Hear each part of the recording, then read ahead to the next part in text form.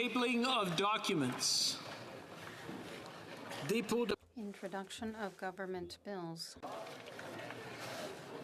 statements by ministers. Rapport. Reports from interparliamentary delegations. Presenting reports from committees. Dépôt de Introduction of private members' bills. Mr. Baker, seconded by Mr. Maloney, moves for leave to introduce a bill entitled An Act Respecting Ukrainian Heritage Month. This motion is deemed adopted. The Honourable Member for Etobicoke Centre. Thank you, Mr. Speaker. I rise today to reintroduce a bill entitled An Act Respecting Ukrainian Heritage Month. If passed, the bill would declare September of every year in Canada Ukrainian Heritage Month. I'd like to thank the member for Etobicoke Lakeshore for co-sponsoring this bill with me, and I hope that members on all sides of this House support this legislation. The first Ukrainian immigrants to Canada arrived 130 years ago. Vasily Aleniak and Ivan Pilipiv arrived on September 7, 1891.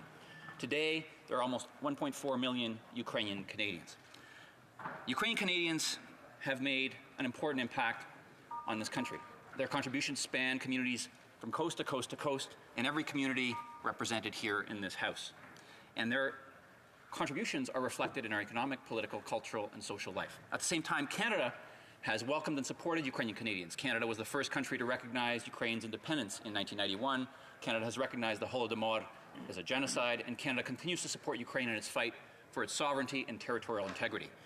Ukrainian Heritage Month will offer a special opportunity for us to celebrate Ukrainian heritage, the role that Canada has played in supporting Ukrainian Canadians, and the contributions that Ukrainian Canadians have made to Canada.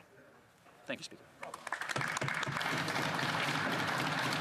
Mr. Baker, seconded by Mr. Maloney, moves that the bill be now read a first time and be printed.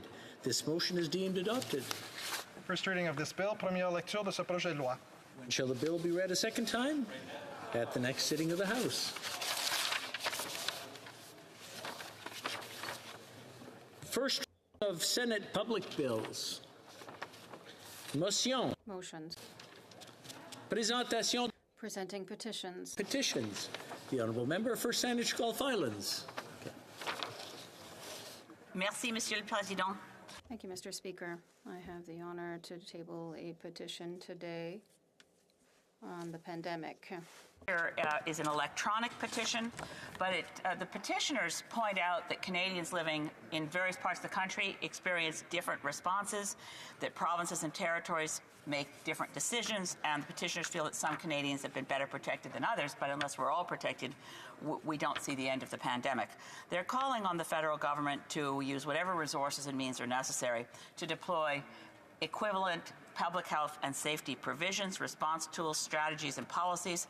The suggestion in the petition of an innovative approach to use federal lands, for example, for rapid test clinics to ensure that there are services available to all Canadians for proper testing and tracking, and ensure that provincial health responses reflect Government of Canada science. I present this petition on behalf of constituents who are concerned about the ongoing COVID-19 pandemic.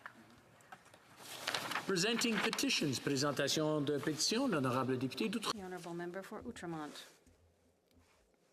Thank you, Mr. Speaker. I wish to table a petition today signed by the members of my community in Outremont.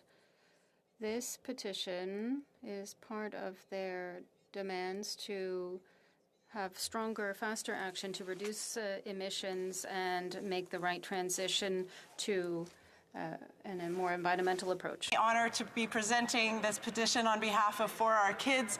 These are grandparents, parents who are asking the government to reduce emissions by 60% below 2005 levels by 2030 while creating good, well-paying, low-carbon jobs for Canadians right across the country. They are also calling for a wealth tax in order to pay for this just transition, and I am extremely proud to present their petition to the House of Commons.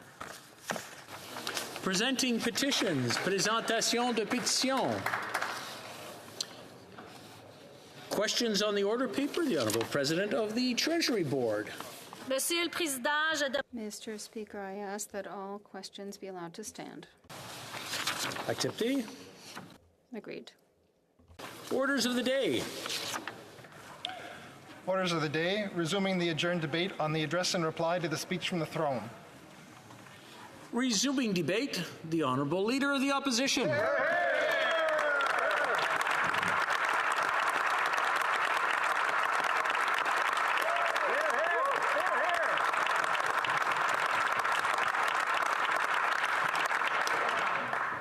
Mr. Speaker, Parliament has returned after an election held amid the COVID-19 pandemic. Election that was called after the opposition parties asked the Prime Minister to wait until after the crisis. An election called as Afghanistan was falling. An election called as British Columbia was burning and feeling cut off from Ottawa. The Prime Minister said he was calling a pandemic election because it was a pivotal time for our country. So pivotal, Mr. Speaker, that the Prime Minister took his sweet time to bring the House of Commons back to be accountable to Canadians at this pivotal time. So pivotal that 3 months after, he has still not put in place the full structure of government and committees and Parliament. And the time was so pivotal for Canada that even the Prime Minister relented and brought back Parliaments months late, and then immediately began to avoid scrutiny and accountability in the same way we ended the previous Parliament, Mr. Speaker. One of the first actions of this Liberal government was to partner with the NDP to avoid accountability by returning Parliament to a virtual format. Le Premier Ministre ignore. The Prime Minister is ignoring the great responsibility that our Parliament has.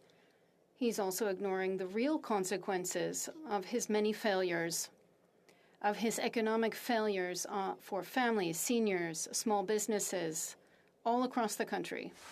Has returned, Mr. Speaker, but the Prime Minister still forgets that being Prime Minister of Canada is more than photo ops, more than announcements. This House is supposed to be a reflection of this great country, its hopes, its fears, its aspirations for the future. This House is supposed to reflect the will of the people in this great country.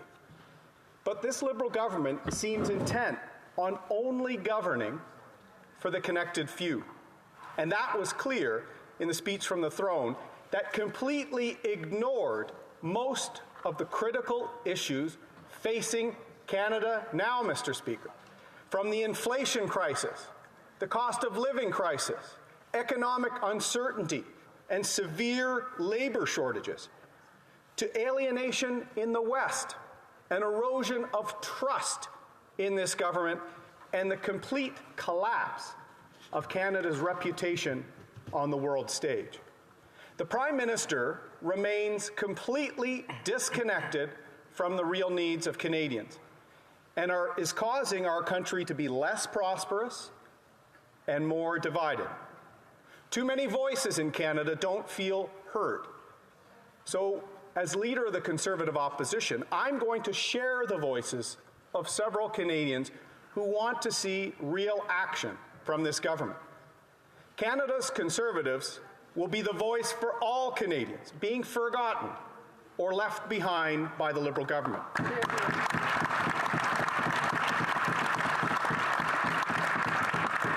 While the Liberal and NDP MPs in this chamber will go back to hiding in their basement on Zoom, Mr. Speaker, we will be here to be a voice for the voiceless, to fight for the country which has never been more divided. We will be the voice for the millions of Canadians who believe in this country and want their elected officials to address the real issues being talked about at the kitchen tables across this country. Kitchen tables like those in Nova Scotia, Mr. Speaker. I spoke with Peter Richardson, a business owner from Nova Scotia. Peter has been operating a boat charter company and a lobster roll eatery near the famous Peggy's Cove for many years. In a good year, Peter would hire 10 other people, Mr. Speaker, to help throughout the season that would tour guests from across the country and around the globe to enjoy Canada's ocean playground. But when I spoke to Peter, Mr. Speaker, he wonders why this Liberal government has repeatedly failed to listen to small business owners in the tourism sector as part of their COVID response measures. He knows that billions were spent. He knows businesses that were having record profits receiving support programs while his business and those of other small operators were completely left behind. Peter, being a hard-working Canadian, found work and even helped transit the iconic Theodore the tugboat from Nova Scotia and Halifax Harbour to Ontario down the St. Lawrence. But he feels that Ottawa has not been listening to the voices of small operators in the tourism and travel sector, Mr. Speaker.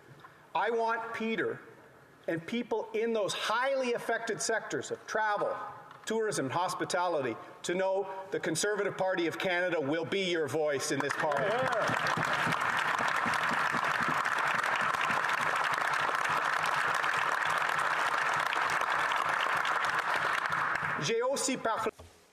I also talked with Germain Blais, the president of Beauce Atlas.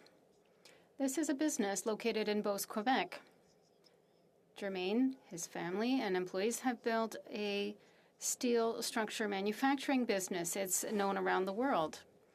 And it depends on access to the American market in order to be successful. His company has built many major projects across the country, including the magnificent Glacier Skywalk in Jasper National Park, like the Logan Airport in Boston. Unfortunately, Mr. Speaker, Beauce Atlas is another business that this government has forgotten. This same government that has not managed to resolve the issues related to the Buy America program and the unfair tariffs on steel and the shortages of labor. Germain told me that a number of his foreign workers were from the Philippines. They worked really hard. They learned French. These workers are essential for his business.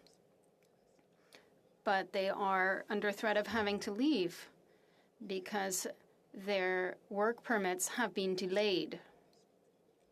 In the throne speech, the Liberal government said nothing about the labor shortages. It is not a priority for the Liberal government. Mr. Speaker, I want businesses in Quebec like Beauce Atlas and many others to know that the Conservatives will be their voice.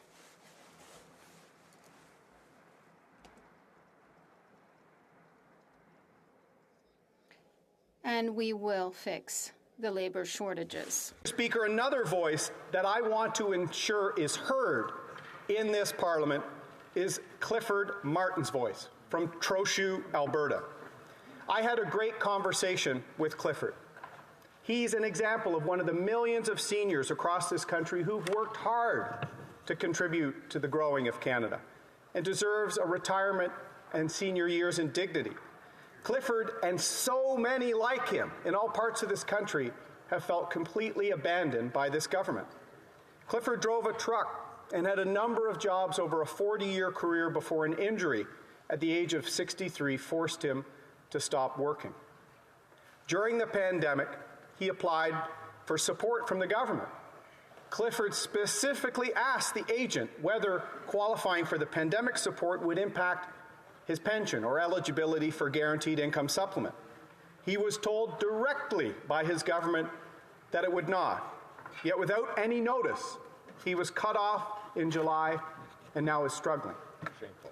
He also sees thousands of other families in his province, in Alberta, struggling and losing faith not only in this government, Mr. Speaker, but in Canada. How did all of this happen, Mr. Speaker? Some of the proudest Canadians losing faith. How did vulnerable people like Clifford reach out to their government, give their social insurance number, ask specific questions? How could they be told the wrong information? How could they be failed so badly by their government? How could they design these programs to leave people like Clifford behind? This is another example, Mr. Speaker, why Parliament needed to come back, why we need committees to come back, to make sure that people aren't left behind again.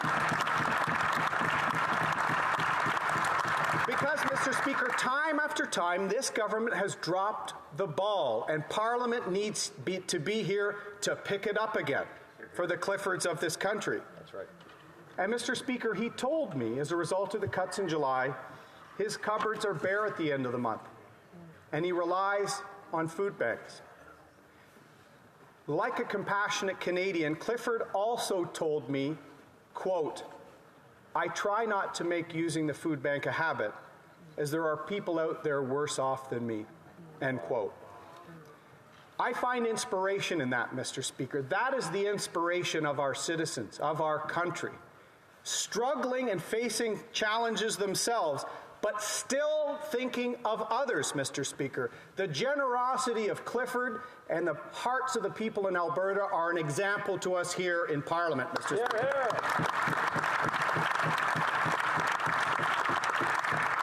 And Clifford's not alone. I spoke to the organizer at Food Banks Canada, Mr. Speaker, who ties together their network of members, food banks in small towns, large cities, remote communities, Indigenous communities across this country. And Food Banks Canada told me Clifford's situation is not unique. Food banks across this country have seen an acute rise in use from families renting in the economy, with rents going up, raising children, and needing to access food banks to keep people fed. Single seniors living on their own, fighting against the cost of living increases that are leaving them drowning at the end of the month, Mr. Speaker. They are also a group of Canadians using food banks more. And Clifford in Trochu, Alberta, is just an example of that. So food banks across this country are trying their best to meet the rising need. But we know that inflation, the cost of living crisis this government is trying to ignore, is going to put additional strain on all of these important agencies in our community. So, Mr. Speaker, that is why inflation matters. That is why, Prime Minister, monetary policy matters. That's right. That is why the budget, debt, deficits, job creation, competitiveness, that is why our economic future matters. Something lost completely on a Prime Minister who's making us less prosperous and is driving up the cost of everyday living, Mr. Speaker. Canadians are falling behind, and I want to thank those generous citizens, organizations like food banks helping lift people up. I want to champion and salute food banks across this country, thanking their volunteers, their donors, and employees, including Feed the Need Durham in my area, the Daily Bed Food Bank in the GTA, Mr. Speaker. And I want to use this opportunity to invite Canadians and all their communities to support their food banks at the Christmas season, Mr. Speaker. Be like Clifford. Make sure you're thinking about people in your community and step up to help your food banks this Christmas season.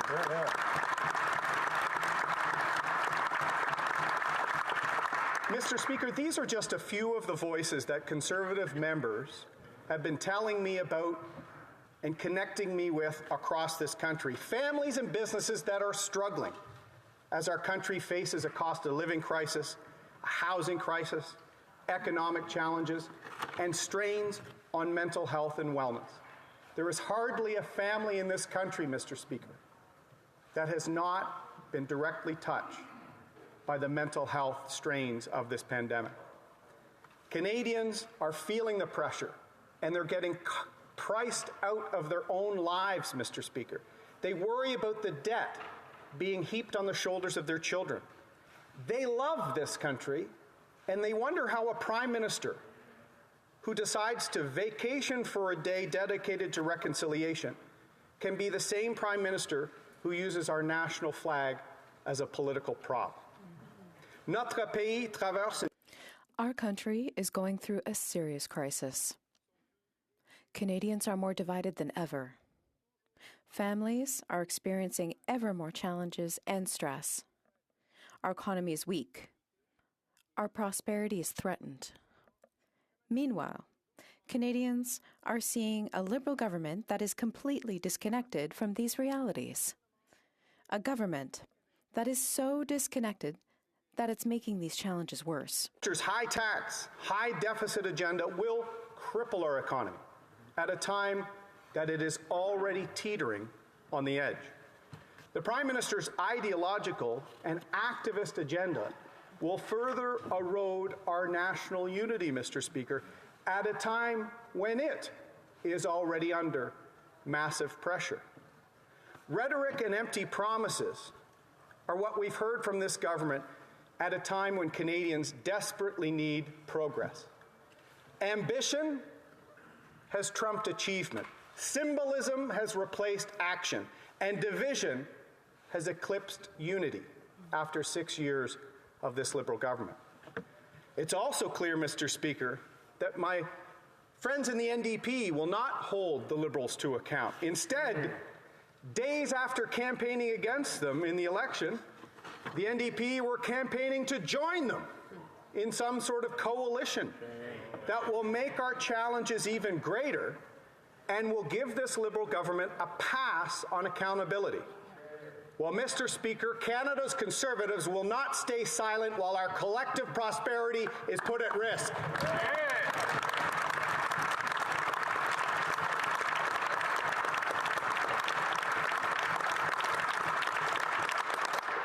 My friends in the NDP have forgotten who they used to represent, Mr. Speaker. Canada's Conservatives are the real voice for working Canadians in this country.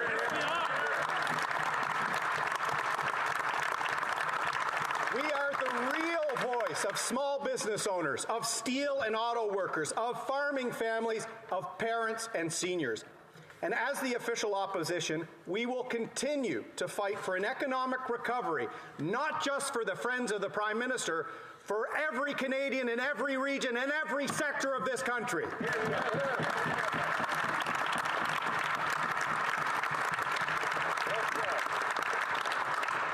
Because that's why we're here, Mr. Speaker. This is Canada's House of Commons, and after COVID-19, after the last almost 2 years, every Canadian family deserves a recovery and a return to as much as life as normal as possible, and not just for the select few that the Liberal government thinks are worthy. But our economic recovery post-pandemic is in jeopardy. Many businesses, investors, employers, entrepreneurs are already starting to give up on Canada. Over the last 2 years, Mr. Speaker, the Liberals have spent a staggering $400 billion above what the government should have been spending. And in the 4 years before that, let's not lose sight, Mr. Speaker, in good economic times, with strong employment numbers, they ran another $100 billion of debt. Wow. $500 billion of debt by this government, with an economy that is only enjoying tepid growth. Our country is drowning in the rising water of debt, and that is fueling inflation and uncertainty. I want to be clear, Mr. Speaker. The pandemic was a crisis that needed a response. And whenever there was a time to put our country first, from the first wave to today, Canada's Conservatives will always put the country first, Mr. Speaker. The impact of COVID-19, particularly early on, required a swift and large series of supports to help families and to help businesses stay afloat. We needed to spend, but we didn't need to spend more than almost every other country on the planet. We didn't need to double the national debt. We didn't need to pay students living at home with their parents not to work. We didn't need to ignore, as this government did, small businesses like Peters in Nova Scotia, in tourism, in hospitality, our restaurants. They needed the support, but they've told us repeatedly they felt abandoned. Worse than just being slow and unfocused, the Liberal government threw away money on spending that didn't foster economic growth and preserving the future. Rather than focus on investment and stimulus to kickstart our recovery and strengthen the economy, the government was focused on furthering their own partisan agenda. The Deputy Prime Minister herself said the pandemic created, quote, a window of political opportunity, end quote. Well, it certainly was an opportunity, Mr. Speaker, for the We Charity. It certainly was an opportunity for former Liberal MPs like Frank Baylis. It certainly was an opportunity for Liberal lobbyists and the thousands of documents covered up so we couldn't see how well they accessed support. Even when the government was in crisis, Mr. Speaker, this Prime Minister and his inner circle gave special access to their friends and insiders, while people like Peter in the tourism sector, restaurant owners, couldn't get their calls returned. This type of special access to friends and family of the Prime Minister has been there from his first days in office, Mr. Speaker. And you wonder why there's growing cynicism about public life, about Parliament, about politicians. This Prime Minister has set a tone of corruption from day one, and it's sunk in all the benches of his government. That's right. Canada's Conservatives have repeatedly warned the government about reckless spending and insider deals, what it would cost our country in terms of prosperity and unity.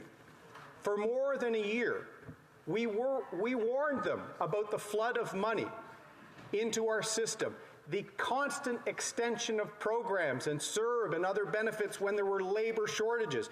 We warned them that it would fuel inflation, especially if spending wasn't targeted and time limited. Now we are watching the consequences of their actions in real time, Mr. Speaker. Heating your home is more expensive. Natural gas up 20%. Filling up your car is more expensive under this Prime Minister. That's up 42%. Buying food for your family, Mr. Speaker, to put food on the table is more expensive, up 10 to 20% for nutritious foods, Mr. Speaker. All of this piled on top of housing inflation put in motion by this Prime Minister and in action for the last 5 years that is pricing Canadians out of their own neighborhoods. Rent is up 20% this year alone in some Canadian cities, Mr. Speaker, while wages are flat or declining. Everything is going up except the optimism of Canadian families for our prospects in the future. Canada is the only country in the G7 where inflation is dramatically accelerating quarter after quarter after quarter, while our GDP is flat or even shrinking in some quarters, Mr. Speaker. You will hear the Prime Minister and the Finance Minister ignore people warning about the cost of living crisis and suggest that it's transitory, it's temporary. Canadians know the prices aren't going to go down, Mr. Speaker. They see no plan to tackle the labor shortage, Mr. Speaker. They know this is not true.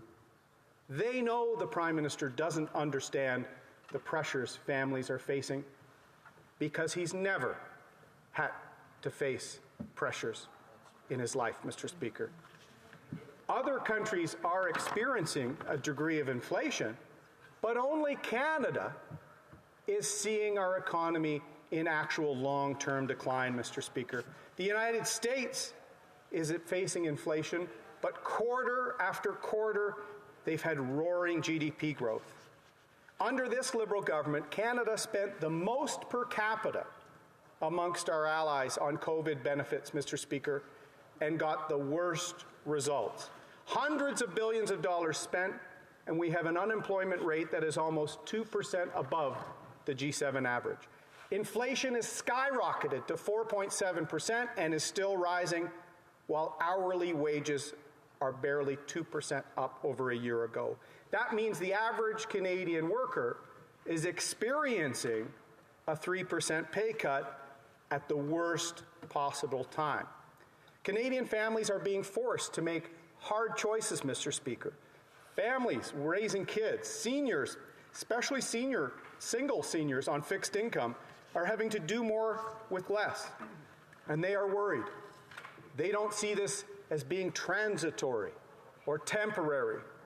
They see this hurting their lives today. While the Liberal government and some of their pundits will continue to downplay the long-term risks to our economy and the challenges facing families with inflation, the results speak for themselves. Monsieur le Président, c'est bien de... Mr. Speaker, creating jobs is a good thing. It has always been one of my goals. However, we also have to tackle the labor shortage problem. It's not only a problem now, it's a crisis affecting all of Canada, affecting every sector, like restaurants, construction sites, farms, and factories. Everywhere, we see the same sign on the doors of businesses and companies. We're hiring, Mr. Speaker. Every day, thousands of dollars are lost. Thousands of businesses have closed their doors or moved abroad. And they have done this because of the labor shortage. Businesses are suffering, Mr. Speaker. The Prime Minister has to realize it. He has to protect them. The solution? Facilitate the entry of foreign workers. Invest in specialized training programs. And recruit students and retirees. And direct them into the trades to reduce these endless expenditures. When will the Prime Minister finally listen? During the pandemic, Canada spent the most per capita of any G7 country, only to achieve the worst economic outcomes. Our employment rate shows that, Mr. Speaker. And these just aren't numbers, Mr. Speaker. They are real people. The mother who lost her job in the tourism sector in Victoria, the student in Hamilton who relies on waiting tables to help pay for school, the energy worker in St. John's or in Fort McMurray. And now the Biden administration, with enhanced measures on Buy American and more protectionist policy and higher tariffs, threaten to cost thousands of more Canadian jobs, Mr. Speaker. This Prime Minister has led our country through the steepest decline in Canada-U.S. relations in the modern age, Mr. Speaker, over the course of 3 different administrations. So we can't blame the second one, Mr. Speaker. Over 3 presidents, we have watched our partnership on trade, diplomacy, and security with the United States wither away to nothing. What was a special relationship for centuries is a token relationship under this Prime Minister. And President Biden admitted as much last week when he described relations with Canada as the, quote, easiest relations they have. Easy for them. A one-way street, Mr. Speaker, is quite easy. It's easy for the U.S. to dominate, easy for the U.S. to win with this Prime Minister, easy to ignore Canada under this Liberal government.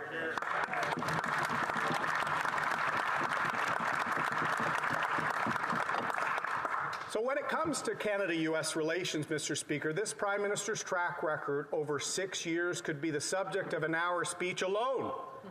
His approach is one of symbolism, posturing, and failure to express a shared vision for our continent and for our democratic values.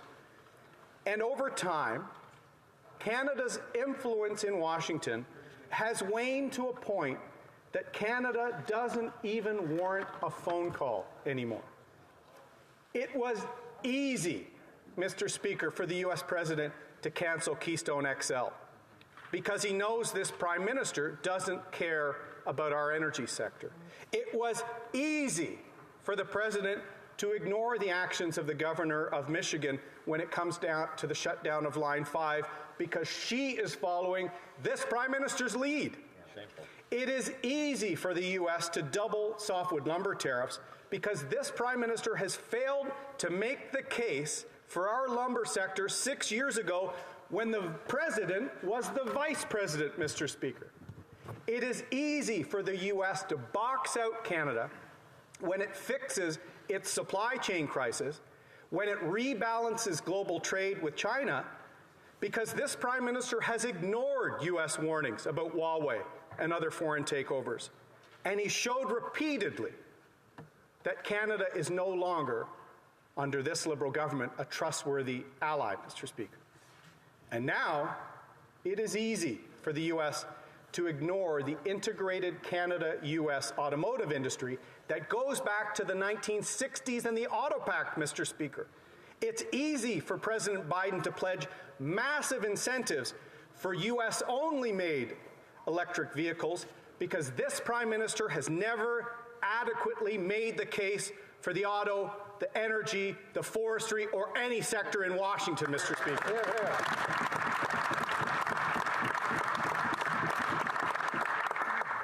And what does the Prime Minister say in the face of these risks to auto workers in Windsor, in St. Catharines, in Oshawa, and communities across Ontario and indeed across Canada? The Prime Minister said this, Mr. Speaker.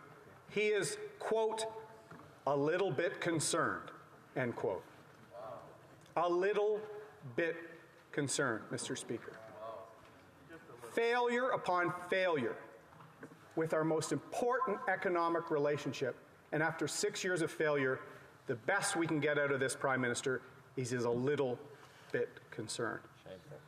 Well, Canada's Conservatives, Mr. Speaker, are very concerned about our economic prosperity and our future relations with the United States. That's right. Mr. Speaker, our relationship with the United States is in tatters and is about to get worse. And finally, our Prime Minister is only a little bit concerned. We will continue to fight to restore the influence lost under this Prime Minister's watch, with our Shadow Minister and our entire team understanding the needs of working Canadians, understanding the need of the energy sector, of the steel, of the auto, understanding the needs of farming families, fighting for our security interests and our values on the world stage. Canada's Conservatives will work hard to restore that important relationship with the United States, because we can't count on this government.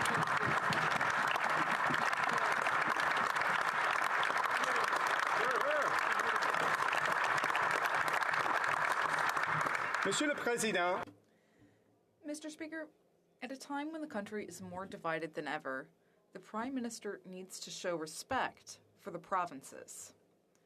He needs to evolve and change his position relative to the provinces. He needs to be willing to work with them and to act as a partner, not in a paternalistic way. As Prime Minister, he should be focused on national unity rather than dividing us. I've taken a different approach, and it's not the Ottawa knows-all approach. It's a conservative approach. It's a respectful approach that involves listening, speaking, and finding common ground. The Liberal government also needs to deal with the issue of the French language once and for all.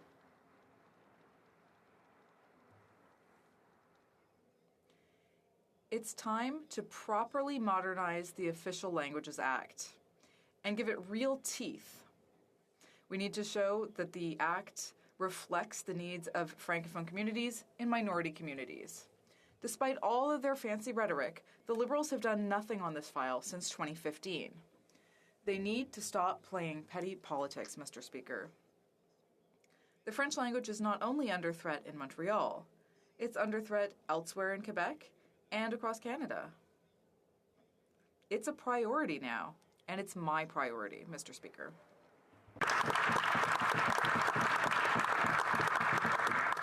Je l'ai dit. I've said it before, and I'll say it again. Under my leadership, the Conservative Party will defend the interests of Quebec as well as its identity and culture. But for the Prime Minister, Canada doesn't have an identity, Mr. Speaker. He wants Canadians to live in shame. He wants them to be ashamed of their past, ashamed of their identity, ashamed of their culture. He would rather foster accusations and division and conflict rather than real dialogue and reconciliation. To him, Patriotism is a problem. Loving your country is a problem. Well, Mr. Speaker, I dedicated my life, to defending this country. I've served this country, and I continue to serve it. And I'm very proud of that, Mr. Speaker. That's why I am continuing to fight on Canada's behalf.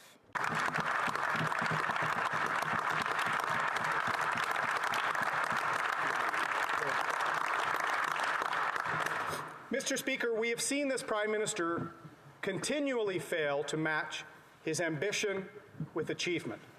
Nowhere is this more true than when it comes to reconciliation with Indigenous peoples. The Prime Minister who once said that this relationship was the most important for him as Prime Minister was also the same person who famously turned Indigenous protesters into punchlines. The Prime Minister who went surfing rather than standing in solidarity, Mr. Speaker. The issue of reconciliation is another issue where the Liberal government prefers symbolism as a substitute for serious action. I've spoken to many Indigenous leaders, Mr. Speaker, and they're tired of the talk. They're tired of the symbolism, and they're tired of the inaction of this Liberal government.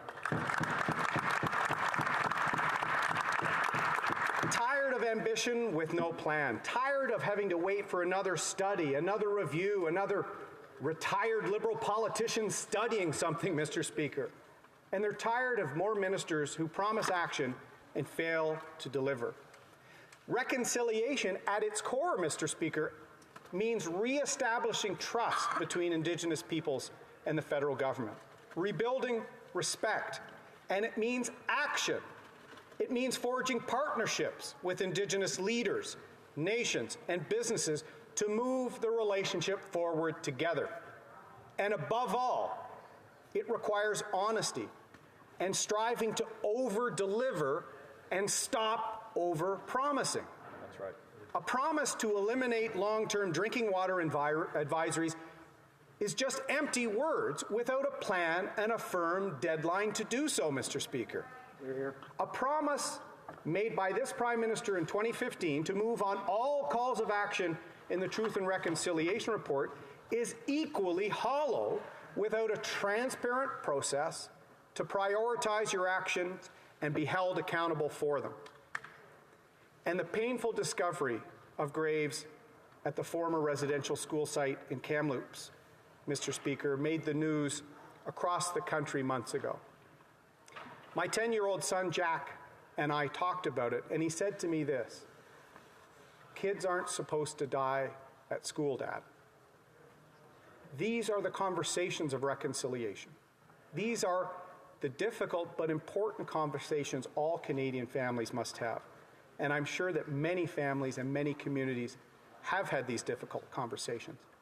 And what I told Jack, Mr. Speaker, was that Canada has a plan to help those families heal. Our country has a plan to return those missing children home. Our country has a plan and a roadmap to address the sins of our past and of our present. And I know the Prime Minister deeply cares about this, Mr. Speaker, as deeply as I do. And I've said this on numerous occasions. I know all members of this House want to act on the path of reconciliation. I know that all members and their families have shared the pain of Kamloops, Cowessess, Kootenay, and so many other communities, Mr. Speaker. And that's why, in June, the Conservative opposition, Mr. Speaker, pledged our cross-party support to move swiftly on calls to action 71 to 76. Before Canada Day is what we pledged back then, Mr. Speaker, to show survivors, to show Indigenous communities, to show all Canadians that we can make progress on the path to reconciliation. We can harness our tears of sorrow into the perspiration of action, Mr. Speaker. Half a year later, half a year with our flag at half-mast, Mr. Speaker, nobody knows the status of these calls to action related to missing children at former residential school sites. Once again, no urgency, no transparency, No action from this government. There is no leadership from the Prime Minister on this issue, Mr. Speaker, despite the fact that he cares and makes those promises.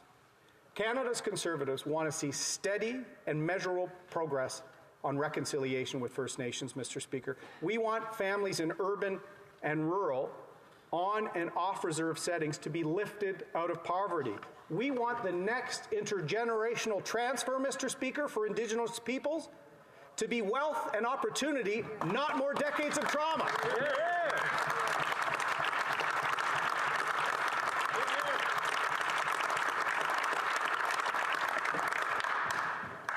And with the cost of living crisis our country is facing, this is more important than ever for First Nation communities and Indigenous families. We need to dismantle barriers that hold back too many young Indigenous people from jobs, skills development, and post-secondary education. We need to build partnerships, Indigenous supply chains, including in the energy sector, and revenue-sharing models for First Nation communities and businesses across the country. First Nation leaders are there, businesses are there, but this government isn't. And we must take action on housing and focus on mental health and addiction support, Mr. Speaker. Je tiens à féliciter. I do want to congratulate the Liberal government for having created a department or a minister responsible for mental health. I'd like to think that our policies and activities helped. But once again, I hope that this won't turn out to be only a symbolic change. Like me, Canadians want concrete measures. Continue pushing for significant funding for culturally appropriate services to end addiction and the mental health epidemic on and off reserve for Indigenous Canadians.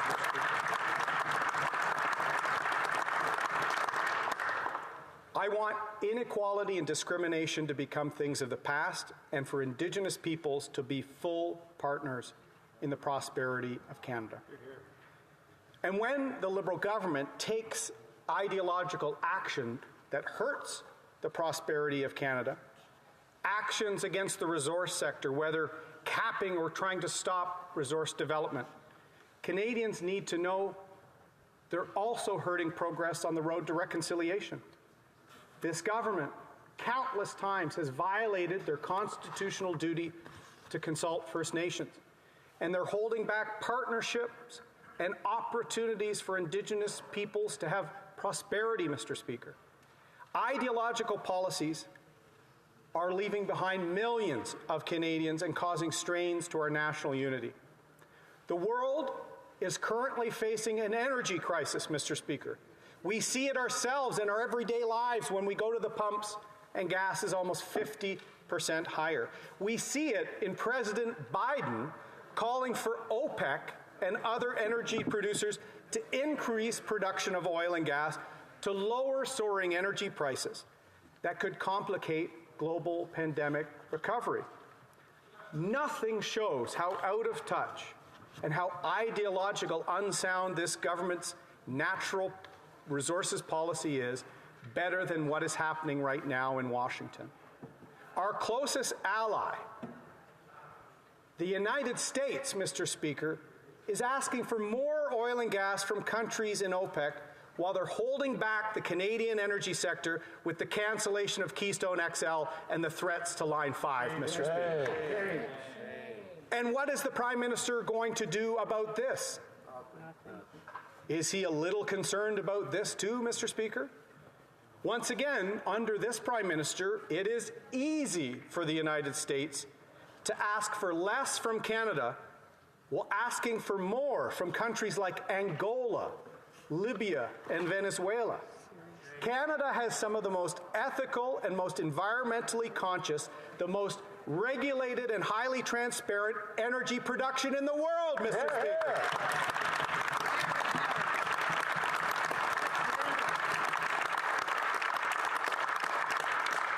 We are leaders in terms of environmental and social governance, ESG, Mr. Speaker, and we're the top leader in the world when it comes to ESG, and Indigenous participation, Mr. Speaker. Canada is the energy ESGI power in the world, Mr. Speaker. And we should be leveraging that to help Canadian families, to help our country, and to help with reconciliation. Canada, as the leader of democratic resource countries, could step up and increase production to address the energy crisis. We can fill the void, Mr. Speaker, helping Canadian families and helping our trade partners. The world can trust our industry's commitments to net zero, to GHG emission, while they can't trust a word that comes out of any of the OPEC countries, Mr. Speaker. We have labor organizations, union leaders, union members right across this country who've helped get their hands dirty making our energy and natural resource sector world leaders, while being a source for hundreds of thousands of stable, well-paying jobs for their members. Unlike the NDP and unlike the Liberal Party, the Conservative Party will stand alongside those working families for their future, Mr. Speaker.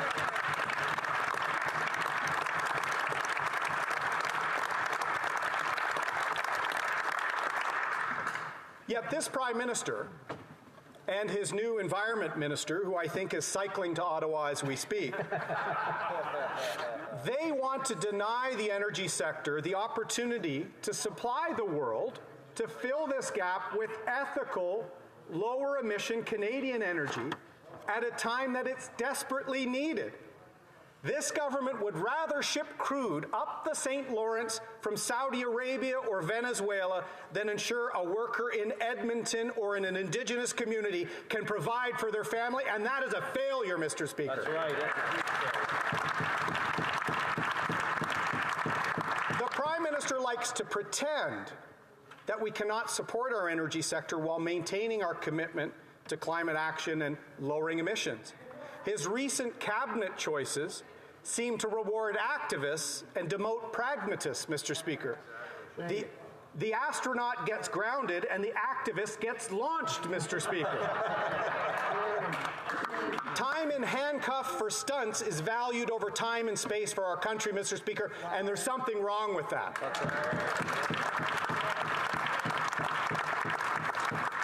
Or you could say, Houston, we have a problem, Mr. Speaker.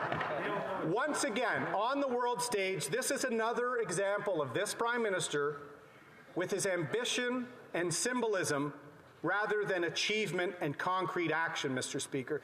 Despite the tweets and taglines, this Prime Minister has never hit one of his emission reduction targets. Talk's a great game, Mr. Speaker, like everything.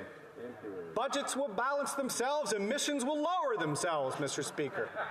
He has failed on every single piece of his legislative agenda in 2015, except marijuana, Mr. Speaker. I guess that's a personal favorite for him. He has failed on every measure, Mr. Speaker. He's raised our taxes, didn't lower our emissions.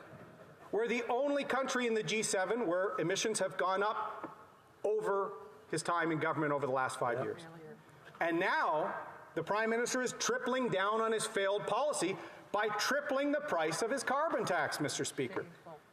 Conservatives know, and we showed this in conversations, in discussions, in actual tangible plans, that we can protect our environment, we can lower our emission, we can meet our international amendments and agreements without sacrificing our economy, without giving up on Clifford and Trochu, Alberta, Mr. Speaker, without giving up on families in Newfoundland and Labrador, as the Liberal MPs have for 6 years, Mr. Speaker. We know it is possible to work with our energy sector to lower emissions while providing jobs and opportunity at home, while supplying sustainable and ethical resource products to developing countries and to our democratic allies that should want to source their energy from a country like Canada to transition to a lower carbon future. They want their coffee to be fair trade. They should want their energy to be fair trade as well, Mr. Speaker.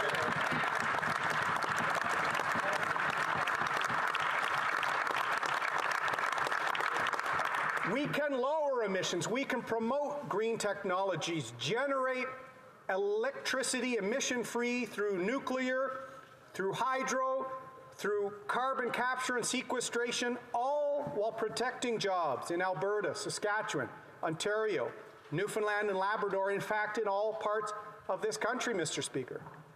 Les investissements dans l'énergie. Investments in clean energy, like hydrogen and small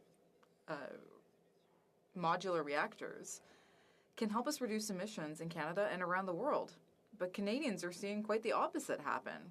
They're seeing the Liberal government pander to activist groups, instead of doing the hard work that's really required to promote innovation and create jobs across the country. It's time for this government to get serious about Canada's economic and environmental future, because their record has been dismal on both, Mr. Speaker. They're failing on both measures and dividing the country as they go. And speaking of dividing the country, the pandemic election was focused at that, Mr. Speaker. We saw that. No hiding it. There was no reason for the election. In fact, everyone asked him not to. The Prime Minister planned on dividing East versus West, vaccinated against non-vaccinated, adding to the pressure when we should have been reducing it to tackle hesitancy. Right. We know the COVID-19 pandemic has been an extremely difficult time for our country. That's why it required us not to play to those difficulties and divisions, Mr. Speaker. And it's been shameful to see the Prime Minister fall short of that. And his whip lately, Mr. Speaker. Mm-hmm. These hard times have often brought out the best in people outside of Parliament, especially our frontline healthcare workers, to whom we all owe a great debt, Mr. Speaker. We should also give a big thanks to hundreds of thousands essential workers, truckers, and the people that stepped up to work, particularly where times were uncertain. They stepped up to help for their friends and their neighbors in need. But when our country needed to be unified, the Prime Minister used vaccines as a wedge issue, both before and during the election. And research shows, Mr. Speaker, the best way to increase vaccination rates is to incentivize, educate, and persuade, instead of doing the tough work to combat hesitancy, to combat misinformation, to encourage vaccination. The Prime Minister added to the confusion and to the division in the country at a time when he should have been taking the pressure down, Mr. Speaker. He needed to partner with the provinces delivering the health care, Mr. Speaker, not use them as punching bags. Questions of health are deeply personal, Mr. Speaker. They are critical to the well-being of each Canadian, to their family, and to their community. Such questions of personal health and well-being should never be used to divide or scare Canadians, Mr. Speaker. That's right. When someone, including anyone watching this speech right now, has a question about vaccines, go to your physician, go to someone you trust, and have that question answered, because you need to get vaccinated.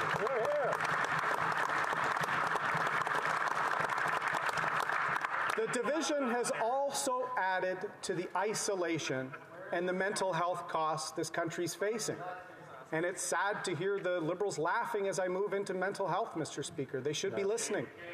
This is an area that should be beyond politics, Mr. Speaker, because all families have seen the impact of mental health and wellness in this pandemic.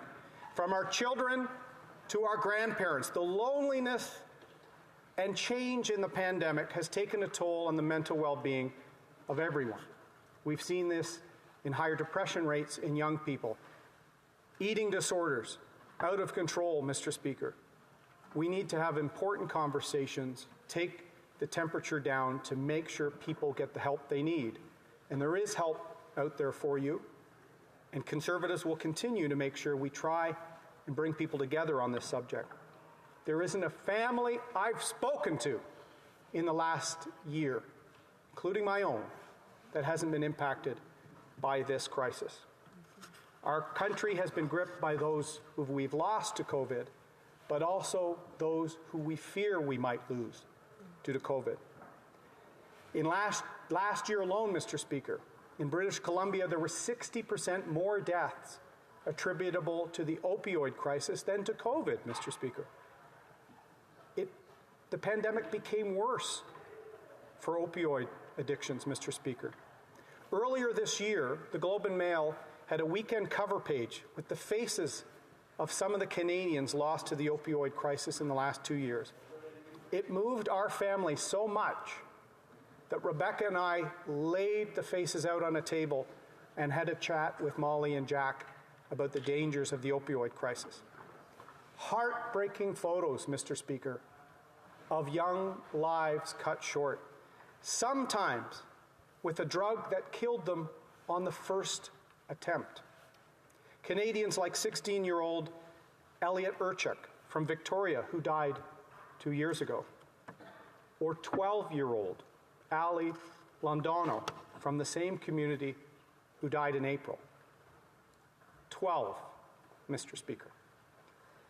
We owe it to these families to work together on all sides of this chamber to help communities, to help First Nations, to help this country fight the opioid crisis, and we will stand in this House to do that, Mr. Speaker.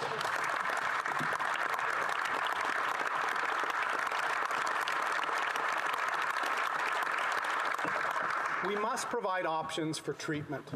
We must work with communities who are seeing mental health and addiction change the face of their downtowns. I was talking to folks in Victoria about that weeks ago.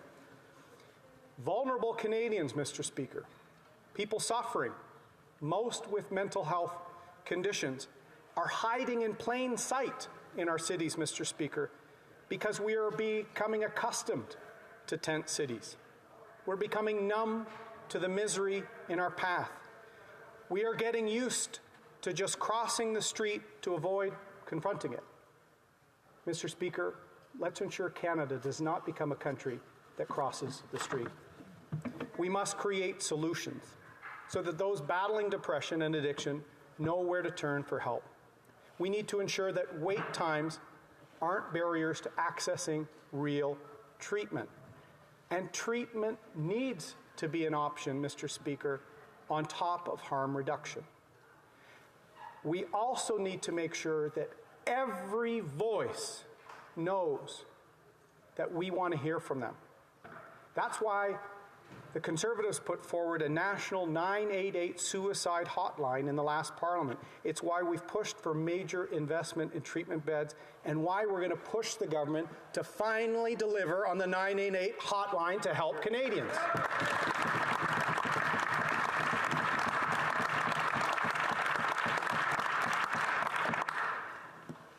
I hope this is an area, Mr. Speaker, where I can finally say that ambition is matched by achievement.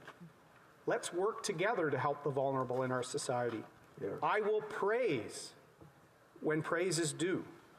But once again, despite the fact that I know my colleagues on the other side are as heartbroken as any parent when they see the images of those young people from Victoria or for any community, they feel that sorrow, they want to act. So I'm now speaking to the backbench of the Liberal government. After 6 years of not being heard, tell your Prime Minister to act on mental health and addiction.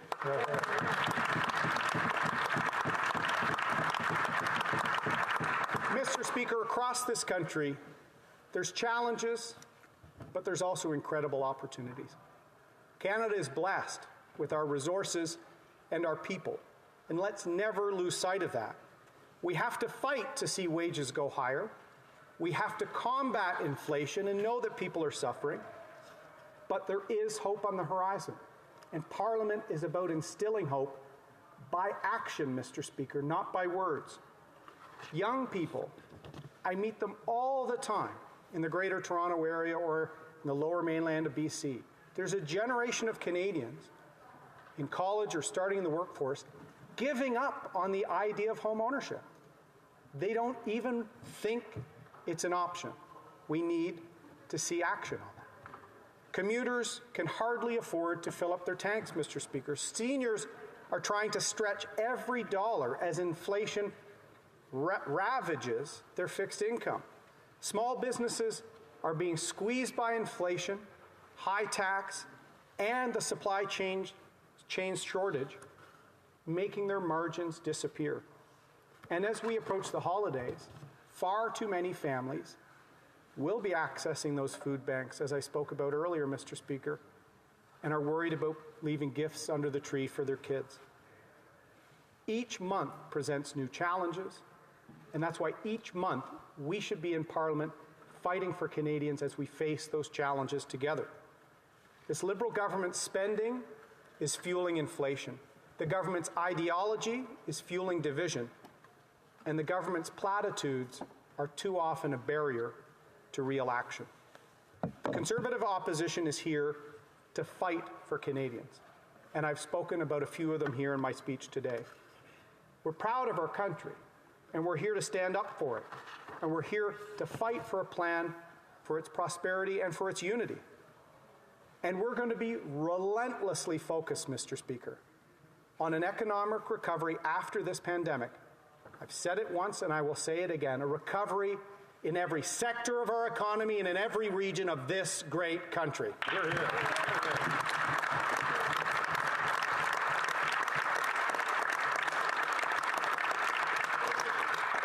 On inflation, on the budget, on taxes, on support for workers, on reconciliation, on climate change, on mental health, on the future. I want Canadians to know you have a voice in Ottawa with the Conservative opposition. We will actually be here, Mr. Speaker, and we will be a strong voice. And I want Canadians to know that they will have a choice to make in the future. Achievement over empty words and ambition. More of the same from the Liberal and NDP coalition in its official or unofficial form, Mr. Speaker. More of the same lofty rhetoric, more of the ideological division gripping our country, more of the ethical scandals and cover-ups that are becoming the hallmark of this Prime Minister's government, or Canada's Conservative opposition, who will stand up for all Canadians, who want to stand up for those who work hard to provide for their families. In all parts of this great country, we will be your voice. The voice of Canadians who want to see a clean environment and a lower carbon future, but who want to leverage Canadian energy and innovation as part of that future, Mr. Speaker. The voice for Canadians who are proud of what we build and what we invent here in Canada, from the critical minerals in electric vehicles to the steel, aluminum, and the people that go into making them, Mr. Speaker. The voice of Canadians who are proud of their country and want to see real progress on the path of reconciliation and not just symbolic gestures. Les Québécois. Quebecers are tired of waiting and getting crumbs from the Liberal government. They want respect from Ottawa. They want an effective federal government that will address the labor shortage, the inflation crisis, while preserving their identity and their autonomy. Only the Conservatives can do that. Only the Conservative team can deliver the goods and defend the interests of Quebec.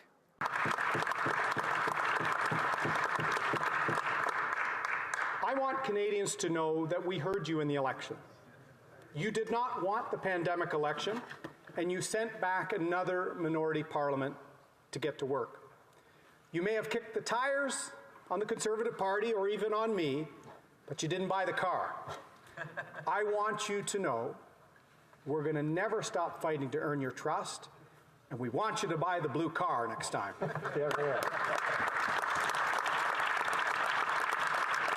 I am proud, Mr. Speaker, to lead a passionate, experienced, and capable team of women and men from all parts of this country who are here in Parliament because they love their country and they're committed to its unity and its prosperity. That's right. All of us, we will dedicate ourselves to peace, order, and good government, and to healing the divisions in this country. When we can work with the other parties in the House to make Canada more prosperous and more united, we will, Mr. Speaker. We will also be tenacious in our efforts to hold this government to account, to demand accountability, and to demand transparency. We will propose solutions to get Canada moving again, and that is what our country needs. As opposition, we will oppose, and that is our job. But we will also propose plans for the future, and that is our passion. We will fight tirelessly for Canadians at home to build strong relations and to restore our reputation abroad. We will work with Indigenous leaders, union leaders, businesses, and volunteers to create opportunities for our children and grandchildren. Conservatives will be the real voice for working Canadians, for families, and for seniors in Ottawa, because the Liberals and the NDP are leaving millions of voices behind. That's right. We will stand against discrimination, because in our country, which is as great as Canada, we must fight to make it better. And there is no room for racism, intolerance, anti-Semitism, Islamophobia, or extremism of any kind. Right. No Canadians should face barriers because of their faith, gender, sexual orientation, or the color of your skin. I want you to know Canada's Conservatives will fight for all Canadians.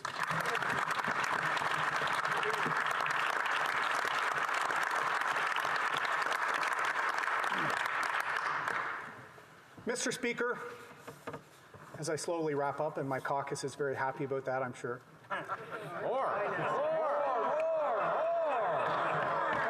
I'm going to go until I hear the Liberals yelling for more now. Mr. Speaker, my true patriot love is as strong today as it was in 1991 when I first put on the uniform of service when Brian Mulroney was Prime Minister of this country. Standing in this chamber and having been part of the government of Stephen Harper, giving us balanced budgets and a place in the world, serving in uniform and in Parliament, at risk on seeking helicopters and at risk on Twitter, Mr. Speaker.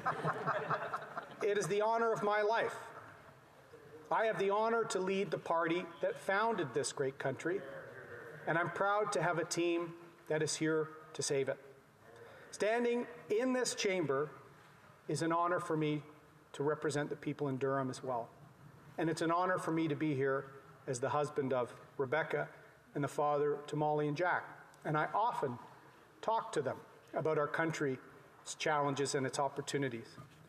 As we emerge from the pandemic, and as families across this country talk about those challenges and opportunities, they need to see the 44th Parliament seized with those challenges and passionate about the future of this country. They don't want more words and ambition. They want concrete action and achievement, Mr. Speaker. My belief in Canada is unlimited. My confidence in its people is unbounded, and my dedication to its service is beyond measure, Mr. Speaker. Je crois au Canada. I believe in Canada. I believe in my country. My confidence in its people is unbounded, and my dedication to its service is beyond measure. The Conservative opposition is here to serve Canada. That's our job, and we are going to do it. To place the interests of the country, its unity, and its prosperity at the forefront of everything we do in this Parliament, Mr. Speaker. Right. We will serve as a reflection of the country, its people, its hopes, its fears, and its aspirations. And over the course of this Parliament, we will work hard to prove ourselves worthy of what Prime Minister Borden once described as the great responsibility that comes to us as heirs of the past and trustees of the future, Mr. Speaker.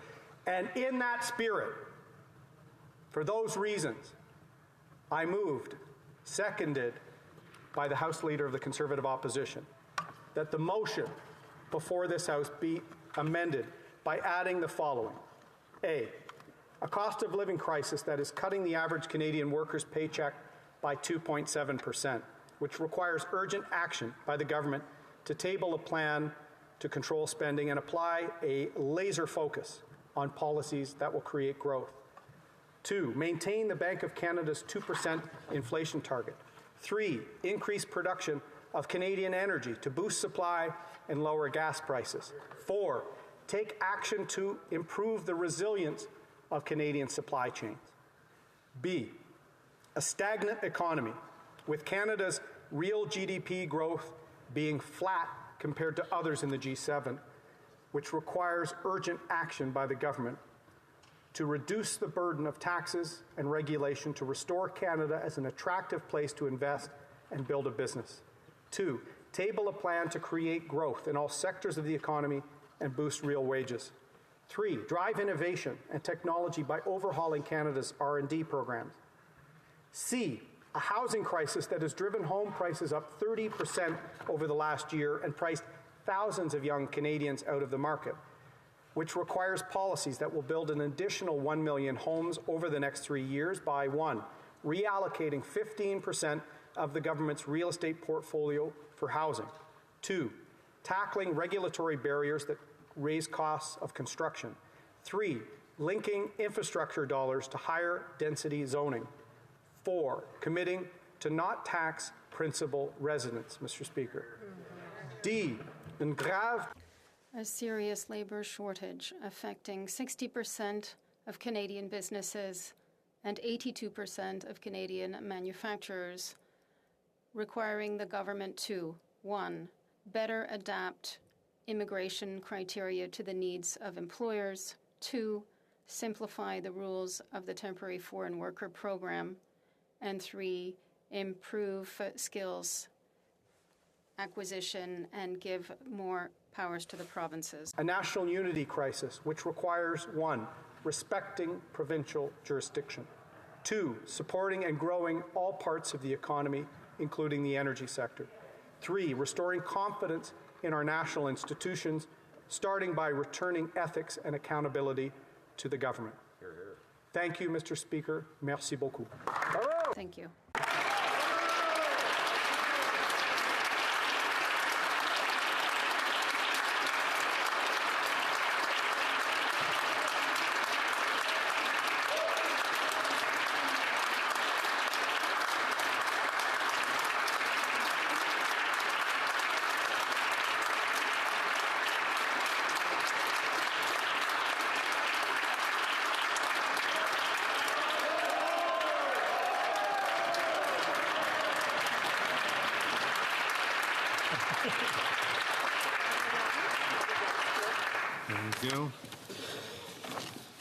Mr. O'Toole, seconded by Mr. Dettel, moved the following amended. Mr. O'Toole, appuyé par Mr. Dettel, proposé l'amendement. Mr. O'Toole, seconded by Mr. Dettel, proposes the following amendment. A cost of living crisis that is cutting the...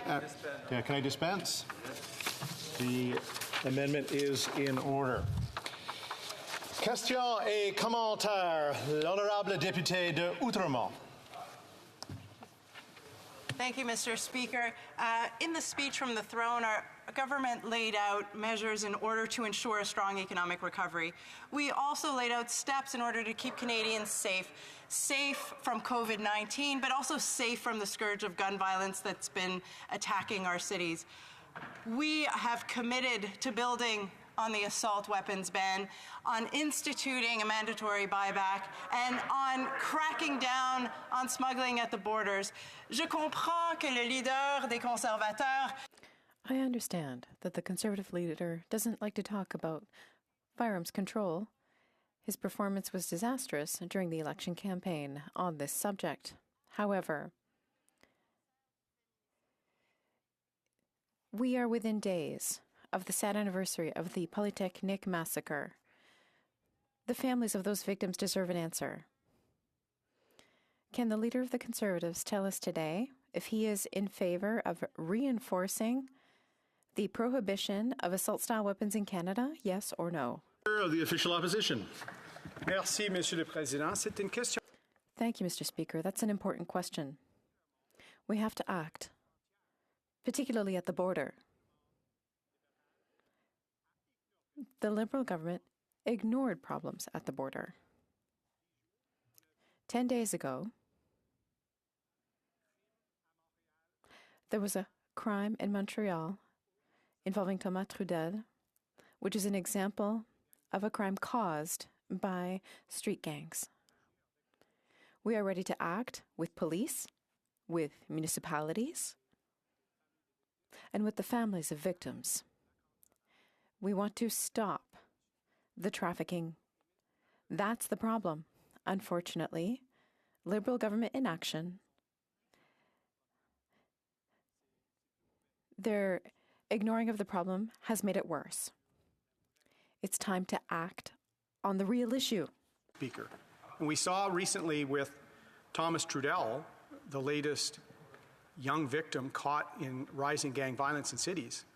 These are illegally smuggled weapons from the United States that any serious voice will tell you is what we have to stop, Mr. Speaker, in all of our big cities.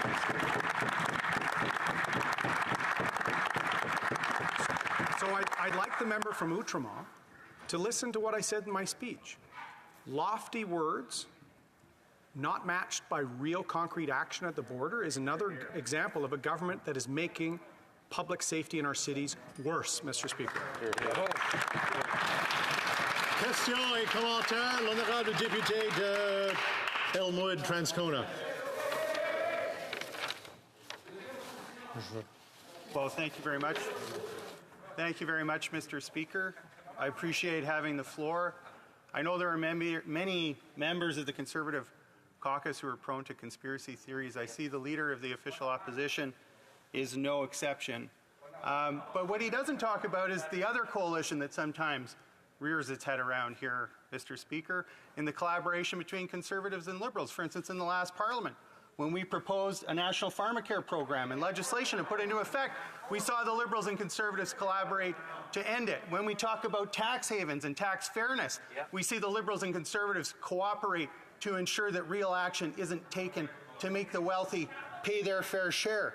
When we talk about back-to-work legislation, steamrolling the rights of workers, the Conservatives are the first to stand up and vote with the Liberals to pass back-to-work legislation. And even on the question of prorogation and dissolution of Parliament, in the last Parliament at the Procedure and House Affairs Committee, Mr. Speaker, when we moved to say that the Prime Minister should no longer have the right and privilege of proroguing the House and dissolving Parliament without consulting this place, it was Conservatives that sided with the Liberals to defend the prerogative of the Prime Minister. And when it comes to the labour shortage, Mr. Speaker, and this is my question, the leader of the official opposition talks about the labour shortage. He says the Liberals have no plan.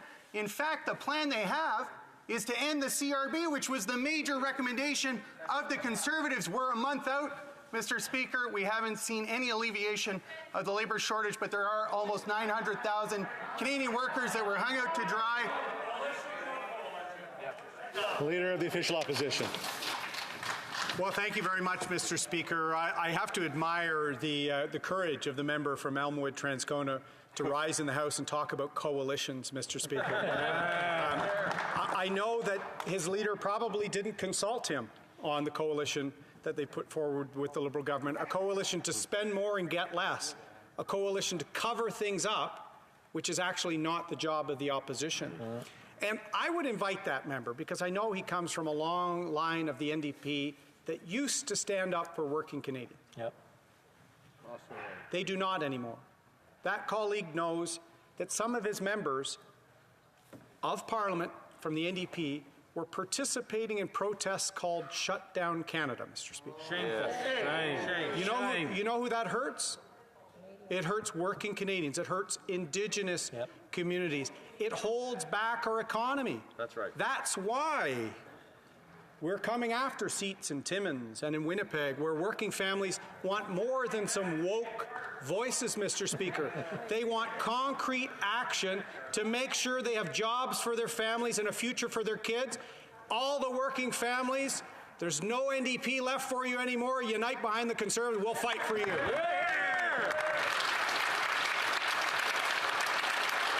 L'honorable député de Repentigny. Merci, Monsieur le Président. Thank you, Mr. Speaker, for recognizing the second opposition party.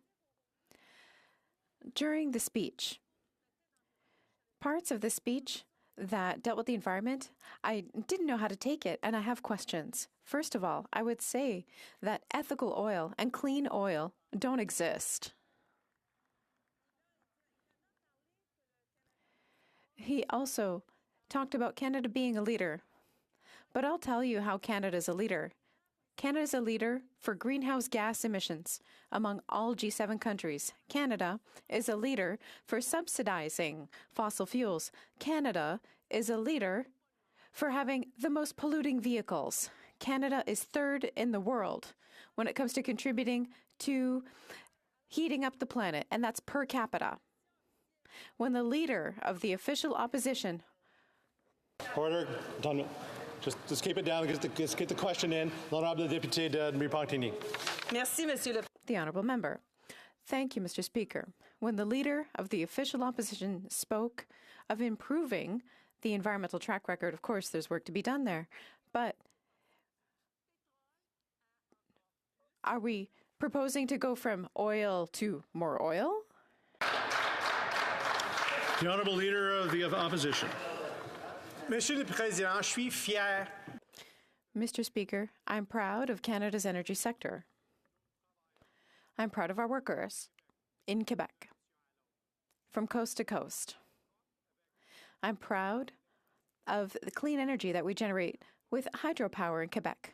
I'm proud of Hydro-Quebec, as well as nuclear energy, namely small modular reactors. I'm proud of our businesses in the West that are reducing their emissions. Every member of this House uses gas. That's reality. It's hard to use a bicycle between Saguenay and Ottawa.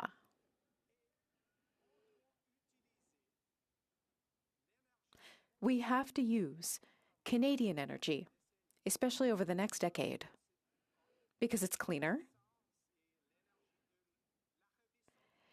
It's cleaner than what we can get from Saudi Arabia. That's why I'm proud of all Canadian workers, all Quebecois workers. And we all have to work together to launch economic recovery in Quebec and throughout the entire country. Questions and comments? Honourable member for King's Hands. Mr. Speaker, I'd like to thank the leader of Her Majesty's opposition. It's great to see him back in this House. It's great to see him in the same seat as the 43rd Parliament. And he mentioned during his speech $400 billion that the government had perhaps overspent. I don't have the words right in front of me. By rough math, that's about 2/3 of what the government took on during the height of the pandemic to be able to support Canadians with the wage subsidy, with the emergency business account, the CERB. I think it's important for him to be able to come clear with Canadians what programs he would not have supported. And the problem I have, Mr. Speaker, if I may, as a backbench MP being able to address him, is I hear in one moment from his colleagues that we should do more, that we're not doing enough. In the next breath, you've done too much, deficits and debts. What is it? What is your position? There's been flip-flop, whether it's guns, whether it's vaccines. This party, it's not clear to Canadians what you stand for. So my question is this. We talked about tourism. We talked about small businesses. Will this party support C2, the measures to protect our tourism-related and hardest-hit sectors in the days ahead? The Honourable Leader of the Official Opposition. Short answer. Mr. Speaker, I'm glad a backbench member of the government stood up to ask me a question. Unlike in his party, everyone in my party is able to talk to me, Mr. Speaker. And here's the irony for the member of King's Hands. He said I'm in the same seat. He's glad about it. He was in that same seat as a government backbencher. And Peter Richardson, who I talked about, the small business owner from Peggy's Cove, asked for his help, Mr. Speaker. And his comments to me were, I could get calls, but there was no programs for small business. We weren't being heard. I'm not connected. This is his words to me. So I challenged that member, as I did the backbench. After 6 years of being ignored by the Prime Minister, after 6 years of seeing our economy at risk, our unity at risk, it's time for that member to stand up and be heard, Mr. Speaker. Continuing debate, the Honourable Member for Fredericton. Thank you, Mr. Speaker. I want to start by stating that I'll be sharing my time with the member for Beaches East York. I will begin by acknowledging that this House rests on the unceded, unsurrendered Algonquin and Anishinaabe territory. I will also take the opportunity to thank the people of Fredericton for putting their faith in me once again. Wiliwin, merci du fond du cœur. It was certainly a journey. Thank you from the bottom of my heart. Our paths to this place are unique. We all have had our battles, we learn, we grow, we keep moving forward. I want to congratulate my fellow members of Parliament on their election and for the privilege to stand in this House to represent Canadians. I also want to congratulate the Honourable Mary Simon on her historic appointment and the remarkable career that led her to the throne. She makes me feel humble and proud to be Canadian. Grateful for my home on native land. This we must acknowledge each and every day as the foundation of reconciliation. As Governor General Simon said, this land acknowledgement is not a symbolic declaration. It is our true history. In each of your own ridings, I encourage you to seek out the truth and to learn about the lived realities in First Nations, Inuit, and Métis communities. Although each community is distinct, we all share a desire to chart a way forward together towards reconciliation. I was looking for leadership on reconciliation in the speech from the throne, and a moment of education for those who need reminding of their treaty relationship, or the ones eager to find ways to improve their allyship. Our Governor General is telling us to keep talking, keep learning and sharing, reaching out, building bridges, and doing the work. And there is still so much work to do. We see treaty rights met with violence in the East, legal and hereditary rights challenged in the West, a water crisis in the North, we have a housing crisis in communities and cities across this country, and we have ongoing investigations into former residential facilities. We have been faced with the horror of racism and systemic genocide time and time again. And as Mary Simon remarks, we cannot hide from these discoveries. They open deep wounds. It is imperative to our success and our collective well-being that we confront trauma in Canadian society. The Truth and Reconciliation Commission of Canada educates us about the intergenerational trauma that ripples through communities still today, of underfunded education and child welfare services, on discrimination. For anyone who was surprised by the discoveries of unmarked graves, read the TRC report, I implore you. The TRC also tells us about the work that has been done and what is ongoing. There have been significant growth and healing in ways that I have had the immense pleasure of witnessing. In children reclaiming traditional names, dancing and drumming, in seeing elders and residents share their knowledge to institutions seeking to decolonize. In better educational outcomes and increased capacity in health, science, and business, in Indigenous art and cultural expression. Since 2015, there have been effective Indigenous language revitalization projects in New Brunswick schools through Wolastoq Gow Ladaway-Wagan. These efforts prevented a prediction that the Wolastoq language would have died out by now. Kitajuwi Gilan, Majimide, Wakanen, Galodawekananen, Weji Skat, Sika Duhadawag. We have always have to use our language so we don't lose it. The speech from the throne was also read in Inuktitut. That is an incredible milestone for Canada that we should all be proud of. What I heard in the speech from the throne was the intention to ensure action on reconciliation, action on our collective health and well-being, action on climate crisis. These are also the priorities that I heard at the doorstep. I want to be able to return home to my constituents after the 44th Parliament with results. I know we all do. We have a huge responsibility to act right now in confronting the biggest challenges of our lifetime and for the generations to come.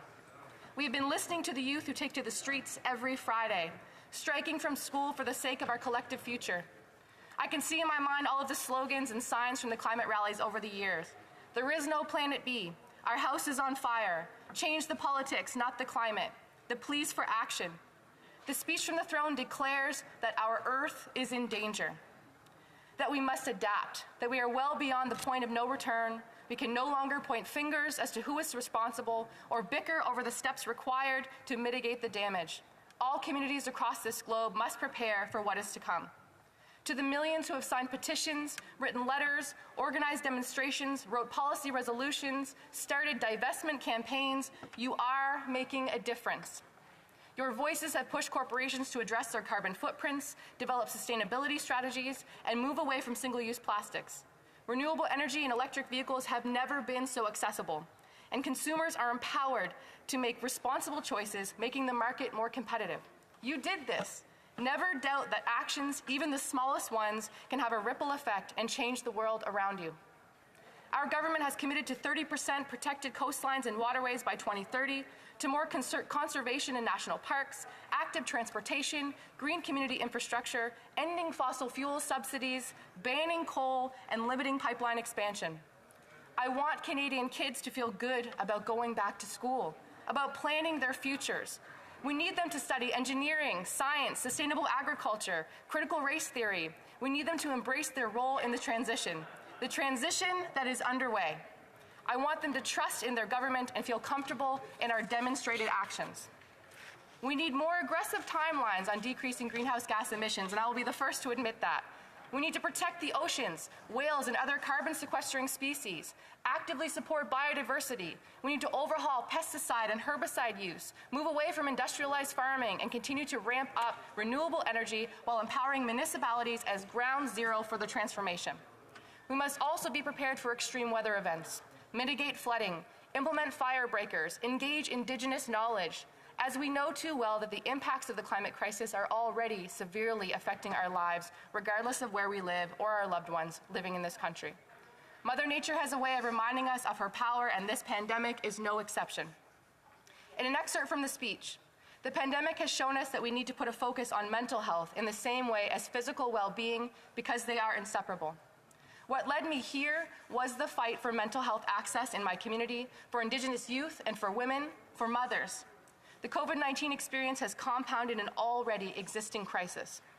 Currently in my home province, we have a fourth wave of the virus. We've also had ERs closing, healthcare workers on strike, reproductive rights continue to be restricted. 18,000 people in the Fredericton City Centre alone do not have access to a family physician. The federal government, along with provincial partners, need each other to fill these gaps now. Modernizing means investing in e-health, in human resources, in housing, in immigration, in addressing the opioid crisis, and focusing on prevention. Everything is connected, and without the basics for survival, no one can be successful. Retention of physicians and nurses starts with listening to them about why they are burnt out. Better data collection, planning, and strategizing can better distribute the resources we already have.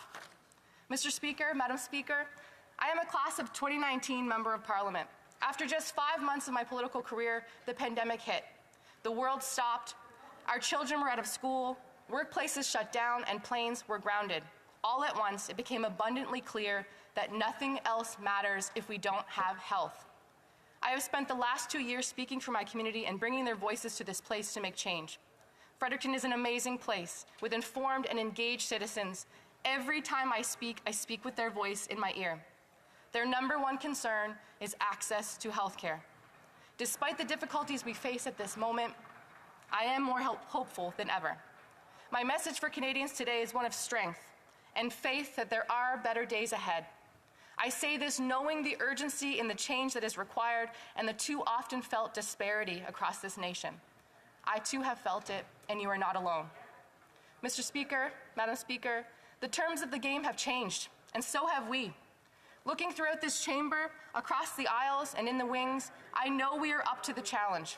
It will take all of us, a strong, united government, a healthy, pragmatic opposition, and a real commitment to collaboration. Once again from the speech, confronting the hard questions will not always be easy or comfortable, and it will require conviction, but it is necessary. The outcome will be a sustainable, united Canada for you, for me, for our children, and for every generation to come. The message I heard, Madam Speaker, loud and clear, was unity and a commitment towards action, and that will always get my vote. Thank you, Madam Speaker. Merci. Questions and comments? The honourable member for Kenora. Thank you very much, Madam Speaker. I thank the member for her comments today. And she did mention climate action. I know that climate change is something that is very important to her, but I will note that the government is leading the G7 when it comes to emissions, and as I understand, has not reached a single climate target thus far, despite their attacks on Canadian industry and on Canadian energy in particular. So I'm just wondering if the member, I know she's new to the government, but I'm wondering if she can let the House know, let Canadians know, given the failing grade that they have on climate change thus far, if they are planning to rethink their environmental strategy. Thank you. The honourable member for Fredericton. Thank you, Madam Speaker, and I thank my honourable colleague for that question, and it's really nice to see him back in the House as well. I am a new member on the government side, and it's particularly, this reason that I came, because I want to be effective, I want to address the urgency in the climate crisis, and I want to be a strong voice for this government moving forward. I think it's important to note that our plan was given, the best grade as far as climate, addressing the climate crisis as far as all parties in this House. And so I think it's incumbent upon all of us to get behind that plan and work together to implement it and show real action for Canadians. Thank you. Commentaire, l'honorable. The Honourable Member for Berthier-Masquinongé, right? Yes. Thank you, Madam Speaker. I want to thank my colleague for her speech. So I'm going to follow up on the same subject because I'm very interested in the Liberal strategy of capping emissions for the oil sector, when in fact what we should be doing is putting a ceiling on productions and then slowly phasing out total emissions. So I'd like to know, as a former member of the Green Party, how does this member feel about that, and what is their plan? Because it's very good to talk about influencing things, but we need concrete action. The planet won't wait, British Columbia won't wait, and the entire country won't wait. So what does she feel about this, and what concrete actions will the Liberals be taking to reduce greenhouse gas emissions? Thank you. Fredericton. Merci, Madame la Présidente. Thank you, Madam Speaker, and thank you to my colleague for the question. Again, I'm here to push that urgency. I really believe that our timelines need to be much closer. I want to see, a 60% reduction in GHG emissions rather than the 45% that we previously committed to. So again, this is what I'm here to do. I'm here to bring that passion for the environment, that urgency on action, and to bring a peace of mind to Canadians that there are strong voices on this government side that care deeply about what we need to do to protect the environment. And so I look forward for your collaboration on that piece, and it's incumbent upon all of us here to push those timelines and ensure action immediately. Thank you. Mind the honourable member to address her questions and comments to the chair and not to the individual member. Questions and comments, the honourable member for Edmonton Strathcona. Thank you, Madam Speaker, and I'd like to thank my colleague for her comments today. One of the most important things we can do as members of Parliament is protect seniors in our communities, to protect Canadians as we come out of this pandemic. And in my community, seniors are being impacted by the clawback that this government has put on GIS payments for guaranteed income supplements for seniors. Madam Speaker, you will know that these are seniors that are living in the poorest situations. They are the ones that are most vulnerable, often women who are most affected by this. And this very cynical failure to provide this guaranteed income supplement has been incredibly problematic for my community, for my members. And I'm just wondering why the government is not choosing to take the very easy steps to reduce that clawback and to give our low income and our vulnerable seniors the help that they need to get through COVID-19. Our member for Fredericton has 1 minute to respond. Thank you, Madam Speaker, and I thank the member, and again, so happy to see her in this House once again. Seniors are incredibly important to us in New Brunswick and in Nova Scotia. We have the oldest populations in Canada. This is an issue that we're hearing across the country, but I think part of it comes to, when the CERB was being laid out and people were applying to it, we were very clear with members within my own riding about what the implications of that would be. So I think it's important that we understand too that many people who did apply for the CERB would have actually been in the black as far as more money that they would have received over the last period of time than had they just stayed on the GIS. So I think it's a little matter of optics and clarification around information of these programs and benefits. And I look forward to supporting the member and having these conversations perhaps with her constituents, because I think it is a critical issue, and we don't want to see clawbacks, but we also want to see that our benefits are used to the way that they were intended. Thank you, Madam Speaker. Resuming debate, the honourable member Beaches East York. Thanks, Madam Speaker. As this is my first time on my feet in the 44th Parliament, let me thank everyone in Beaches East York who sent me back to work here, and certainly my riding association and the countless supporters who have really helped me do this work over the last 6 years. And a special thank you for my family in particular for putting up with me, and especially my wife Amy. My commitment to Beaches East York remains the same. I will keep working across party lines. I will keep maintaining a sense of independence, holding our government accountable to deliver on the promises we've made, and pushing for greater ambition. And much of the work ahead will certainly require greater ambition, but the throne speech rightly notes that priority number one remains getting the pandemic under control. And it requires layers of protection. So the throne speech rightly identifies vaccinations, identifies boosters and vaccines for our kids. My 5-year-old will be getting vaccinated later today, Madam Speaker, I encourage everyone to get vaccinated themselves and to get their families vaccinated. But we require other layers of protection too. And so when we see ubiquitous rapid testing available in other jurisdictions, that rapid testing needs to be available, widely available here in Canada as well. We need, and the throne speech does rightly identify the importance of vaccine equity. So we see around the world, and we see the concerns, certainly variants of concerns, and to address the global challenge really requires better addressing global vaccine equity. And Canada, in some ways, has been a leader here, but much more has to be done not only by Canada, but by the world. And so it was important to see the government commit through the throne speech to increasing foreign assistance every year, but we really do need to do more, whether it's the TRIPS waiver, whether it is tech transfer. We really do need to solve these challenges for the world. Beyond the pandemic, but related to the pandemic, we need to strengthen our social safety net. And I say related to the pandemic, Madam Speaker, because, and this is from the Chief Public Health Officer, noting that racialized communities have been more greatly impacted in my community of Toronto in the course of this pandemic. They note that members of racialized communities are more likely to experience inequitable living and working conditions that make them more susceptible to COVID-19, such as lower incomes, precarious employment, overcrowded housing, and limited access to health and social services.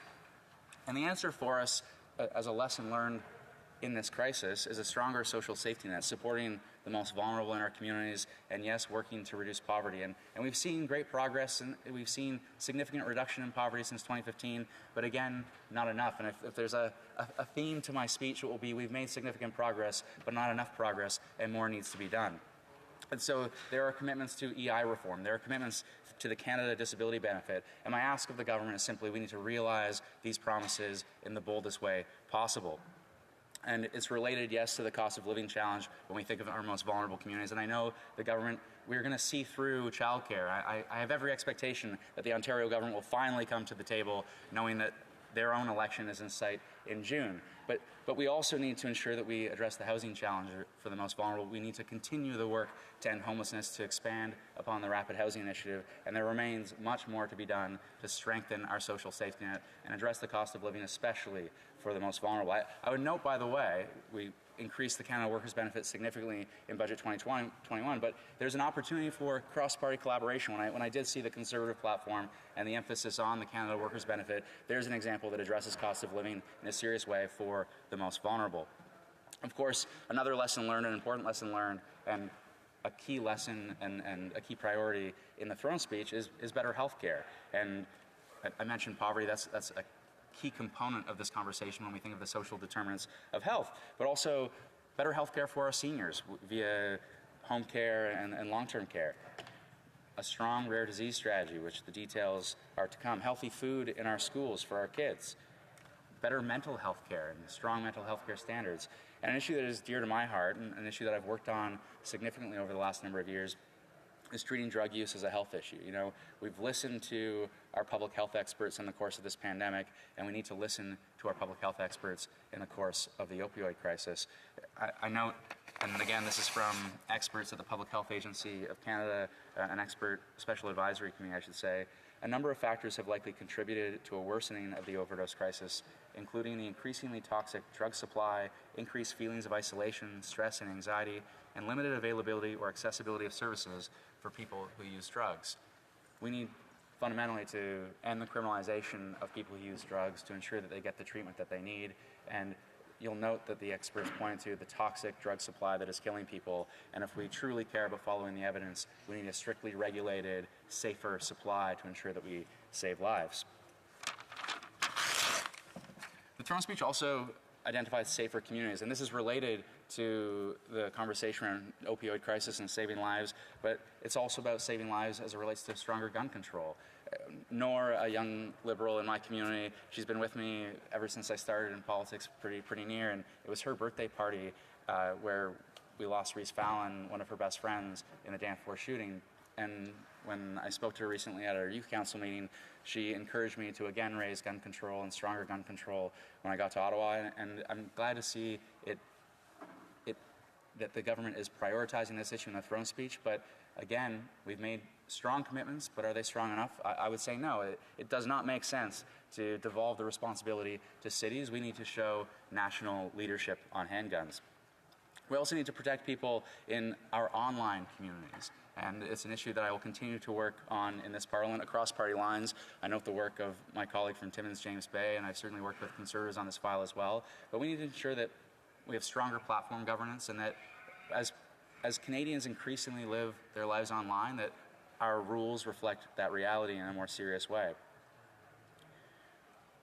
The throne speech commits to addressing inequality, and addressing inequality in a number of different respects, and I can talk about childcare, I can talk about homelessness, but a conversation that has at times been divisive in this House, but the evidence is clear, and I think overwhelmingly there's a path we see through Bill C-22, but we need to address diversity and inclusion, yes, through lifting people up, but also reforming our outdated and ineffective criminal justice system, and that means police reform. It means recognizing that we are throwing people in prison in a really unfair and disproportionate way, disproportionately impacting people from the Black and Indigenous community, and we need to reform these rules. C-22 is an important first step, but I do think we need to move forward in a further way on mandatory minimum sentences. And I mentioned a number of different issues, Madam Speaker, but I think the two issues when I reflect on what we are going to accomplish in this minority parliament, and minority parliaments do hold the potential for greatness. I said this in 2019 and then a pandemic hit. I do think we saw some moments of greatness in collaboration to deliver pandemic supports and benefits. Not enough, though, and so when we think of this parliament and the two biggest issues I think that this parliament we can look back on, other than delivering affordable childcare, I think it really is around advancing reconciliation, and it really is around establishing a credible path to net zero and to tackling climate change in a really serious way. And so that means on advancing reconciliation, it means closing gaps in federal funding. It means clean water, obviously. It means implementing UNDRIP. We passed the legislation. We need to actually do the hard work of implementing UNDRIP. And in Toronto, fundamentally, those who represent urban centres, we need to raise our voices for urban Indigenous people and ensure that federal supports flow. They flowed in the course of the pandemic, and we need to make sure that they flow in a more permanent way to urban Indigenous service organizations. On climate action, the throne speech says we must go faster and further. And there's a common criticism from opposition parties to say we've never met at one of our targets. Well, I'll tell you that the original target for 2030 was 30% below 2005 levels. That works out to 512 megatons for those keeping score. And if you look at Budget 2021, where is the trajectory at if all policies hold, if a Conservative government doesn't get elected potentially in the future? If all policies hold, well, we're at 468 megatons. So yes, that target actually, there's a reason we advanced a new target. It's because the previous target, if all policies hold, would have been met. And so the new target is important. It will require greater ambition to get there, and we do see greater ambition in the throne speech and certainly in our platform in relation to capping emissions in the oil and gas sector, in terms of driving electrification, but more needs to be done. And again, I can't emphasize this enough, but we have come so far, and so there's reason to be complimentary in some respects, but I have to emphasize the need for continued criticism and constructive criticism to say we have yet to do enough. And so I think I might close here, Madam Speaker. If you were telling me to close, I'll close here, Madam Speaker, just to say in this Parliament, I think we recognize the progress that has been made, but I certainly hope we can collaborate across party lines and we can push this government to do more, because we need to do more on so many of these important issues. Thanks, Madam Speaker. Comments? The honourable member for Kenora. Thank you very much, Madam Speaker. I thank the member for his comments. I appreciate the topics he spoke on. He talked about quite a few different topics, one of which was housing, which is very important for people in the Kenora riding and across Northern Ontario, specifically with the housing supply and addressing that. And it seems to be an issue that is impacting people across income levels, across different levels, different places in their life. So in the last election, our party put forward plans specifically around supply to help encourage development, help free up more land for development. And I'd just like to know if the member believes that those measures would help address the housing supply, and if you'd be willing to work with our opposition to put that into action. Thank you. Member of Beaches East York.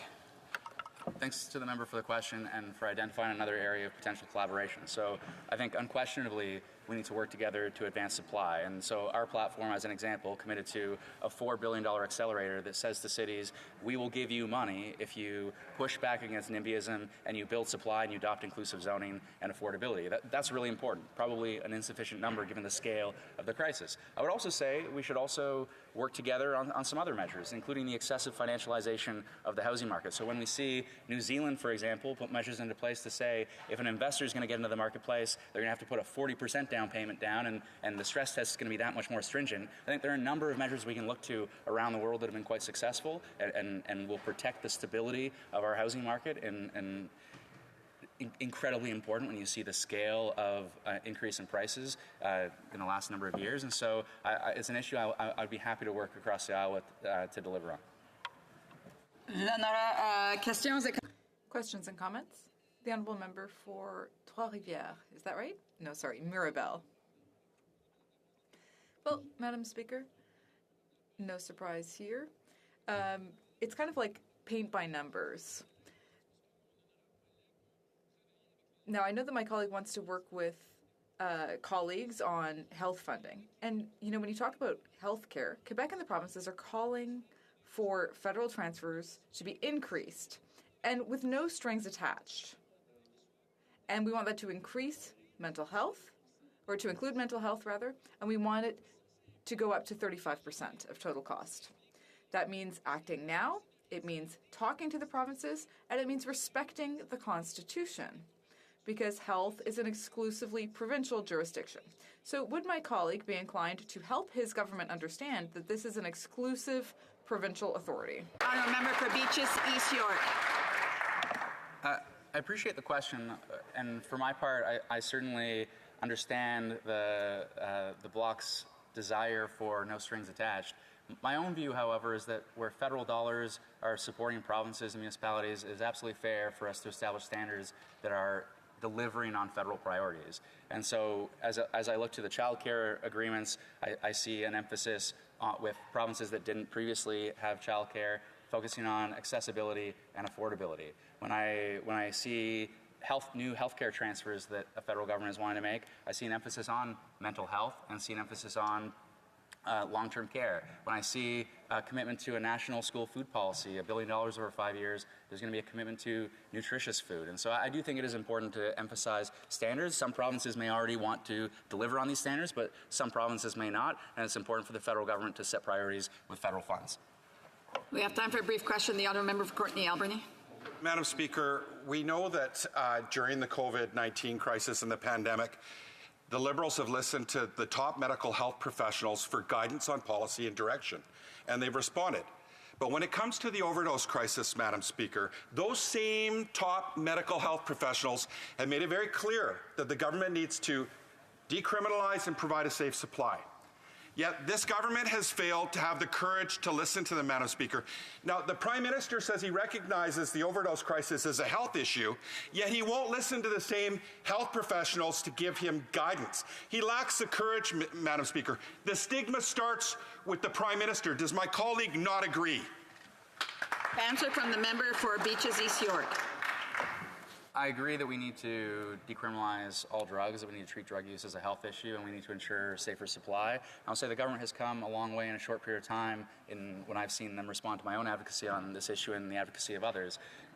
Are we where we need to be yet? No, but in this recent platform we see a commitment $500 million to advancing evidence-based treatment and supports. We see a commitment to a new substance use strategy. We've already restored harm reduction as a pillar of that drug strategy. And there's an organization in my own community, South Riverdale Community Health Center, that does receive federal funds to deliver safe supply. So we are in this space, but are we in this space sufficiently? No. Resuming debate, the Honourable Member for Beloeil-Chambly.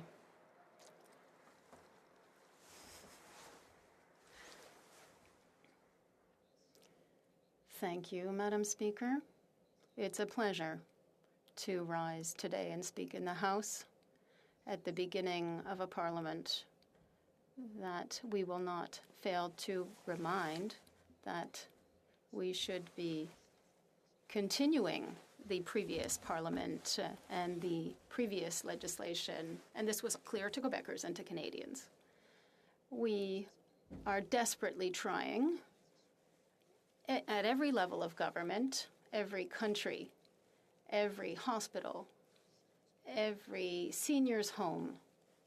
We are desperately trying to really get out, once and for all, from a crisis.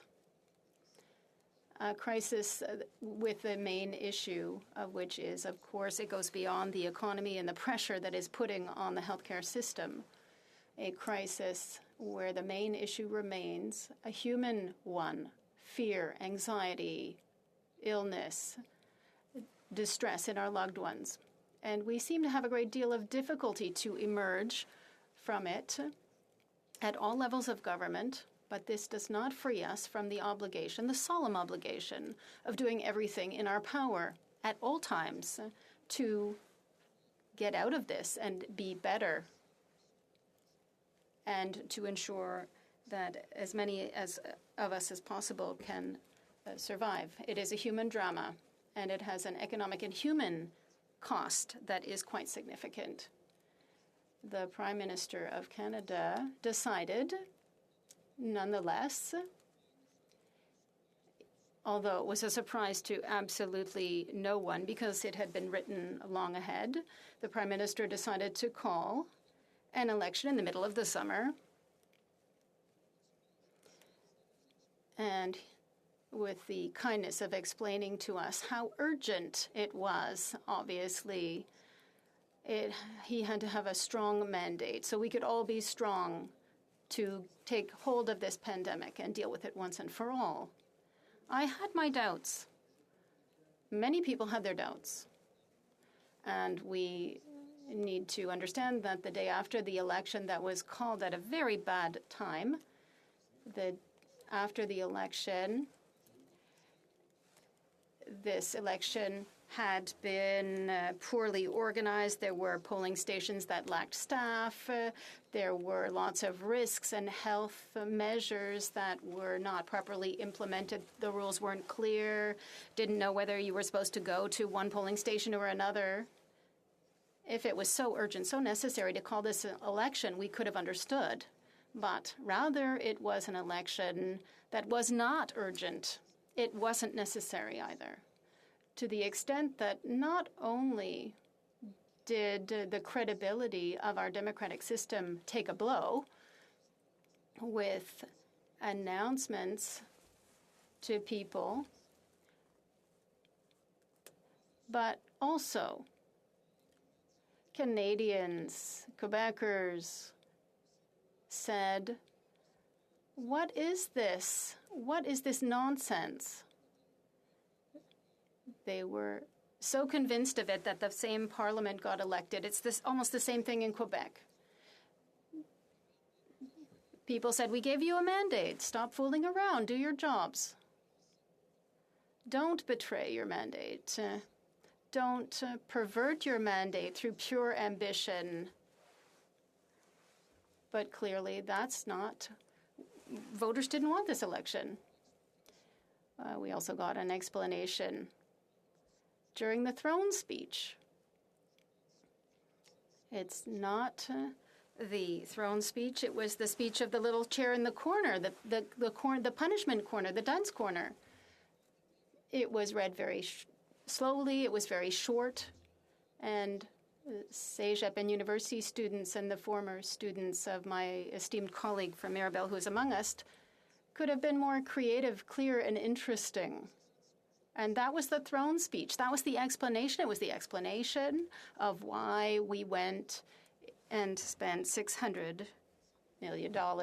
That's why Parliament didn't work for 5 months. That's why for 2 months they did something that probably took 2 hours or could have.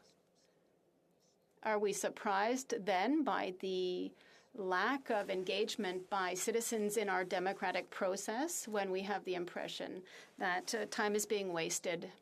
It's amateur. The throne speech says nothing. No specific programs in the throne speech. Careful, after, or in parallel. No vision. No statement of intentions. It was a big nothing.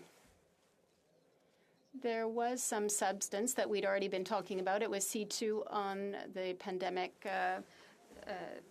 assistance, much clearer and more specific. There was more content in the first bill tabled than in the throne speech, which is supposed to put us on the road to prosperity, health, and glory for the next 4 years.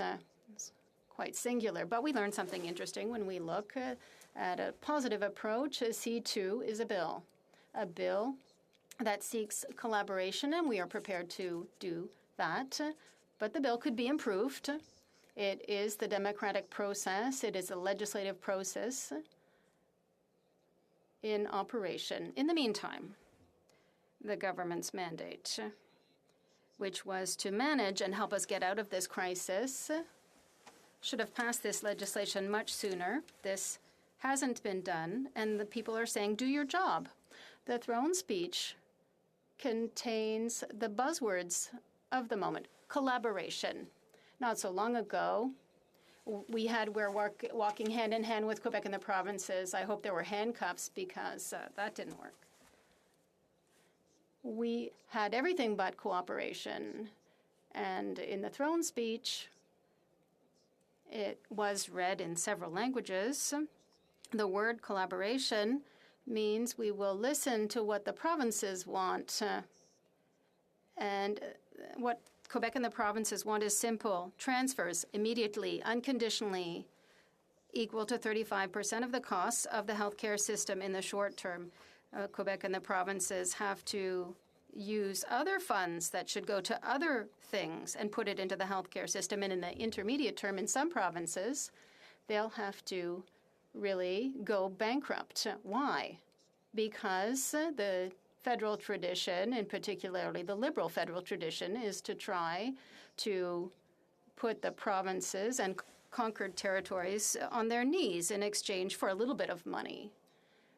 Sell us your jurisdiction. That is the liberal approach, and it means that we had a throne speech that says absolutely nothing, and that quickly tells us cooperation means give by both sides. So we were left wanting. It was revealing of something unfortunate we saw in recent days and recent weeks. A lot of attention given to the scope of this drama, the diagnoses that have to be made. A dramatic number of deaths. And here we see a political attempt, sometimes also in the media, to send the responsibility or put the responsibility. I'm sorry if I'm bothering you. Ladies and gentlemen, Madam Speaker, this is a bit unfortunate to hear the conversations that could be taking place outside. Order. It seems there are conversations that are bothering the Speaker. I would therefore ask if people want to have little discussions to leave and do that outside the chamber, perhaps in the lobbies. The Honourable Member for Beloeil-Chambly. Thank you, Madam Speaker. There was an attempt to say it has to be Quebec's fault or any other province that had experienced such a drama. That struck me.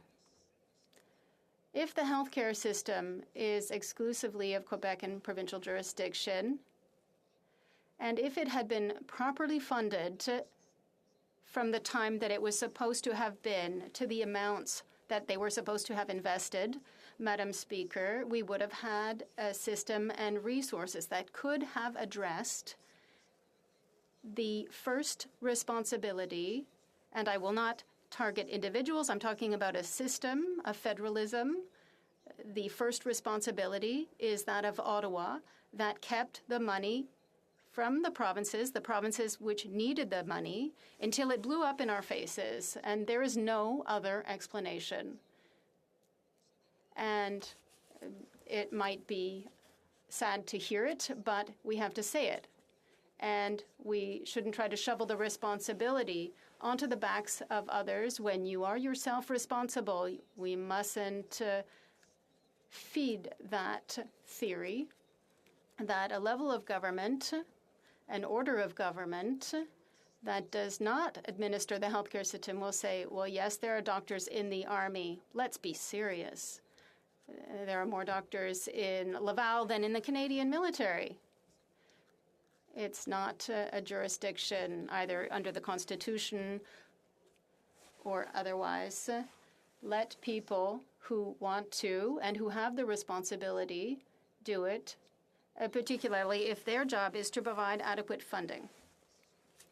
If this government wants to give us the impression that it is at all transparent, not completely opaque, we have made a proposal, and we said that instead of simply talking about healthcare transfers and only about healthcare transfers, let's broaden this. Let's talk about healthcare funding. But we'll do it publicly. We'll do it openly. We'll do it through a summit.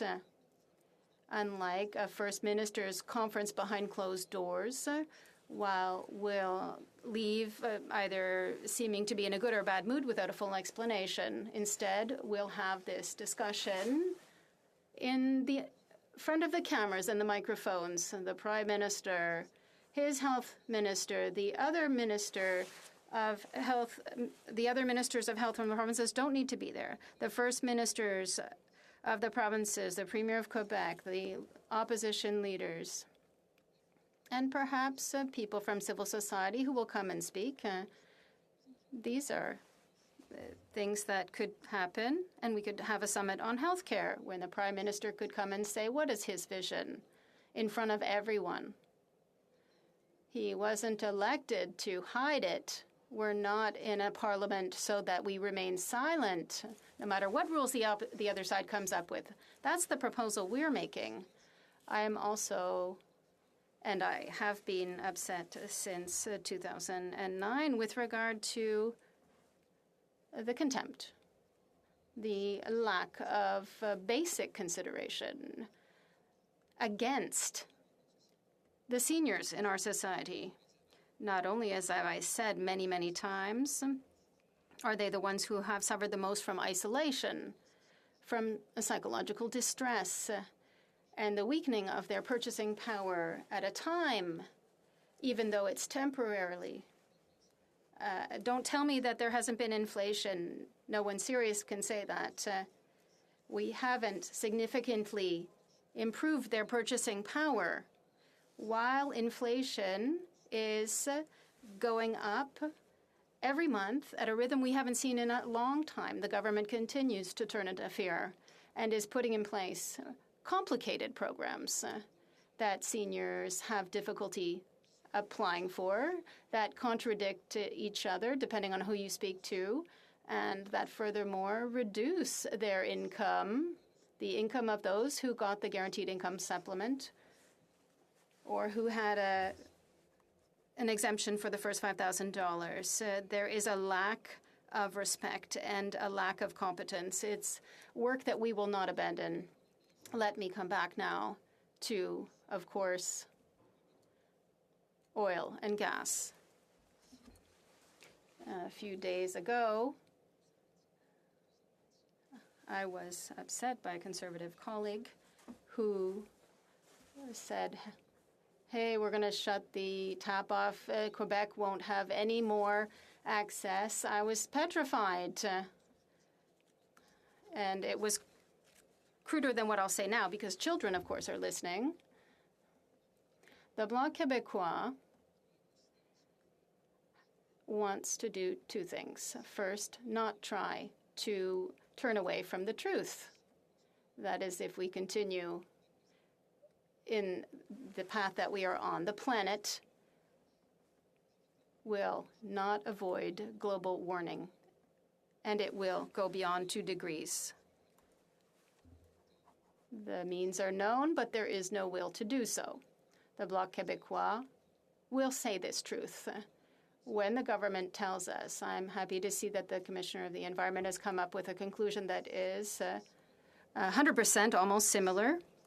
If we cap industry emissions and the industry performs by reducing those emissions per barrel, it can increase its production with money to reduce emissions, and the money will be provided by the federal government, and the federal government will indirectly do what it cannot do directly in theory based on its own commitments. And it's encouraging with the money, particular of Quebecers, the increase of consumption and export of toxic oil for the planet.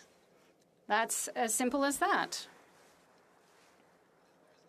But the second thing that we're going to do, or what we won't do, is to tell people who are in the oil industry is to step aside. The Bloc Québécois has for long been proposing a series of measures, including the measure to say that the money from that aberration called Trans Mountain could stay in Western Canada and Alberta to fund the shift in the industry. So not to abandon the workers. We're not taking people who don't think like us and saying things against them and saying, oh, we're so funny. No, we're looking for solutions. And we're trying to show compassion. I think that we have to think about that. And I think that the throne speech, like on this point and on everything else, was empty. It is our duty, and we will be pleased to propose solutions. Madam Speaker, in all scenarios, Quebec can only win.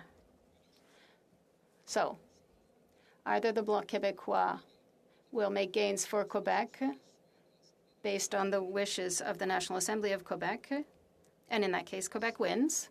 And if we don't make significant gains, we will demonstrate that we have no place in this federation. That is not useful to us. I will table a sub-amendment which reads as follows, Madam Speaker, that the amendment be amended by adding to paragraph A, deleting the words increase energy production to stimulate supply and reduce the price of gas. B, in paragraph I, by eliminating the words energy sector and adding the following, public health crisis that requires a major investment, up to 35% of the costs in the provinces and Quebec by the federal government through the Canadian healthcare transfers with annual indexation of 6%, the abandonment of imposing national healthcare standards and ensuring that the provinces that don't want conditional assistance from the federal government can withdraw with full financial compensation for each of the initiatives proposed,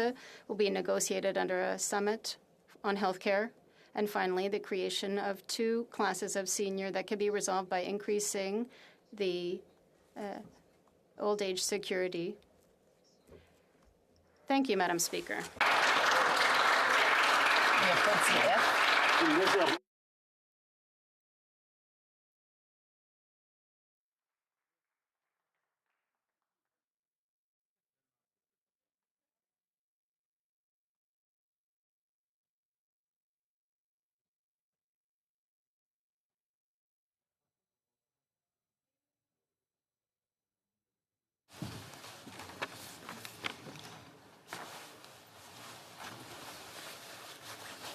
Monsieur Blanchet, appuyé par Monsieur Thérien, à propos.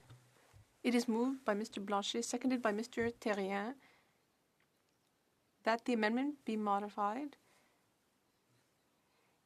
in subsection A by removing the words increase. Dispense?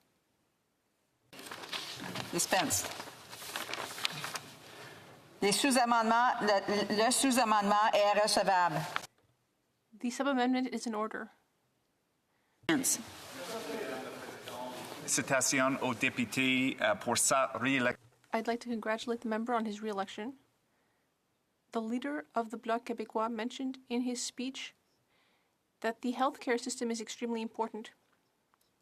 And he mentioned the importance of an increase in the federal healthcare transfers, and that will require further revenue to ensure that the programs remain sustainable.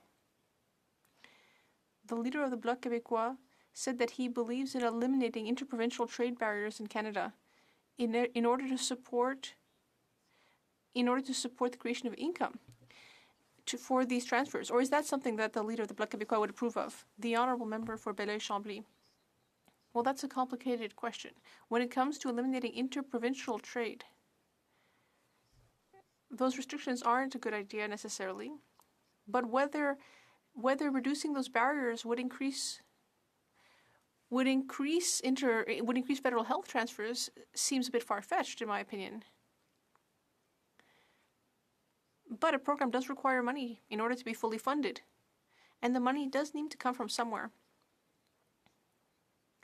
And it must come either from economic prosperity, which means that there's more income and fewer expenditures for the government, or there's what we see here. There's this situation that we're seeing here, the tax imbalance. We've stopped talking about it, but it's never stopped occurring. It's practically a tradition by this time, which means that the federal government can continue to bolster its own power to the detriment of the provinces in Quebec, which leaves them in a precarious situation. So if we can just balance that, then the health transfers will follow naturally.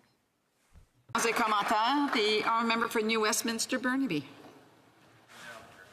Merci beaucoup, Madame la Présidente. Et j'ai écouté avec beaucoup d'intérêt le discours. Thank you, Madam Speaker. I listened closely to my colleague's speech. We share his position on this irresponsible election that we just had. It happened during the summer with the sole objective from the Liberals of trying to get a majority. But ultimately, Canadians decided otherwise. They said no. Ultimately, they chose a parliament that is the same as before the election. So even though it was a risk, this government decided to trigger an election. Now here we're 2 months have passed since the election. And we see that seniors, if they received the pandemic emergency benefit, they're seeing that their guaranteed income supplement is being clawed back. In my riding, like elsewhere in the country, seniors are having to go to the food bank. They're often losing their housing. Can the leader of the Bloc Québécois comment on the government's remarkable mistake which has caused seniors to be having so much trouble making ends meet during the pandemic? The honourable member for Belleuil-Chambly. Yes, I can definitely comment on that, Madam Speaker. I'll be pleased to do so. And in fact, it allows me to expand on the theme that I mentioned earlier.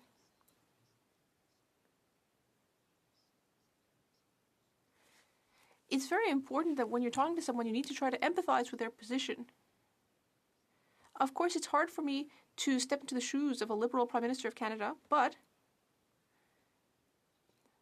the real question is, why, in a context where there was a certain amount of financial leeway, in fact, a gigantic amount of financial leeway,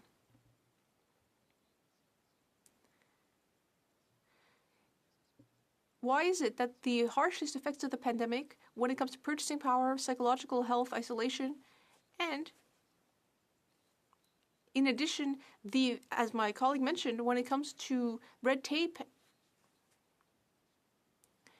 and incredibly complex processes, bureaucratic processes that even experts can barely understand, why is it that we're not doing something that would have helped our seniors so much?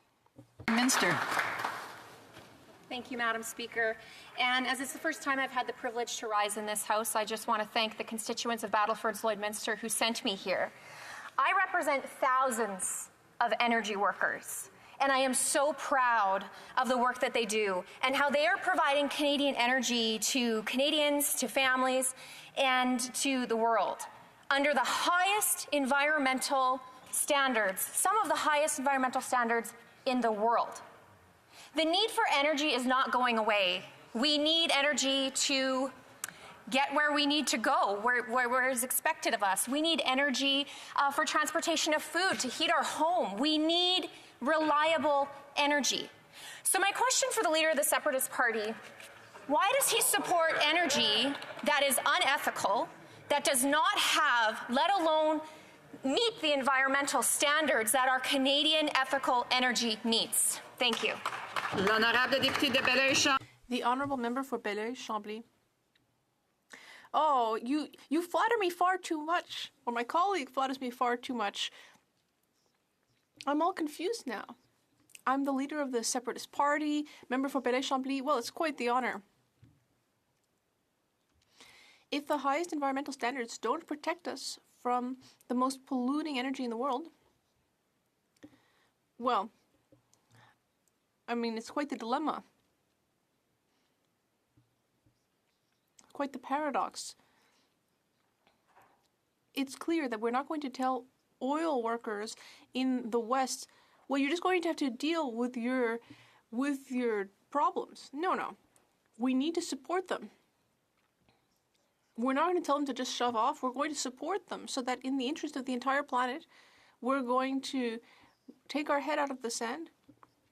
Actually, I can make a pun and say take our head out of the tar sands. But anyway, we're going to face the future together in solidarity.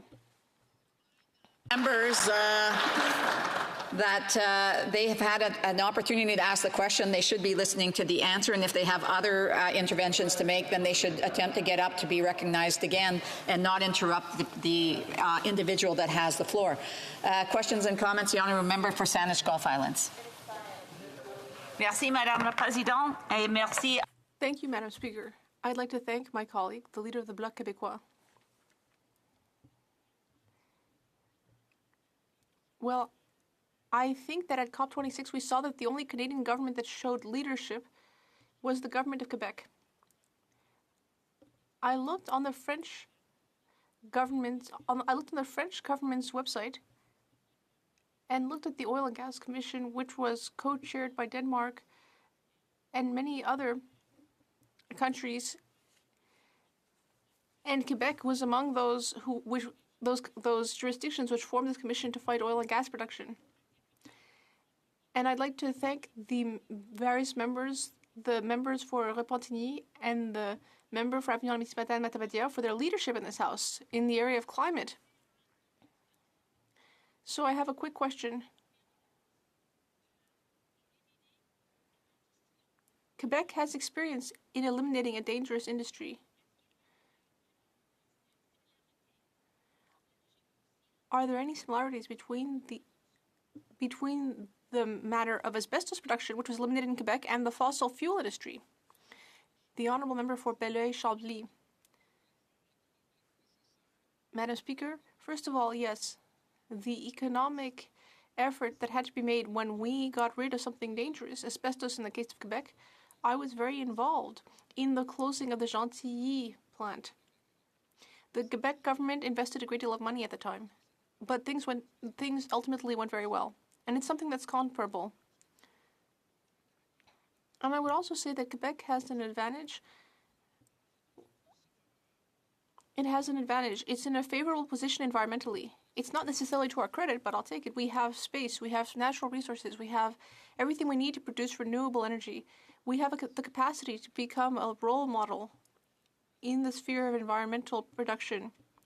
We can create wealth through environmental technologies. It is our duty to do so. But we can't do that within an oil-producing Canada. Reprise de débat, resuming debate. Reprise de débat, the honourable member for Burnaby South.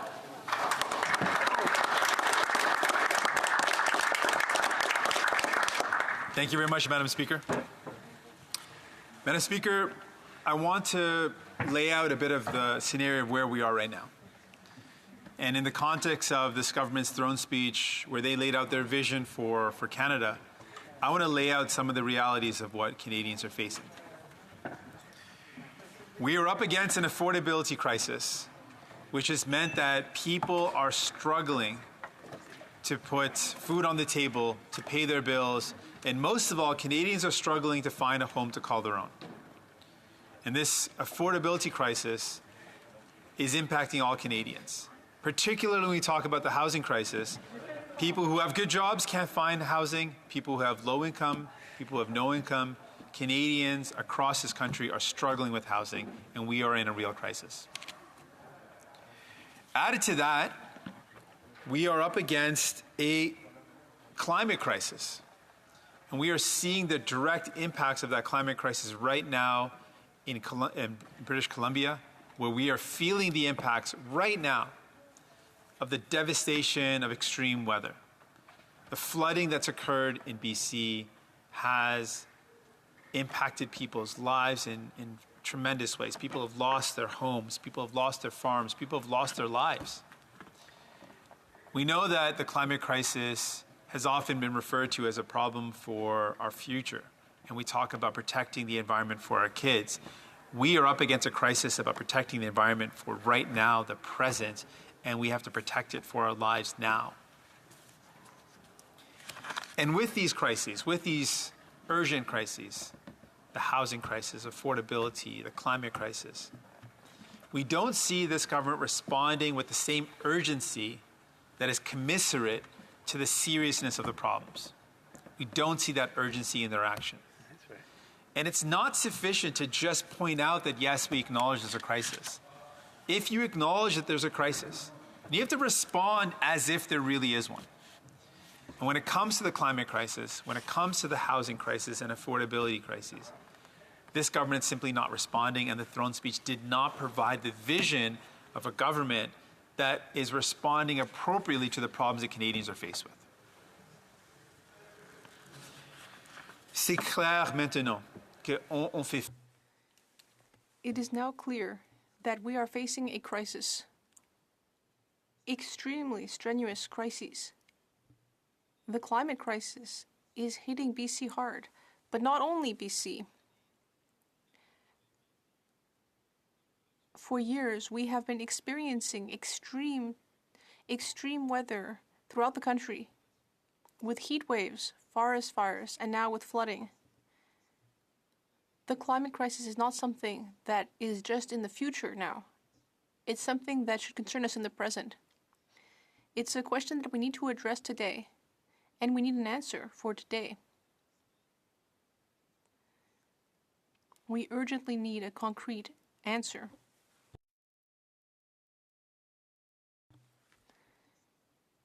I mentioned the housing crisis, a crisis that is occurring throughout the country.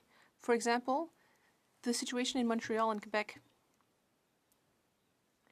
We know that families are having trouble making ends meet. It's hard with the cost of living increasing.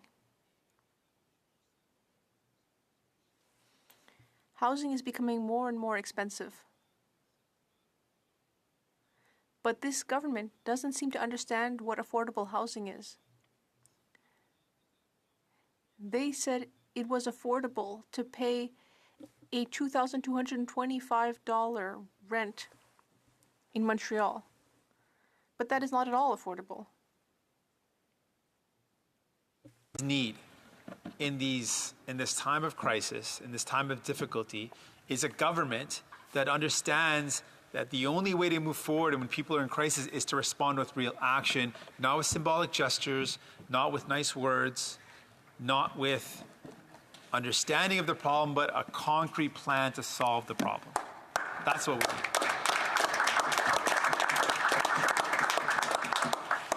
And this throne speech failed to provide that commitment to Canadians. It failed to provide a commitment that this government is going to respond to the problems that Canadians are faced with the equal urgency of those problems.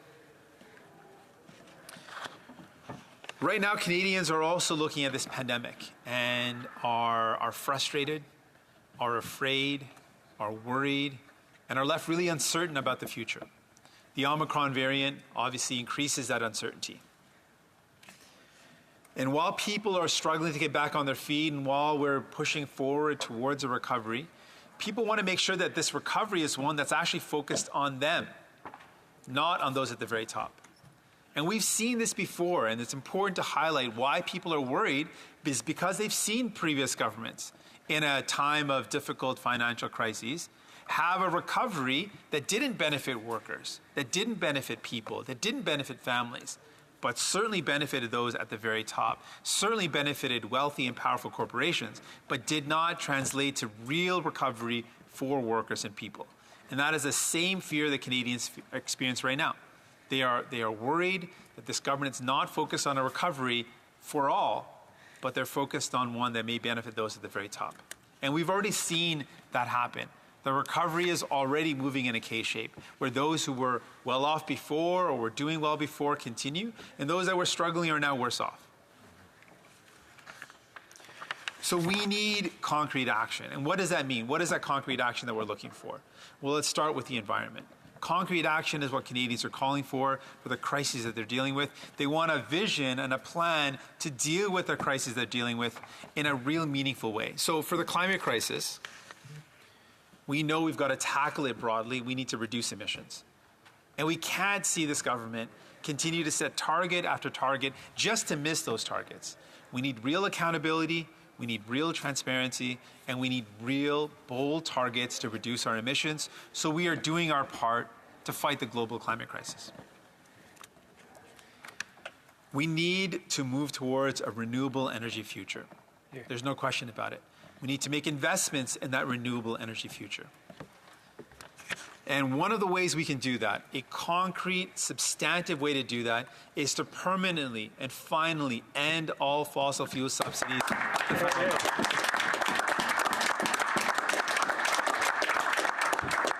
Now, we've heard a lot from the Liberals. They talked about ending fossil fuel subsidies for years. They promised to do it for years. But instead of reducing fossil fuel subsidies or eliminating them, they've actually increased them to the highest level in our country's history. In fact, increasing them more than what the Harper Conservatives did. This is a government that claims to be a government that cares about the environment, yet their track record when it comes to their own promise on eliminating fossil fuel subsidies is worse than the Harper Conservatives. Now, we just had COP26, and all countries agree that we need to be eliminating fossil fuel subsidies. And the reason for that is not only should our public money not go towards subsidizing with our public dollars the fossil fuel sector, that money should be better spent in investing and incentivizing renewable energy, energy that does not increase our carbon footprint. We need to be investing in those technologies of the future with our public dollars. So this is a double impact.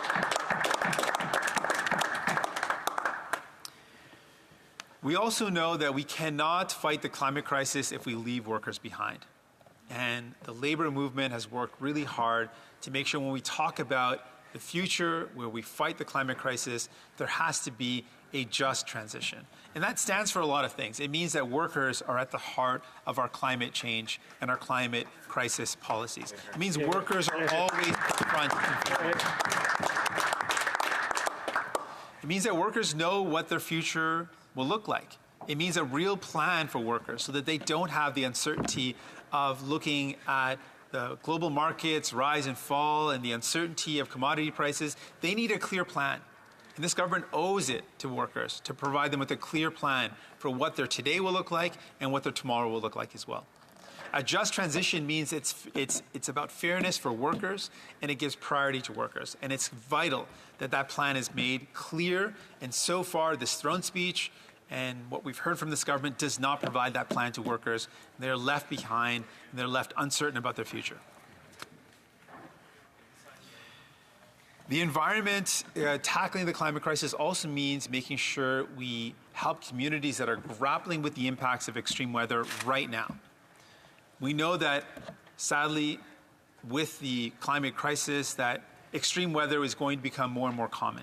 And if that's the case, then communities that have been hard hit already and are likely to be hard hit in the future need investments in infrastructure to make sure that they are resilient, that we're not responding to crises, but we are acting proactively to prevent those disasters from happening in the first place.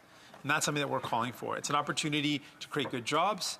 It makes investments in communities that are dealing with aging infrastructure, and it also builds more resilient communities. And that's a part of our plan and what we would have wanted to see in a throne speech that actually speaks to the realities of people.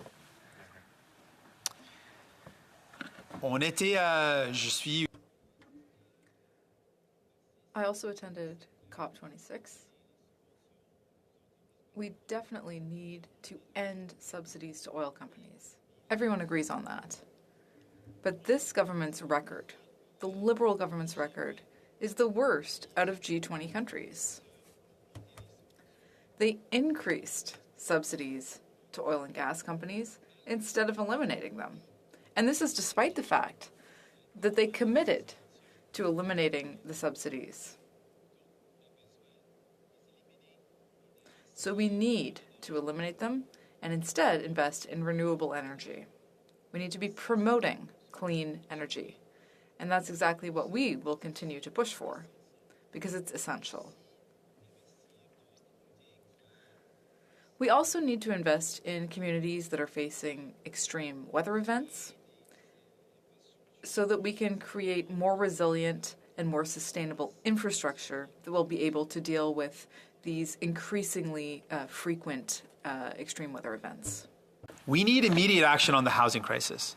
And the former Bank of Canada Governor, Mr. Poloz, stated very clearly that in this housing crisis, absolutely the federal government has a role to play.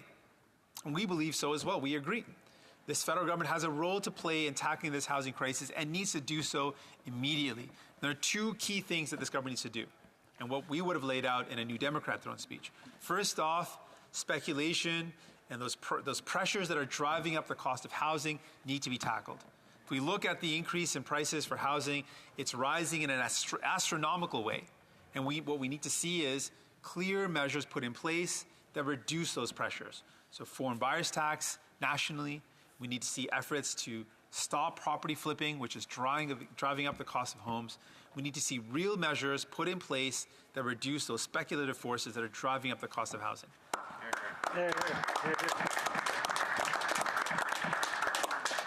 And secondly, we've got a supply problem. It's clear that there's not enough housing for people that's within their budget. So we need this government to mobilize massively to work with provinces and municipalities to build more homes that are in people's budgets. And there's lots of things that the federal government can do. There's federal land across the country that can be converted into housing. There are opportunities to work with municipalities and with provinces and territories to invest massively in housing. We need to ensure that we build at least 500,000 new homes. We need to invest in not-for-profit housing and cooperative housing. We need massive investments in housing now, and we need to help people who want to own their first home be able to do so.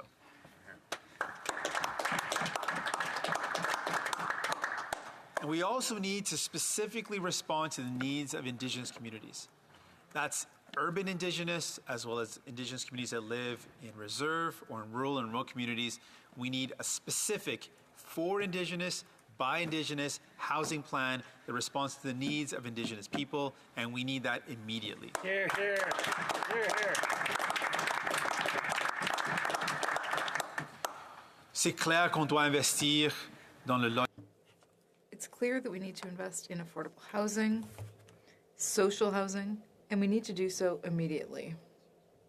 We'll continue to put pressure on the government to do concrete things and do them quickly to solve this crisis. Healthcare.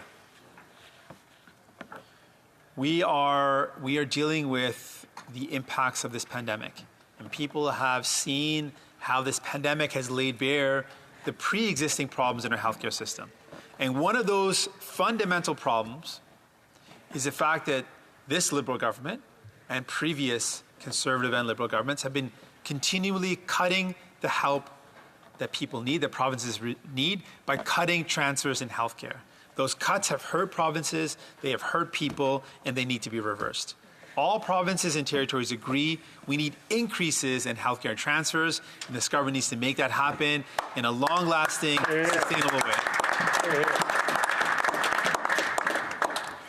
We're up against nursing shortages, frontline healthcare worker shortages. We know that we need to expand our healthcare system to include dental care and pharma care and mental health supports. Our public healthcare system is something Canadians are very proud of, but it has to be protected. We have to be vigilant. We need to invest in it to keep it public, and we need to expand it to provide the care that people need. And that's what New Democrats are committed to do.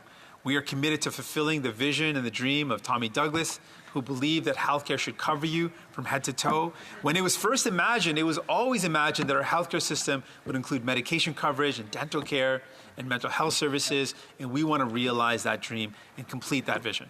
Hear, hear, hear, hear. Ce qui est essentiel, c'est le fait.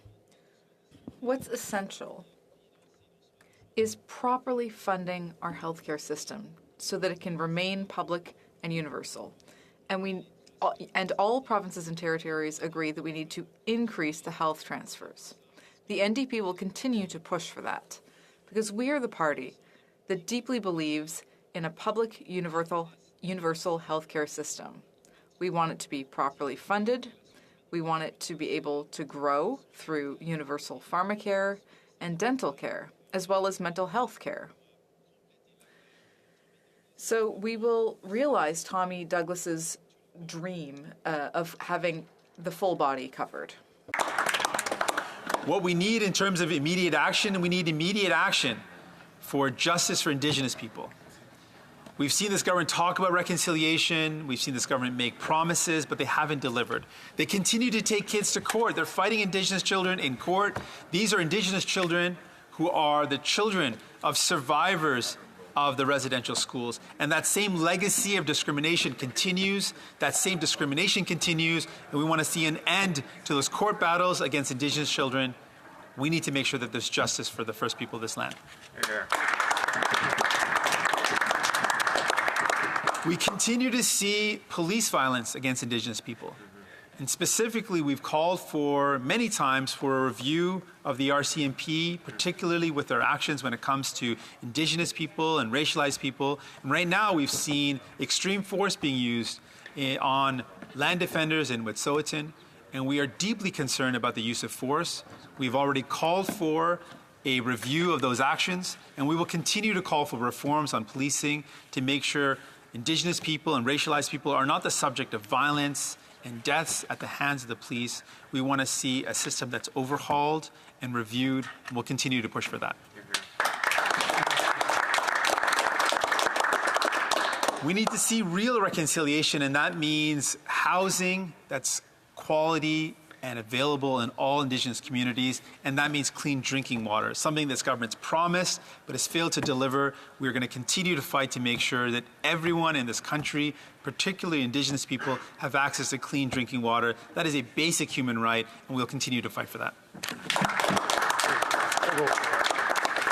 And I want to wrap up with some actions that this government can take immediately, right now. I mentioned stopping the legal battles against Indigenous kids.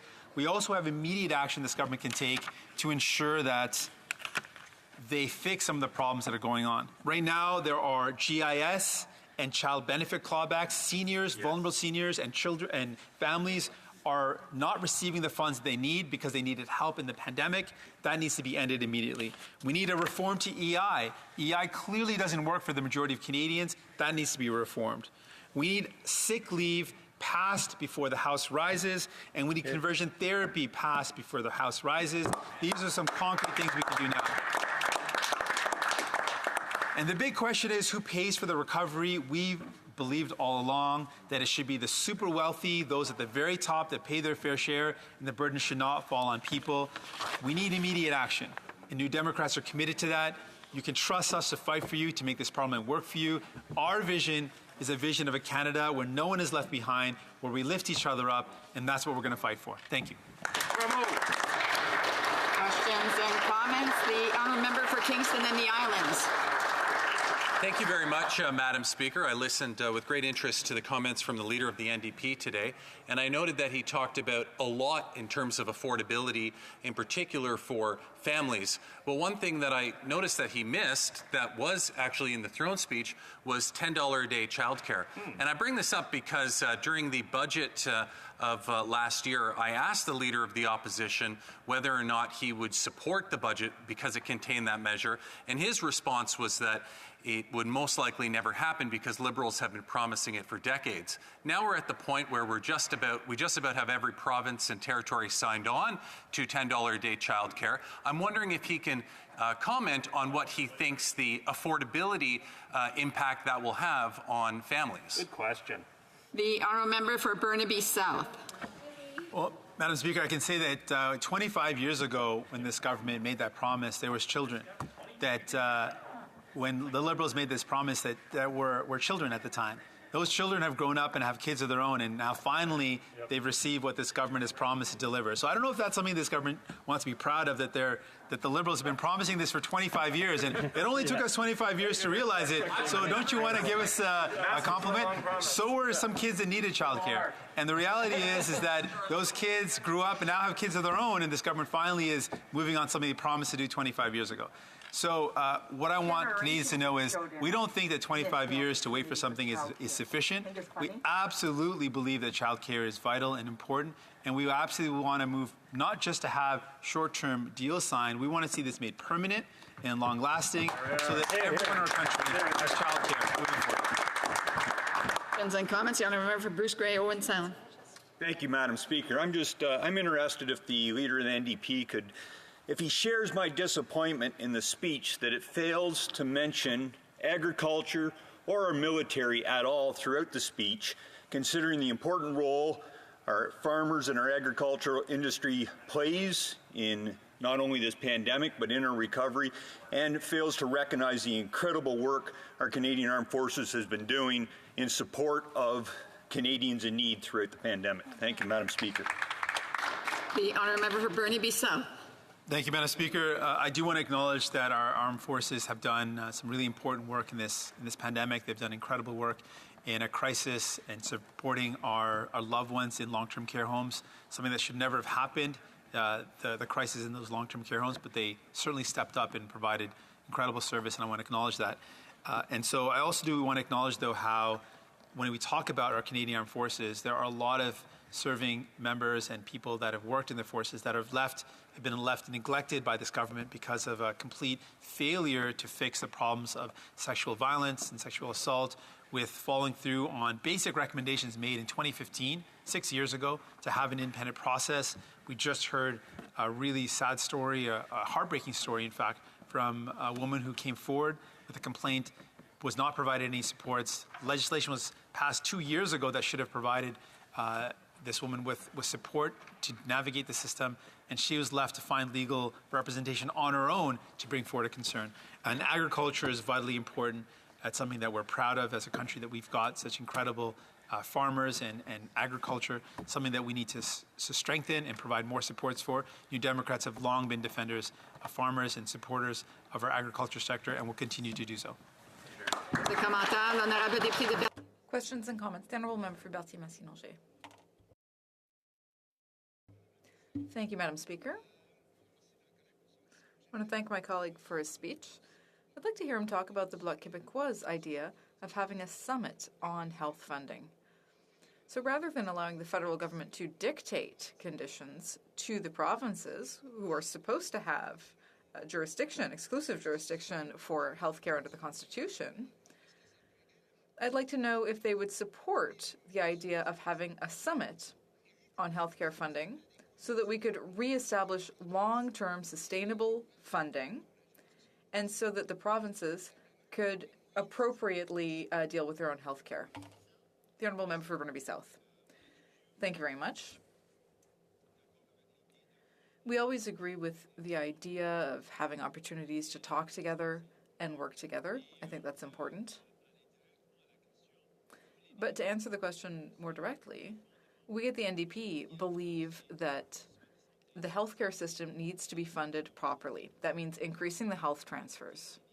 For decades, the federal government has been cutting away at those health transfers, and if we want a public and universal system, it needs to be properly funded. So we are in favor of increasing the health transfers to defend that public and universal system. Comments? The honourable member for Port Moody Coquitlam. Thank Thank you, Madam Speaker, and thank you to the member from Burnaby South. Thank you for bringing the urgency to the House and highlighting the realities of people in our communities. You spoke of fear and uncertainty, and I certainly see that in my riding of Port Moody Coquitlam. People are worried about their futures and they need housing. What can I say to them to alleviate these worries? Remind the member she's to address all questions and comments through the chair and not directly to the member. The honourable member for Burnaby South. Thank you very much, Madam Speaker, and I want to thank the member from Port Moody Coquitlam for her advocacy around housing and her constituents. I think they're going to be really well served with her in the House. We are deeply concerned about housing, and I understand how people in the Lower Mainland in BC and across Canada are deeply worried. What I want people to know is that we see you and we hear you and we are fighting for you.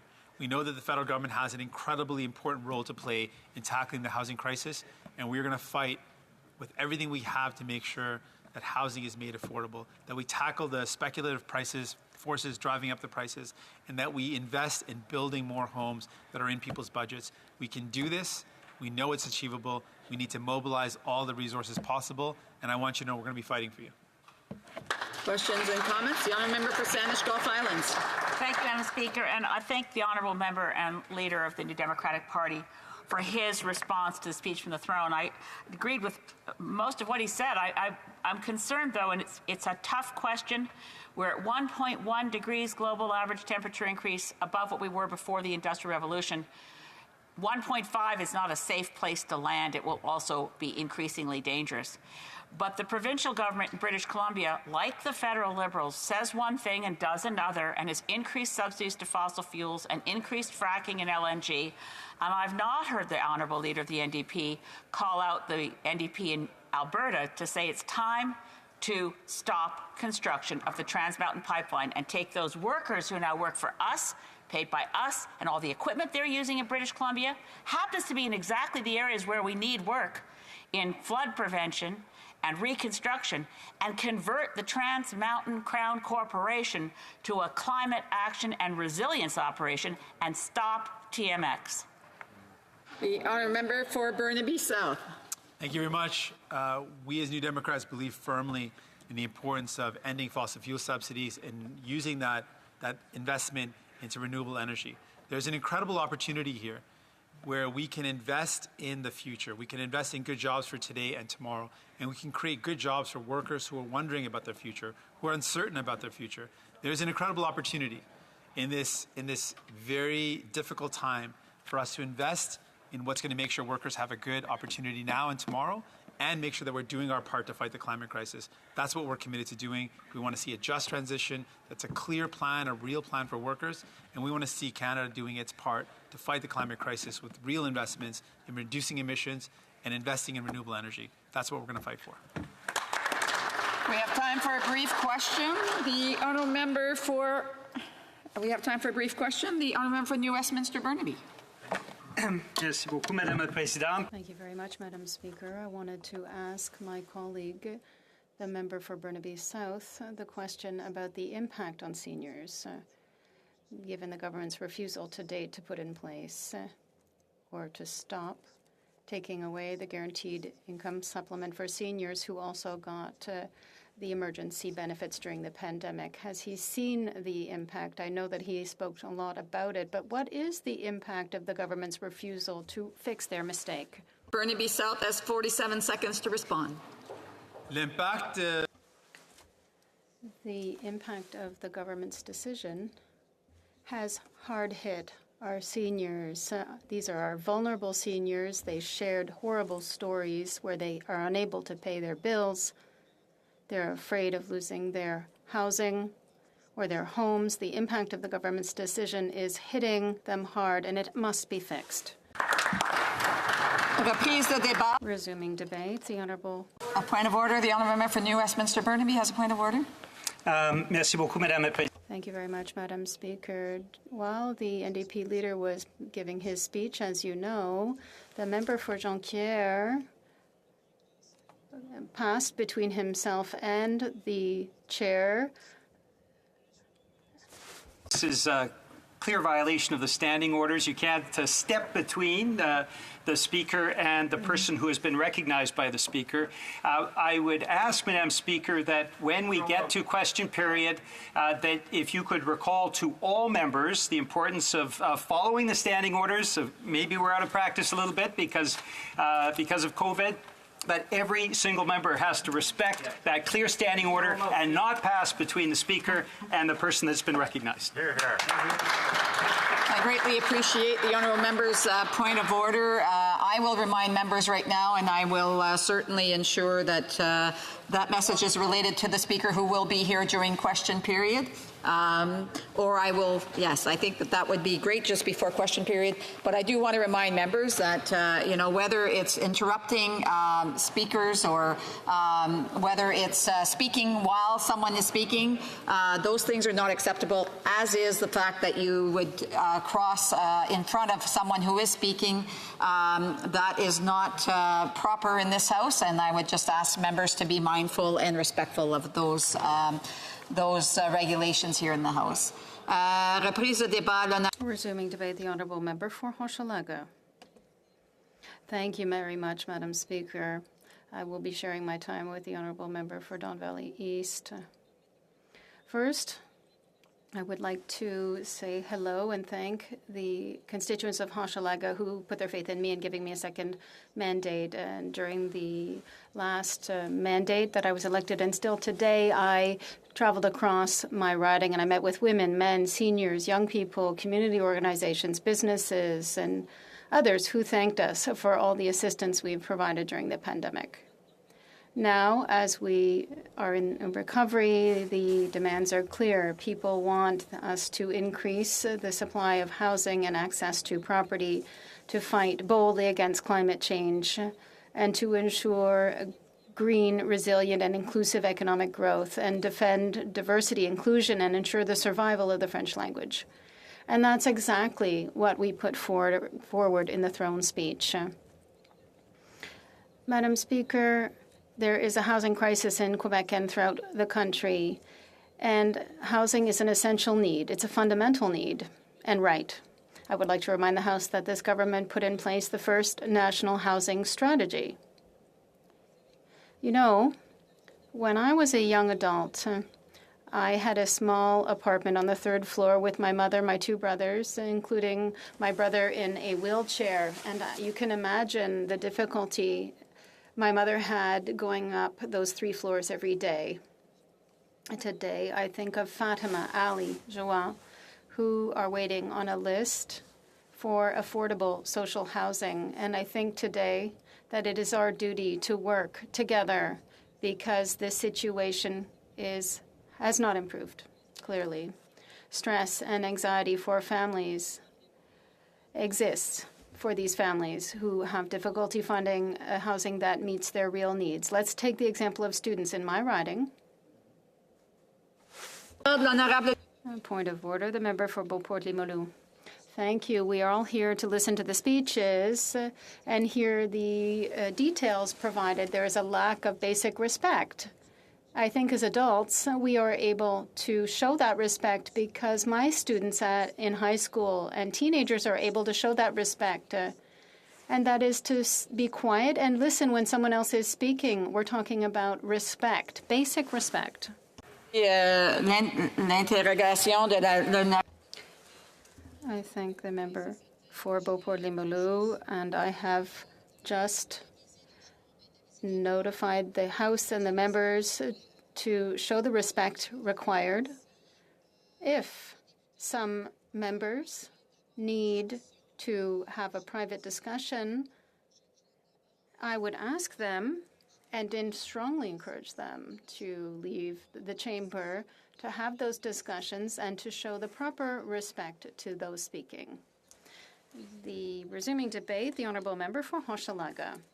Thank you, Madam Speaker, and I thank my colleague in the opposition for her intervention. As I was saying in my riding, many students are forced to live together in very small housing units that are increasingly expensive. There is also the real issue of homelessness, and ensuring supply of housing is a clear solution. I'm thinking of Anonyme, which, thanks to federal support, was able to help people who don't qualify for social housing, or Cap Care, that got funding of $1 million and was able to provide more than 22,000 nights for people who are homeless. Today, they are uncertain whether they can find a permanent home to meet this urgent need. I'm thinking of the strong connection between poverty, access to housing, and addictions. Poverty and homelessness are among the main causes for the opioid crisis. In Canada, we're talking about 17 deaths a day. In Montreal alone, we're talking about 14 deaths per month. The Montreal Public Health Authority has seen an increase of 25% in the number of drug-related deaths between March 2020 and March 2021. Organizations like Anonyme, Dopamine, or Cap Care are on the front lines in fighting this opioid crisis, and I want to thank them for their commitment and dedication and for all the work they do every day on the ground. I'm aware that, and the government knows, there's a lot of work that remains to be done, particularly in Hochelaga. From coast to coast to coast, our government is working hard and in cooperation with the provinces and territories to improve access to housing, provide funding for more housing, and protect the rights of citizens. Access to housing is essential, but access to green space close to home is significant for good physical and psychological health. Having a good quality of life is also a right. Our government has invested more than $60 billion to reduce pollution, adapt to climate change, and support clean economic growth. We have made that a priority. In Hochelaga and the rest of Montreal, the fight against climate change is affecting us greatly. Hochelaga's and Eastern Montreal's industrial past has left a heavy legacy. There are very contaminated lots, heat islands, and a lack of transportation infrastructure. Doctors Collective said recently in an open letter to the press, and I quote, "Neighborhoods with the highest degree of socioeconomic difference, like in the case of Hochelaga Maisonneuve, have less green space and higher number of heat islands, and this is a deadly combination. It's important for us to move forward together with strong and bold measures. That is why our government wants to, in particular, cap and reduce emissions from the gas and oil industry, heavily invest in public transit, and ensure that we sell only zero-emissions vehicles. We have to support local measures to ensure that local communities across the country take part in the fight against climate change. A concrete example of this in my riding is funding a vertical farm in a significant industrial sector, first in Eastern Montreal, and it's a farm that will help to provide 80 tons of vegetables for food banks and for people in the riding, because it's about having a good quality of life, but also a full fridge. I would also like to take this opportunity to salute the work of organizations that are working in this area, the food banks who are on the front lines, lucky that they are there to support families and seniors and people who are experiencing homelessness. I say thank you to them.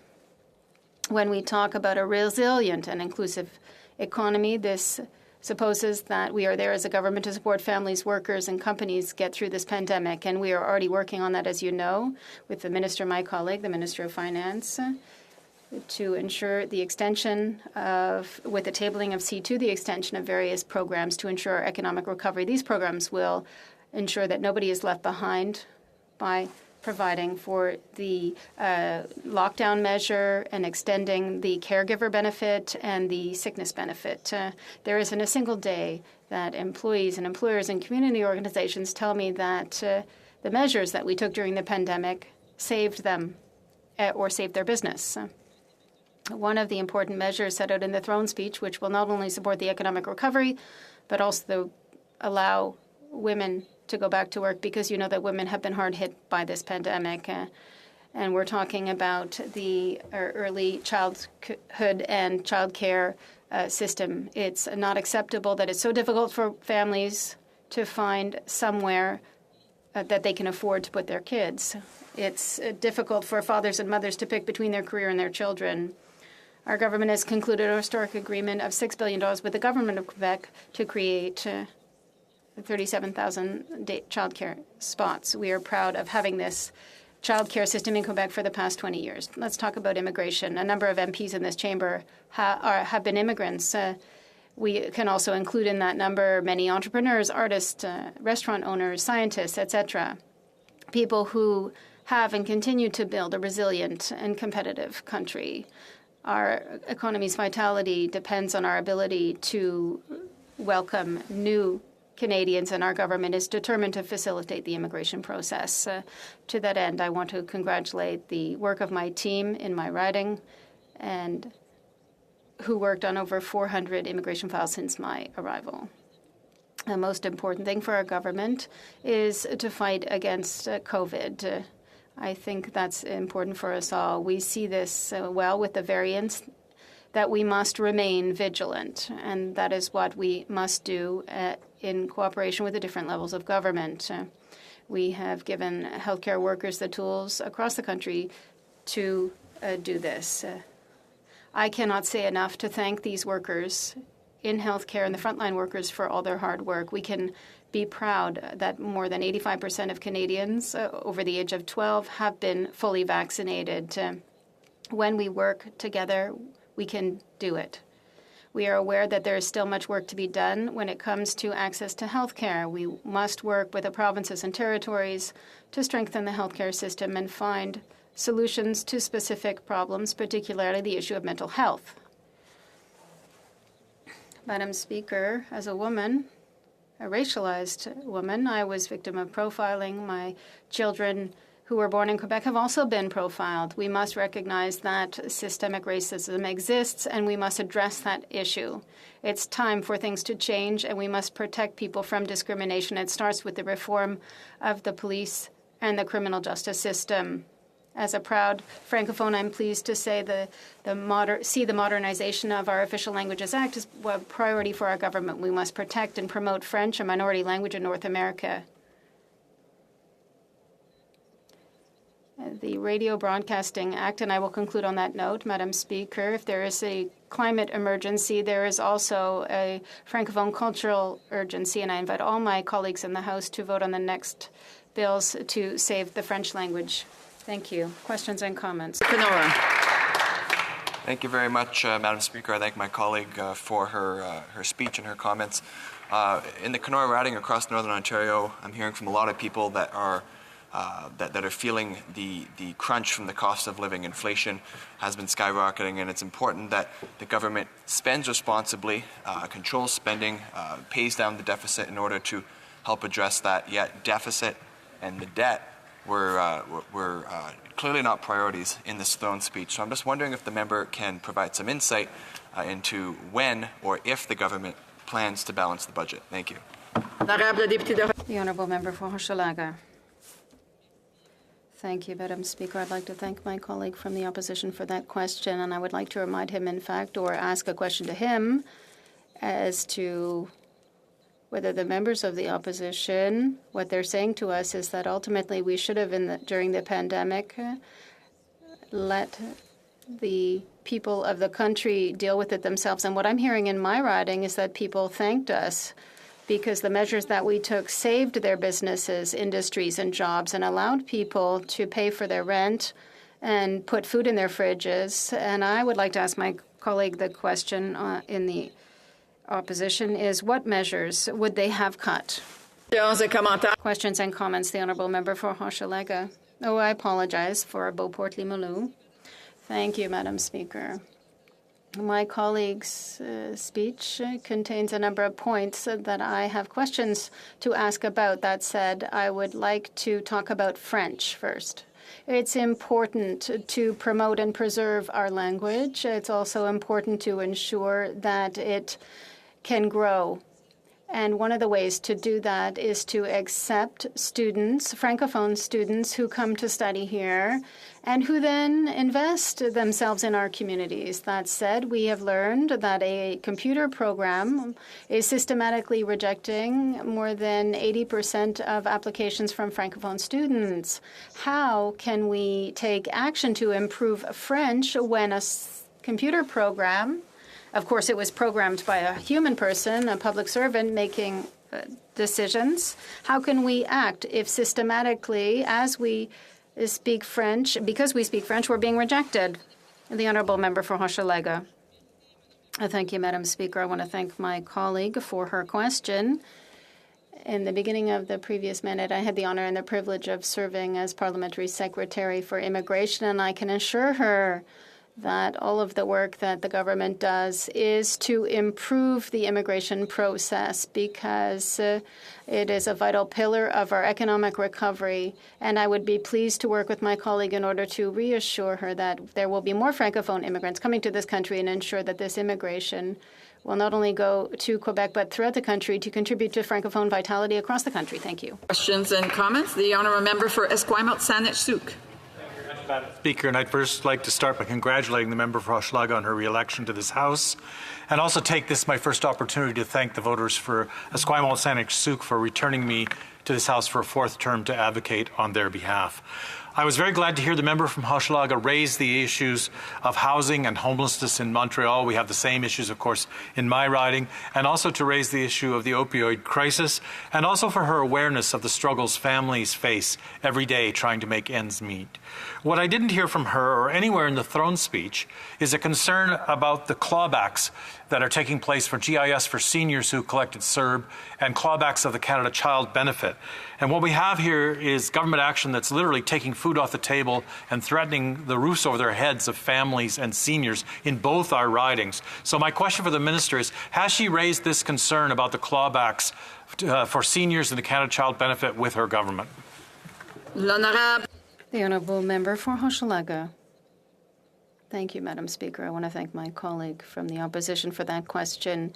You know, this government made it a priority to support families, but also seniors.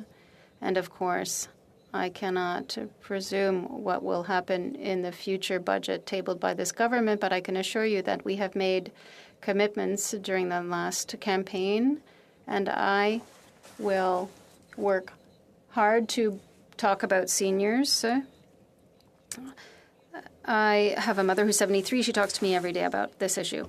The Honourable Member for Don Valley East. Well, thank you very much, Speaker. Thank you.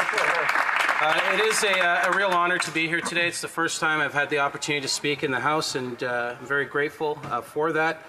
And I want to wish you, Speaker, and all members of this House all the best, and I do look forward to working with everyone.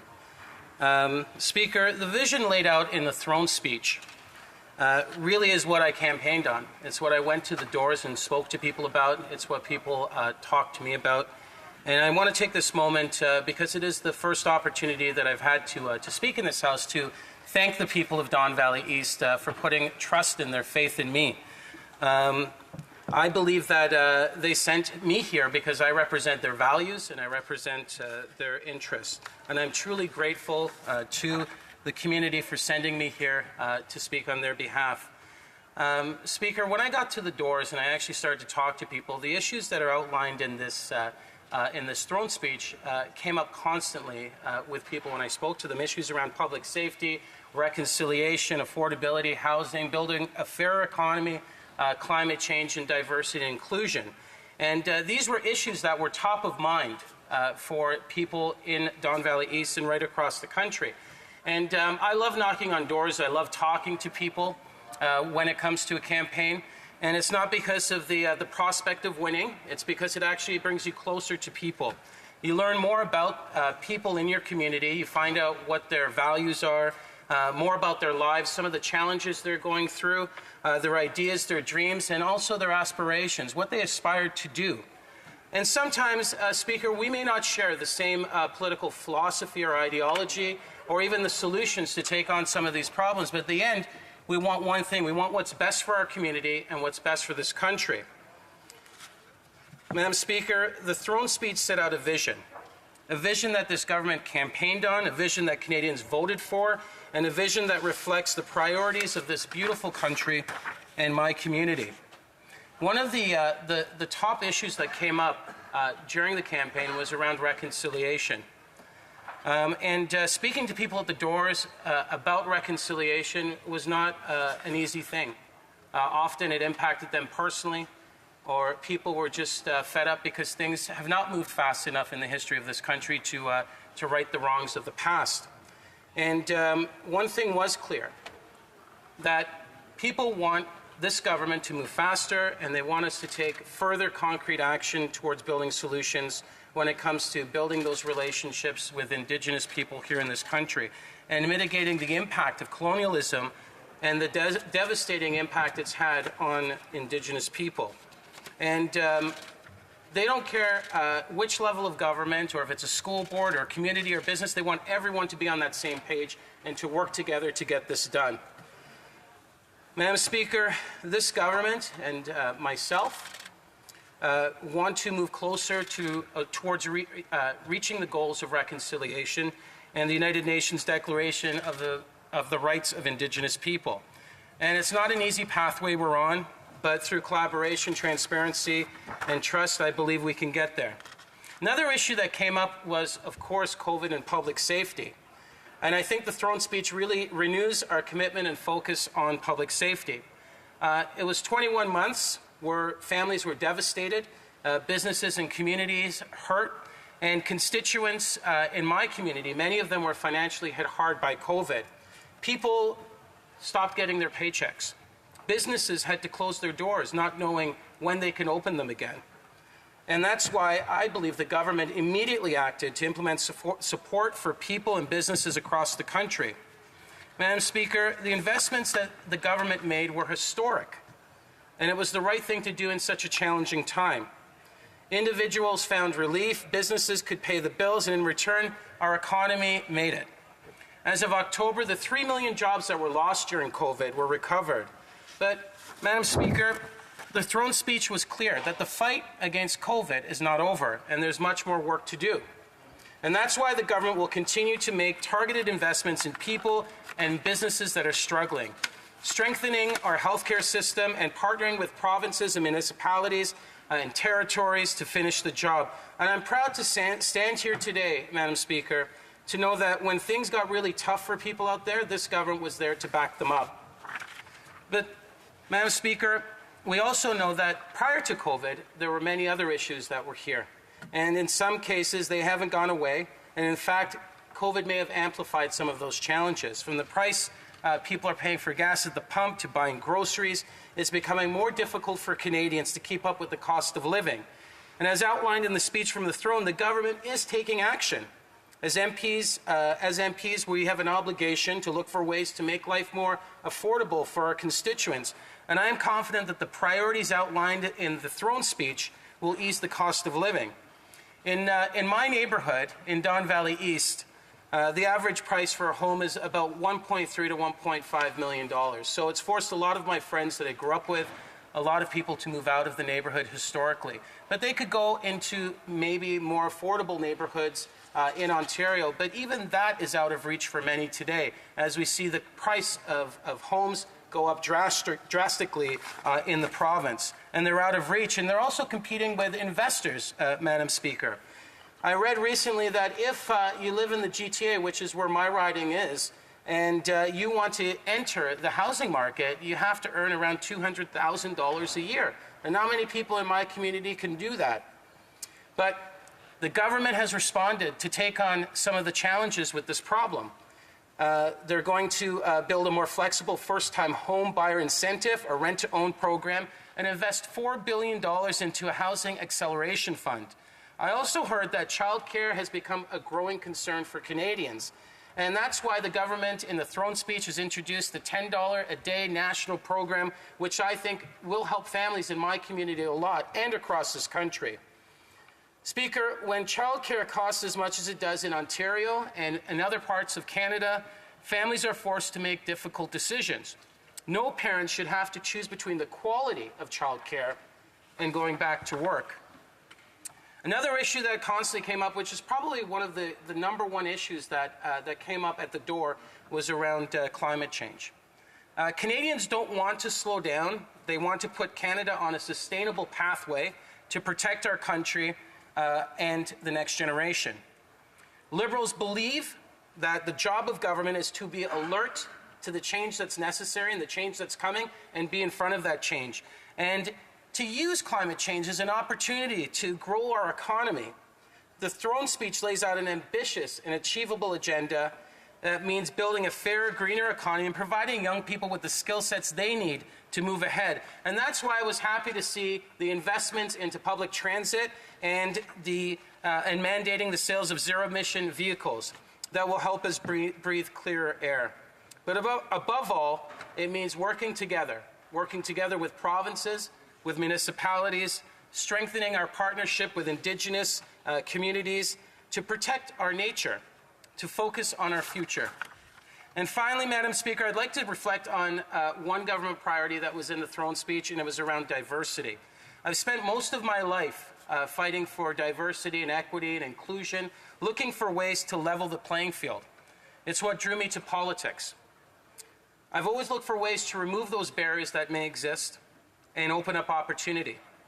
Unlocking the full potential of the individual is really about unlocking the full potential of this country. We must work together, regardless of our political stripes, to make sure that this country remains competitive and we maximize our full potential. A country where people feel safe, where they feel that their rights are protected, where they work hard and they know that at the end that hard work will pay off. That's what this throne speech is all about. It's about opening up opportunity and removing barriers. Because when your neighbor is successful, Madam Speaker, you're successful. That's the foundation that this country has been built on. Speaker, the vision the government has laid out in the speech from the throne is ambitious, and it won't happen overnight. But if we're committed, and I am committed, we will see it through. We can't afford not to. Thank you very much. Questions and comments? The honourable member for Kenora. Thank you very much, Madam Speaker, and I thank my colleague for his speech. I can congratulate him on his election. I'm looking forward to getting to know him and look forward to working with him going forward. Madam Speaker, he mentioned childcare, as many members of the government have been doing throughout the last couple of weeks. And Madam Speaker, I like to note that the Liberals have been promising childcare literally longer than I've been alive. And I think that just shows how seriously they are taking this issue. So, Madam Speaker, with the greatest respect to the member across the way, my question is, why should Canadians believe that they'll actually deliver this time around? The honourable member for Don Valley East. Thank you, Speaker, and I thank the member for the question. I don't know if the member knows a bit about my history, but I came from the Ontario legislature. I resigned and I put my name forward to run federally. And, you know, in Ontario, we don't have a deal yet. Conservatives in Ontario are blocking that deal. And, you know, I just hope that, you know, as a representative from Ontario, that we can put this plan in place. It's happened in most of the country, except Conservatives are blocking it in Ontario.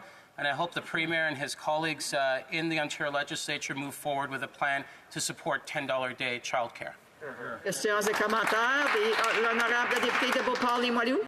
The honourable member for Beauport-Limoilou. Thank you, Madam Speaker. It's hard to help the economy recover. A lot of dexterity is required in order to avoid pushing inflation upward, but it is urgent. There are several proposed solutions. For example, immigration, access to citizenship, access to permanent housing, permanent residency rather. However, in my riding, there are people who have been waiting for 2, 3, or 4 years in order to receive their permanent residency. Others have been waiting for 10 months for their citizenship ceremony. We want to stimulate the economy. We have people here who are ready to work in many fields, but we are slowing things down for them. When will this finally be over, and how will the government fix it? For Don Valley East. Well, thank you so much, Madam Speaker, and I thank the member for the question. I agree 100% that immigration is part of our economic, not only our economic recovery post-COVID, but as part of our larger competitiveness internationally. We need to improve the immigration system, and unfortunately, because of COVID, There's been a lot of delays in the system. We just went through a pandemic, but I agree 100% that if we're going to release the full potential of this country, immigration plays a significant role in that. And I will do whatever I can as a member for Don Valley East to look for ways to contribute to that economic success. Comments? The honourable member for Nunavut.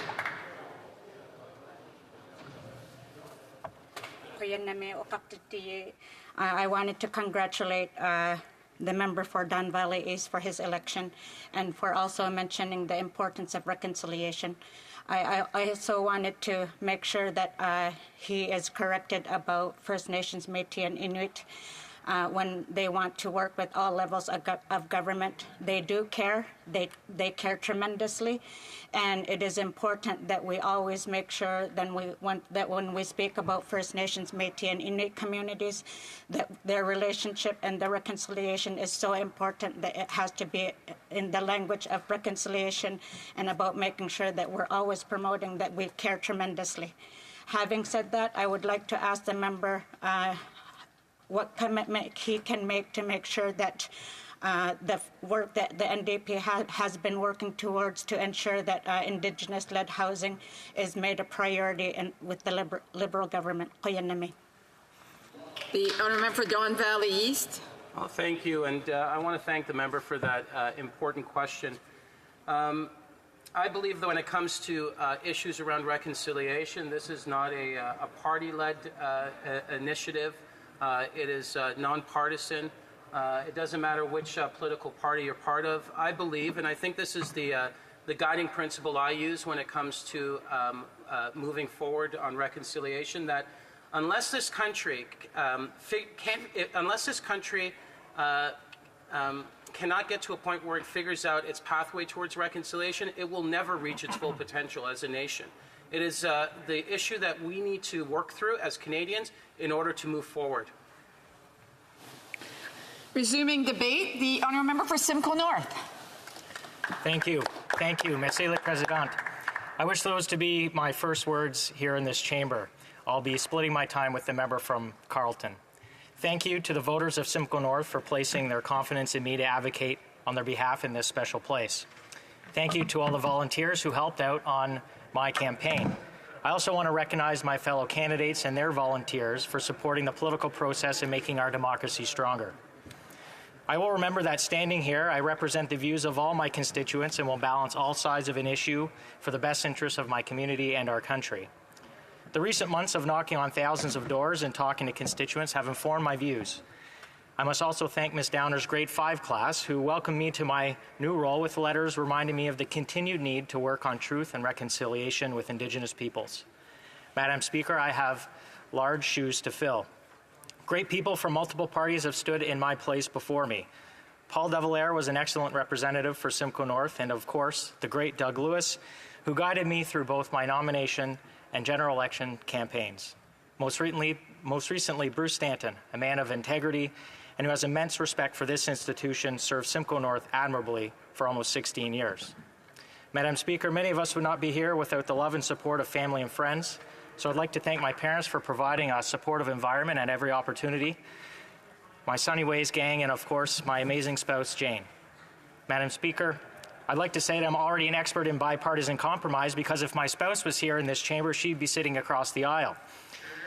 There are many people who took an interest in my professional career development over the years, such as Hugh Moncrief, for which I am grateful. But, Madam Speaker, my political mentor was the late Jim Flaherty, a man well known in this place for fierce loyalty, great oratory skill, deft handling of crisis, and an unwavering commitment to public service. In a letter, Minister Flaherty once challenged me to not forget the importance of public issues, to seize the opportunity to change the world for the better, sometimes for individuals and other times the public. He taught me the value of fiscal responsibility and public service. So it is with that context, Madam Speaker, I'm proud to take my seat in this 44th Parliament and discuss the speech from the throne. I have the benefit of having been in the Department of Finance during the last major economic crisis, the Great Recession. During that time, we learned that stimulus spending should be temporary, targeted, and timely. With this government, Madam Speaker, we are batting about 1 for 3. Even the great musician Meat Loaf wouldn't be satisfied.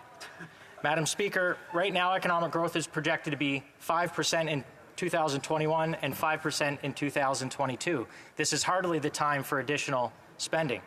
The speech from the throne lays out an additional $100 billion of new spending, which will be deficit finance.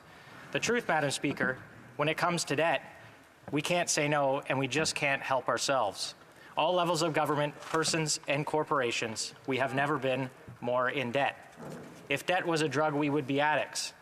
We should care about this because of what it costs to service the debt and how it impacts our ability to deliver services to Canadians. If interest rates rise to 2019 levels, the cost to service the federal debt will go up almost 60%, or about $13 billion per year. That's before we include any measures in this throne speech. This money has to come from somewhere. It'll either be taxed in the economy, services will be cut, or we will have to take on additional debt. This additional spending is creating a significant risk for our economy and future generations. Madam Speaker, I have 2 young children, Davy and Cooper.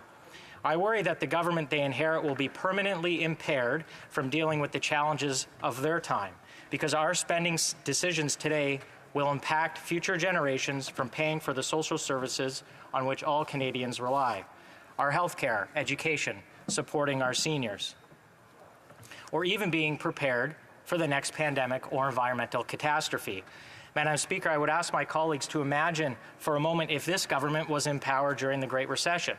We would have spent multiples of what was spent, and it would have meant we would have far less fiscal capacity to deal with today's pandemic. As it was, this government spent almost $100 billion of money we didn't have before the pandemic. They spent this money when unemployment was near record lows and the economy was growing well. When times are good, it appears the answer is to spend money. When times are bad, the answer is to spend more money. They spend it with no regard for the consequences for the future. And now some economists are warning this government to take their foot off the pedal, that we do not need to keep spending, that it may only make inflation worse. Of course, our government needed to step up and help people during the pandemic. The government was right to do so and to support the Canadians most affected. However, the spending had its time. It's now time to refocus on growing the economy and expand the productive capacity of Canadians and businesses. We could build out rural broadband much faster than the current plan, implement comprehensive tax reform, focus on productivity, economic growth, the labor shortage, or even reducing internal trade barriers. All of these are important economic drivers that were absent from the throne speech, Madam Speaker. It's unfortunate that we're not here debating which programs work and which programs no longer serve their intended purpose. If this government was proposing to trim back in some areas to fund these new priority areas, we would welcome that discussion. Madam Speaker, we have to be willing to sacrifice and give some things up to focus on our priorities. Spending on everything is an easy way to govern. It's politically expedient. Madam Speaker, you would even think with all this money being spent that nobody's being left behind. However, in my riding, there are small business owners, including a bowling alley that finds itself on the outside looking in. They see other individuals and businesses, and in some cases, reports of even organized criminals taking advantage of the COVID supports. But Andy and Kathy cannot get the help they need to keep their business running. Madam Speaker, another example is our independent travel agents. There are about 12,000 independent travel agents in Canada, 85% of whom are women. All through this pandemic, they have been on the outside looking in. It doesn't look like they qualify for the new pandemic COVID supports relief funding, even when this government is encouraging people not to fly. They have been overlooked for support from the beginning. We did have money to give billions of dollars to publicly traded companies. We gave hundreds of millions of dollars to air carriers, but we told some of our smallest businesses that they weren't important enough. So when the government does spend, it doesn't even seem to do it all that well. Madam Speaker, it's important for our government to be measured, focused, and effective. But unfortunately, we don't see much of a plan. Madam Speaker, if my colleagues are unpersuaded in what I have to say, I would offer a quote from a well-known Globe and Mail columnist. Don't be fooled. The speech from the throne is many things, but it is devoid of vision for an economic rebuild. We need to do everything we can to unleash the economic opportunities for all Canadians and do so in a way that spends within our means. If we provide a coherent economic vision for our country, we'd be far less reliant on government spending to support our recovery. It is through increased economic activity of the private sector, small businesses, and innovators that we will find wealth and prosperity for all Canadians. We won't find prosperity by relying on excess government spending that will only restrict future generations. Our children's future depends on it. In fact, we spend many times in this chamber, Madam Speaker, talking about intergenerational equity with respect to the environment, and I would submit to you that that same measure, that same passion should be brought when we talk about fiscal responsibility. Madam Speaker, I believe all members in this chamber want the same thing. We want to leave our country in a better place for our children and grandchildren. I look forward to working with all members from all sides of this House in this shared objective. Merci. Questions and comments? Questions et commentaires? The honourable member for Winnipeg North. Yes, thank you, Madam Speaker. And you know, I listened to the Leader of Official Opposition's comments, and now this member coming from the opposition party. And, you know, the concern that I would have is that I expect that the Conservatives will, in fact, vote against the throne speech. That wouldn't surprise me. I don't think it would surprise anyone in Canada. But when it comes right down to it, I believe there is a plan, a very tangible plan for all of us. And one of those plans is Bill C-2. C-2 is a continuation of supports for Canadians getting through the pandemic, both for the individual and for small businesses in particular. My question to the member is, anticipating that he'll be voting against the throne speech, can he give an indication what he will be doing with the tangible plan that's being dealt with in C-2? Before I go to the honourable member, there's a point of order. The honourable member for East Lake, Selkirk, Interlake, Eastman. The opposition whip. Madam Speaker, pursuant to Standing Order 43.2a, I'd like to indicate that all remaining members of the Conservative caucus replies to the speech from the throne. Speaking slots will be divided in two.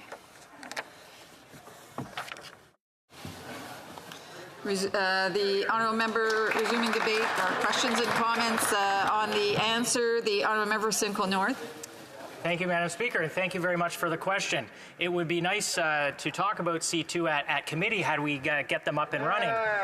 But to let the honourable member understand, of course we need to step up and help Canadians. But we also need to make sure that the Canadians that need the most help are the ones who are getting the help. But we wouldn't know this if we could get this a discussion on C2 about who's falling through the cracks. I mentioned a few individuals in my speech, in particular the independent travel agents who seem to not fall in respect of C2, but we would like to get some further clarification on that. But I think it would be important that we have a full understanding of the bill before we decide how we would support it or not. Thank you very much, Madam Speaker. Questions and comments? The honourable member for Vancouver East. Thank you very much, Madam Speaker, and I thank the member for his comments and speech.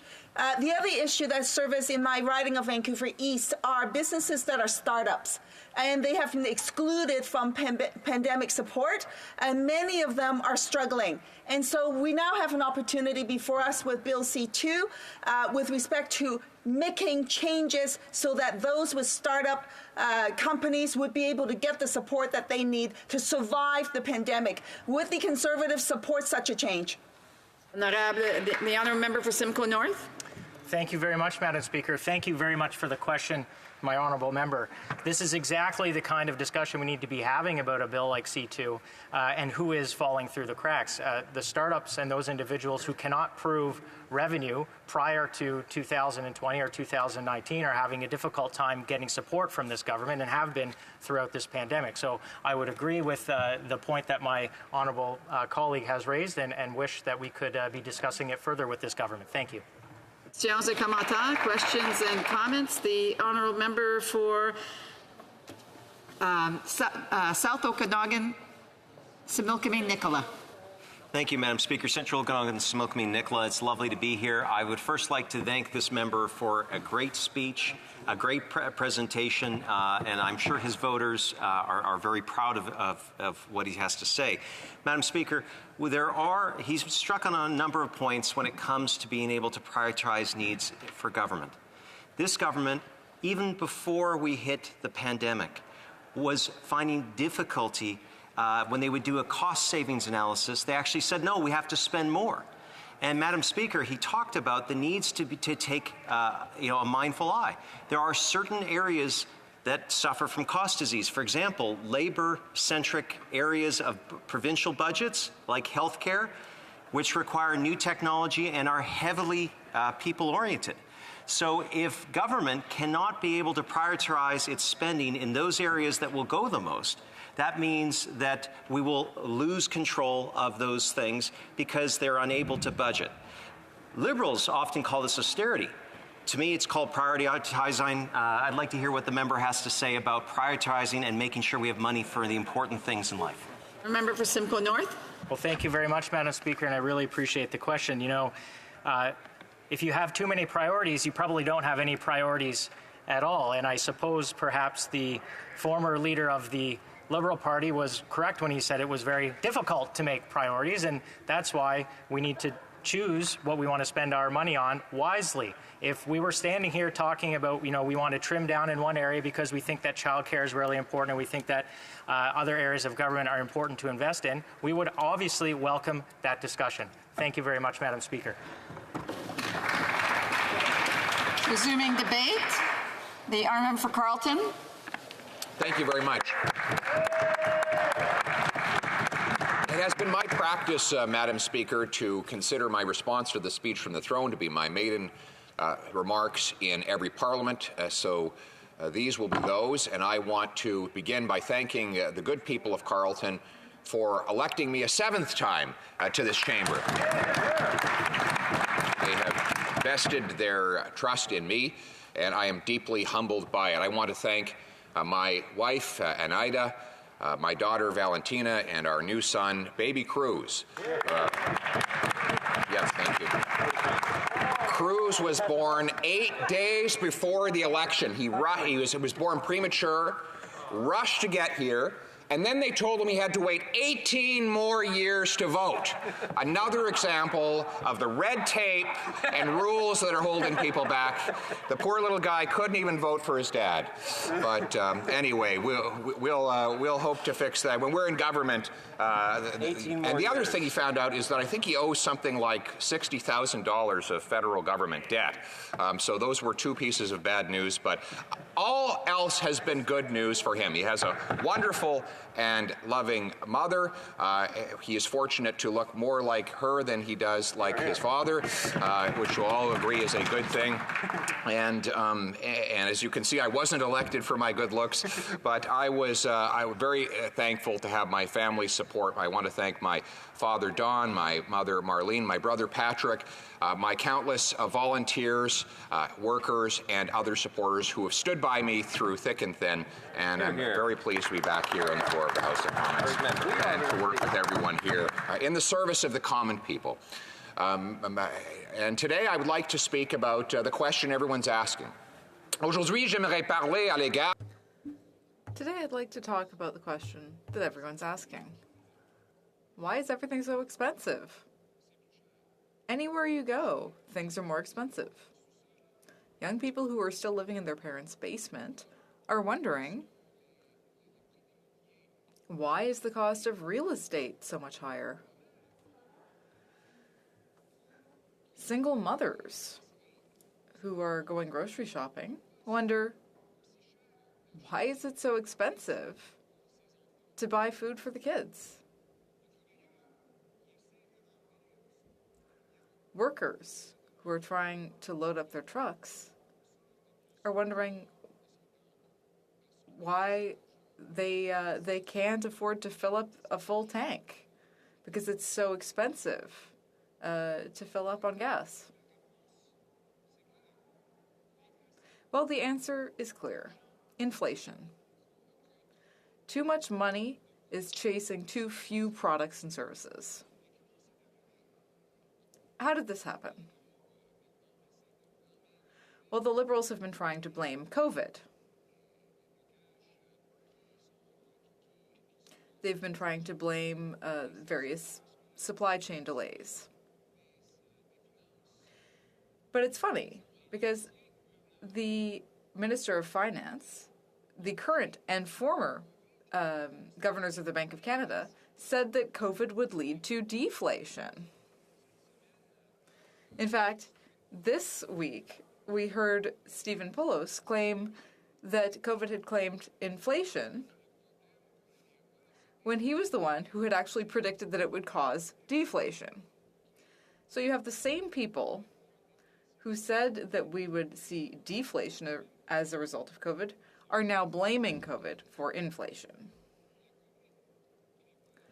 Obviously, COVID is not the main cause of these problems, because we know that there are many other countries also dealing with COVID who had much less inflation than we've had in Canada. Saudi Arabia, Switzerland, Australia, Singapore, South Korea, India, China, Japan, Germany, the Netherlands, Italy, France, the UK.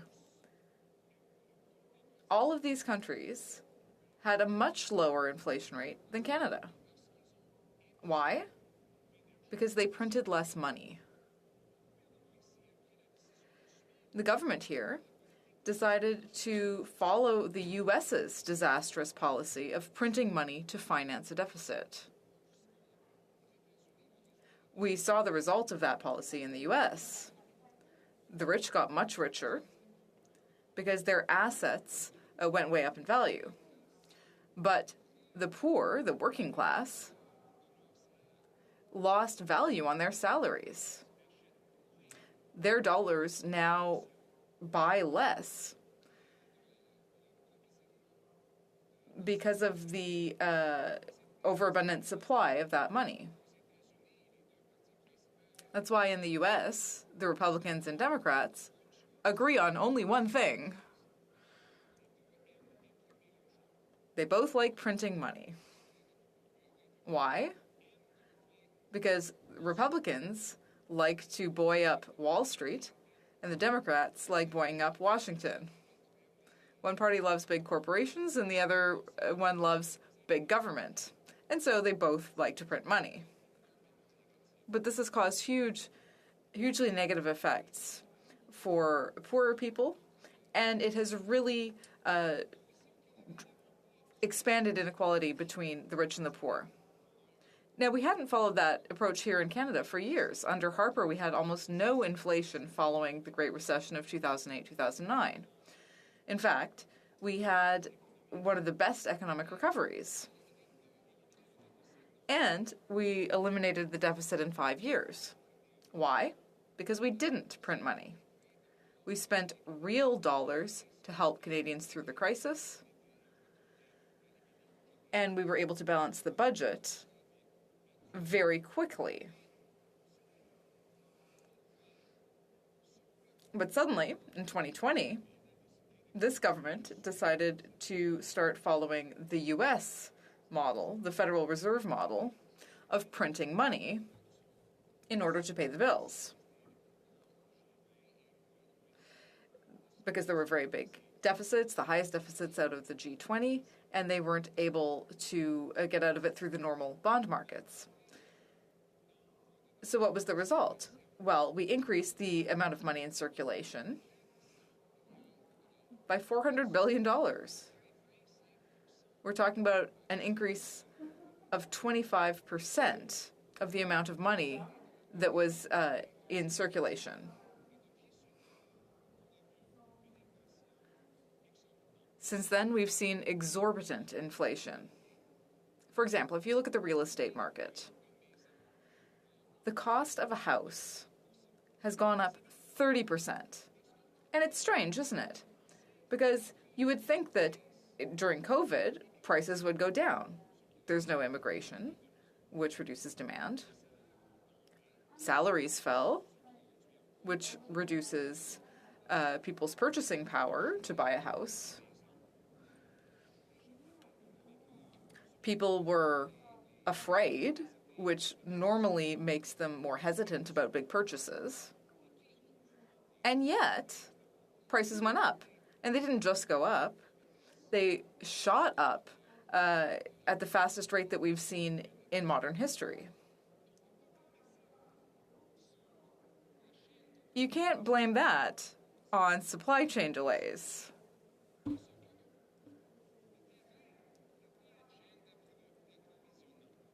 Because land doesn't come from a supply chain. The land is here. It's been here for millions of years. We're not adding to the supply. We're not removing from the supply. Land is land. So when land starts increasing in value by 20% in a single year, it can't have anything to do with a virus or with the delivery of anything. You don't put land on a ship to send it to Canada. So it clearly has to do with demand.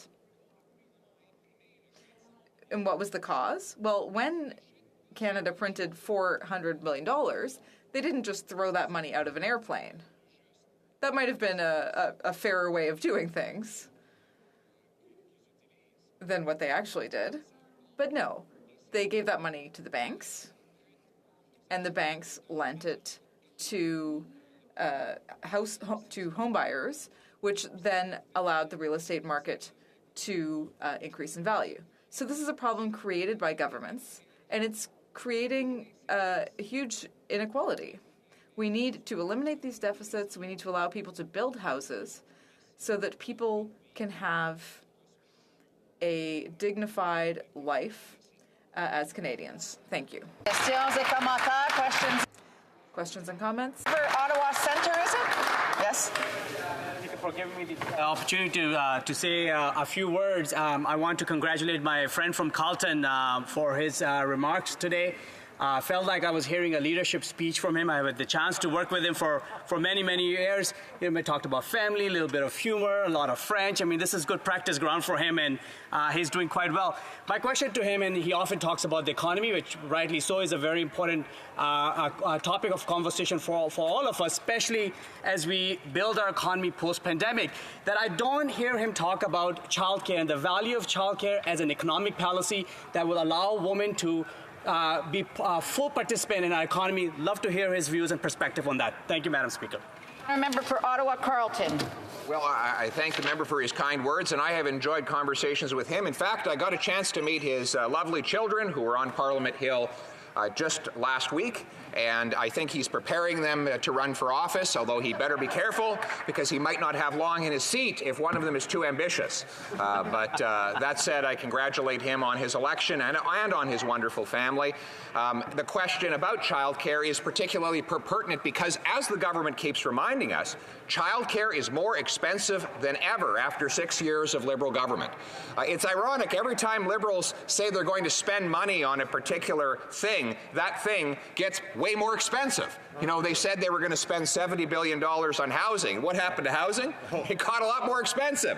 Went from about $450,000 for the average house to $716,000. So now home buyers are paying more and taxpayers are paying more for the same thing that used to cost less to both. I just hope that they don't get the same results on child care that they got on housing, because God knows parents are paying too much as it is. Now, the honourable member for Carleton will have 3 minutes of questions coming to him when we return. And for now, we'll go to statements by members. Déclaration de député. The honourable member for Scarborough Agincourt. I want to thank the people of Scarborough Agincourt for placing their trust in me once again as their elected representative in Ottawa. Special thanks also to my 3 sons and the many volunteers that were so supportive. I will represent my constituents on the issues that matter most to them: recovery from the pandemic, supporting families and workers, helping small businesses, and assisting seniors who deserve to age comfortably in retirement. Recently, we welcomed the new Minister of Seniors in my riding, and we toured Seniors Person Living Connected, a local nonprofit organization doing good work in servicing the diverse needs of over 2,500 seniors and caregivers in our community. We saw firsthand the positive impact of the New Horizons for Seniors program, including a hybrid exercise class for seniors to participate together both in person and virtually. I am delighted that the new intake for this program opened last week. Initiatives such as these represents our government's commitment to support Canadians, and I look forward to continuing this work for Scarborough Agincourt. Thank you. The Honourable Member for Niagara Falls. Mr. Speaker, it's a tremendous honour for me to rise in the House of Commons today to give my opening remarks in the 44th Parliament as the re-elected representative for the beautiful riding of Niagara Falls. I want to sincerely thank the great people of Niagara-on-the-Lake, Niagara Falls, and Fort Erie for continuing to place their confidence in me by returning me to this incredible chamber, the People's House, to represent them and their issues. I want to also take a moment to thank those dedicated volunteers who supported me during the campaign. What we achieved on election night was only made possible because of the hard work of everyone involved. I also want to thank my entire family, including my beautiful wife, Carol, and son, Daniel. I would not be standing here today if not for their continued love and support.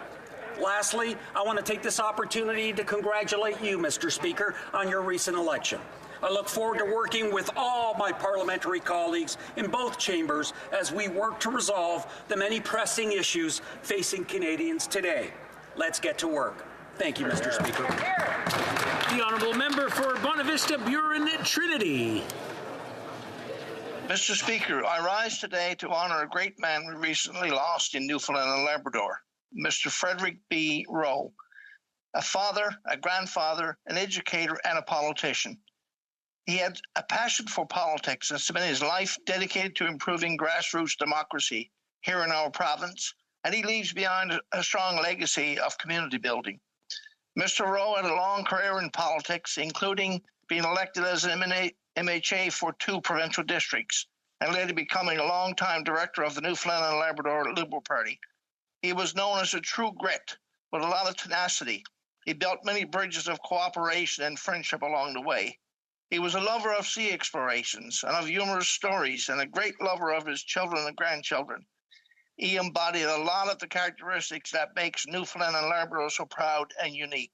Mr. Speaker, on behalf of this entire Parliament, I want to send condolences to his wife of 61 years, Sandra, his entire family, and to everyone who was touched by his decades of public service. Thank you, Mr. Speaker. The Honourable Member for Mirabel. Mr. Speaker, in Quebec alone, 600,000 people need to use a food bank every month, according to Food Bank Quebec. As the holidays approach, I want to highlight the strong support shown by my constituents. No fewer than 8 food drives are currently being held in Mirabel. Thank you to Maison de la Famille of Mirabel, the Knights of Columbus of Sainte-Anne-des-Plaines, Knights of Columbus of Pointe-de-Calumet, and Knights of Columbus of Sainte-Marthe-sur-le-Lac, the Oka Optimist Club, the Social Action Committee in Saint-Joseph-du-Lac, and the firefighters of the municipality of Saint-Placide.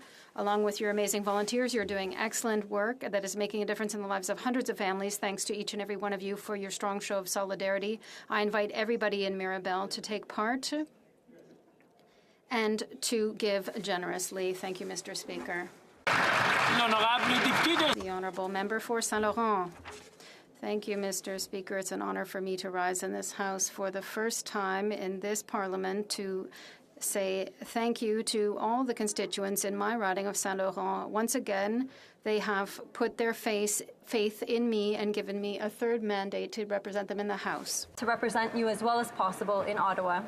I would also like to thank my tireless team of volunteers who made it possible to get our message out and to get the vote out. I could not have done it without them. I'd like to highlight 3 people in particular who were there every single day: Yasmin, Aldo, and Kurian. Thank you for your hard work and for the great laughs. My campaign manager, Pina, thank you for all of the time and effort that you put into our campaign and for being the best emotional support on the more difficult days. And last but certainly not least, I would like to thank my family for their consistent support over the last 4.5 years. Mom, Dad, Yanni, and Yaya, thank you for always being my #1 fans. The Honourable Member for Regina Louvain. Thank you very much, Mr. Speaker. Last week, Regina hosted Canadian Western Agribition. This year was the show's 50th anniversary. Often referred to as the best beef show on the planet, Agribition is the largest livestock event in Canada, serving as an agricultural trade hub for ranchers and agribusinesses. Throughout the history of the event, millions of dollars of economic development have passed through Evraz Place in Regina, as producers share best practices, innovations in agribusiness technology, and most importantly, our Canadian world-renowned livestock genetics. Mr. Speaker, those who attended the show this year said it was a rousing success and a great opportunity to again visit with old and new friends in person after the postponement of last year's show. I ask members to join me in thanking Agribition CEO Chris Lane, his leadership team, and all the hard-working volunteers that made sure the show ran so smoothly. And I also look forward to once again having our leader and even more conservative colleagues come out to the Agribition next year, because once you get a taste of our Western hospitality, you'll be sure not to want to miss out on all the fun. Hear, hear. The honourable member for Dartmouth Cole Harbour. Speaker, today, November 30th, is a special day. After Black Friday and Cyber Monday, it's Giving Tuesday, a global movement of generosity. In my riding of Dartmouth Cole Harbour, we see kindness every single day. We see it in the charities and nonprofits that lift our community up. We see it in our courageous and selfless frontline workers who continue to get us through this pandemic. And we see it in the wonderful volunteers who organize community events and programs, including the coaches, Mr. Speaker, who show up at 6 a.m. for our kids' hockey practices. Here, here. On Giving Tuesday, let's all find a way to be generous and to do what we can to keep our communities amazing. Please consider signing up to volunteer with your favorite organization or make a donation. You could even perform a random act of kindness in your community. Mr. Speaker, I'm asking everyone across Canada to inspire each other to do good on Giving Tuesday and all year long. Thank you, Mr. Speaker. Giving Tuesday. The honourable member for Richmond Centre. Thank you, Mr. Speaker. It is an honour to rise as a newly elected member for the first time in this Parliament on behalf of my constituents in Richmond Centre. I'd like to thank you to my community. Thank you for exercising your right to vote and placing your trust in me as your representative in Ottawa. I'm here because of all of you. I'm also wanting to thank my friends, volunteers, and everyone who helped me during my campaign, as well as my family, especially my mother, Lisa, my two sisters, Jenny and Connie, my partner, Zoe, and my father, Michael, who is watching us from above. Congratulations to all my colleagues across the floor on being elected and re-elected. And I'd like to congratulate on your re-election as a speaker. I look forward to peacefully working with every one of you to resolve issues that matter most to Canadians and constituents of Richmond Centre. As we move forward through these challenging times, our communities need this House to be more united than ever, so we may create a real change and meaningful process. Thank you, Mr. Speaker. Hear, hear. The honourable member for Charleswood St. James, Assiniboia, Headingley. Mr. Speaker, Jewish communities across Canada have welcomed the beginning of Hanukkah. For 8 nights, Jewish families across Canada will gather to light the menorah and tell of the miracle of Hanukkah. The 8-day Festival of Lights celebrates the triumph of the Maccabees over their oppressors over 2 millennia ago. This week, Jewish homes and communities light up in celebration of the miracles that have upheld the Jewish people over the centuries. Hanukkah is an opportunity to reflect on life's blessings and honor the resilience of the Jewish people in the face of immense adversity. It's also a time to recognize the challenges still experienced by Jewish communities, including unacceptable acts of anti-Semitism in our communities. Canada is blessed to be home to such a vibrant and engaged Jewish community that has enriched our society. From my family to yours, I wish all celebrating tonight a very happy Hanukkah. Chag Hanukkah Sameach. The honourable member for Nickel Belt. Mr. Speaker, we are heartbroken to hear of the tragic passing of our colleague and friend, the Honourable Senator Josée Forêt-Nising. Her ambition to help others was embedded in her DNA. She was a fierce advocate and champion for those most vulnerable, promoting abilities of people and protecting our environment. She shared the passion of her parents, Norm and Marie-Paul, in protecting language, culture, and heritage. Her long list of incredible achievements and the generosity, the number of people she touched and helped, will never be forgotten. A fund has been created in memory of Senator José Forest-Nising on the names of the people of Sudbury. We will always remember her beautiful smile and her love of life. Our sincere condolences to her spouse, Robert, her children, Veronique and Philippe, her mother, Marie-Paul, her sisters, Sylvie and Dominique, and all those who loved her and knew her. Rest in peace, José, dear friend of all.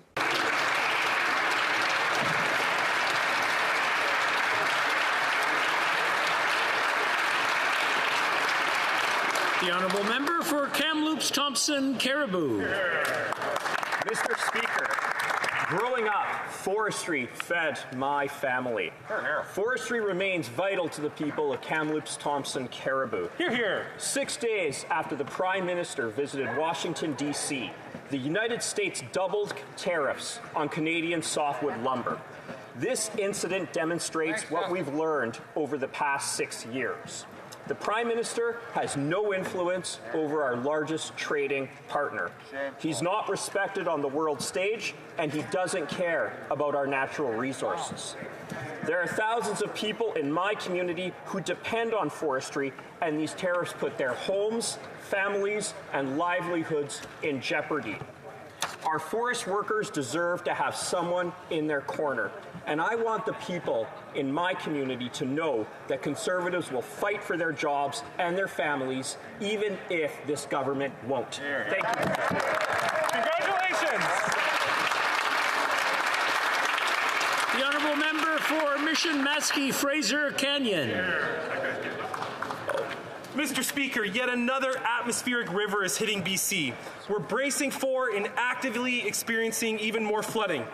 I will be pushing the recently formed Federal Provincial BC Flood Recovery Committee for the critical infrastructure small communities can't afford, dike repairs, and a revamp of our emergency response policy to learn from our mistakes. It goes without saying that highways and railways remain washed out, and many in our rural and predominantly Indigenous communities are stranded with more unpredictable weather on the way. With this lack of control can lead to feelings of hopelessness, we must not despair. We are more coordinated than we were last week, and we'll be better next week. Thank you to the volunteers, emergency workers, the military personnel, and everyone who has donated financially across Canada. Canadians banding together to help each other is what makes Canada the best country on earth. I will be positively relentless in my pursuit for the resources British Columbia needs today and tomorrow. Thank you, Mr. Speaker. The honourable member for Algoma, Manitoulin, Kapuskasing. Mr. Speaker, Manitoulin Island recently lost two political titans. Earlier this month, the Township of Billings lost legendary municipal leader Austin Hunt. From his earliest days as Lester B. Pearson's driver to a 65-year municipal career that saw him retire as the longest-serving politician in Canada, Austin was a force. His vision for municipal politics resonated throughout the North, including his work as a charter member of the Federation of Northern Ontario Municipalities. Then last week, Anishinaabe Nation head Gordon Wendubens began his journey into the spirit world. A resident of Shawinda First Nation, Gordon worked to unite the Anishinaabe Nation and preserve the culture and language. He sought to bring back the traditional clan system and create the Anishinaabe Constitution in order to strengthen the traditional governance structure. Anishinaabe Grand Chief Reg Niganabi said Gord's teachings and kindness will continue to be shared well into the future. Our deepest sympathies to the families and communities of these leaders who left indelible marks on Manitoulin's political culture. Thank you, Mr. Speaker. The honourable member for Rivière-des-Mille-Îles. Thank you, Mr. Speaker. Last week, we commemorated the 70th anniversary of Hill 355, a battle that took place in 1951 during the Korean War. Hill 355 was the strategic location that needed to be defended, led in the mud, snow, and cold. This long and painful battle would never have succeeded without the heroic participation of French-Canadian soldiers from the 22nd Regiment, including one Leo Major. In fact, just a few years after liberating a town on his own and taking 93 enemy soldiers prisoner during the Second World War, our Quebec Rambo had another military miracle. Thanks to his courage, know-how, and his stubbornness, Leo Major led his troop to another military success at Hill 355. Mr. Speaker, this conflict might be called the Forgotten War, but in Quebec, we will remember.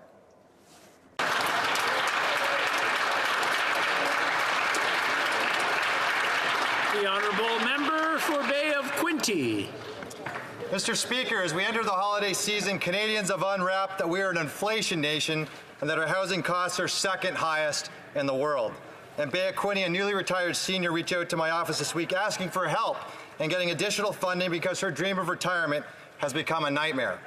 She lives in a modest home, but with rising costs, she cannot survive on her CPP and AOS. She takes home over $820 a month and doesn't know if she will afford to live in her home for much further because of the inflation tax on housing. Mrs. Hanna wrote to me, everything has increased in cost and we're not able to afford some groceries, heat our home if we're going to be homeless. It's not fair to say that it's just inflation when it comes to housing and it's just world problems when it's Canadians' right to afford to put a roof over their head and afford a home.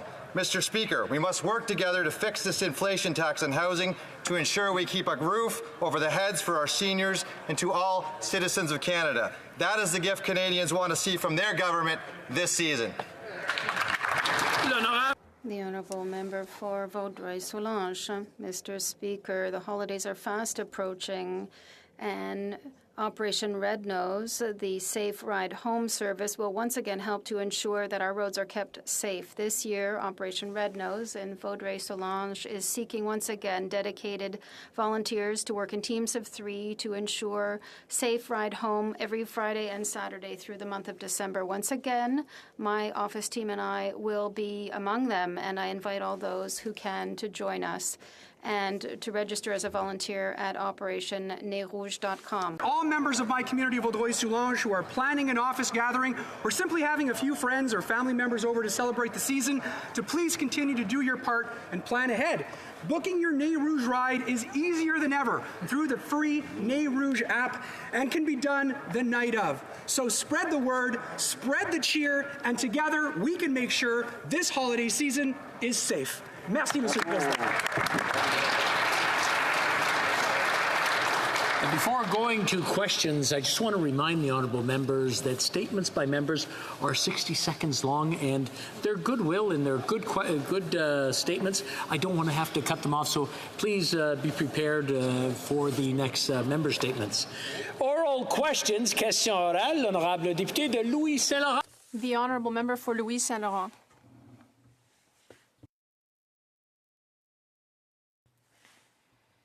Mr. Speaker, for months, all Canadian families have been suffering from an increasing cost of living. We call that inflation.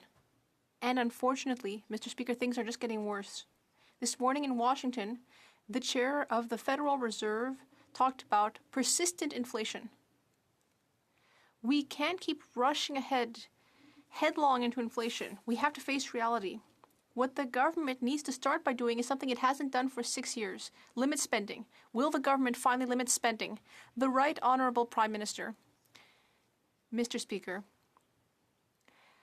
the main economic priority for Canada is to put this pandemic behind us. We need to do everything we can to end COVID-19, which is causing major harms throughout our economy and throughout the world. The last 2 years have been difficult for Canadians. COVID has created immense harms within our families, our businesses, our communities. There have been disruptions to the supply chains. And due to the pandemic and these supply chain disruptions, Canadians are facing increasing costs. That's particularly hard as the holidays are coming up. We will be there for Canadians during this difficult time. The honourable member for Louis Saint-Laurent. Well, Canadians are already experiencing difficulty with rampant inflation. Prices are going up. I will hand one thing to the Prime Minister. He did say something true recently. He said, I don't think about monetary policy. Well, for once, he told the truth. But not thinking about monetary policy was the wrong thing to do. If we really want to help Canadian families and stop inflation, we need this government to stop spending. We need it to limit spending, something it hasn't done for the last 6 years. Will this government finally limit spending? The Right Honourable Prime Minister. Mr. Speaker, the best thing we can do to stimulate the Canadian economy, to help Canadian families, is to control COVID. And that's what we've been doing since the very beginning. With investments that the Conservatives opposed to support students, families, workers, we will continue to be there for Canadians who need help. And we will continue to move forward with vaccination, which is our strongest tool to get us out of the pandemic. As almost all of us know, it is vaccination that will help us get through this pandemic. Unfortunately, the Conservatives don't seem to be able to understand that. The Honourable Member for Louis Saint Laurent. Unfortunately for Canadians, Mr. Speaker, this government's inflationist policies aren't doing anything other than increase prices. France, Japan, the UK, Germany, and other countries are also facing COVID, but they're not seeing such high inflation as we are here in Canada. Once again, Mr. Speaker, I have a simple question.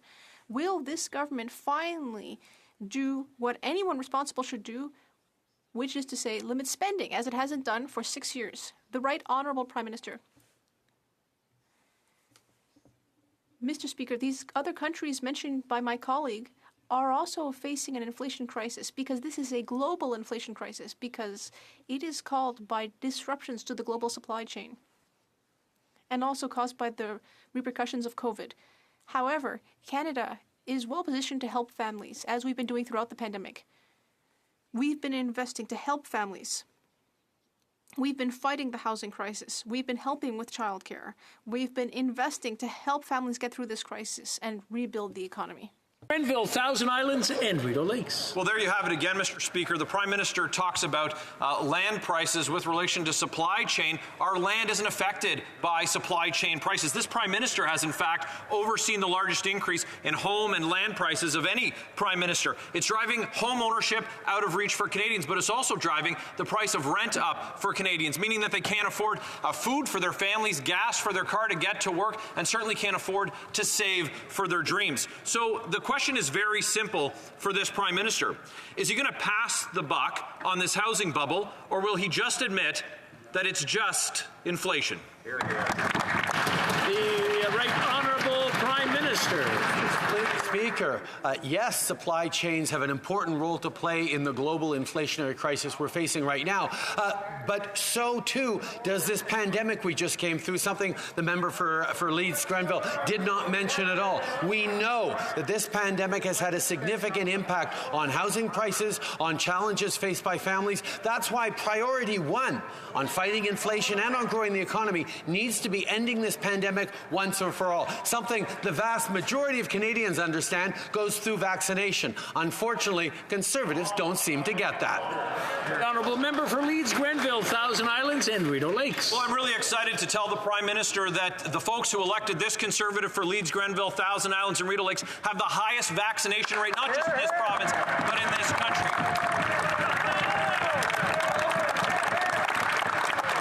So this Prime Minister wants to play games. He should be thinking about monetary policy. But instead, you know what? He doesn't. So I'm going to ask the Prime Minister the question. It's very simple. Is he going to pass the buck, play political games, or will he finally admit that this is just inflation? Right Honourable Prime Minister. I have no intention of playing the kind of political or word games that the opposition does. We will stay focused on being there for Canadians, and the number one way to support Canadians through the challenges they're facing right now is to end this pandemic once and for all. And that means making sure everyone gets vaccinated. And I congratulate the constituents of the member opposite for being so strongly vaccinated. Maybe he could use some of his constituents to convince some of his colleagues to get vaccinated.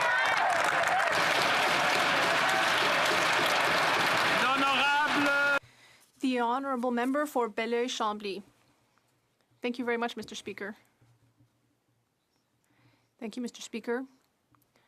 On November 18th, the Prime Minister was at the Three Amigos Summit. We could have hoped that between amigos, things would have been open, transparent, and frank.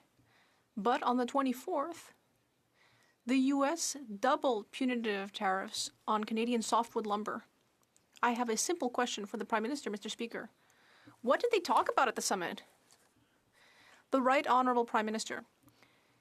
Mr. Speaker, at our meeting with the U.S., we discussed many important issues for Canadians, including COVID, automobiles, softwood lumber, potatoes. We discussed many different issues that affect our two countries on which we will be able to work together and where we hope to be able to settle our disputes. We raised again the issue that unfair tariffs on softwood lumber aren't good either for Canadians or U.S. consumers. So we will keep working hard and fighting for the interest of our forestry industry. The Honourable Member for Belleuil-Chambly. Very clearly, Mr. Speaker, the Prime Minister is much less good at handling softwood lumber than potatoes. I know that it's hard to trade with a commercial giant. But the U.S. does buy our electricity, our lumber, and our lithium. Canada's weakness on the international stage currently is deplorable. It would clearly be better for Quebec to be able to negotiate alone on the international stage. But for now, will the Canadian Prime Minister ask the U.S. to remove these unfair tariffs? The Right Honourable Prime Minister. Mr. Speaker, these softwood lumber tariffs are unjustified and they hurt consumers and businesses on both sides of the border. The Minister of International Trade raised the issue with the U.S.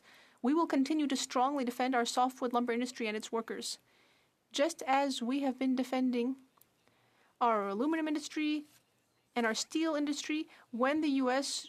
wanted to impose punitive tariffs on those industries. We will always be there to defend Canadians' interests and advance our economic interests. For Burnaby South.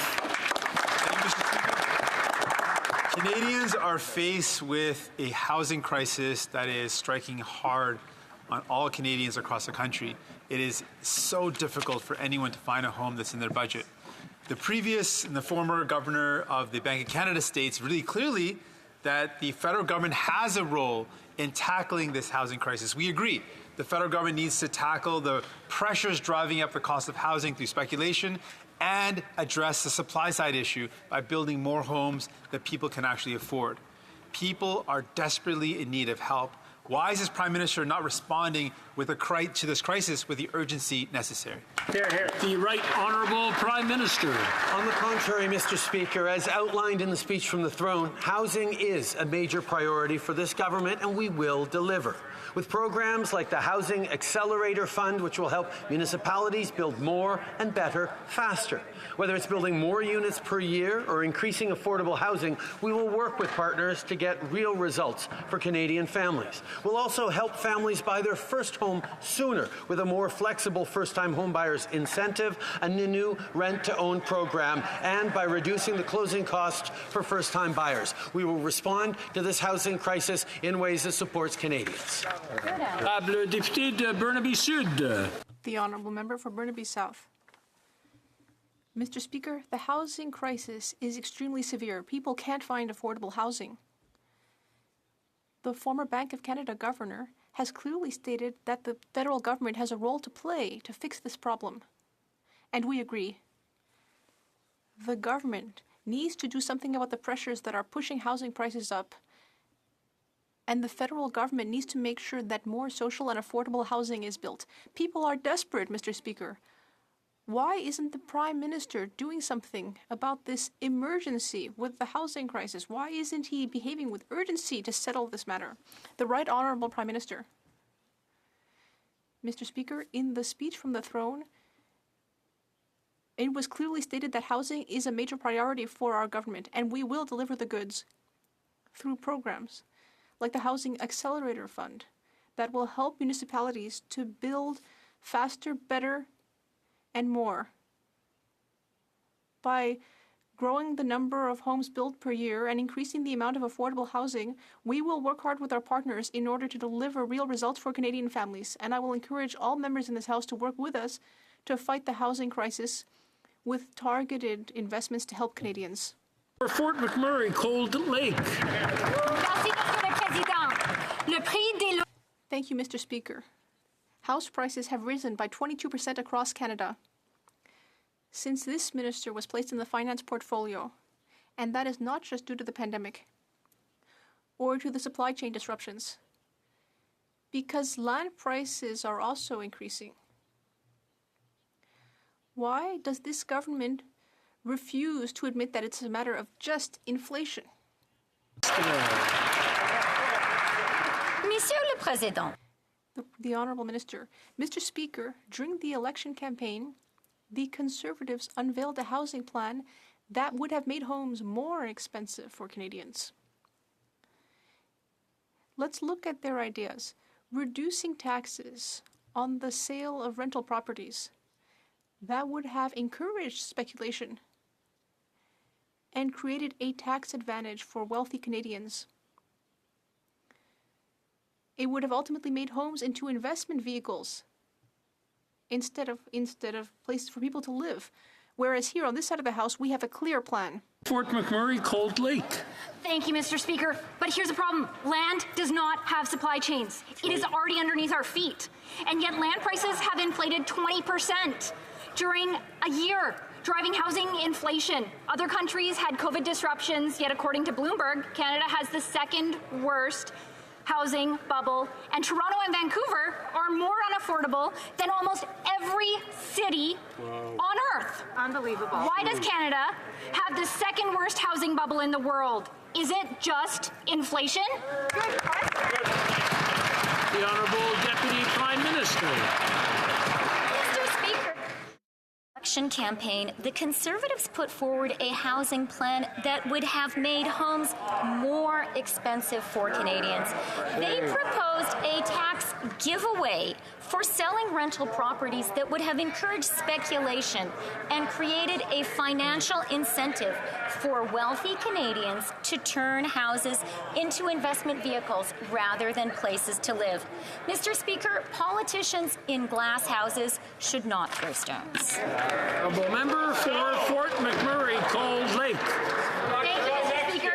Here's the challenge. If the only answer is government subsidies and assistance, then they're further distorting the market, which means for every family that you help, you push house prices out of reach for another family. Exactly. They're spending all kinds of money to make housing more expensive for taxpayers and home buyers. Okay. Why does Canada, with among the most abundant supply of land in the entire world, have the second worst housing bubble in the world? Is it just inflation? The Honourable Minister. Here are the facts. In our 6 years of being in government, we have spent $4,500 million a year to build more housing in this country for Canadians. What is the Conservative record? $250 million a year, Mr. Speaker. Those are the facts. Secondly, when we introduced the Canada Housing Benefit, I want to hear the answer because it was a good question. I want to hear the answer. Maybe let the Minister, if he can start over right from the beginning, this way we can hear it. Mr. Speaker, here are the facts. In our 6 years in office, for every year that we've been in power, we've spent $4,500 million investing in providing more housing for Canadians. What is their record? $250 million a year, Mr. Speaker. Second, when we've brought in the Canada Housing Benefit to put money directly into the pockets of Canadians so that they can pay their rent, they voted against it. Mr. Speaker, when we've brought in help for co-ops, the best form of housing for middle-class Canadians, they voted against it. Mr. Speaker, when we have put forward rapid housing initiative for cities to build housing, permanent housing solutions for the most vulnerable, they voted against it. The Honourable Member for Carleton. So let's get this straight. When Conservatives were in power, according to him, we spent $250 million on housing. and the average house cost Canadians $450 grand. Now, with them in power, they're spending $27 billion tax dollars, and the average house costs $720 grand. So now housing is not just more expensive for taxpayers, it's more expensive for home buyers. Failing is bad, Mr. Speaker. Failing expensively is even worse. Mr. Speaker, why do we have the second biggest housing bubble in the world? The Honourable Minister. Can see through that partisan rhetoric, Mr. Speaker. Here are the facts. The fact is they invested $0 in COBS.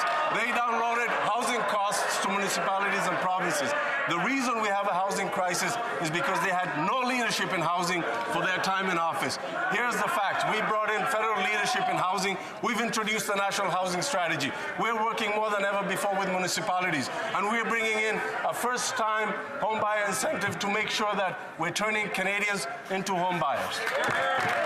The Honourable Member for Carleton.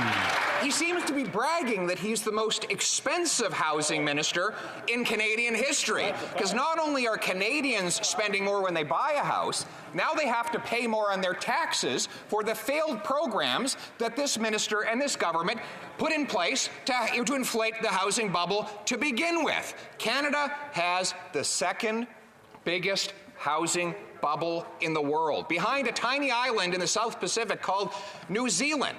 Every other country has less housing inflation. So what is causing this massive bubble? Is it just inflation? The Honourable Deputy Prime Minister. Mr. Speaker, since the member from Carleton has referred to inflation, let's do a little bit of fact-checking of what we heard in the House earlier today. The member for Louis Saint Laurent referred to Germany having higher inflation than Canada. So I'd like to urge the honourable members to check their facts before they come into this House, because this morning Germany reported 6% inflation. The Eurozone this morning reported 4.9% inflation. Even the leader of the Conservatives has admitted he understands inflation is a global phenomenon. I wish other members of his party would listen to him sometimes. Member for Carleton. Well, listen, maybe the Prime Minister would listen to the Deputy Prime Minister's book, and in that book, she could explain how she has managed to create the second biggest housing bubble in the world. In fact, Vancouver has the second highest home prices on earth. Toronto is number 5, more expensive than Manhattan, San Francisco, London, England, other places with far less land, far more people, and far more money. This is housing inflation that has resulted since this government unleashed a torrent of money printing. So, will this finance minister finally tell us what is causing this housing bubble? Is it just inflation?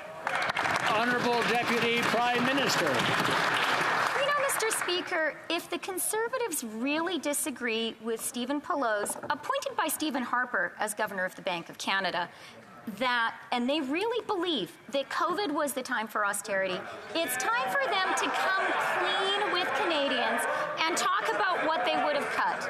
Would they have cut the CERB that supported 9 million Canadians who lost their jobs? Would they have cut the wage subsidy that supported 450,000 employers, keeping 5.3 million hardworking people on the payroll? Or would they have cut CEBA that supported nearly 900,000 businesses? Canadians need to know. That's right. I just want to remind the honourable members that I do have a clock in front and I can tell the time. I appreciate the help that they're trying to give me, but I do have that here. L'honorable député de Repentigny. The honourable member for Repentigny. Mr. Speaker, the fossil energy industry is planning 1,363 new wells drilled in 2022, mostly oil wells. However, Canada is fully supplied in oil. It does not need more oil, which means that this oil will be exported and will need pipelines to get to the world markets. However, the only new pipeline project for export is Trans Mountain, which the government owns. We are in the middle of a climate crisis. Will the minister denounce the increase in oil production and confirm that his government will not promote it through its own pipeline? The Honourable Minister. Anyone? Where's the bicycle? We're online. C'est bien que le montre derrière les changements climatiques ont des émissions de gaz à effet de As Her Excellency the Governor General mentioned in the throne speech, our government will cap emissions from the energy sector in such a way as to protect jobs and the environment. We commit to cap and reduce emissions by 2050 in the energy sector, and the entire country will become carbon neutral. The Honourable Member for Repentigny. Mr. Speaker, we see this government trying to justify the unjustifiable. Let's keep talking about Trans Mountain. We know that the flooding in BC have exposed entire sections of the pipeline to debris. We can see that Trans Mountain, due to climate change, is at an even higher risk of oil spills. So it's a doubly harmful project, Mr. Speaker. On the one hand, it is accelerating climate change, and then on the other hand, those same effects of climate change are increasing the risk of a spill. It's a lose-lose for the environment. How can the minister sanction the export of this dirty oil through this doubly harmful pipeline? The Honourable Minister. Thank you very much, Mr. Speaker. Inaudible for the interpreter.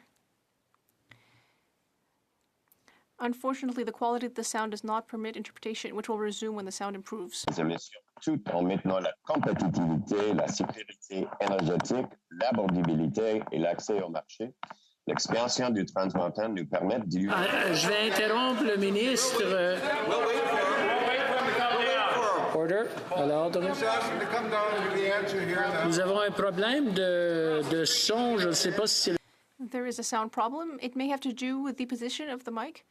We don't have interpretation, and I myself can't hear the minister very well. So I will ask the minister to start over so that we can hear his entire answer. Mr. Speaker, the government is working with industry, including TMC, in order to decarbonize the energy sector and cap emissions while maintaining competitiveness, energy security, affordability, and access to markets. The Trans Mountain expansion enables us to use the resources we have today and the revenue generated to fund green technologies tomorrow. We must work together with all Canadians and all regions of Canada. Honourable Member for South Shore St. Margaret's. Mr. Speaker, historically, Nova Scotia has been excluded from softwood lumber duties and tariffs imposed by the U.S. because any exemption earned in litigation is carried forward to future agreements. These exemptions have always been defended by Canada, until now.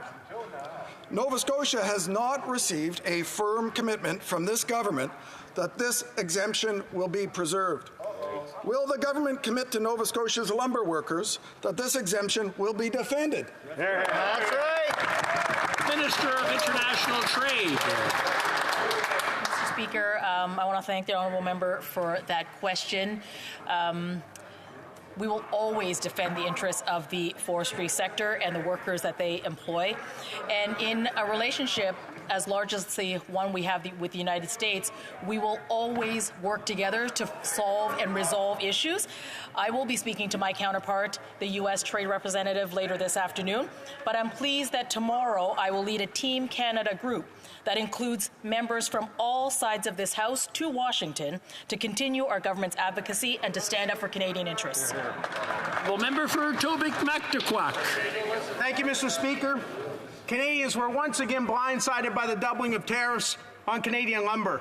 This is another example of the Prime Minister failing Canadians and failing Canada's natural resource sector. In my own riding, there are mills that continue to suffer as a result of this Prime Minister's failure on international trade. Historically, New Brunswick has been exempt from these tariffs, and the operators believe that they should still be exempt. When will the Prime Minister get off the backs of Canadian workers, including those in the natural resource and forestry sectors, and stand up for their interest, including those in New Brunswick? Yeah, good question. The Honourable Minister. Mr. Speaker, Canadian softwood lumber is an absolute priority for our federal government. I am looking forward tomorrow to take a Team Canada to Washington, where we will stand up for Canada and we will continue to advocate for Canadian businesses, for the forestry sector, for the workers that they employ. We've done this before. We will continue to do this, standing up for Canadians. The honourable member for Prince Albert. Well, thank you, Mr. Speaker. U.S. Trade Representative Kai has been waiting since May to start negotiations on softwood lumber. Yesterday, the Minister of International Trade stated in the House that softwood lumber industry will provide her with a mandate on negotiating with the United States. U.S. tariffs on softwood have been in place since 2015. Mr. Speaker, it's been 6 years. Please don't tell me the minister doesn't yet know what the industry wants. The Honourable Minister. Mr. Speaker, Canada has taken this issue up at CUSMA, at the NAFTA panel, at the WTO.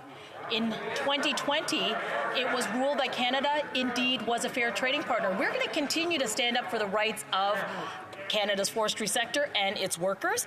But I have shared with the U.S. Trade Representative and U.S. interlocutors that, of course, we would be open to an agreement that will bring predictability and stability.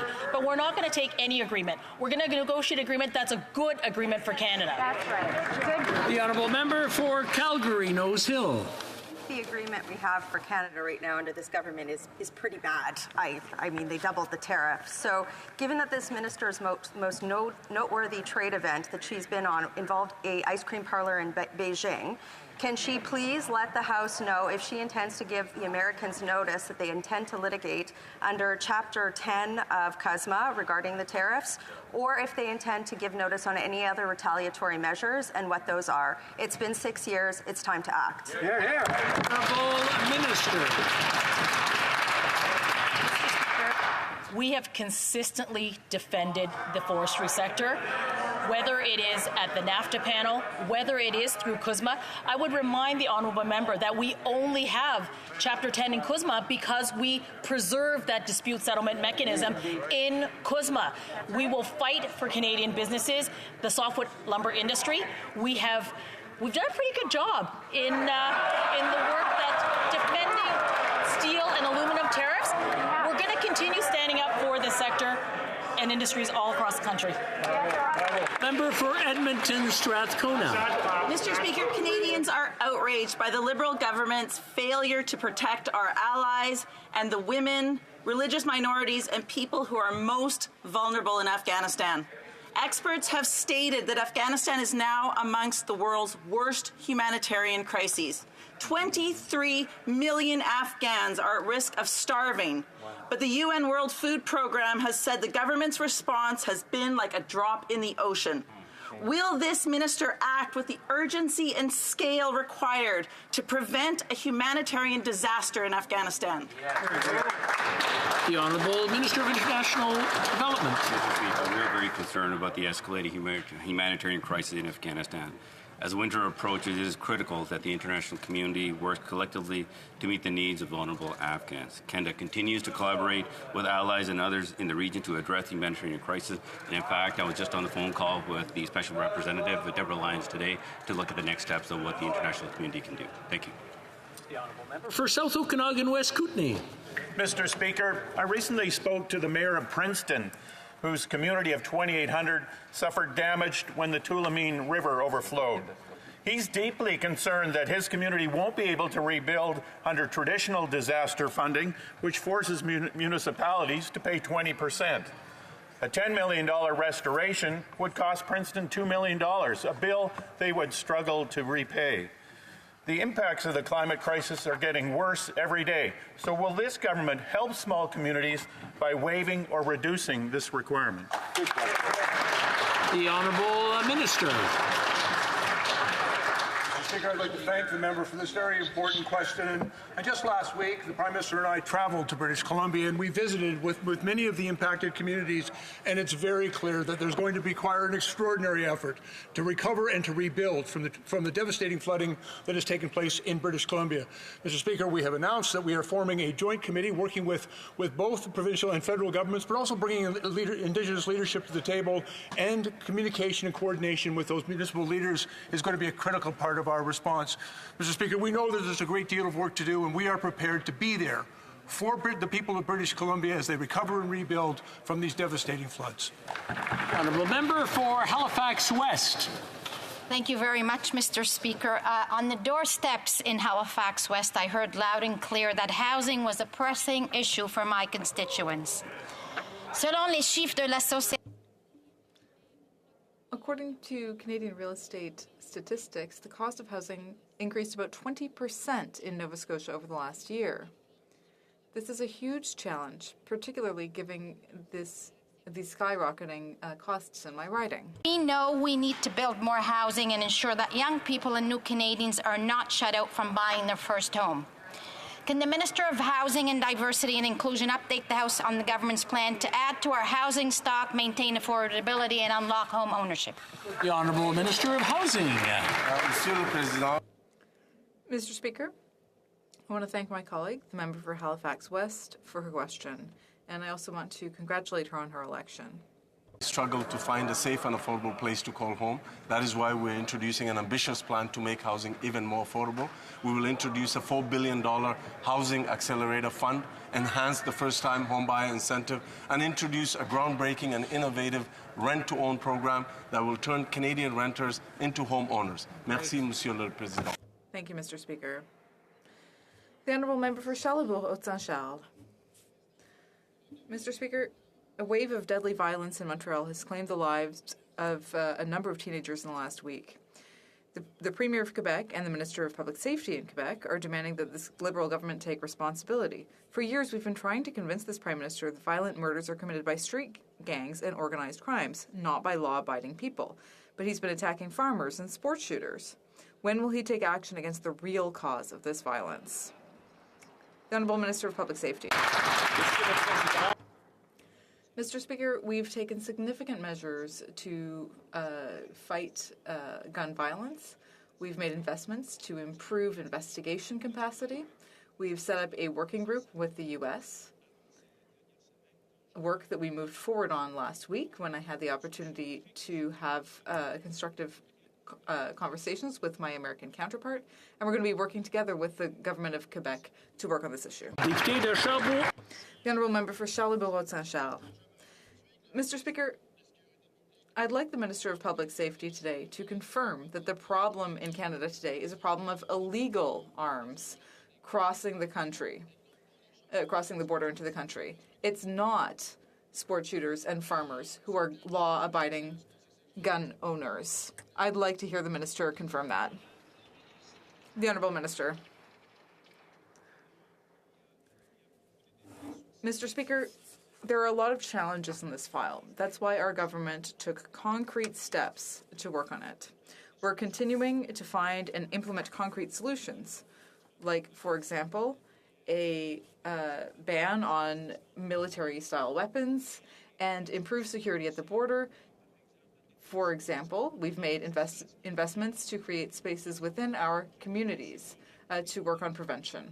And we will continue on that path. Thank you. Member for Barrie Innisfil. In a radio interview with CBC Calgary on Friday morning, the member from Calgary Skyview suggested he and his team are under investigation by the Commissioner of Elections Canada for stealing campaign literature from Conservative candidate Jag Sahota. His reference to the team being investigated is new information that suggests there was an organized effort on the part of his campaign team to engage in widespread stealing of Sahota's campaign material. Simple question to the Prime Minister. If the member from Calgary Skyview is found guilty, will the Prime Minister remove him from caucus? Honourable Government House Leader.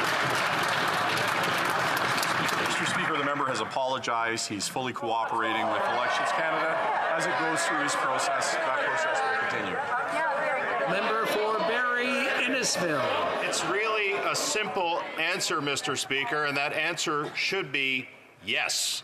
But again, we see the hypocrisy of the Prime Minister operating on a different set of rules. Jody Wilson-Raybould was booted from caucus for not wanting to interfere in a criminal prosecution, yet by his own admission and compelling video evidence showing the member from Calgary Skyview stealing the campaign material and replacing it with false information, he gets to stay in caucus. So I ask again, will the member from Calgary Skyview be removed from caucus if he's found guilty? The Honourable Government House Leader. As I indicated, the member has apologized. He's working with Elections Canada as it moves through its process. It's incredibly important as these processes work their way forward that they be allowed to do so, Mr. Speaker, and obviously the member will be continuing to cooperate with that process. The Honourable Member for Rivière-du-Nord. Mr. Speaker, we all share responsibility to act against the shootings that are afflicting Montreal. That's why, yesterday, my colleague, the public safety critic, proposed the creation of a joint squad to fight gun trafficking. However, in response to my colleague's outreached hand, the minister instead used the opportunity to make a partisan attack. Is that a responsible approach, Mr. Speaker? Our young people are being killed in the streets of Montreal, in the Prime Minister's riding, Mr. Speaker, in broad daylight. Will the minister finally acknowledge our attempt to work together here? The Honourable Minister for Public Safety. Mr. Speaker, I want to start by saying that my heart goes out to the family and friends of Thomas Trudel and all of the families who have lost loved ones to gun violence. We remain focused on this issue. We've promised to invest at least $1 billion to help the provinces and municipalities to ban handguns. And absolutely, I'm always ready to work together with my colleagues across the way. Thank you. The Honourable Member for Avignon-Lamitis-Matane-Matapédia. Mr. Speaker, in spite of all the measures that the ministers mentioned, the reality is that illegal weapons are continuing to circulate in the streets of Montreal. That's the reality on the ground. The minister can't say that his government is doing everything it can to fight gun trafficking at the borders, just as I've never said that it's not doing anything at all. But his government must do more. That's the reality. And he can count on our support. This is not a partisan issue. It's a public safety issue. So what's stopping him from accepting our proposal and creating a joint border arms squad? The Honourable Minister. Mr. Speaker, here are the facts. To fight illegal weapons, we invested $125 million. In addition, we transferred $46 million to the province of Quebec. As I already said, we are continuing to work very closely with the United States and the government of Quebec, and my door is always open to anyone who wants to work together on this issue. Thank you. The Honourable Member for Langley-Aldergrove. Mr. Speaker, about a month ago, Mayor Braun invited the members of Parliament whose ridings touch his city of Abbotsford to a meeting to talk about the aging Sumas Prairie diking system. He explained that the cost of repair would be about $500 million, but the economic impact of a breach of those dikes would be devastating, measured in the billions. Mr. Speaker, about 2 weeks ago, the nightmare came to pass. Can the Minister for Emergency Preparedness tell us what the plan is to make sure that this never happens again? For emergency preparedness. Thank you, Member Opposite, for what is a very important question. And just last Friday, I went and visited again with Mayor Braun, along with the Prime Minister, and we heard from firsthand the problems that they have had. They acknowledged at the time, as did the Premier of British Columbia, that many years ago, the responsibility for maintaining those dikes was downloaded to the municipalities, and they did not have the capacity to do it. We have made a commitment to British Columbia and to the people impacted by these floods that we will be there for them during the rebuild and to ensure that we are adaptive and create a greater resiliency for those communities by ensuring that we rebuild in a way which is respectful of the impact that so many of these climate-related events are having on that community. Member for Abbotsford. Well, the Prime Minister announced that the government would match flood relief donations only for the Red Cross. Yet local agencies with actual boots on the ground who are helping displaced families have been denied matching funding. The Salvation Army, Mennonite Central Committee, Archway, and churches are feeding and housing victims and cleaning up the mess left behind by the floods. Yet none will receive matching funding. Why? And will the Prime Minister now commit to matching funds for all qualified agencies that are helping out the flood victims? Hear, hear. Good, good. All the minister. Speaker, I'd like to thank the member from Abbotsford for this important question, and it gives me an opportunity to acknowledge the extraordinary generosity of Canadians who have been there for the people of British Columbia impacted by these floods.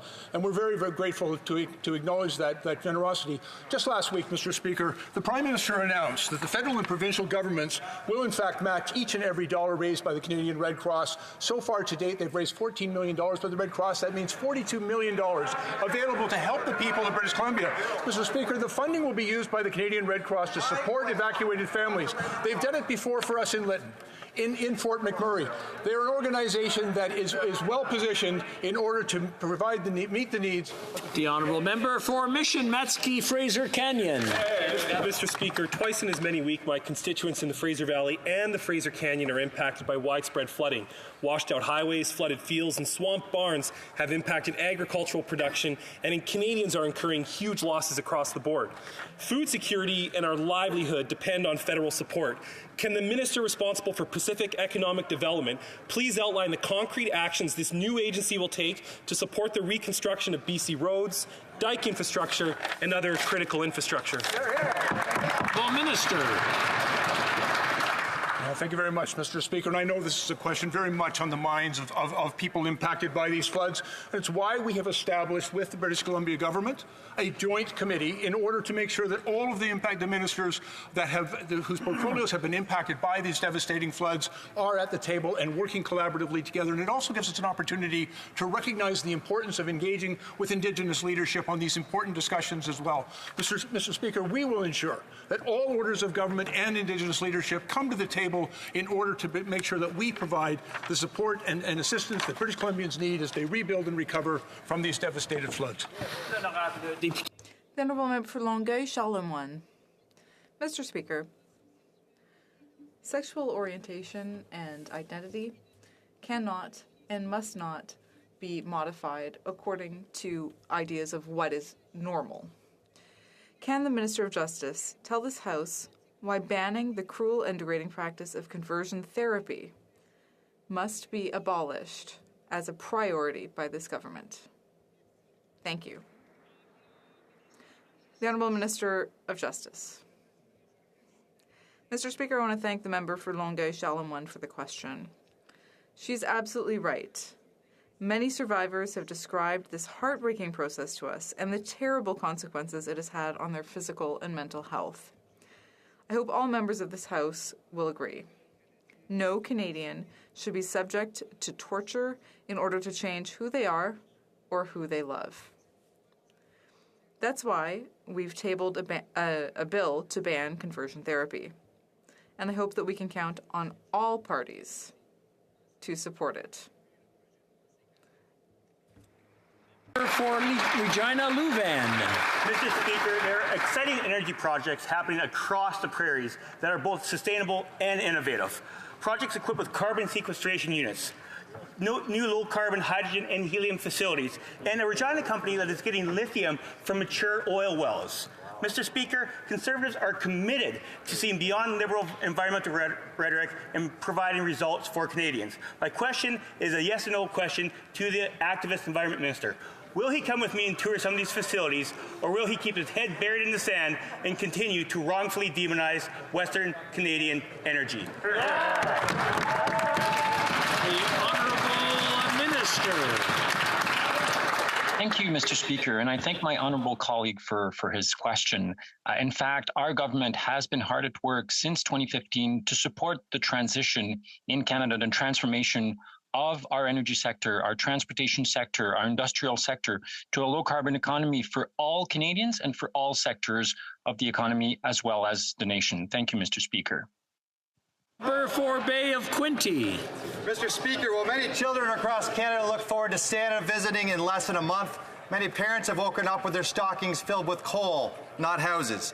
Parents reflecting on the gifts of massive cash for housing have not just seen rising heating bills. Small business workers have not just had worker shortages. You see, it's just inflation also making housing the second most expensive in the world because there is no supply.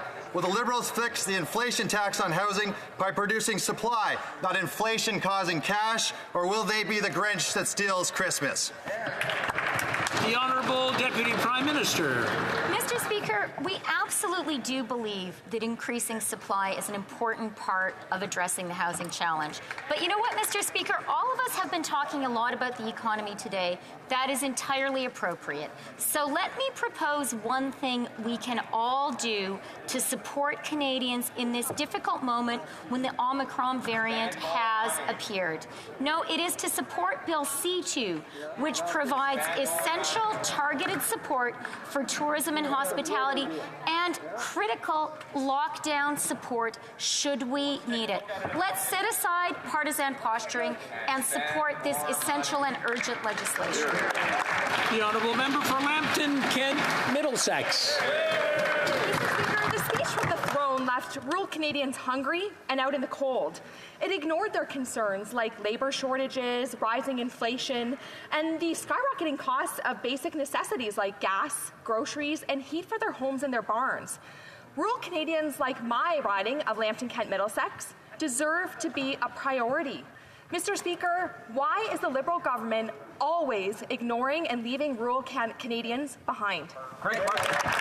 The Honourable Minister.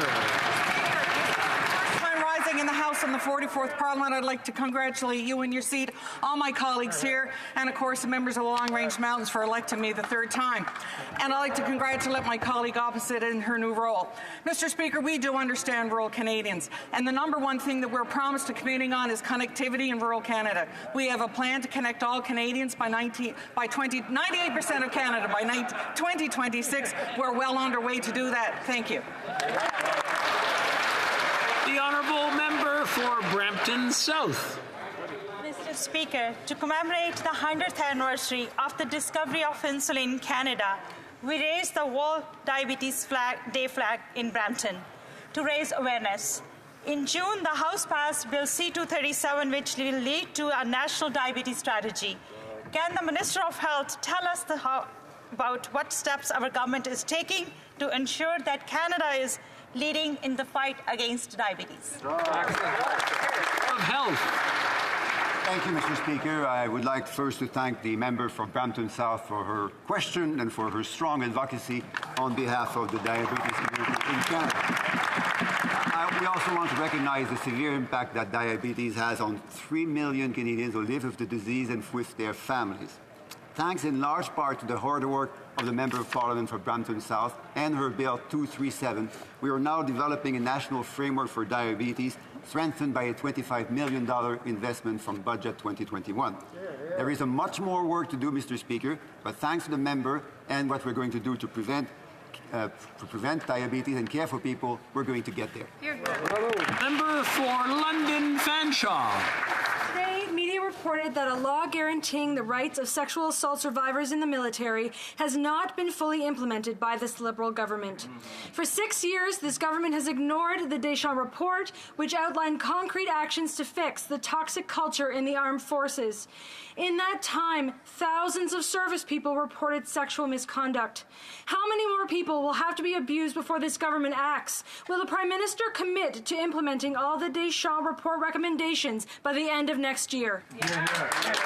The Honourable Minister of Defence. I thank the Honourable Member for that question, and I want to say first off, that our government takes all allegations of sexual misconduct very seriously. The Canadian Armed Forces must be an institution where all individuals feel safe, respected, and protected.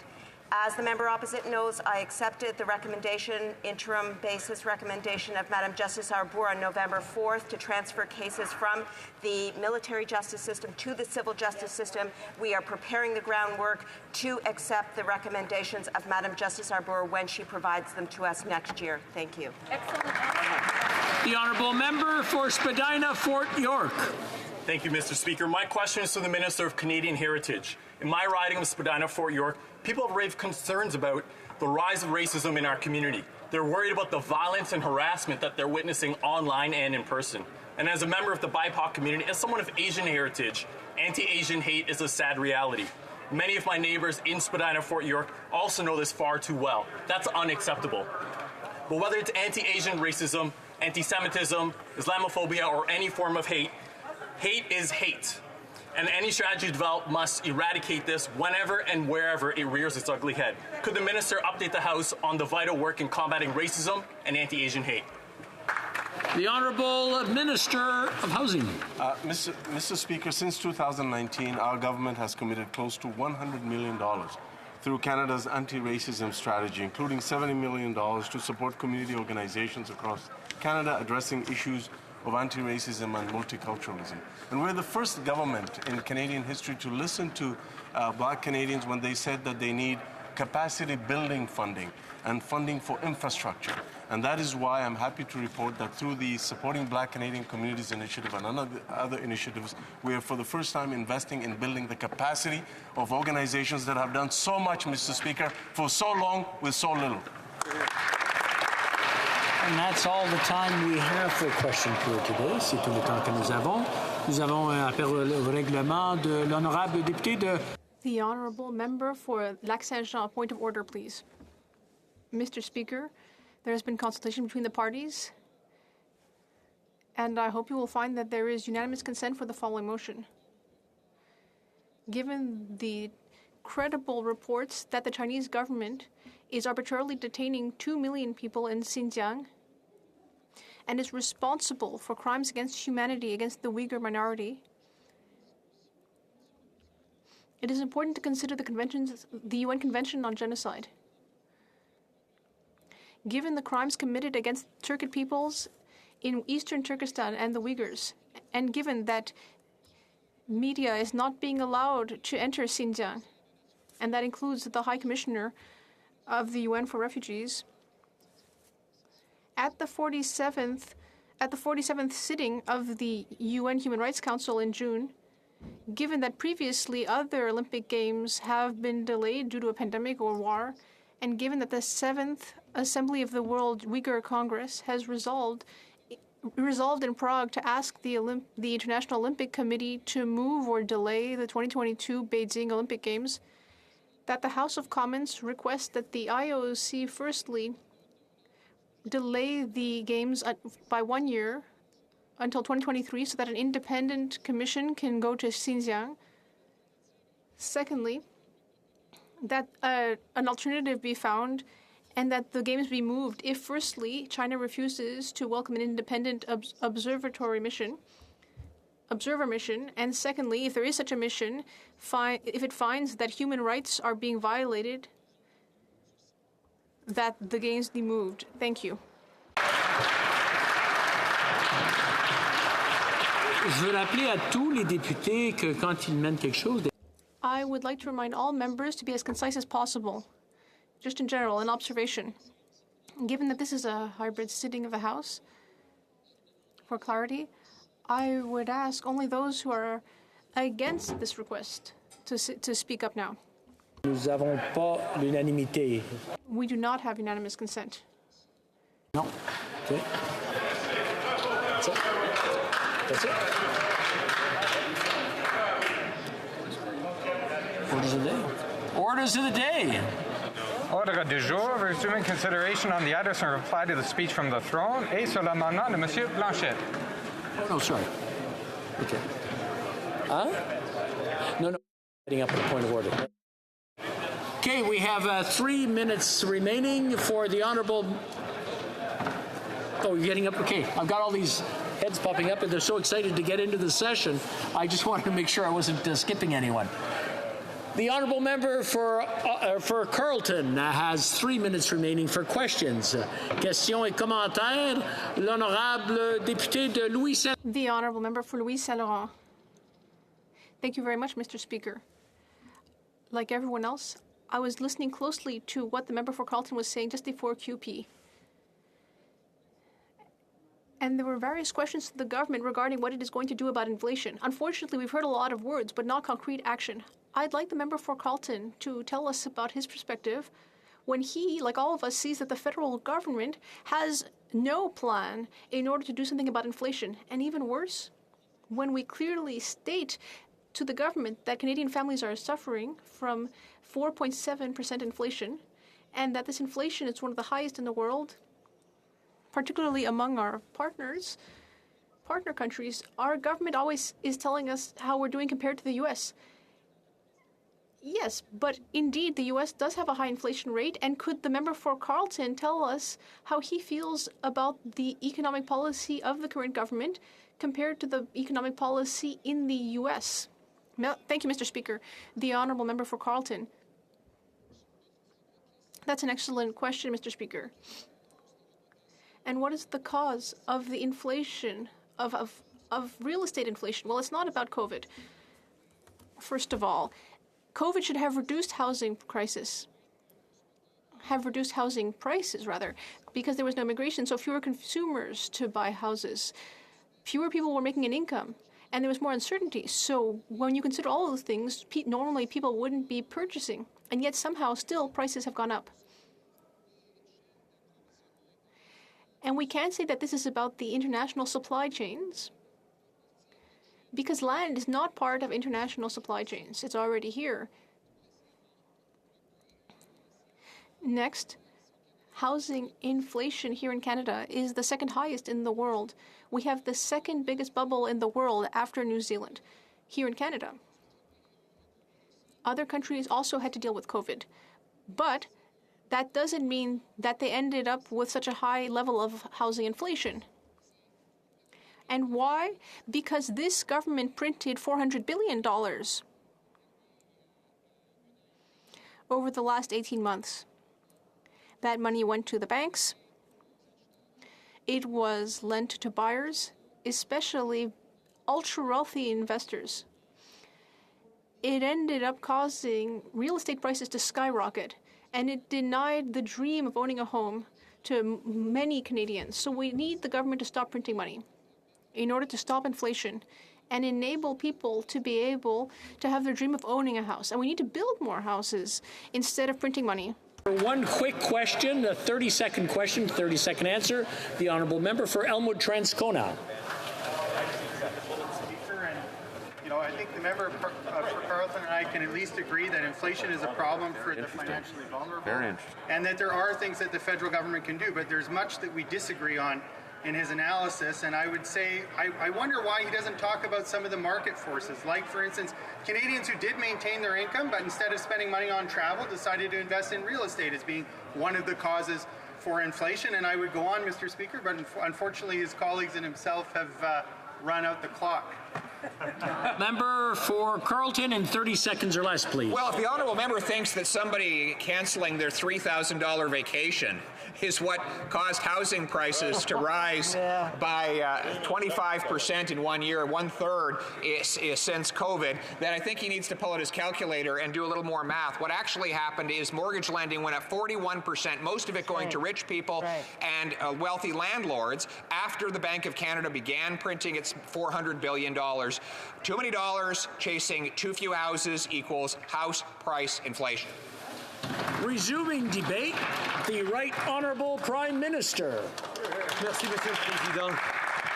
Je veux commencer par remercier l'honorable chef de l'opposition pour son intervention sur le discours du trône de ce matin. En septembre, la direction que les Canadiens ont donnée au gouvernement a été... Mr. Speaker, the direction that Canadians gave to this government is very clear. They want us to fight COVID-19 and end it once and for all, and create bold and concrete solutions to face all of the challenges that we're going through right now. And as stated in the throne speech, that's exactly what we're going to do.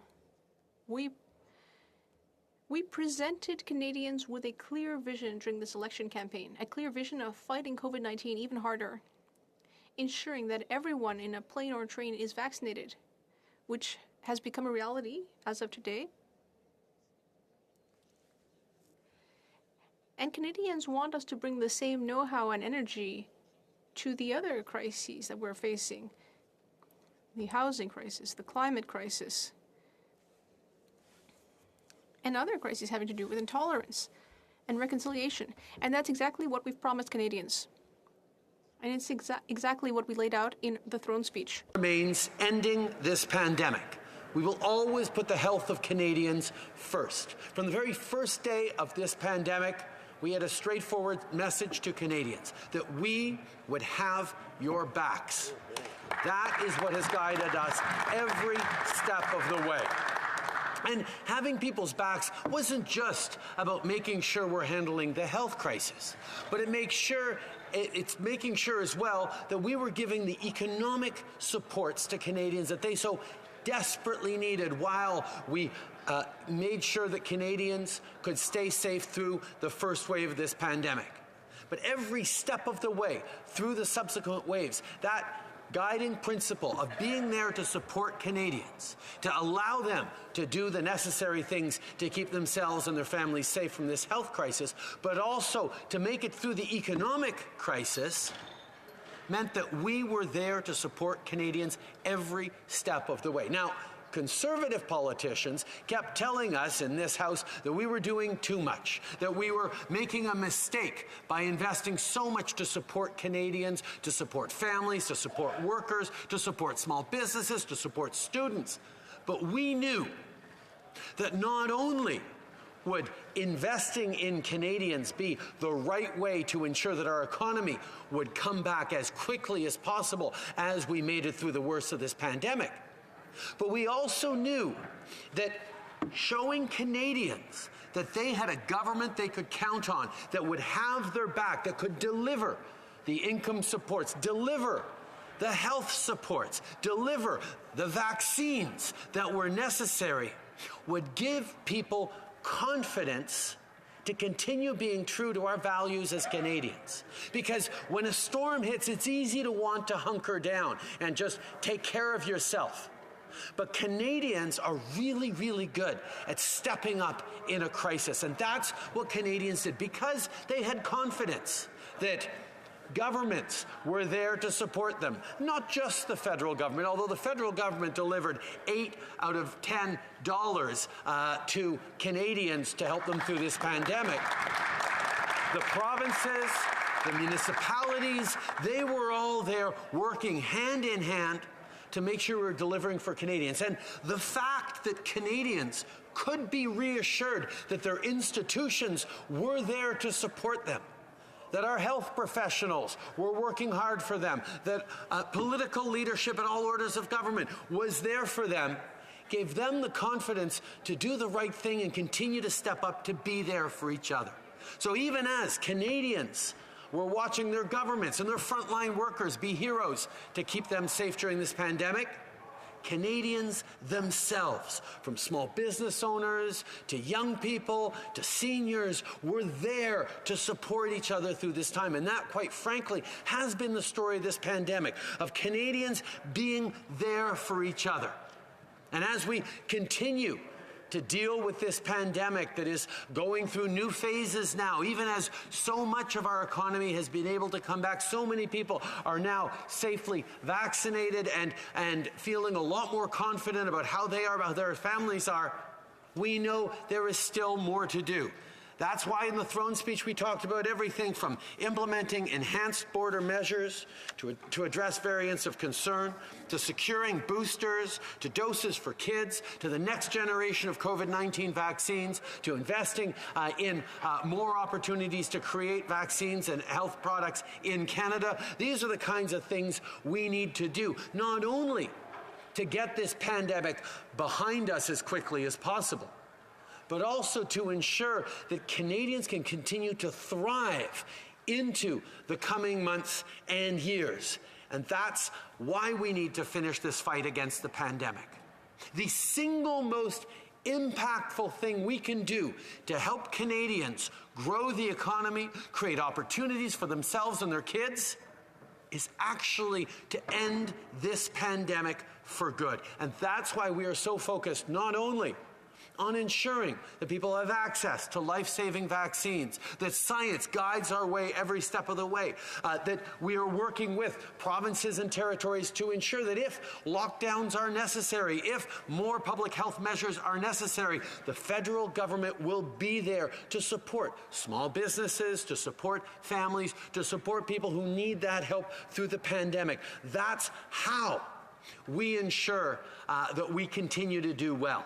That is what Canada laid out as a plan from the very beginning, and not on our own. We can't take full credit for knowing that investing in Canadians was the best way through this pandemic. Those were the recommendations of international economic organizations, from the IMF to the World Bank to the OECD to a range of others, who said countries that have the fiscal capacity to support their citizens should do so as we enter this pandemic, as we get through. And of course, Canada had the best fiscal capacity of any of our partners in the G7, the lowest debt to GDP ratio. We continue to move forward in ways that supported Canadians every step of the way. Unfortunately, members opposite, like the member from Carleton, said we were doing too much, too fast to support Canadians. We disagreed, and what it has actually shown is that our economy has bounced back faster than the economy in the United States, for example. We've recovered over 100% of the jobs lost during this pandemic, when the U.S. has only recovered about 81%.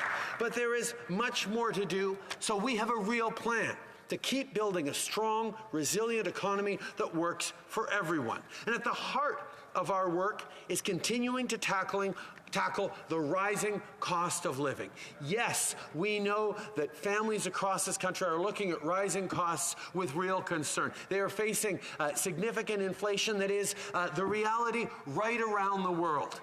But Canadians also have the tools to get past it. We recognize that a huge part of the costs that families bear these days is on the cost of childcare.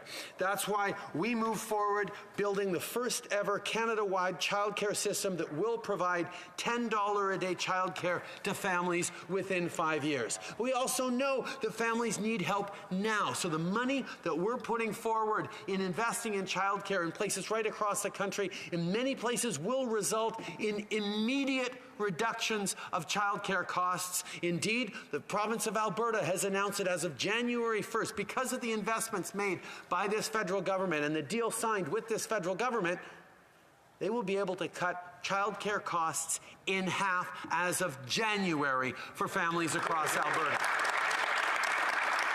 They're not the only ones. Other provinces are doing the same thing, but it really does beg the question, if governments like Alberta and Saskatchewan and Manitoba and other conservative provinces across the country have stepped up so strongly on moving forward on childcare and reducing costs for families, why are the Conservatives here in Ottawa so opposed to signing childcare agreements? They promised in the election that they would rip up those childcare agreements signed with the provinces, when we know that if they were actually concerned about the costs for families, about expenses for families, reducing childcare to $10 a day is one of the best ways to do exactly that. Nous savons aussi, et les gens en ont parlé. We also know, and people have been talking about it, I constantly meet with families across the country, and they tell me that housing is very important to them. Affordable housing is an issue, and housing is even more expensive for the middle class than ever before. People need help. The major issue in Canada that we have to deal with is that for 10 years, this Conservatives, led by Stephen Harper, felt that the federal government had no role to play in housing. They felt that the government had no responsibility to help to invest in housing. There was no leadership, no support from the federal government in that file. And the impacts are still being felt. In 2015, when we formed government, we promised Canadians that we would commit to helping with housing and that we would present ambitious plans. That's exactly what we did. We put forward our national housing strategy, which started at $40 billion, and now it is up to $80 billion. Investments have helped hundreds of thousands of Canadian families access better housing or access housing to be able to access affordable housing. Apologies. There is a lack of respect on this side. I ask the member for Carleton to please wait. He will have the opportunity to ask questions during questions and comments. We ask all members of this House to please demonstrate respect. The Honourable Prime Minister. Thank you, Madam Speaker. We have put forward measures, we have taken action which has tangibly helped Canadians access property. But we know that we have more to do. Election was a $4 million housing accelerator fund for the municipalities. That's $4 billion that'll help them move faster on building supply, on issuing permits, on developing low-income, middle-class housing that's going to create that supply that is so needed to take the pressure off families and communities. This is in addition to the initiatives we've had, whether it's the Canada Housing Benefit, whether it's the Rapid Housing Initiative that's worked with municipalities, but we'll also do more. We'll help families buy their first home sooner with a more flexible and generous first-time home buyers incentive, a new rent-to-own program, and by reducing the closing costs for first-time buyers. These are all concrete, tangible solutions that will help move things in the right direction for Canadians. Just the contrast, even as Conservative politicians these days are rending their shirts about the housing crisis, they offer no solutions. Indeed, the only concrete solution they had in their plan, in their platform during the 2021 election was, get this, to give a tax break to wealthy landlords to help them sell their buildings. Now, it really takes a federal Conservative to think that that is somehow going to help people rent or buy homes they can afford when you're giving tax breaks to wealthy landlords. That simply doesn't work, Mr. Speaker. What we've got is a plan that is comprehensive, that is going to indeed support Canadians in getting affordable housing and in finding lower price places to stay, working on both affordable housing and housing affordability. Every step of the way, our focus has been on supporting Canadians, whether it's indexing the Canada Child Benefit to the cost of inflation, whether it's a childcare program that's not only going to help families with their costs, but also get more women into the workplace while giving kids that level playing field start that they need to succeed. We're making investments for the longer term of our future. We're standing up for the middle class, and we'll continue to address the labor shortages by boosting economic immigration levels and investing in skills training. Mais évidemment, les Canadiens sont préoccupés. Canadians are, of course, concerned about the economy. Canadians want to know that we're here to help them, and we are here to help them. We are also here to invest. Canadians are concerned about other issues as well. They expect us to take action. That's exactly what we are going to do. Canadians want real action, and we will deliver the goods. Canadians want us to take action against climate change. They want us to innovate with green energy technologies, and they want us to create green jobs. Canadians want us to build a more inclusive country, as well as make progress towards reconciliation. As for climate change, we recognize and have recognized for a long time something that the Conservatives still today in 2021 refuse to admit and recognize. That is that the economy and the environment go hand in hand. We cannot help the environment without helping the economy, and vice versa.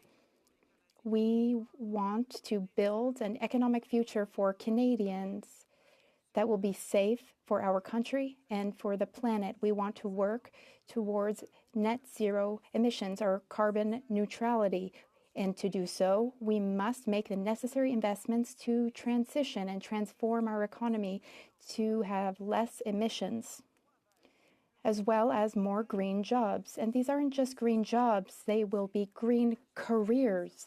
Unfortunately, the Conservatives continue to fight this. They try to block the price on emissions or capping oil and gas production to get to net zero by 2050. This is what we need to do for our industries, for our workers, for our economy, and for our energy needs in order to meet the challenges of the 21st century.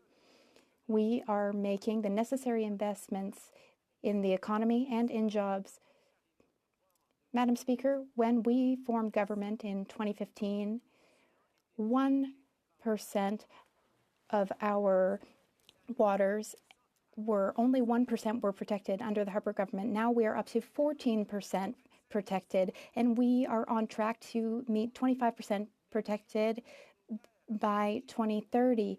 And the same thing goes for protecting other lands. We know that it's important to protect nature. It's not only a matter of preserving our resources and natural beauty for future generations. This is also a real way to fight climate change today, now.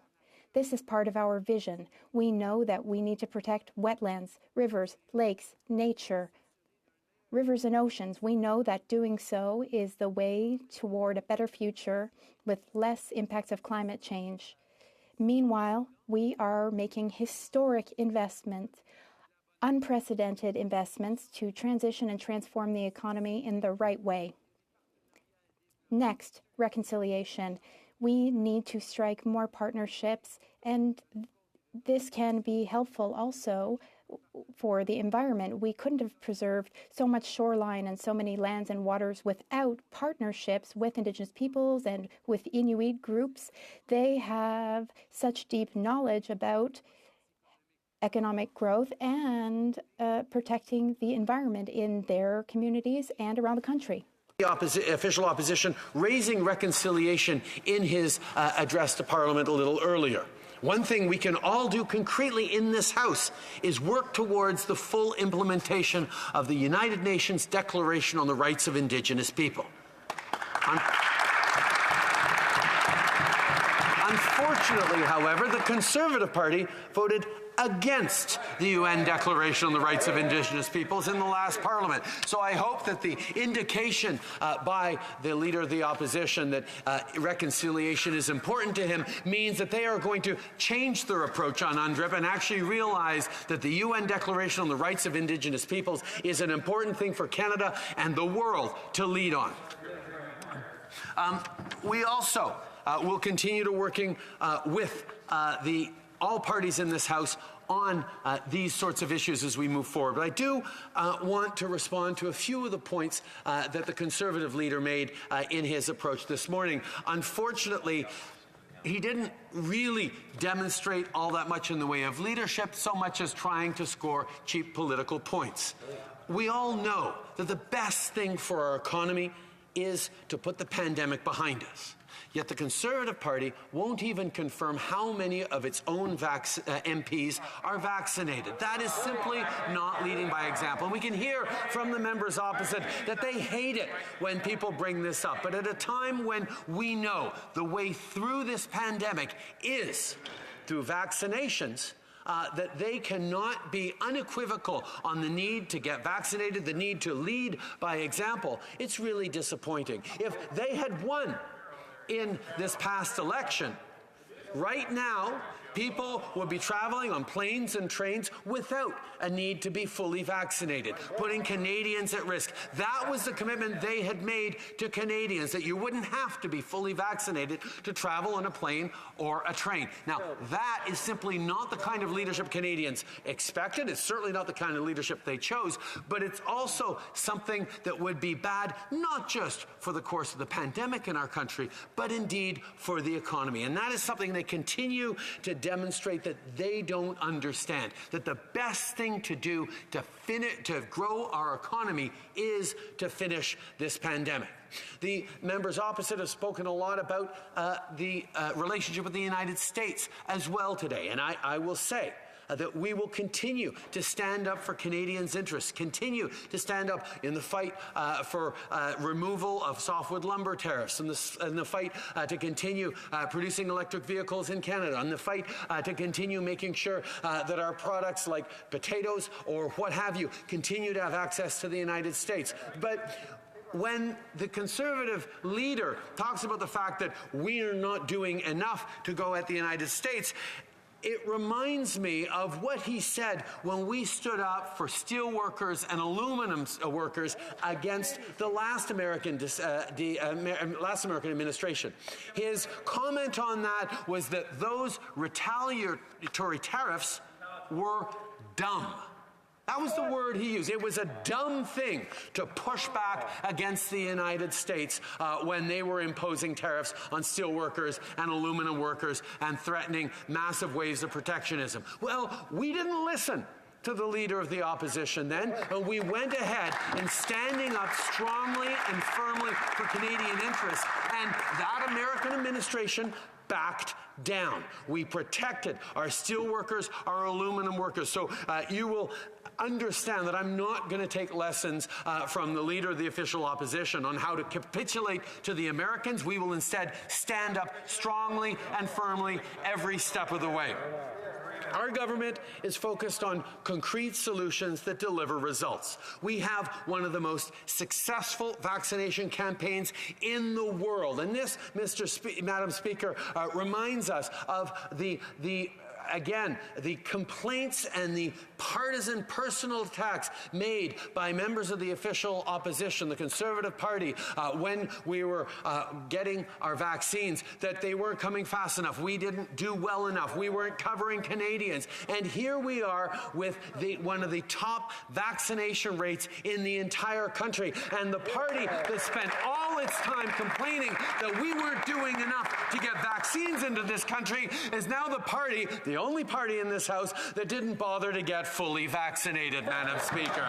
That sort of playing of political games and scoring cheap rhetorical points while not actually following up on the substance of what needs to happen to keep Canadians safe is unfortunately par for the course from what the Conservative Party of Canada has put forward. We have now, despite all the talking down of the Canadian economy and our approach to supporting Canadians during the pandemic by the Conservatives, we have now recovered over 100% of the jobs we lost during the peak of the pandemic and have created new jobs on top of that. And that, Mr. Speaker, is something that happened because we have been investing in Canadians, supporting small businesses across the country. I can't go into a small business or a restaurant across the country over the past few months without someone having told me, thank you for that wage benefit. Thank you for the support that you were able to give us to get through it. And I, in return, say, no, thank you. Thank you for hanging in there. Thank you for staying open. Thank you now for getting going again. And yes, we will continue to support you in fighting this labor shortage that we're facing. We had a year of closed borders to immigration where we were only able to accept a small number of people as immigrants. We now know that we have to get back to bringing in people in to continue to grow our economy. We need to work on skills training. We need to give young people opportunities. We will continue to work not just to make sure people have jobs, but make sure that jobs are filled, because growing the economy requires a government with a commitment to do what we said from the very beginning, which is every step of the way we will have Canadians' backs. We continue to be there for the economy, for small businesses. We continue to be there for families with the Canada Child Benefit Index to inflation with $10 a day childcare. We'll provide targeted support for the hardest hit sectors like tourism. The leader of the official opposition talked about support for the tourism industry. So I hope his party will work with us to get their support, because we have right now coming before the House Bill C-2 that will have targeted supports for the tourism industry, for a sector that is very much worried about what the consequences of this Omicron variant might have on their industry, on people's plans. Well, we have a piece of legislation we're putting forward that will make sure we're there to support those industries that are hardest hit, that'll make sure we're there to support small businesses or businesses that are facing challenges, but also make sure that we have lockdown supports. If provinces have to move forward with targeted measures, we will be there as a federal government, as we have been since the very beginning, to allow Canadians to make it through this health crisis, knowing that their government has their back and that we will bounce back and come roaring back stronger than ever. That's That's what's in this Bill C2 that we're moving forward, and I certainly hope that the Conservatives and the other parties in this House realize that Canadians deserve a parliament that's focused on them and is there to support them every step of the way. We are committed to establishing the Canada Mental Health Transfer to expand the delivery of high-quality, free mental health services, because we know that Canadians, like people around the world, have suffered because of this pandemic. The isolation, the pressures, the anxiety, the challenges they've faced has left its mark, and that's why investing historic amounts in mental health supports across the country will go a long way to help Canadians. In the first days of this Parliament alone, we've introduced legislation to bring in 10 days of paid sick leave for workers in the federally regulated private sector, and will work with the provinces on echoing that across the country. We want to protect healthcare workers from unacceptable intimidation. We are going to, Madam Speaker, ban conversion therapy. But there is always more to do. Bien sûr, Madame la Présidente, on sait qu'il y a Of course, Madam Speaker, we know there will always be more work to do, but Canadians expect us to work cooperatively and respectfully in this House of Commons. There will always be robust debates on the best way to help and serve Canadians, and I'm looking forward to these exchanges. But Canadians are expecting that parliamentarians be there for them, that they want to see us better serve and help Canadians, and they want to see how we will get them the support they need. That's what they expect from us. And that, Madam Speaker, is what this government is ready to do. And I extend a hand to all parliamentarians in this House with this speech from the throne and with all we intend to do. And I am really looking forward to doing this in the best possible way for Canadians. But what is truly the issue is that we are there to deliver for Canadians. And I assure you that on the government side, the answer is yes. Thank you, Madam Speaker. Questions and comments? The honourable member for Central Okanagan, Similkameen Nicola. Thank you, Madam Speaker, and I'd like to thank the Prime Minister for his... Got a point of order. The honourable member for Elmwood Transcona. Thank you very much, Madam Speaker. I've been a member of Parliament for a little over 6 years now, and I've heard many allegations in this House that the Prime Minister has no great respect for Parliament. Indeed, sometimes I've seen some evidence of that. Today, I note he went well over 20 minutes, which is normally the amount of time that members have to speak. And I would direct you to Standing Order 50 sub 2, which gives the Prime Minister the right to speak longer. And it's nice to see the Prime Minister engaged today with Parliament. If he's in the mood, Madam Speaker, I would seek unanimous consent of the House to extend the question and answer period by another 10 minutes for a total of 20 minutes so that he might continue this engagement. And before you seek that unanimous consent, I think it would be appropriate to hear the Prime Minister on this point of order. And so I would invite you to ask him for comment and then seek unanimous consent of the House to extend his question period by a further 10 minutes. Thank you. Does the honourable member have unanimous consent to allow for 20 minutes of questions and comments? We don't have unanimous consent. Questions and comments? The honourable member for Central Okanagan, Similkameen Nicola. Thank you, Madam Speaker, and I appreciate the Prime Minister's presence here today to share with us his response to the Leader of the Opposition. Now, Madam Speaker, I think Canadians want to see a little more statesmanship when it comes to the big issues that they have. And I have to say, I must confess, and maybe it's the smallness on my side of my character, but I found his speech today very partisan. And actually, maybe that's probably for the best, Madam Speaker, because when the Leader of the Opposition is getting under the skin of the Prime Minister, it's probably because there's some legitimate criticisms. And I would ask that the Prime Minister consider those criticisms, because usually we hate in others what we don't like in ourselves. And maybe that might drive him to maybe take a bit of a different stance and be more conciliatory and to actually be a little more prime ministerial. Now, I'm going to give him the opportunity, Madam Speaker, to actually talk about something that I hope that we both can agree on, and I think that Canadians want to hear. Obviously, my province of British Columbia is under a tremendous amount of pain right now, and I do appreciate the help that the Prime Minister and his cabinet have extended to British Columbia in the conciliatory way that they're trying to be there for people in a very difficult time. My mayors, both Spencer Coyne from Princeton, BC, as well as Linda Brown from Merritt, have both said to me that the bill required to fix what's necessary to get people back in their homes is going to be in the tens of millions of dollars, and those communities do not have it. And under the DFA, the 80-20 sharing, where 20% is paid by municipalities, is going to be beyond their ability to pay.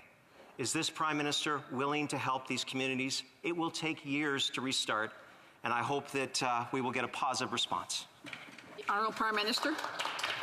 Thank you, Madam Speaker. I thank the member for his question. I regret the partisan tone of the introduction to his question, but I recognize that he has been a solid voice for his community that has indeed been hit very hard by these extreme weather events. And I really highlight that I know we need to not only be there for people right now, as I told Mayor Brown of Merritt, who I spoke to a few weeks ago, that we would be there for her and for her community, as we will for people right across British Columbia. But indeed, we need to do more in fighting climate change into the future as well, on ensuring that we are cutting our oil and gas sector emissions, that we are moving forward on investing in clean, renewable energies, that we're building climate resilient infrastructure. These are the things that matter. On the disaster response support, I've simply said the federal government will be there. We will work hand in hand with British Columbia. We will support Canadians who are needing help.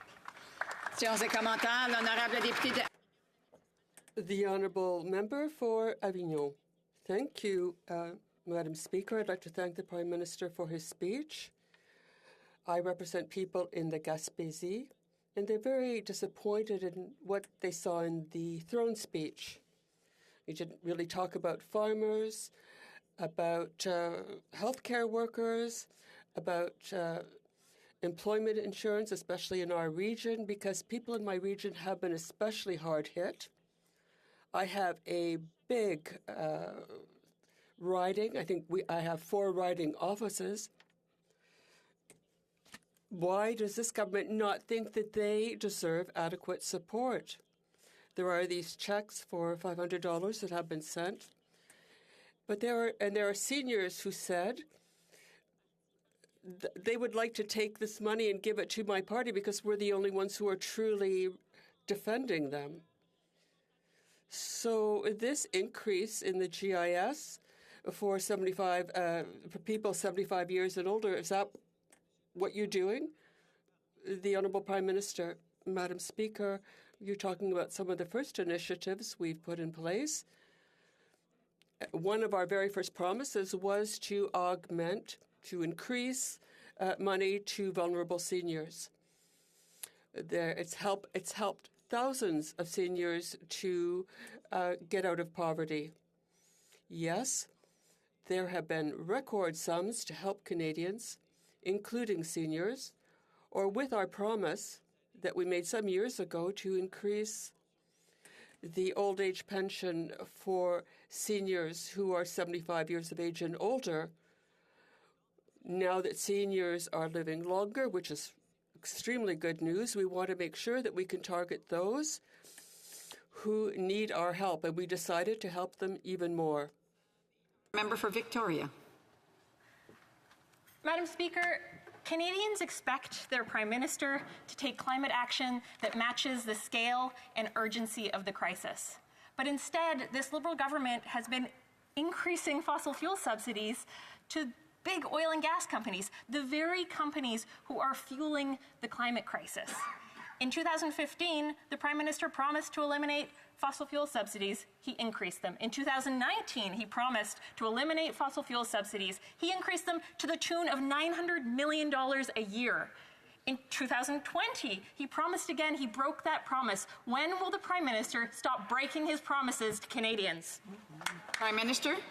Mr. Speaker, we have long committed to eliminating fossil fuel subsidies by 2025 and indeed have now brought that timeline forward because we know how important it is to reduce our carbon emissions, to move forward in the right way. But I will point out, Mr. Speaker, Madam Speaker, that Canadians in this House Canadians watching this House are used to people flinging accusations back and forth, making grandiose claims about their party's leadership or climate actions. It's better to look at the experts. And the member opposite should know full well that when it comes to climate action and a plan to fight climate change, her party's plan was completely panned by all the experts, and indeed leaders like Andrew Weaver, of the former Green Party leader, or Mark Jaccard, climate economist, gave our party, the Liberal Party, top marks for our ambitious, concrete, and powerful plan to fight climate change. And that, Madam Speaker, is what we are delivering.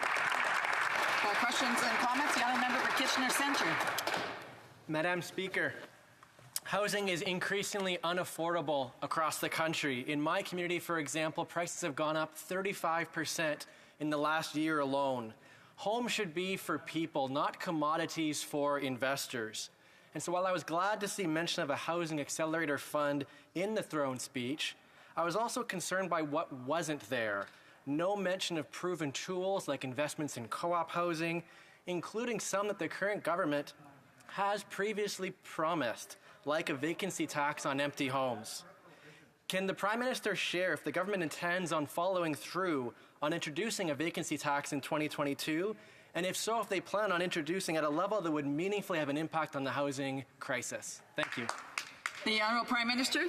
Thank you very much, Madam Speaker. I thank the honourable member for his question. We are very concerned with the rising costs of housing across this country, and we have been since 2015. We set up the National Housing Strategy in 2017 with $40 billion on its way up to $80 billion in investments that will help Canadians. Whether it's the municipal accelerator we've invested in, whether it's the First-Time Homebuyers Initiative, whether it's the Portable Canada Housing Benefit, whether it's rent-to-own programs, or whether it's the Rapid Housing Initiative, or whether it is indeed the foreign buyers tax. There are things that we are moving forward on concretely, and we look forward to getting the support of him and all parliamentarians as we stand up for Canadians and support them through this housing challenge. Brief question. The honourable member for Scarborough Agincourt. Madam Speaker, I thank the honourable member for his responsive speech. I represent a riding from a province that has not signed up for the child care agreement. What can we do to encourage the remaining provinces to join the child care agreements?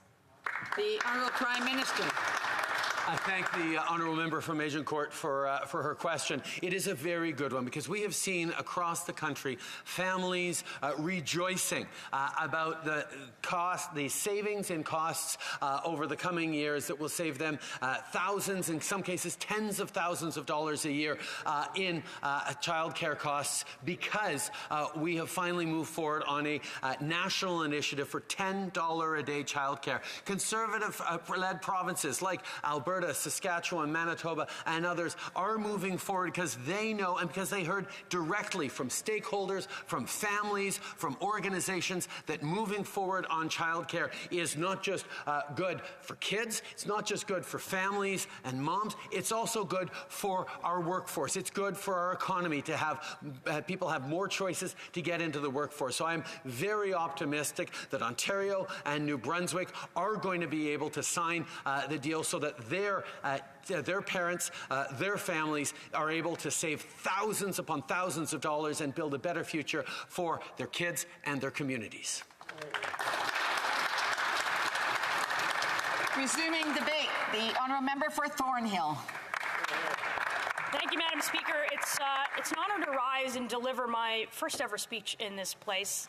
And I begin with my congratulations to you on your re-election and to all of the 336 fellow members here in the House, each of whom has a story that brought them to this chamber, a reason that led them to initially put their name on a ballot, and the motivations for service that are as distinct as the diversity of our country.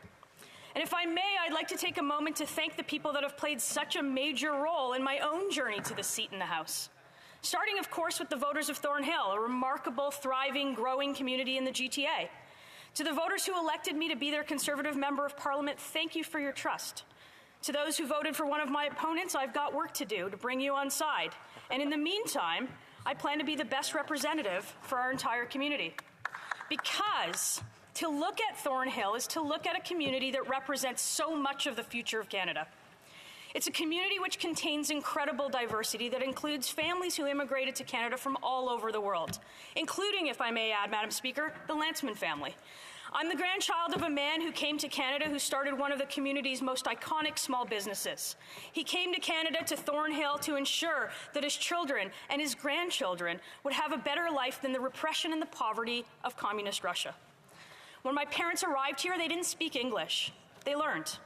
They faced the sometimes direct and sometimes subtle bigotry of anti-Semitism, a hatred far older than our country that is sadly tolerated by far too many, far too close to this House. And they persevered, and they taught their daughter how to persevere. Madam Speaker, that perseverance was tested during the last 18 months. I lost my mother during this journey. I know that she's watching, and if anyone likes anything I'm going to say in this House at all, it's almost entirely because of her. My father was truly far ahead of his time. Never was the answer, no, you can't do that. He and my older brother are foundational to my success, and they embody the spirit of hard work and empathy in this country. I have a chosen family that has been instrumental in my achievements, and most importantly, a partner who is eternally patient, unconditionally supportive, and who I am absolutely nothing without. So, Madam Speaker, I want to pay tribute to the remarkable team of volunteers who brought me to this seat. Everyone knows that it takes a village, but a political village of volunteers is a particularly remarkable place. Starting, of course, with my predecessor for this seat, Peter Kent, who taught me so much about how to serve our community and the high standard that I need to strive for as their MP. Peter. I also want to thank my incredible campaign team, each and every one who helped give their time and their trust to put me here. Many who supported this journey long before I ever knew that I would embark on it. And that's the summary of the path that brought me here, Madam Speaker, but I want to use the rest of this time to talk about the road ahead. And I know, as you do, to serve in public office is both an honor and a privilege. But it's also not easy. We take on these challenges because all of us have causes that we champion and communities that we are committed to serve. This chamber is supposed to be a place where we recognize and reconcile those differences. I know I worked on Parliament Hill long before I was elected to come here. That's how representation in democracy is supposed to work. But I come here asking the question, is it really working? At the time of Confederation, Canada had its democratic structure, but also its democratic deficiencies in how women, Indigenous people, immigrant populations, religious minorities, and others were often relegated to second-tier status or worse, and denied the fundamental political and social rights held by the elites. Parliament back then was often a talking club, where political elites spent their time talking only to one another, and very little time talking to the public, and still less time listening. And while we have so much work to do, we've come a far way to correct these injustices. I'm standing here today as a Jewish woman who identifies as LGBTQ, and it's hopefully indicative of that. But truly inclusive politics is not about who can collect the most identity politics baseball cards, Madam Speaker, though it is too often how elected politicians and their cliques approach this job. It's about solving the fundamental challenge that is our parliament, that is our government, and this is too often just still a bunch of elites talking to each other. There is much missing from the discourse here, and in fact, there's much missing from the throne speech. On the fight against climate change, many in this House, and those close to it, care only about how many tweets and endorsements they can get from single-issue activists and NGOs, rather than a truly inclusive effort to fight this challenge. And when it comes to families who are stuck holding the bill for promises made and repeated, or displaced workers in the energy sector whose very future livelihoods are being sacrificed, the chattering classes are silent. Or how about the million Canadians who are motivated by faith in public life? Many in politics who so routinely embrace the hip social cause of the day will also gleefully sign off on what I see as a deliberate attack that target the faith of Canadians, including so many members around me for the crime of daring to express their values in the public sphere. Or how about the cause that is so foundational to me in my journey? Madam Speaker, the place of Jewish people in this country.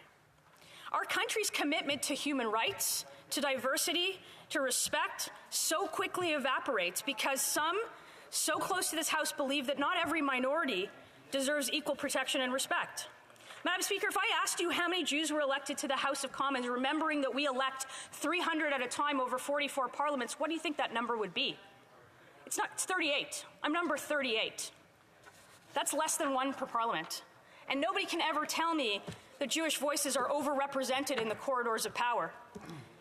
If that were the case, it would not be so socially acceptable for so many in official Ottawa to freely denigrate the Jewish people under the guise of criticizing their homeland as part of some perverse social justice performance theater. We've seen it.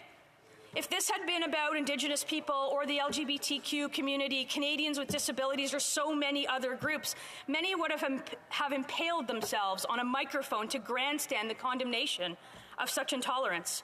Because apparently you know something, because the Middle East is complicated. But here's the thing, Madam Speaker, it's actually not that complicated. There is a rising tide of anti-Semitism in this country, in my community, and in all communities across the country. And it's not just rising out of some far right-wing chat room on the internet. It's rising out of faculty clubs, out of social justice organization, and too many government offices. And when there's an attack in Paris or there's an attack in London, it matters. It matters to how we set the rules and we fund basic security and protect our citizens.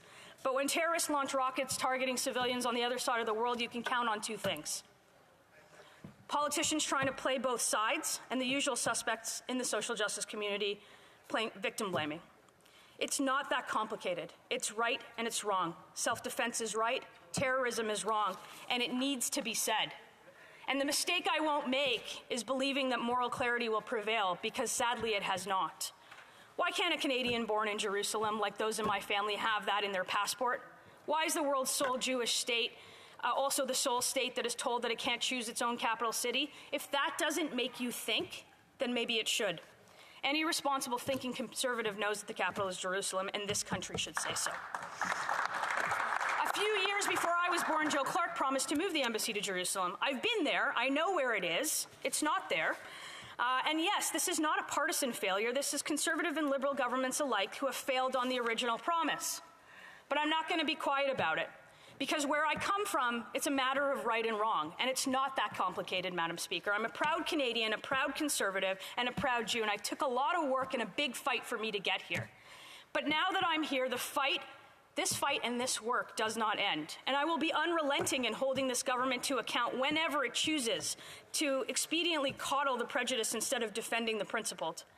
And when it excludes those that don't conveniently fit their narrative. But in the same breath, I'm prepared to work constructively across the aisle should members be prepared to change their ways. And I stand a part of this caucus because I believe that the best protector of my community is a conservative government. But we can't afford to wait till the next election. So I implore those who have a voice to take their concerns and the concerns of my community seriously and recognize that their past record is just not good enough. If you ever choose to do so, you can count on allies from this side of the House, including from the Member of Parliament for Thornhill. Thank you very much, Mr. Questions and comments. Questions et commentaires. The Honourable Parliamentary Secretary, the Honourable Member for Winnipeg North. Yes, thank you, Madam Speaker. And, I think that if we take a look at the throne speech, and you will find that there is a very ambitious agenda, a plan, and a part of that plan we're seeing in terms of the materialization of bills that are so important to all Canadians. And I'm talking about one that we were debating yesterday, Bill C-2. Canadians understand the sacrifices that have been made over the last 18 months and the importance of government stepping up to the plate to be there for small businesses and individual Canadians, to be there to support healthcare workers and Canadians in general. This is something in which I believe that Canadians want us to do. And the question I have for my colleague across the way is, does she see herself recognizing the need to see Bill C-2 advance? The principles of C-2 will continue to provide the support that Canadians want, and it's just a part of what we see today in our throne speech. Good question. Member for Thornhill. Thank you to my colleague for the question. I absolutely see I want to see Bill 2 advance to committee so that we can discuss it. So look, I encourage the member to reconstitute committees. There is so much missing from this throne speech. There are so many voices that aren't heard. The voices of rural Canadians, the voices of those who work in the energy sector, the voices of those who have been impacted by the floods in BC. The government can do more. The government can always do more. And I implore the member to include everybody in their throne speech and not just the select few of the Liberal Party. Questions and comments? The honourable member for Windsor West.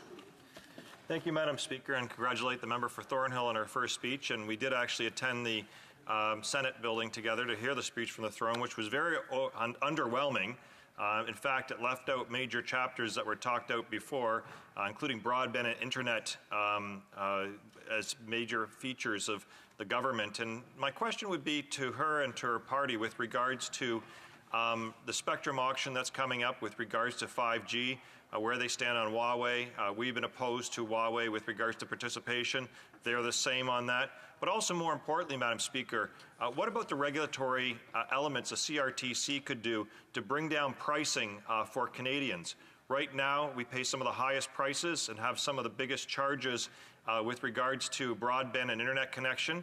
Would her party agree with a regulatory process to actually bring those in check because it's too costly for Canadians? Thornhill. Thanks to the member for his question. Look, this is a party that has brought forward many ideas and many plans on expanding broadband and rural internet, and we welcome any work that we can do together on lowering the cost of internet. I realize that none of this was mentioned in the throne speech. None of these things for rural Canadians were mentioned in the throne speech. And so I welcome the work with members of this House to hold the government to account, to include every single Canadian in their throne speech. Questions and comments? Questions et commentaires. The honourable member for Etobicoke-Mactaquac. Thank you, Madam Speaker, and I'd like to congratulate the honourable member for Thornhill and commend her on her remarks. And I noticed that she made reference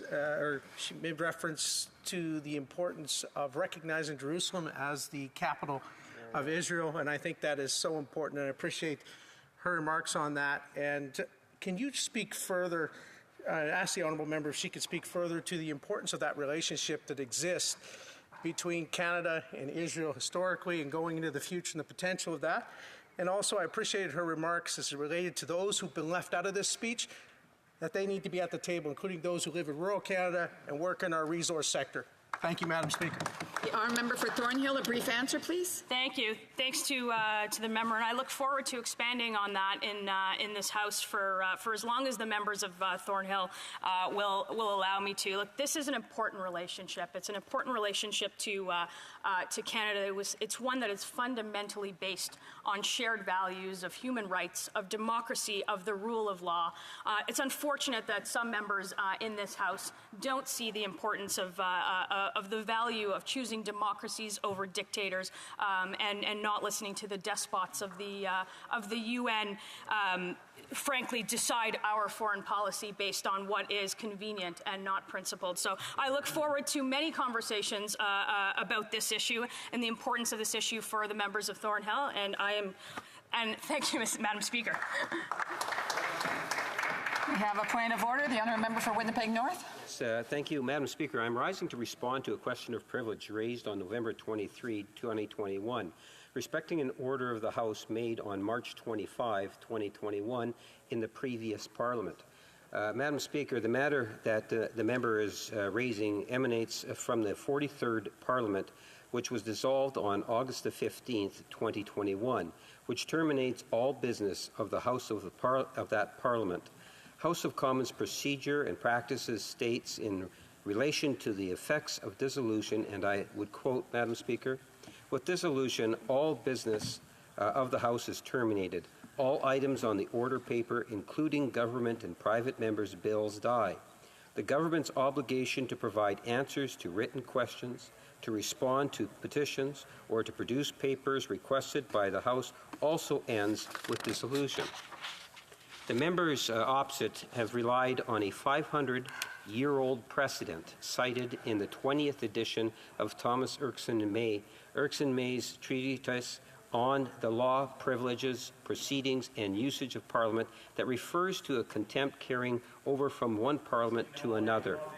It is worth noting that this reference no longer appears in any version of Erskine May's treatise because I submit the context of the 16th and the 17th century no longer applies. This citation refers to a time that predates representative and responsible government and was used for the purposes of imprisoning a Privy Councillor for crimes committed during a Parliament. The sanctions provided in these times generally exceeded the duration of a Parliament, which were far shorter in length than our current Parliaments. And the new Parliaments had to reinstate these sanctions to ensure that the individual in question could be recommitted to the Tower of London for the duration of their initial imprisonment. This context no longer applies, and it would be a travesty to impose such a precedence to a situation that bears no resemblance to the current situation.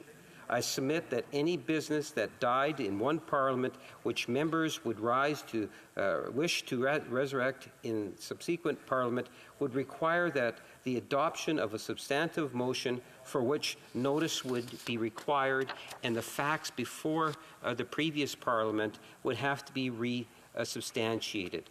We no longer live in a world where the sovereign would order the execution of a member of Parliament or of a Privy Councillor who is not a parliamentarian, without due process offered by a court of law.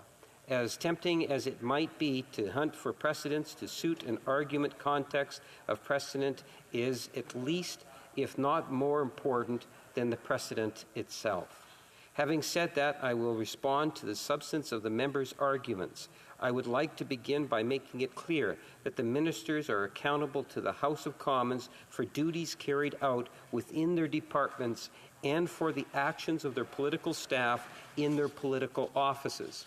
Page 30 of the House of Commons Procedures and Practices states the following regarding the fact that ministers are responsible to Parliament. Quote, in terms of ministerial responsibility, ministers have both individual and collective responsibilities to Parliament, and so on. The principle of individual ministerial responsibility holds that ministers are accountable not only for their own actions as department heads, but also for the actions of their subordinates. Individual ministerial responsibility provides the basis for accountability throughout the system.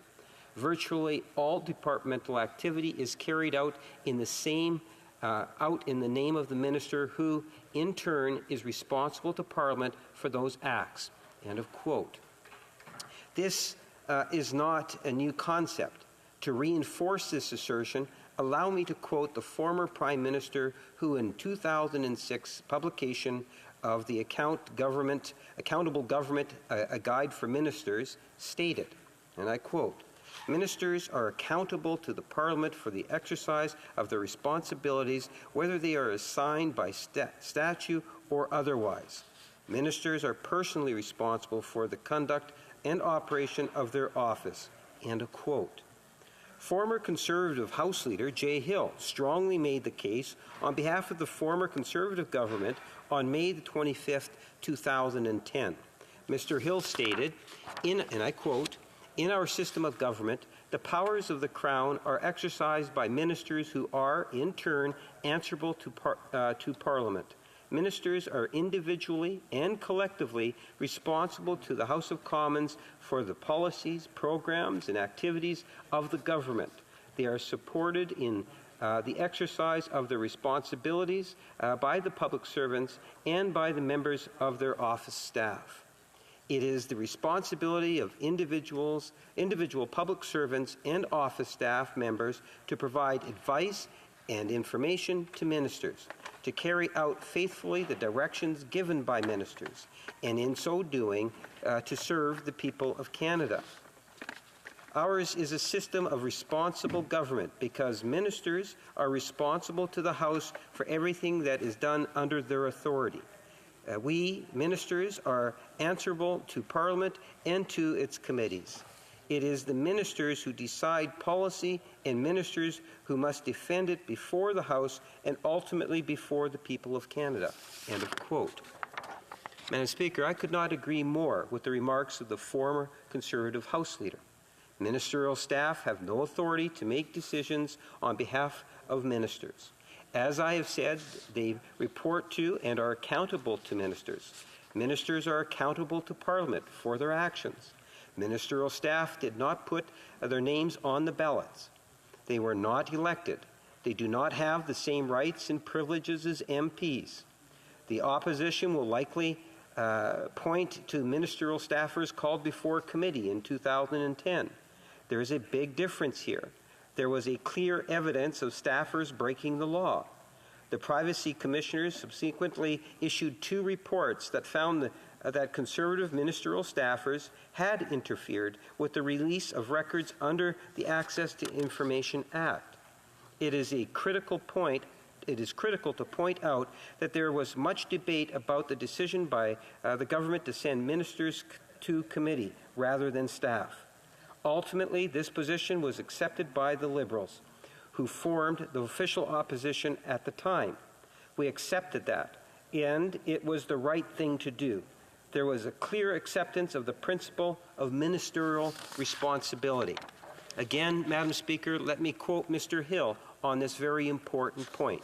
He states, quote, "This is no substitute for ministerial responsibility. When ministers choose to appear before committees to account for their administration, they are the best source of accountability and they must be heard.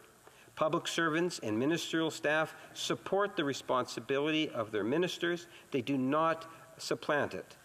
They cannot supplant it." End of quote. By using its majority on committees, the opposition attempted to deflect accountability from the minister to the ministerial staff. That was and continues to be unacceptable. Let me end my remarks with some words from the former Conservative minister, whom I have quoted extensively today. He stated the following about staff. Quote, they bring to us many talents, and I expect many of them, when they accepted their jobs, never imagined that one of the skills required was to stand up to the interrogation of a bitterly partisan parliamentary committee. End of quote. Our government will continue to defend the constitutional principle that ministers are accountable to Parliament. There is no appropriate substitute for ministers to be accountable to Parliament for the activities of their department or for the activities of their political staff. Thank you, Madam Speaker. I thank the honourable member for the information that he has provided, the additional information he's provided. We'll certainly take it under advisement as the decision is being made. Thank you very much. Resuming debate, reprise de débat, l'honorable député de... Resuming debate, the honourable member for Mégantic-l'Érable. Thank you, Madam Speaker. Madam Speaker, I listened to the speech from the throne pronounced by the Governor General, but my thoughts will reply to that. Why did we have to have an election in the middle of a pandemic when, in fact, Quebec's businesses and many businesses have labor shortages? Was it necessary? No, of course not. The Prime Minister played this game on the backs of Canadians, hoping that polls would show favorable results for him and hoping that he would win. But, in fact, he did not win this bet that he made. I would like to thank the people in my riding, Mégantic-l'Érable, for electing me for a third time. I will do absolutely everything I can to defend the businesses and people in my riding. An example, Madam Speaker. Statements by members. SO31s. I will use SO31s to inform this House about important matters. Here's an example. The people of Thetford Mines in their region, for over 100 years, there were miners who worked very hard to extract what was called for many years white gold. But over the years, with scientific knowledge, the white gold became public enemy number one. That is asbestos.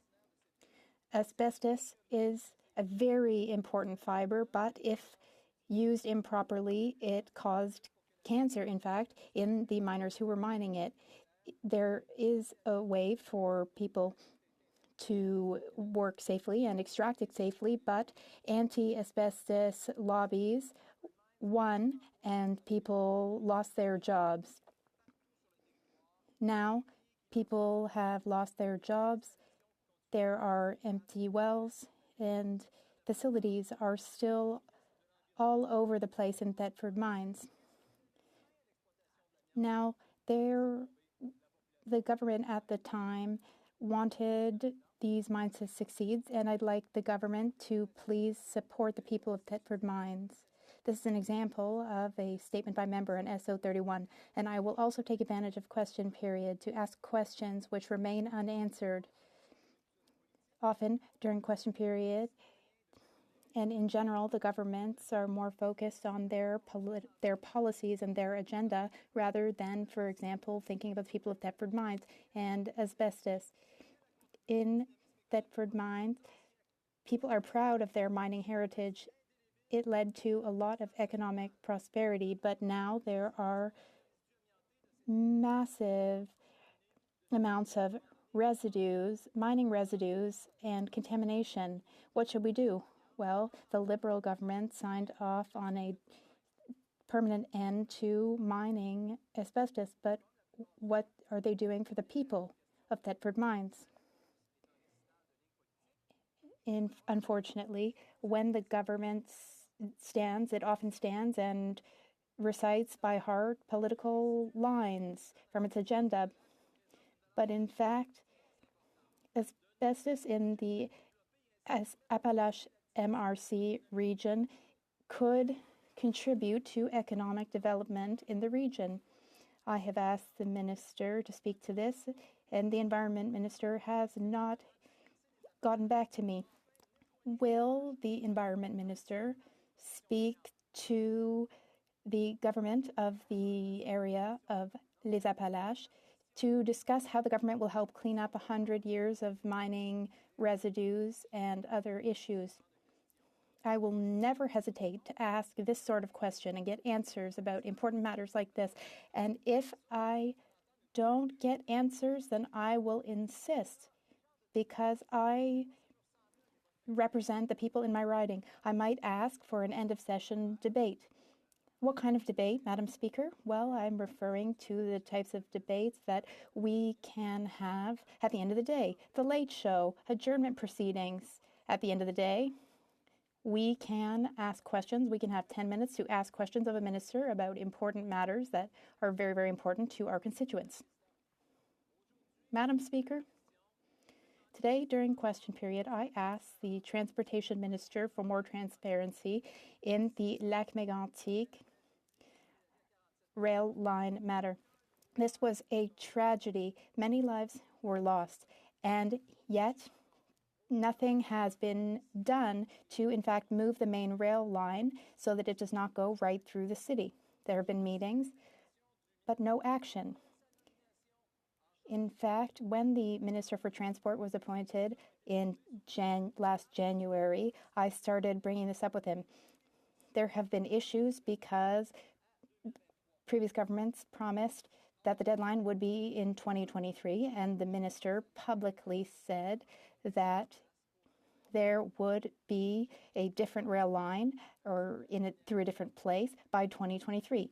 During the last campaign, I raised this matter again.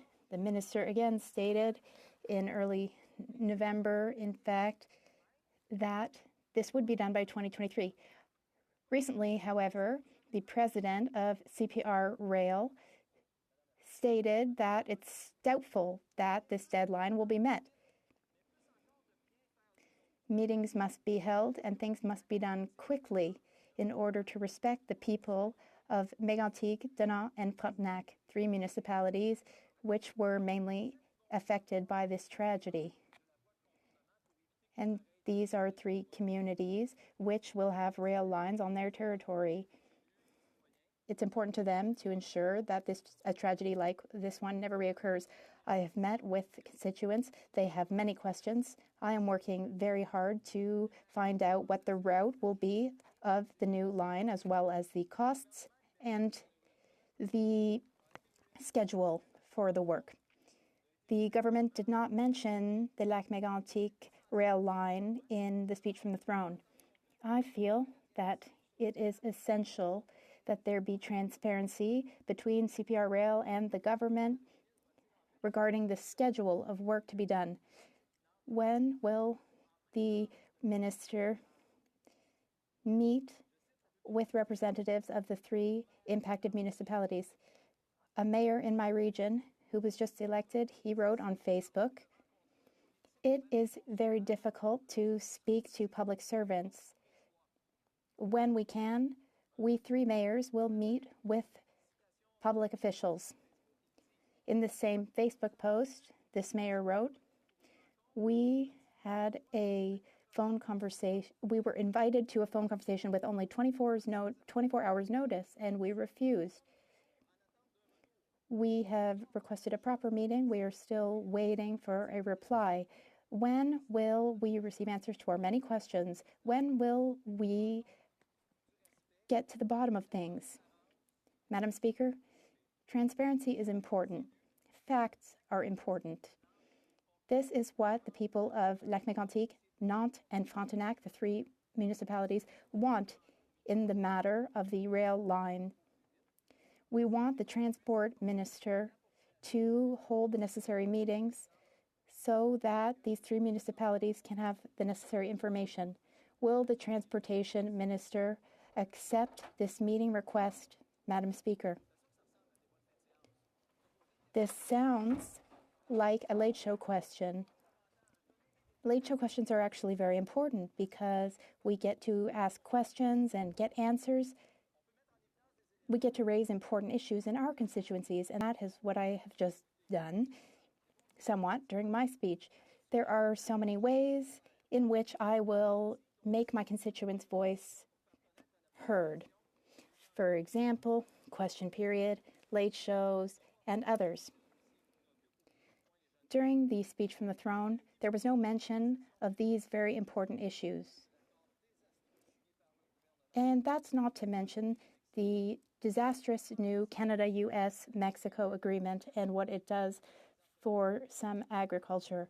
And there was no mention of the businesses in Lac Mégantic, in Mégantic-l'Érable, nor what to do about fast rising cost of living due to inflation. The people in Quebec, the people in Canada are paying a lot for everything and have less savings. Madam Speaker, I've been here for 6 years, and I will continue to rise again and again and again to hold the Liberal government to account. The honourable member for Kingston and the Islands. Thank you very much, Madam Speaker. I listened to the intervention by my colleague from across the way, and I took note especially to the first part when he was speaking about asbestos. We know that asbestos, although to his point might be able to be safely extracted, it's used and had been previously used in thousands of various different materials that could be extremely toxic to individuals who inadvertently breathed in the materials, whether through construction practices or whatever it may be. Now, I can recognize the fact that in his particular part of the country, this may have been an extremely lucrative business, but is his position and the Conservative Party's position now that we remove the ban on asbestos so that it can be reintroduced into the marketplace? L'honorable député de Mégantic-l'Érable. The honourable member for Mégantic-l'Érable. Madam Speaker, I'd like my colleague to listen carefully. We are not asking that asbestos be mined again. What we are asking is for the government, which benefited from mining income from so many municipalities which had mining and asbestos mines for 100 years, well, that same government should properly help people in these regions. I invite my colleague to visit Thetford Mines. because there are so much residue, so much mining residue. We are just asking the government to help deal with that, and the government is not really proposing anything. So I'd like the colleague to perhaps visit asbestos and Thetford mines to see what our communities look like after 100 years of asbestos mining and 100 years worth of accumulated residue. It seems that the government is not really taking responsibility in this file. Questions and comments? The Honourable Member for Rivière-des-Mille-Îles. Thank you, Madam Speaker. I totally agree with what my colleague is saying. However, what does he think about the fact that in the speech from the throne, there were so many mentions of stepping over provincial jurisdiction, for example, reforming police systems, violence prevention, mental health? What does he think about that? Thank you. The Honourable Member for Mégantic-L'Érable. Well, it's very simple, Madam Speaker. This government thinks that it can do and should do anything and everything in Canada. This government has no respect for provincial jurisdiction. The government thinks that it knows best and that its money can save every problem in every corner of the country, but unfortunately that's not the case. Those who are actually experts in their various fields, for example, those who are experts about Quebec's healthcare, are those who are best placed to manage funds. And if the federal government gives money to Quebec, it should be done unconditionally so that Quebec can handle its own healthcare system. Questions and comments? For Perth Wellington.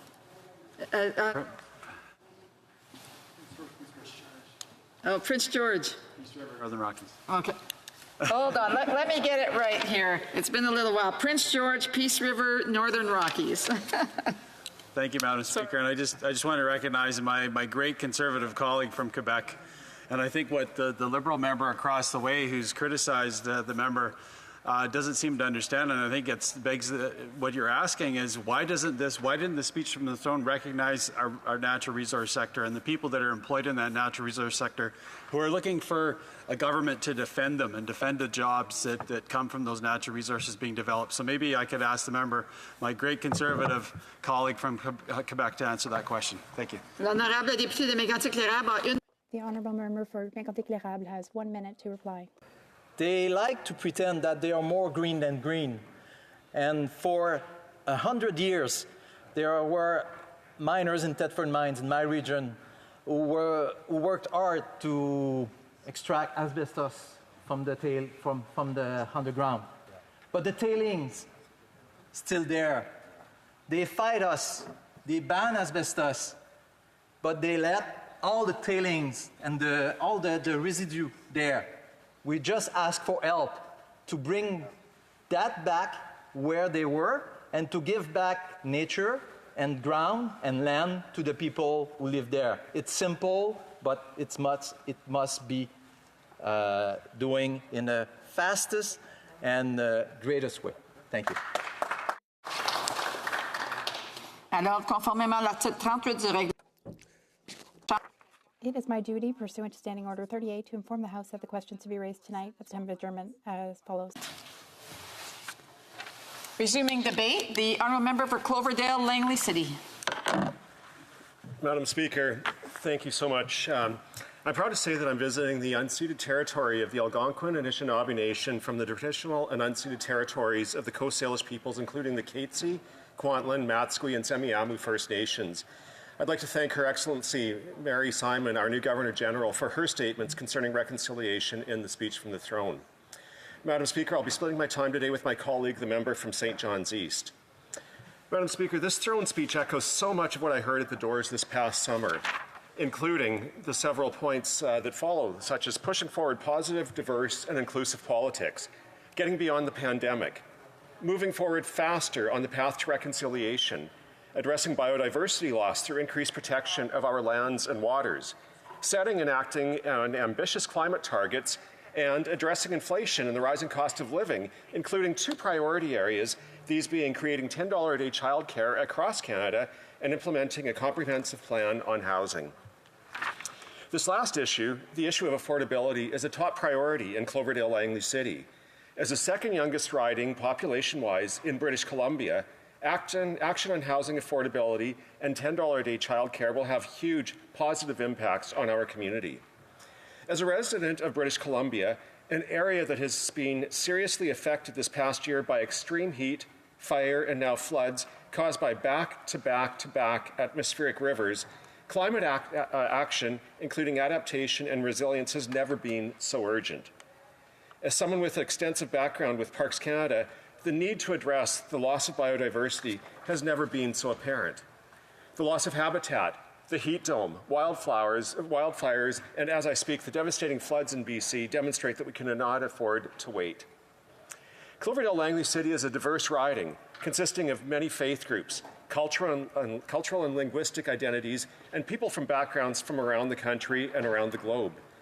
In the last election, voters called for the next Member of Parliament and government to create an inclusive future that holds diversity as a symbol of strength, and our cabinet is the most reflective of Canada in Canada's history. I heard loud and clear that our government needs to be more ambitious on climate change, and we demonstrated that ambition at COP26. Voters called for more affordable and accessible childcare, and our government is ready to work with BC to cut costs in half by 2022 and create 40,000 additional spaces. This will be transformative and so important in the community of Cloverdale-Langley City. I heard door after door, that a legitimate housing plan which addresses the insufficient housing supply and makes buying a house more affordable is needed. And we created a housing minister to act swiftly on our housing plan. We're going to help put home ownership back in reach for Canadians with a more flexible first-time home buyer incentive, a new rent-to-own program, and by reducing closing costs for first-time home buyers.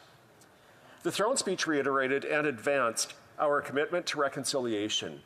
It recognized that, and I am quoting, "Reconciliation is not a single act, nor does it have an end date. It is a lifelong journey of healing, respect, and understanding. We need to embrace the diversity of Canada and demonstrate respect and understanding for all peoples every day. This is the commitment we need." When I was elected to the 42nd Parliament, my private member's bill C-374 passed unanimously in this House and was to implement a call to action from the Truth and Reconciliation Commission's Call to Action 79. Unfortunately, my bill died in the Senate, but I'm committed to continue pushing along and participating in initiatives to further reconciliation.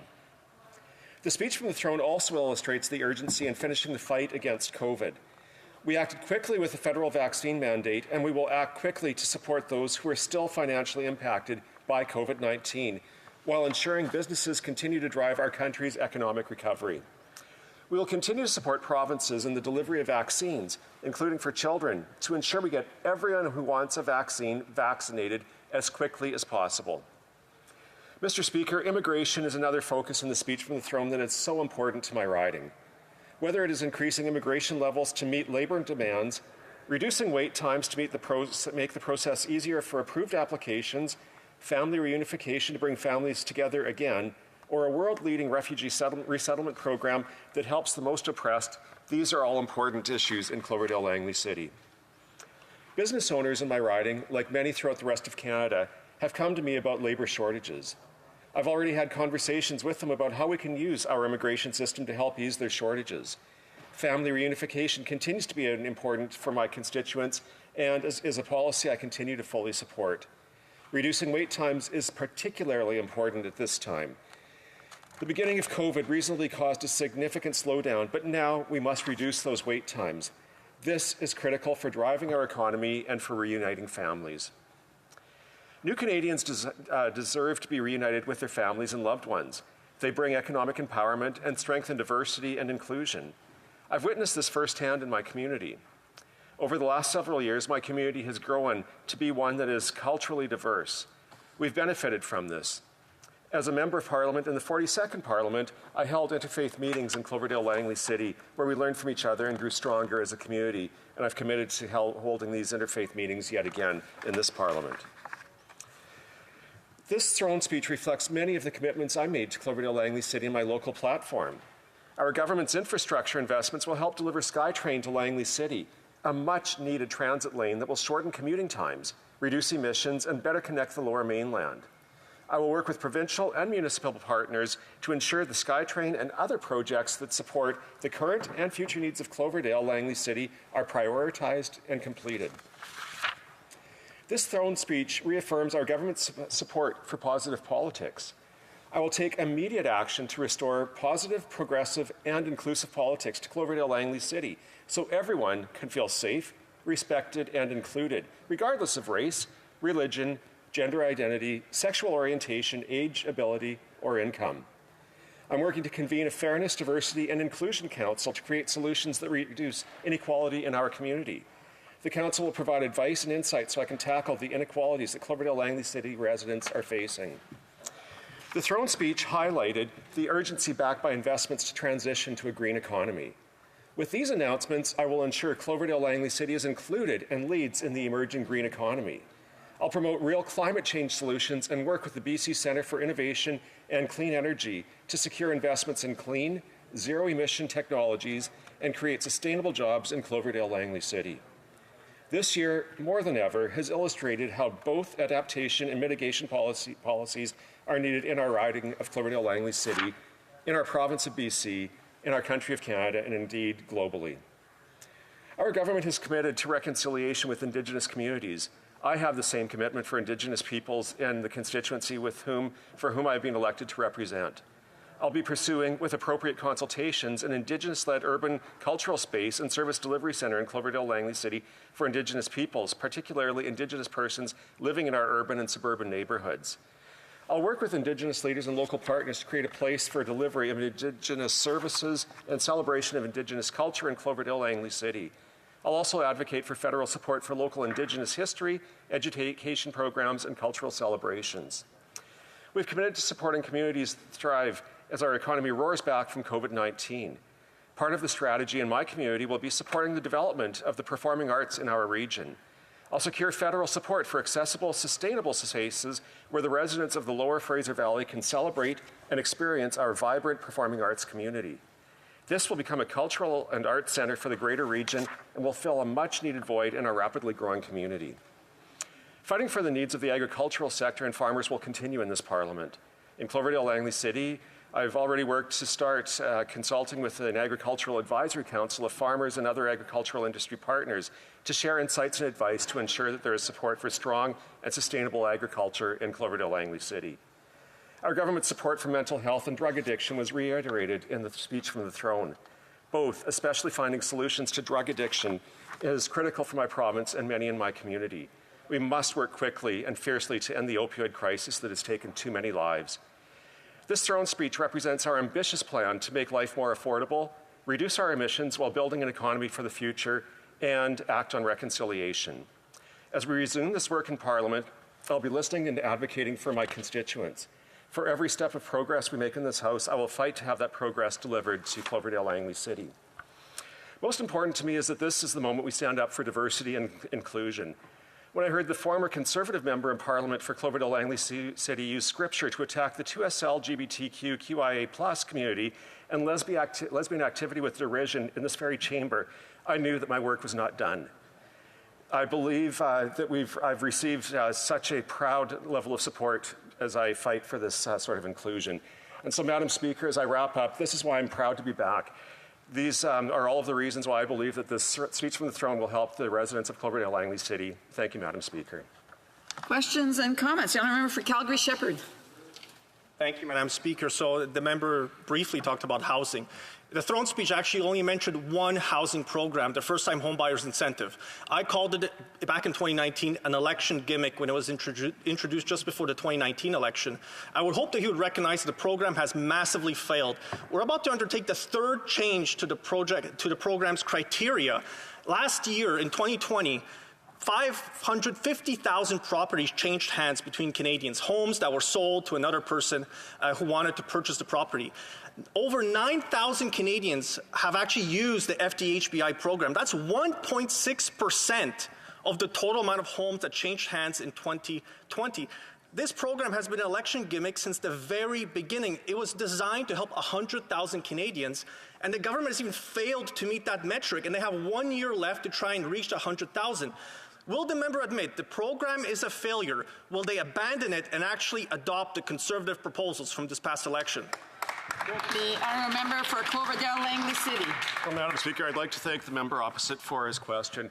Housing is a huge issue, not only in my riding, but I think in many ridings across the country.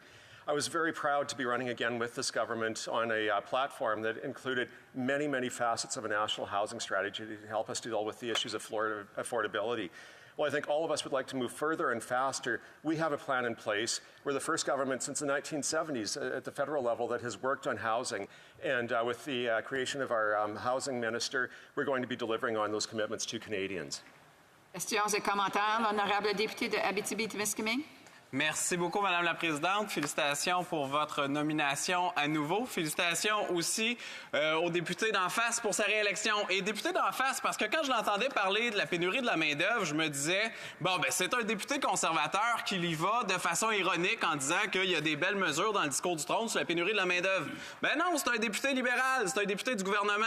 Alors, je suis vraiment intrigué. C'est quoi les bonnes mesures qu'il y a au niveau de la pénurie de la main-d'œuvre? Parce que depuis l'élection, d'abord, il y a une mesure intéressante, ça a été l'abolition de la PCRE. Et il y a des entreprises qui m'ont dit, ben oui, depuis que la PCRE a été abolie, on a reçu 5 CV. Une autre, on a reçu même 15 CV. Ça a un impact sur la pénurie de la main-d'œuvre. Mais moi, je veux entendre des mesures concrètes, notamment au niveau... Je vais demander au député de recommencer sa question dans une minute. Il semble qu'il n'y a pas de traduction. It seems that there's no translation. We'll have to stop. Is it working now? Thank you. So the honourable member can begin again with his question. Thank you, Madam Speaker. The honourable member can answer. So I'd like to congratulate you again, Madam Speaker, and I'd like to congratulate the honourable member. When I listened to the speech of the member across the way, I thought it was a Conservative who was commenting on the speech with a bit of irony, talking about labour shortages. But what I see is that it's a Liberal member, so I'm really intrigued. What are the concrete measures that are there to deal with the labour shortage problem? Because we're talking about the abolition of the CERB, which will come to an end shortly. Now, there are months that people have been sending in things. There's been talk about foreign workers, about retired people who may go back to the labour market. Thank you, Madam Speaker. Great. I'd like to thank the member for his question. And I would say that our government has a very strong plan. I wasn't here for the last Parliament as we saw a number of COVID reliefs come in to help Canadians, and including businesses, get through a very difficult period. And we're now working through the speech to the throne and legislation coming out of it, such as Bill C-2 that was introduced earlier this week, to help Canadians continue to thrive and survive, to deal with issues such as labour shortages, to get people into the workforce. And that's why I'm so proud to be part of this government moving forward through COVID relief and doing the work that needs to be done in Canada. One more question, the honourable member from Nanaimo, Ladysmith. Congratulations to the member. Lacking in the throne speech is any mention of the opioid crisis. Too many in Nanaimo Ladysmith family, friends, and neighbours have tragically lost their lives in this opioid crisis. Despite this, we have seen inaction on the part of the government to address this crisis and to save lives. The pandemic has further exacerbated this crisis. Mental health concerns have increased, isolation, lack of affordable housing, to name a few. Madam Speaker, can the member clarify, when will this government take this crisis seriously, declare it for what it is, a public health emergency, and prioritize the supports that people need? People's lives depend on it. Our member for Cloverdale Langley City has just a little to respond. Thank you, and I'd like to thank the member opposite for her question. As another British Columbian, I think that we are painfully aware of the devastating effects that the opioid crisis continues to have in our province of British Columbia. We have lost too many individuals as a result of this, and this is why I'm committed to working with our government, with my colleagues in British Columbia, and across the floor to end this opioid crisis. I send my heart out to anyone who has lost a member of a family. I don't think that many of us in BC are untouched by this tragedy. And it is so important that we work, and our government is committed to dealing with the issues of the opioid crises and trying to end it as quickly as possible. Thank you, Madam Speaker. Resuming debate. Reprise de débat. Resuming debate. The Honourable. I want to remind members that they have to stand to be recognized. Otherwise, I go to whoever is up. So the Honourable Member for St. John's East. So just a reminder that in order to be able to speak in the House, you have to stand up, because I don't know who is really interested in speaking. The Honourable Member for St. John's East. Thank you. Madam Speaker, it is with a deep sense of pride that I stand for the first time in this House as the newly elected member for St. John's East. I'd like to begin by congratulating you on your election and take this opportunity to congratulate all my colleagues. We have a critical job in front of us to serve the people of our diverse ridings all across this incredible country, and I am humbled to work among such committed representatives. I owe the people of St. John's East a debt of gratitude for placing their trust in me. I'm humbled by their support, and I'm committed to delivering results by representing their voices, priorities, and concerns. To my campaign team, thank you. To the many volunteers who worked tirelessly to secure my win, thank you.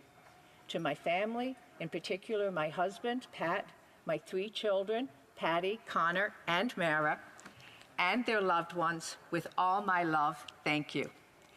Madam Speaker, St. John's East, perched on the edge of the Atlantic Ocean, represents a diverse cross-section of what makes Newfoundland and Labrador so unique. A thriving urban business hub, just 10 minutes from vibrant rural communities.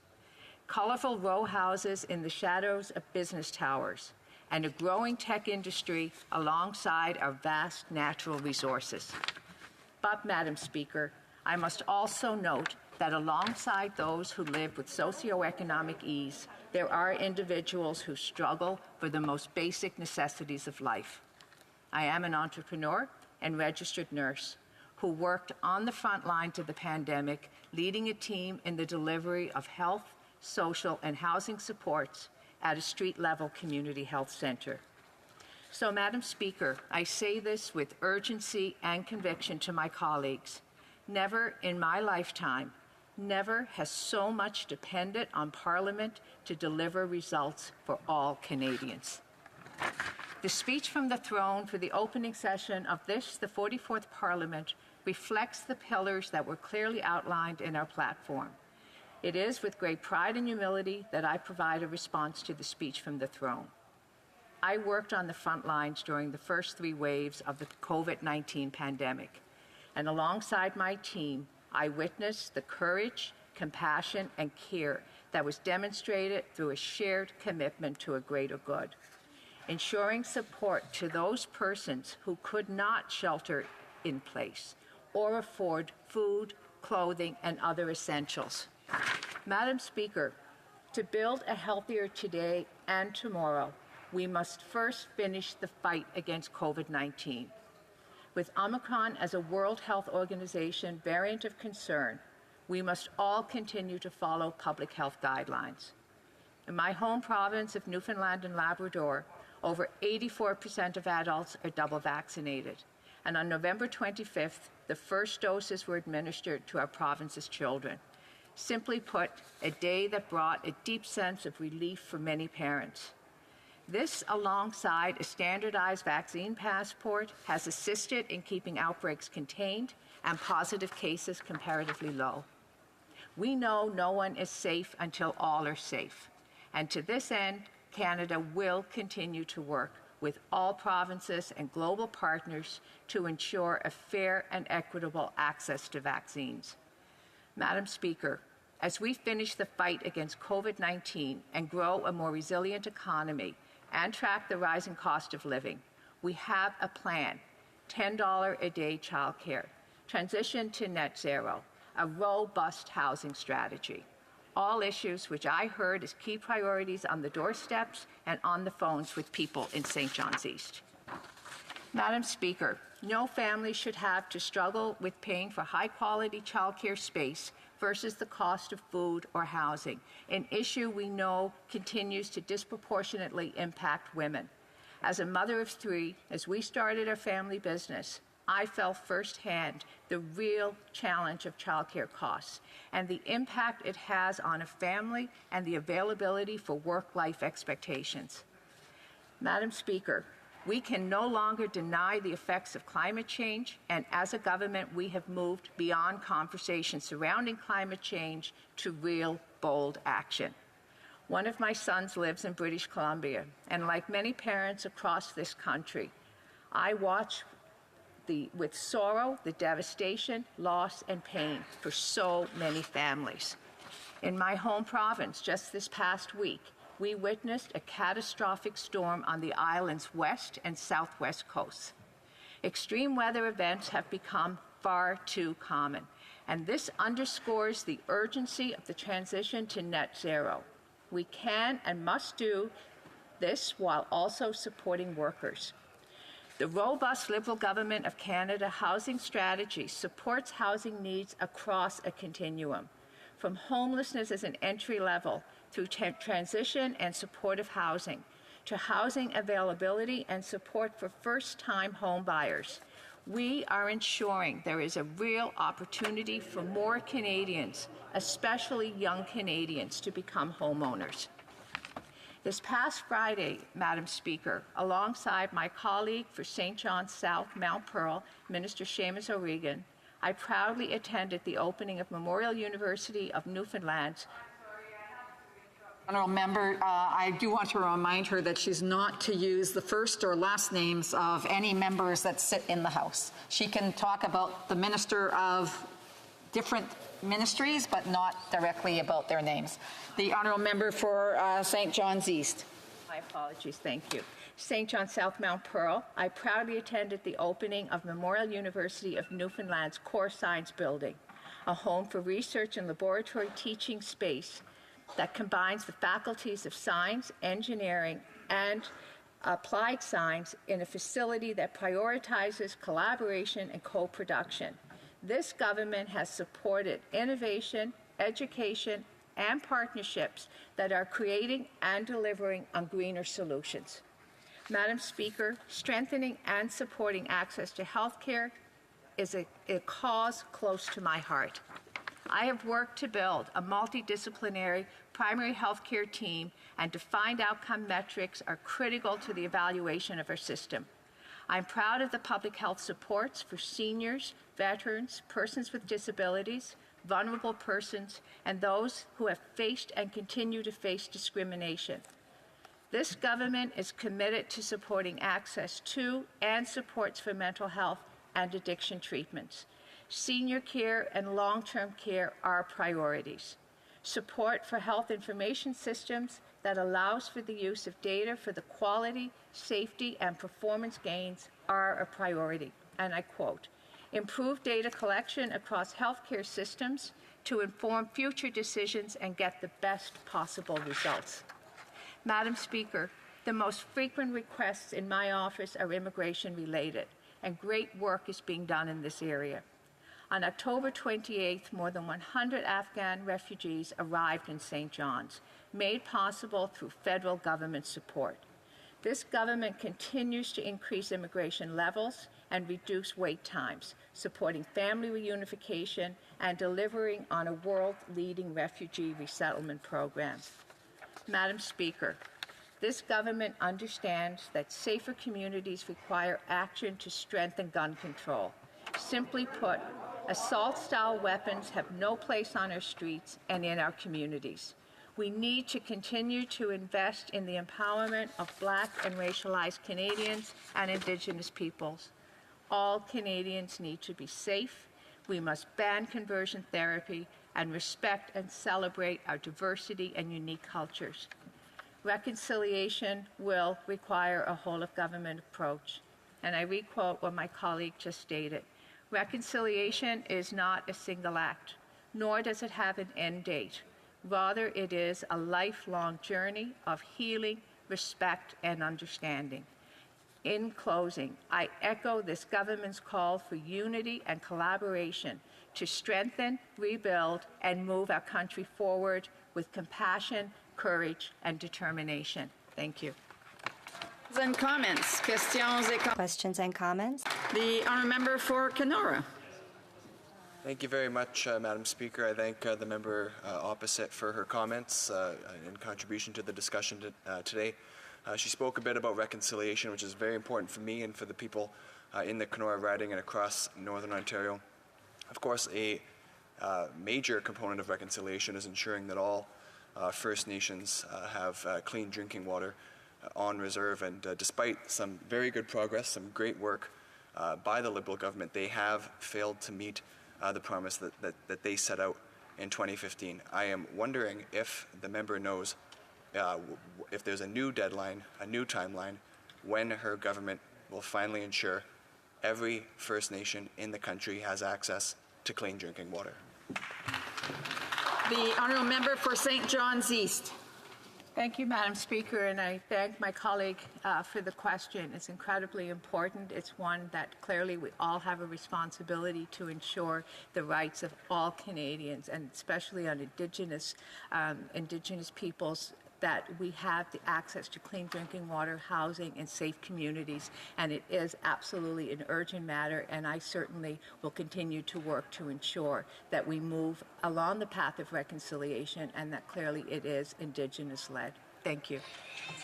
Questions and comments? Questions? Questions and comments. Member for South Okanagan, West Kootenay. Well, thank you, Madam Speaker, and I'd like to congratulate the member across the way on her speech. The member from St. John's East, many years ago I lived in that riding, so I'm very familiar with it, and I'm familiar with Newfoundland and Labrador and the transitions that they have had to go through there over the past decades, going from cod fishing to offshore oil, and we're facing another transition away from fossil fuels. And yet there was nothing in this speech from the throne about the just transition. It should have been the #1 priority of that speech. This is what's facing our country, and I'm wondering if she can comment on why it was left out. Our member for St. John's East. Thank you, Madam Speaker, and thank you to my colleague for his very important question. In fact, I didn't reference it in my speech, and I am not at all concerned that it wasn't part of the speech for the throne, because during the election, during the platform, in conversations with the Prime Minister, transition to a green economy is central to the working relationship between the provincial government in Newfoundland and Labrador and the federal government. And we're seeing this in the rapid advancement of incubation of amazing projects within the city. We're seeing it in the work that's being done in partnerships with oil and gas to begin to move to net zero, and the real work that's happening in terms of building industries now so that we can meet the timelines in the future to much greener technologies. Thank you. Questions and comments? Questions and comments. Honourable member for Calgary Forest Lawn, a brief question. Thank you, Madam Speaker. The member had referenced immigration in her speech, and I guess before I get to my question, we're experiencing record backlog delays that are hurting families from getting reunited. Many farmers are suffering from this. Small businesses are suffering from this. And this is from a Liberal-made backlog because this wasn't inherited by the previous government. So they can't put that as a blame. They've destroyed our industries because of this backlog that they've created. So can the member admit that their Liberal-made backlog is hurting families, hurting our farmers, and hurting our business people? The honourable member for St. John's East has just a little under a minute to respond. Thank you, Madam Speaker, and thank you to my colleague for the question. COVID-19 changed how business moved forward, how files were able to move through government offices. We're seeing the results of that now. We're also seeing shifts in border entry and the flow back and forth, not only of physical goods, but of people being able to respond to housing or respond to work needs in Canada. It is a complex problem. This is not a Liberal problem, only Liberal-made problem. Thank you. Resuming debate, the honourable member for Miramichi Grand Lake.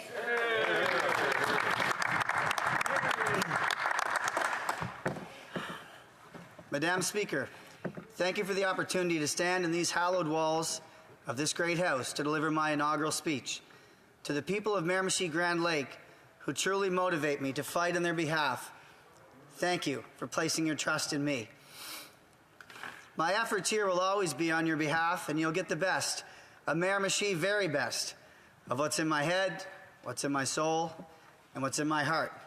And this heart is embedded with the success of our region and its people, our province and country, and the Canadian dream for every single one of them. To my family, both immediate and extended, thank you for supporting me in this endeavor.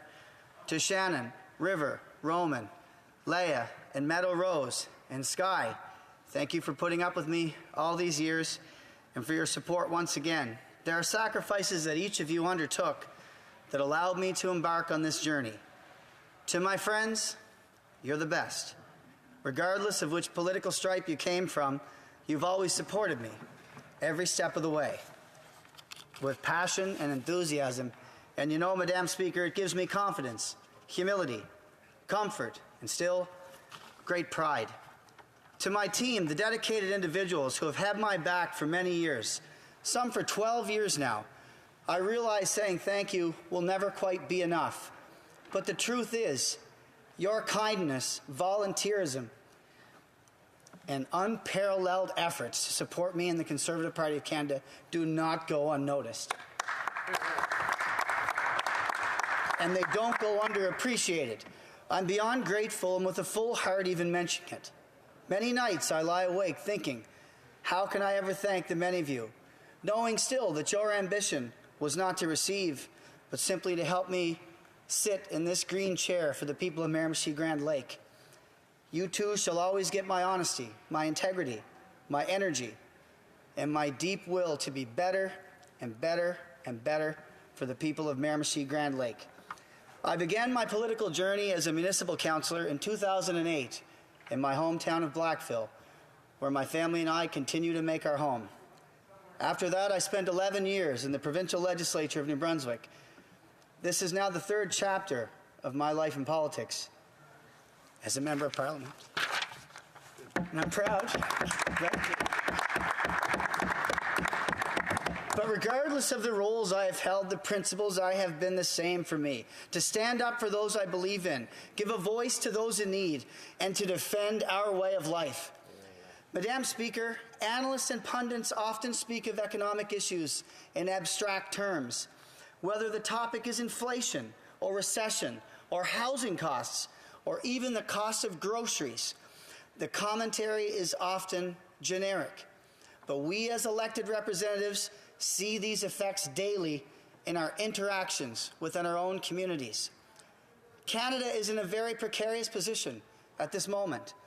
As cost continues to rise, the quality of life for Canadians becomes threatened more and more. They are under enormous strain right now. Year over year housing inflation in New Brunswick alone is 30%, and that's from the Globe and Mail article just this week. Canadians are having to make the choice between heating their home or buying their groceries. Yet in Canada, we are rich with natural resources and a motivated, hard-working labor force.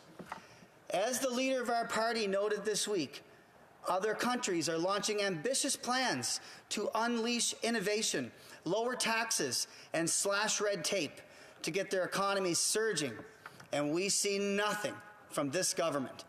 Small businesses, they were looking to the Liberals to bring forth a plan to address critical supply chain issues that they're facing in advance of the holiday shopping season. Unfortunately, the Liberal speech from the throne is a complete failure for these small businesses.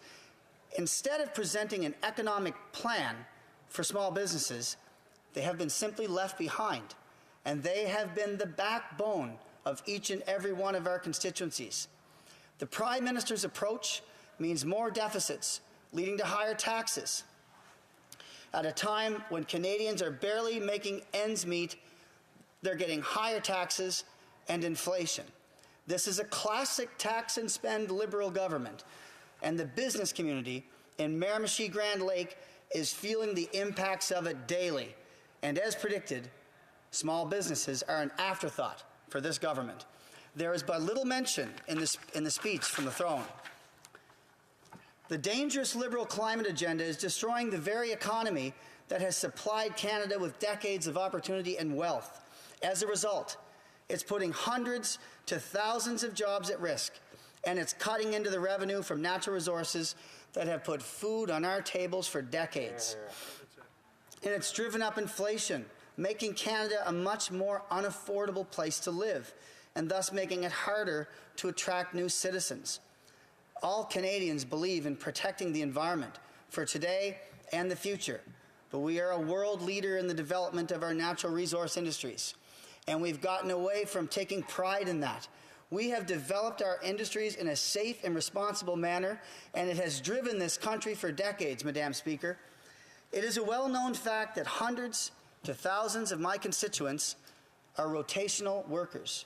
These individuals travel in and out of Western Canada and other provinces to work in the natural resource industries, such as oil, gas, and mining.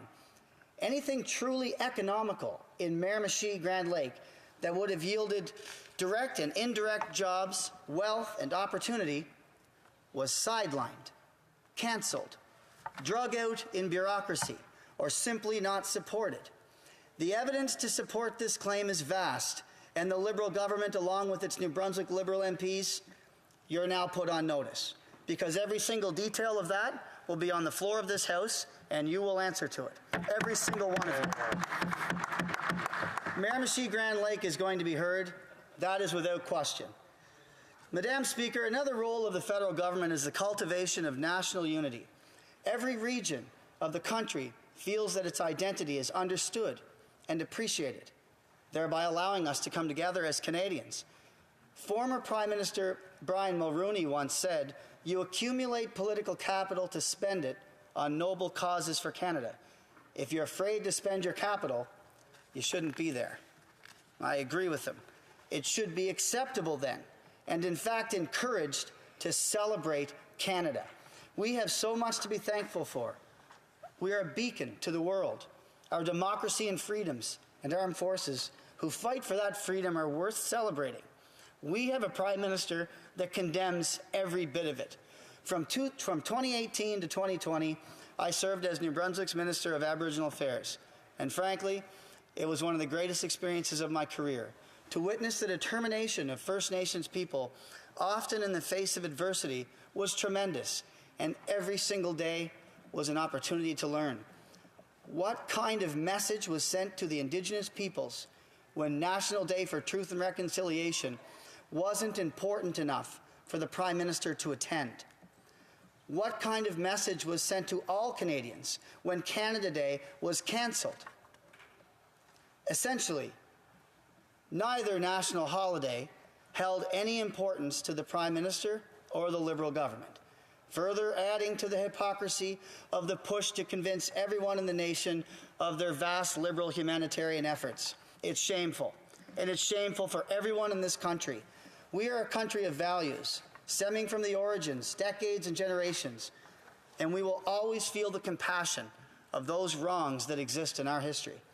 If you want to truly help the Indigenous peoples lift their boil orders with sufficient drinking water, install proper sewer systems, help lift nations up on their path to self-governance, self-determination, and build economies with First Nations and Indigenous peoples as willing partners in this country. Canada Day is more than Confederation. The decisions made and the merits of those decisions, as reviewed all these years later. It is a defining moment in our collective history, and of that much I'm certain. But better yet, it's a celebration of Canadian values and the people that defend those values. Cancelling Canada Day is a rejection and an insult to our Canadian values. The Prime Minister of Canada has no recourse for history, none whatsoever. But even still, history cannot be cancelled because it already happened. As Canadians, we must learn from it, We must aim to be better together. Truth and Reconciliation Day was needed, and I'd venture to say it was greatly overdue. But to not accept a personal invitation to attend a commemoration on that day, only to use it as a personal holiday, is a major failure. And so, Speaker, there is no greater shame a nation can bring upon itself than to disrespect its own flag, the people who fought for it, and a country who loves it. Canada's Conservatives are ready to go. Sorry. Questions and comments? Questions and comments. Honourable member for Kingston and the Islands. Thank you very much, Madam Speaker, and I congratulate my colleague across the way on his speech in the House and welcome him here. His predecessor voted in favor of a ban against conversion therapy. We know that of the previous Parliament, when we were voting on this issue, 62 Conservatives voted against conversion therapy, against a ban on conversion therapy, of which 52 of those Conservatives are still in this House today. Yes, I've made a list. I'm curious if this member can comment as to whether or not he plans to vote in favor of a ban on conversion therapy as his predecessor did. The honourable member for Miramichi Grand Lake.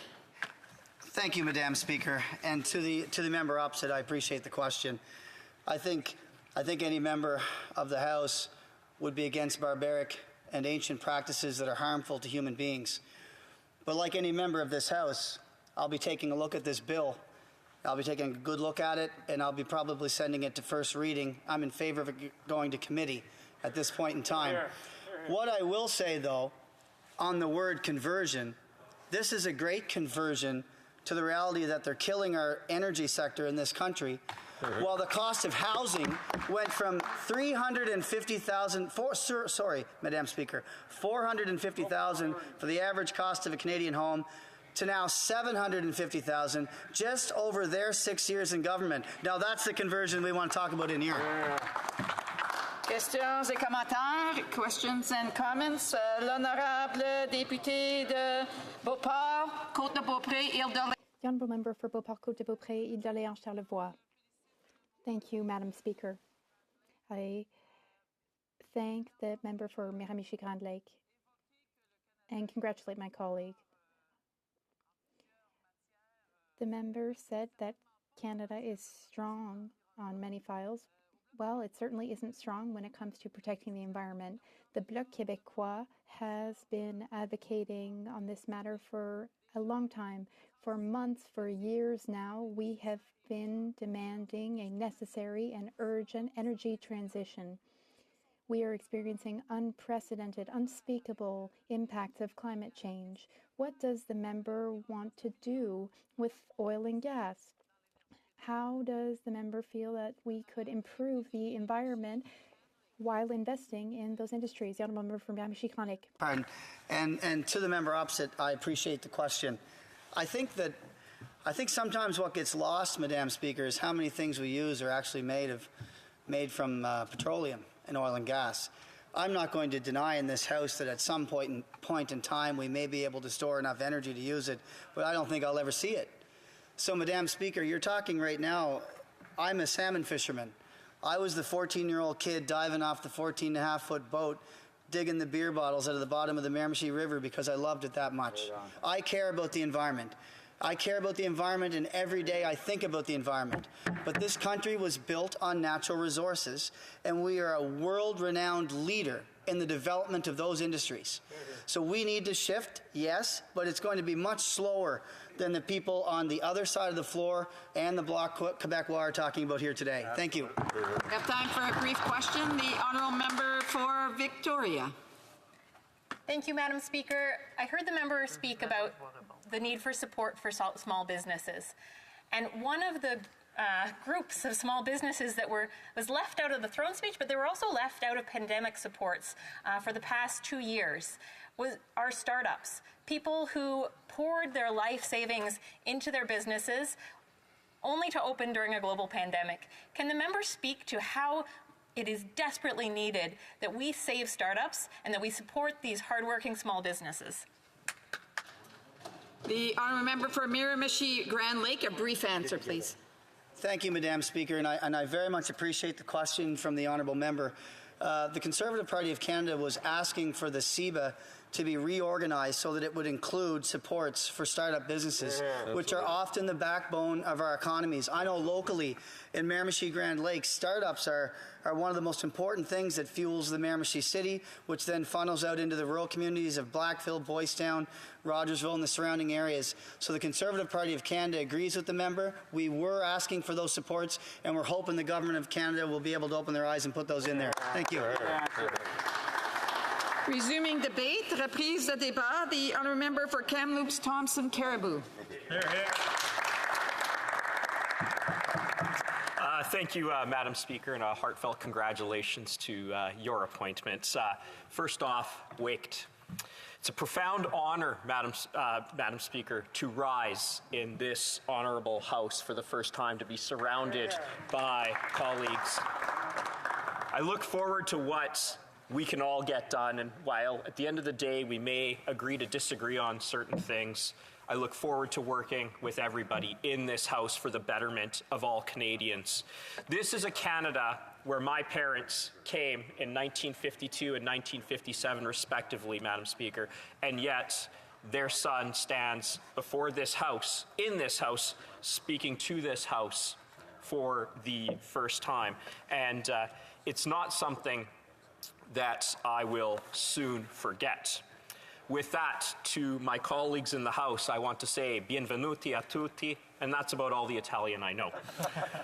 First off, I want to give a few thank yous. First to my wife, partner, and best friend, watching on CPAC, I hope, Odette Dempsey. To my children who have sacrificed so much. To the voters of Kamloops, Thompson, Caribou. I will do my best to earn and retain your trust. To my parents, Alba and Joe Caputo, and my sisters, Ellie Bradley and Rosie Caputo, thank you. To my staff, who, by helping me, are helping Canadians, Stephanie Rennick, Michael Friesen, Anita Price, Brenda Thompson, and Tracy Gilchrist. I hope in this speech to speak to the wonderful people, to the wonderful communities in Kamloops, Thompson, Caribou. Communities like Savinaw, Clearwater, Barrier, Forest Grove, 100 Mile House, 108 Mile, 70 Mile, Blue River, Vavenby, Clinton, and Kamloops. Madam Speaker, I would be remiss if I did not start my maiden speech with a point on reconciliation, given that the genesis of our current discussions, the thrust of it, really started in my riding in May of this year. I was stunned to find out, Madam Speaker, about the 215 previously undiscovered and unmarked graves. And I can tell this House, I can tell you that I went to that monument, I wept like I hadn't wept before. And it was with that in mind that my first phone call after election was to Cook B. Casimir's office of the Tecumloops to Secwepemc to recognize what had been discovered. I am committed to reconciliation both personally and as a member of Parliament, and it was with that in mind, Madam Speaker, that one of my first letters was to Pope Francis as an invitation to visit Kamloops Thompson Caribou. With respect to reconciliation, it was touched on the speech from the throne. It really embodies two components. And I will now recognize that we have Mr. Speaker. Congratulations on your appointment as well. I'm sorry if I jumped the gun. Moving forward, when it comes to reconciliation, Mr. Speaker, we are looking at righting past wrongs, but as the Honourable Leader for the Opposition stated today, it is also about building economic prosperity to move forward, which is why I was so pleased to see a by-Indigenous, for-Indigenous component in the Conservative policy during the last election. Mr. Speaker, the word veterans, from my count, only appeared once in the speech from the throne. Veterans are an area of passion for me. Freedom was not free. It is the work of veterans, some of whom stand over my shoulders here. that entitled me to speak freely in this House, to live freely, to worship freely, and to think freely. So I thank those veterans. Because of their sacrifices, we can be people who agree to disagree. My love and compassion and desire for the best for veterans was really solidified and meant so much when I was named Shadow Minister for Veterans Affairs. This is why it was such a significant honor in that role to spend that day with people from our local Legion and Anavets. And I look forward to working with the Honourable Minister of Veterans Affairs to lower wait times and to address issues that are germane to that portfolio. Now, Mr. Speaker, prior to my election to this House, I came as a Crown prosecutor and somebody who had taught at our local law school. And it's through that lens that I viewed the speech from the throne. On my reading, I did not see the word victims in that speech from the throne. Victims of crime are all across the country, and in my work as a prosecutor, I focused on one discrete area, and that was internet and sexual offenses against children. It's not work that I enjoyed, but it is work that I found fulfilling, and it is work that somebody has to do, Mr. Speaker. I had the privilege of working with people throughout my riding on this point, and it is with this in mind, Mr. Speaker, that I hope to table a private member's bill to speak about victims and to recognize the harm that is done to victims of sexual offenses. That is why, Mr. Speaker, I implore this House, when it is the right time, to change the name of child pornography to child sex abuse material. Pornography implies consenting adults choosing to perform acts. Children do not do this. Children cannot consent. So we need to call it what it is, and that is child sex abuse material. And I hope to have the unanimous consent from this House when I do so. Along those lines of victims, Mr. Speaker, I hope that we as a House and we as a society can start thinking about these types of offenses differently. For instance, the maximum sentence for break and enter, or for robbery, the taking of something by force from somebody, is life imprisonment. Yet, the maximum sentence for sexual assault for an adult is 10 years, and for a child is 14 years. In one case, stealing property has a higher, by force, has a higher maximum sentence than stealing and taking somebody's sexual inviolability without consent. And I call on this House to change that.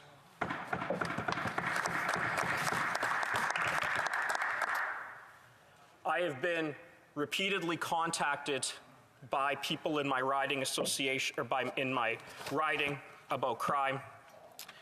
Downtown Kamloops has seen a significant change since the Zora decision on bail. This House has not responded to that decision. And I'm hearing from people in my riding, particularly on Victoria Street. I've met with people from business associations to other people who are just living in the area. And, Mr. Speaker, they want something done about the fact that our bail provisions are simply not, in their eyes, protecting Canadians. Mr. Speaker, I spoke earlier on my Standing Order 31 presentation about softwood lumber, and I call on this government to negotiate vigorously. I would have expected that a proactive rather than a reactive solution was taken so that one of our vital resources, one of our greatest elements of trade, would have been protected. With that, Mr. Speaker, I wish to thank the students of Thompson Rivers University with whom I was teaching a sentencing course with the Venerable Judge Katurbish. I'm sorry I can't be with them because I was called to this House, one of the greatest honors of my life. Kachecham and merci beaucoup. Thank you. Question et commentaire, questions and comments. The honourable member for Winnipeg North. Yes, thank you, Mr. Speaker. The member concluded his remarks about a very important issue that I concur with, and that is the issue of trade. And trade and the economic activity it creates is overwhelmingly positive for us as a nation. It is something that we have recognized since 2015. It is one of the reasons, if you check the record, you will find that no government has actually signed more trade deals than this government. And I take a great deal of pride in that fact because we have been out into the world and making sure that Canadian-made products have access to markets because it helps support Canada's middle class. It helps support a stronger, healthier economy. And I'm wondering if he could provide his thoughts on the bigger picture of trade and how you'd incorporate that into the years ahead. Member for Kamloops Thompson Caribou. Thank you, Mr. Speaker, and thank you for that. I personally look at just about everything and where it's made before I purchase it. I went to great lengths to find boots that were made in Canada. On the question of trade and on the question that the honourable member asked, the Conservative government was one that brought in, I believe, over 40 trade agreements. The problem we have is this, Mr. Speaker. Yeah, that's true. The problem we have is this. Oh, yeah. Our greatest trading partner is not listening to us. That's right. A friendly trading partner, an ally, would not be doubling our tariffs, Mr. Speaker, 6 days after a meeting. I can't imagine talking to a best friend and then 6 days later having a bombshell like that put on me. Thanks, Kevin. Right on the Altair, l'honorable député de... Questions and comments? The honourable member for Abitibi-Témiscamingue. Thank you, Mr. Speaker. A comment on the reply of my Conservative colleague. Well, what should be done in the circumstances? Currently, what's going on in the United States is very worrisome and upsetting. What solutions does the Conservative Party have? It seems like we're in elections again because the Liberals have made some empty promises and an empty speech from the throne. So what did the Conservatives propose? The honourable member for Kamloops Thompson Caribou. Mr. Speaker, the first thing that we need to address is our relationship with the United States. Unfortunately, we have allowed that relationship to wither away. So as a Conservative, I implore our Prime Minister to immediately address this and to let President Biden know that we need the tariffs to be removed. Free trade is the best avenue. Thank you. A commentaire, the honourable member for Vancouver East. Thank you very much, Mr. Speaker, and I congratulate the member for his maiden speech. Now, he spoke passionately about sexual crimes, and here in Canada, sadly, the missing and murdered Indigenous women and girls situation is not getting any better. I still recall the time when the Harper administration actually said that it was not a Canadian problem, but rather that it is an Indian problem.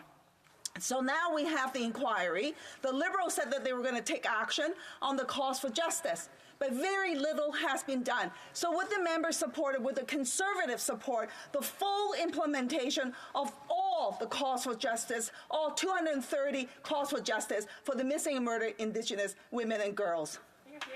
The honourable member for Kamloops Thompson Caribou.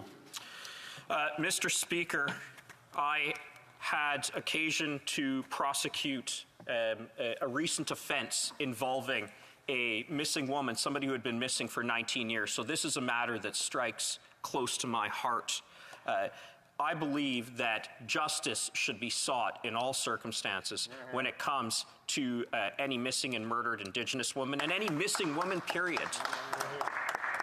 I will note, for the benefit of this House, that it was the Conservative government that started the Truth and Reconciliation Commission, and it is along those lines that I hope, as a Member of Parliament, to work with my colleagues that we will seek justice for all Canadians. Thank you. Continuing debate, the honourable member for Davenport. Thank you, Mr. Speaker. I will be sharing my time with the honourable member for Mississauga Malton. It is a true honour and pleasure for me to rise for my first time in this 44th Parliament to respond to the speech from the throne on behalf of the residents of my downtown Toronto riding of Davenport. It is the honour and privilege of my life to be serving Davenport for a third time, and I want to thank the voters of my riding for putting their trust in me once again. Before I go any further, I'd like to acknowledge that we are gathered on the unceded territory of the Algonquin and Anishinaabe people. Mr. Speaker, I was very moved when I heard our Governor General read the speech from the throne. It is a speech that reflects the unprecedented times that we have lived through over the last almost 2 years. It outlines the challenges and opportunities of the current moment, and it articulates a great hope for our future.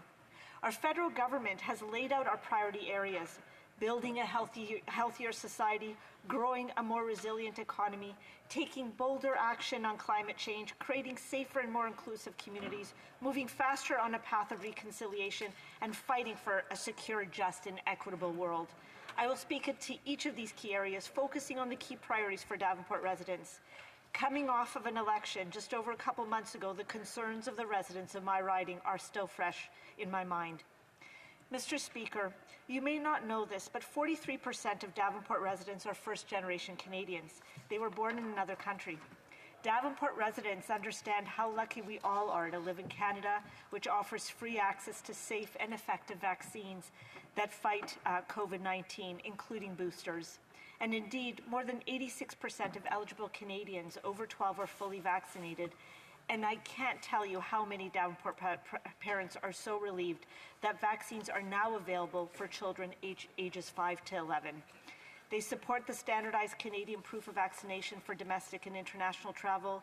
They also support the mandated vaccinations for federal and federally regulated workers, as well as the mandatory vaccines for everyone traveling within Canada by plane, train, and ship. Now, we, of course, are all worried about the latest variant, Omicron. I'm glad that our government has taken a number of immediate steps to try to slow down the spread of this variant. These steps are needed until we can find more information about it and better tailor our actions. We don't know yet how fast it is spreading, but we do know that vaccines will make a big difference. Mr. Speaker, while our number one priority is to finish this fight against COVID-19, the speech from the throne also highlights our government's commitment to improving our healthcare system overall. For Davenport residents, this includes more focus and a lot more resources for mental health and for addictions treatment, clearing the backlog of delayed procedures and testing, and much more funding and oversight for long-term care homes. We will and must deliver on all this vital and important work. Mr. Speaker, we cannot talk about spending on healthcare and/or the many programs and priorities we have without mentioning the need for a strong economy, one that works for all Canadians. There are a lot of positive signs in the Canadian economy as we try to move our way into the post-COVID world. Today, we heard from Stats Canada that the third quarter GDP growth in Canada was 5.4%, which is great. We also know that we've recouped over 1 million jobs since the pandemic started, and that small businesses as well as large corporations who were able to pivot from the strong foundation our emergency supports provided, well, they're working hard to adjust and adapt to new global economic reality and to be competitive. Two key things that are important to Davenport as it relates to a resilient economy is for Ontario to join the National Childcare Plan. We need parents to be able to get back to work and contribute their best selves. This cannot happen if childcare is unaffordable and if they are worried about who will take care of their children. We know that affordable, accessible, quality childcare increases women's participation in the workforce and improves Canada's overall economic growth and performance. Mr. Speaker, ensuring that we tackle the current housing affordability crisis is also critical to the future economic success of our nation. The speech from the throne highlights our federal government's strong commitment to housing, including increasing affordable housing, ending chronic homelessness, and giving Canadians hope that they can afford to live in our big cities and one day be able to afford to buy an apartment, a condo, or a home. Mr. Speaker, no matter what else happens, Davenport residents are steadfastly, unequivocally committed to faster and bolder action on climate change. I would say to you that this is the number one issue raised at the doors during the last election. Urgent, aggressive climate action is at the very top of the list of priorities for Davenport. In Toronto, we worry as we see the devastating impacts of climate change on the west and east coasts of our country. Climate change is happening faster than was predicted, and we are scared for our lives, for our future, for our kids and our grandkids' future. Our federal government has committed $100 billion to implement a comprehensive and aggressive, $100 billion to implement a comprehensive and aggressive climate action plan, which includes over 100 measures. In 6 years, we have moved aggressively, but Mr. Chair, we have to go even faster, and we have to move even more aggressively. It will take the best efforts and hard work of every level of government, the private sector, and of every Canadian to move to a low-carbon future and economy. There are tough times ahead, Mr. Speaker, but as an eternal optimist and a believer that we can incentivize, educate, inspire each part of Canadian society to step up and do their part, I believe that we will emerge from this generational challenge a stronger and even more prosperous nation. Davenport residents are proud of Canada's aggressive climate action plan, but there's key areas that they would like to see even more action. One is eliminating fossil fuel subsidies faster, and two, moving as fast as we can on creating a Just Transition Act for workers, making sure that no worker or region is left behind in this process. We must help high-emitting sectors transition if we want our climate plan to be successful and if we truly want to achieve our net zero target. Mr. Speaker, safer communities and a more diverse and equitable society is also important for Davenport residents. In terms of safer communities, 3 priorities are top of the list for Davenport. Luckily, all of them are highlighted and listed in our speech from the throne. The first is to tackle gun violence. That means everything from addressing the root causes of gun violence, to banning handguns, to ensuring our border security have the resources they need to keep guns from entering our country. Tackling violence against women is a second urgent priority. In the speech from the throne, our federal government has committed to a 10-year national action plan on gender-based violence and to continue to support organizations providing critical services. We have allocated $600 million over 5 years to achieve this plan, and since 2015 committed over $1 billion to support violence prevention, to create shelters for women and families, and to support crisis hotlines, in addition to many other steps. The third priority I want to mention is we need to continue our battle to fight hate, racism, and discrimination. Davenport is home to so many different cultures and religions. We have a vibrant Muslim community, a growing Jewish community, a Caribbean community that has been in Davenport for over 40 years, and multiple Asian communities. We are so blessed, Mr. Speaker. Diversity is indeed our strength, and it is one of the many reasons why Davenport is such a special riding. That is why the commitment to continue combating hate and racism with a renewed anti-racism strategy is an important one, and it's also included in our throne speech. A final note is the importance of championing the LGBTQ2 two-spirited plus community. I'm proud that yesterday our Minister of Justice reintroduced C4, a strengthened bill to ban the harmful practice of conversion therapy. Everyone in Canada should feel safe and be valued equally, no matter their background, race, or religion. Mr. Speaker, as my time winds down, I want to speak about the importance of reconciliation to Davenport. My constituents ask me about our government's work, and they press me to make sure that we're doing everything we can and that we're moving as fast as we must. They want us to move fast to implement all 94 calls to action in the Truth and Reconciliation Commission. They want us to move fast on implementing the recommendations of the calls for justice for missing and murdered Indigenous women. They want us to eliminate every last long-term drinking water advisory in Indigenous communities, and they want control. They want Indigenous peoples to have control over their child and welfare services. Mr. Speaker, I will end by speaking on the final section of our throne speech, which is about the role that our country plays on the world stage.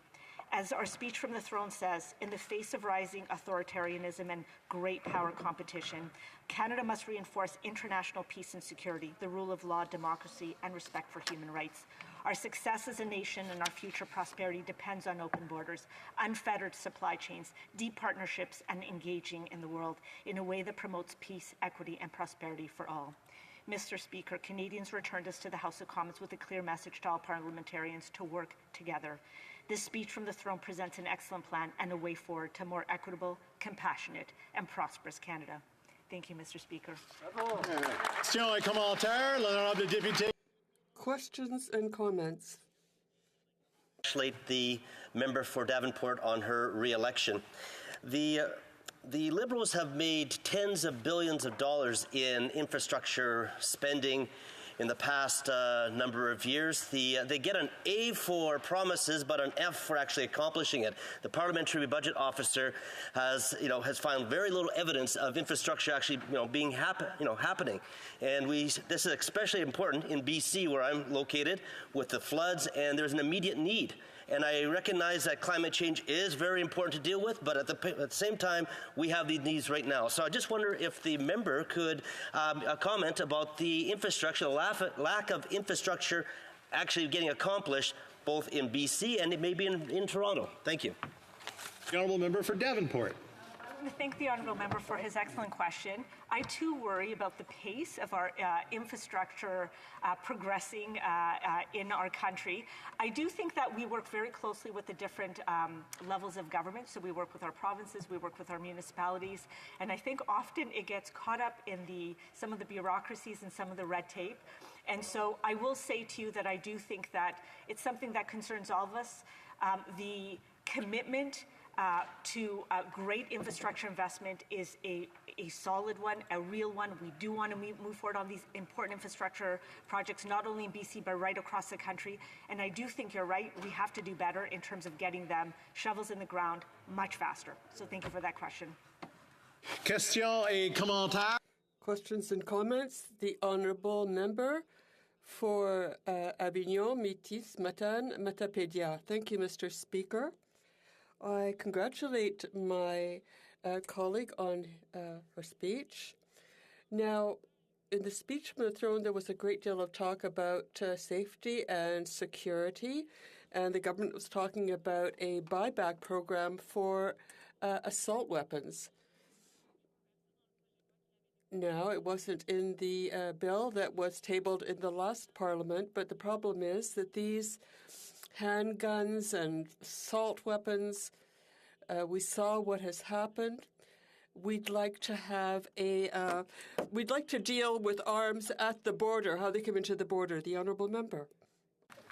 Thank you so much, Mr. Speaker, and I want to thank the honourable member for her excellent question. Gun violence impacts us all, and there are a number of steps that we need to take in order to aggressively combat gun violence in our country. It's not just a ban on handguns. It's also ensuring that there's enough resources and attacking the root causes of gun violence in our society. It's also ensuring that our border officers also have enough of the resources and the technology to be able to stop and prevent guns from coming into our country. It's a whole number of steps that are going to be required in order for us to be able to address gun violence and to reduce it in our country. And I thank the honourable member for a question. Thank you. Questions and comments. The honourable member for Vancouver East. Thank you very much, Mr. Speaker, and I congratulate the member on her speech. Now, she spoke about the importance of reconciliation and the need for action with regards to the TRC and the missing and murdered Indigenous women and girls cause for justice per the constituents from her community. And of course, in this throne speech, there was no mention of the Truth and Reconciliation Commission's recommendations. There was no mention of the missing and murdered Indigenous women and girls cause for justice. And, Mr. Speaker, on top of that, there was no mention whatsoever of the urgent need for a urban, rural, and northern for Indigenous, by Indigenous national housing strategy. So my question to the member is this: what action will she take to ensure that her government, her Prime Minister, undertake what her constituents want her to do here, is to enact and take action on the TRC, on the missing and murdered Indigenous women and girls cause for justice, and to ensure that there is a for Indigenous, by Indigenous national housing strategy? The honourable member for Davenport, the very short answer. Thank you so much, Mr. Speaker, and I want to thank the honourable member for her question. Whether we've mentioned it once or 10 times in the speech from the throne, I can assure the member, as well as everyone in this House, that implementing every single one of the 94 recommendations of the Truth and Reconciliation Commission is a top priority for our government, as well as implementing all of the recommendations of the Missing and Murdered Indigenous Women report. We've allocated a significant amount of money to making sure that those recommendations are implemented. It is something that we are all seized with, and we are determined to make great progress in this Parliament. Thank you, Mr. Speaker. I have a point of order from the Honourable Member for Kingston and the Islands. Thank you, Mr. Speaker. There have been discussions amongst the parties, and if you seek it, I think you'll find unanimous consent to adopt the following motion: that a take-note debate on the softwood lumber dispute with the United States be held on Wednesday, December 1st, 2021, pursuant to Standing Order 53.1, and that notwithstanding any standing order or usual practice of the House, that A, members rising to speak during the debate may indicate to the chair that they will be dividing their time with another member, and B, no quorum calls, dilatory motions, or requests for unanimous consent shall be received by the chair. All members opposed to the Honourable Member for Kingston and the Islands moving the motion will please say nay. Therefore, it's agreed. The House has heard the terms of the motion. All those opposed to the motion will please say nay. The motion is carried. Continuing debate, the Honourable Member for Mississauga-Malton. Mr. Speaker, it's an honor to rise in this chamber to provide my reply for the speech from the throne. I'd like to start off by thanking the good people of Mississauga-Malton who elected me their representative. I'd like to sincerely thank my constituents, my supporters, and volunteers who worked from sunrise to sunset and beyond to have me elected. I'd like to especially thank my family, without whom I could not take this seat in the chamber today. Finally, I'd be remiss if I didn't take a moment to recognize the good work of the member prior, the Honourable Navdeep Bains, and thank him for his years of service. Mr. Speaker, a faith in simple dreams, a quiet confidence, a profound optimism in better days to come, that we can work towards that better future without sacrificing our morals today, that is Canada. If we step away from this hallowed chamber and walk the streets that others won't visit, and see the faces that others will ignore and speak to the individuals often left out, we can learn what this country needs and how it can move forward. If we listen, we'll hear the voice of Abdul, Mr. Speaker, who seeks only to bring honor to his house. He tells me that his father was persecuted for being a religious minority in their old country, that he escaped with his life to this beacon of hope that we call home. Abdul's father works on a factory line, and after a long day's work, comes home wanting to see hope and promise in his son's eyes. His father only wishes to see his son get a good education, live a good life. Mr. Speaker, Abdul is a good son, good-mannered, and all that we can really ask for in a young man. It's with an apparent but heartbreaking shame, Mr. Speaker, that Abdul tells me some of his darkest thoughts as he pulls me aside on the campaign trail, that he struggled with those thoughts for years, that no one knows, and that if he shares this burden with his family and word got out, he would bring dishonor to his father's name. Mr. Speaker, a silent mental health crisis exists among South Asian and ethnic communities. Mental health is deeply stigmatized. In these communities, the children of immigrants face the challenges associated with straddling two different worlds. While trying to fit into a society that values individual expression, they navigate a culture at home where self-worth is determined by the validation of family and community. When seeking psychological services, they often aren't understood and cultural nuances are ignored. It gives me hope, Mr. Speaker, that our Prime Minister understands this looming crisis, that this is the first Prime Minister in our country's history that has established the role of Minister of Mental Health and Addictions, that we will establish a new federal transfer to provinces and territories, the Canada Mental Health Transfer, to help jurisdictions expand the delivery of equitable, accessible, and free mental health services. That will invest $4.5 billion over 5 years for this initiative. This funding will mean more access to psychologists, therapists, social workers, counselors, and other community supports. It'll mean better care for young people like Abdul so that he can go on to achieve everything that he hopes for himself. Mr. Speaker, if we listen, we'll also hear the voice of Gias, a recent immigrant to Canada. When I started on the campaign trail, a large part of me was worried that immigrants wouldn't connect with the plight of Indigenous peoples, that they would be too focused on establishing their own lives here, buying a home, learning the language, securing themselves for future generations to come. When my family arrived in this country, that was certainly our focus. My father had left behind poverty and so much suffering. To take on another burden, would we be up to that task? What could I expect from others when my family itself was having these questions? Gias told me that from where he came, his language and customs were suppressed by the majority, that he was punished for speaking a different dialect, that he couldn't dance their traditional dance nor dress in their traditional garb. Mr. Speaker, what Gias said next was remarkable to me. Perhaps I had underestimated the immigrant spirit to take on more. Gias told me that he sympathized with Indigenous peoples, that he understood the pain, that if he could enjoy the bounty that this land had to offer, he was also willing to accept its darker history and work towards a better future. In the speech from the throne, our Governor General said reconciliation is not a single act, nor does it have an end date. It's a lifelong journey of healing, respect, and understanding. Mr. Speaker, as Canadians, we have a shared history and a common destiny.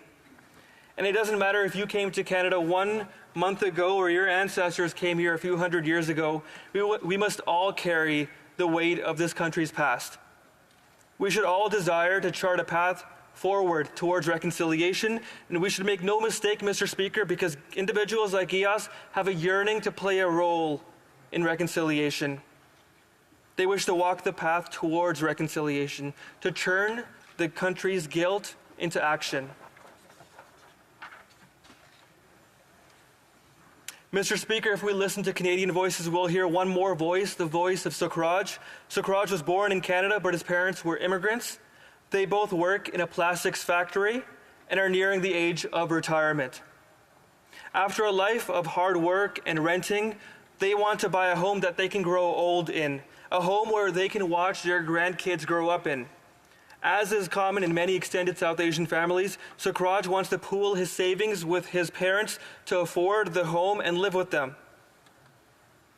Mr. Speaker, the combined income of his parents and his savings are barely enough to afford a modest home in the suburbs of Toronto. Mr. Speaker, Sukraj tells me that as time goes on, desperation increases, that he becomes willing to place offers far surpassing the list price of the home, that time after time he is outbid, and when he finally does manage to place an offer that lands him a house, he comes to see me. Teary-eyed and barely able to get out the words, he asks me to come to a corner of the campaign office and cries on my shoulder.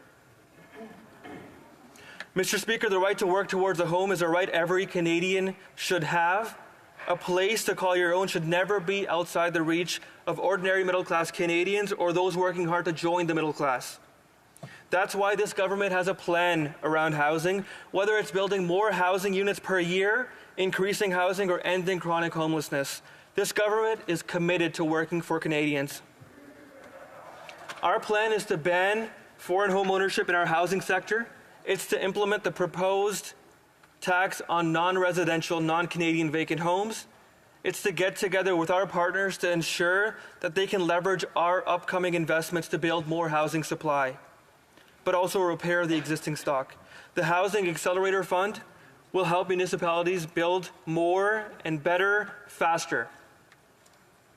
The government will also help families buy their first home sooner, with a first-time home buyer's incentive, a rent-to-own program, and by reducing the closing costs for first-time home buyers. These policies will help people like Sukraj buy that first home so that when they do buy that first home, it's a moment of happiness and not just a moment of relief. Mr. Speaker, the stories I've told, the faces we've looked at, these are not the stories of three individuals. These are issues that affect all Canadians. Progress needs to be made. Progress must be made. In this chamber, we may disagree as to how to get there. As it has for more than 150 years, progress will come in bits and pieces, but if we put partisan rancor aside, we can move forward. Mr. Speaker, this is Canada. Thank you. Questions and comments? The honourable member for Calgary-Shepherd. Thank you, Mr. Speaker. I want to say thank you to the member. He's new, so I'm going to give him the benefit of the doubt on the first-time homebuyers incentive. I don't know if he heard my question to a previous Liberal member. The first-time homebuyers incentive was an election gimmick in 2019. The CMHC and the federal government said it would help 100,000 Canadians. The federal government's own numbers in February of 2021 showed that less than 9,000, just over 9,000 people were helped, which is 1.6% in 2020 of the total amount of homes that were sold and purchased by Canadians. Will he agree with me that this particular program, the first-time home buyers incentive, it's an election gimmick, it's a waste of time, it's failed, and that the federal government should move on this and adopt the conservative housing proposals from this past federal election? The honourable member for Mississauga-Malton. Thank you, Mr. Speaker. I'd like to thank the member opposite for his question. Again, this government has a plan around housing, whether it's building more housing per year, increasing the housing stock, or ending chronic homelessness. This government is committed to working for Canadians. Now, the home buyers incentive is not an election gimmick. Again, we have a minister of housing that will work to make it happen. That is our commitment, whether it's the home buyers incentive, our rent-to-own program, or reducing the cost for first-time home buyers. We will help new home buyers buy that first home. Questions and comments?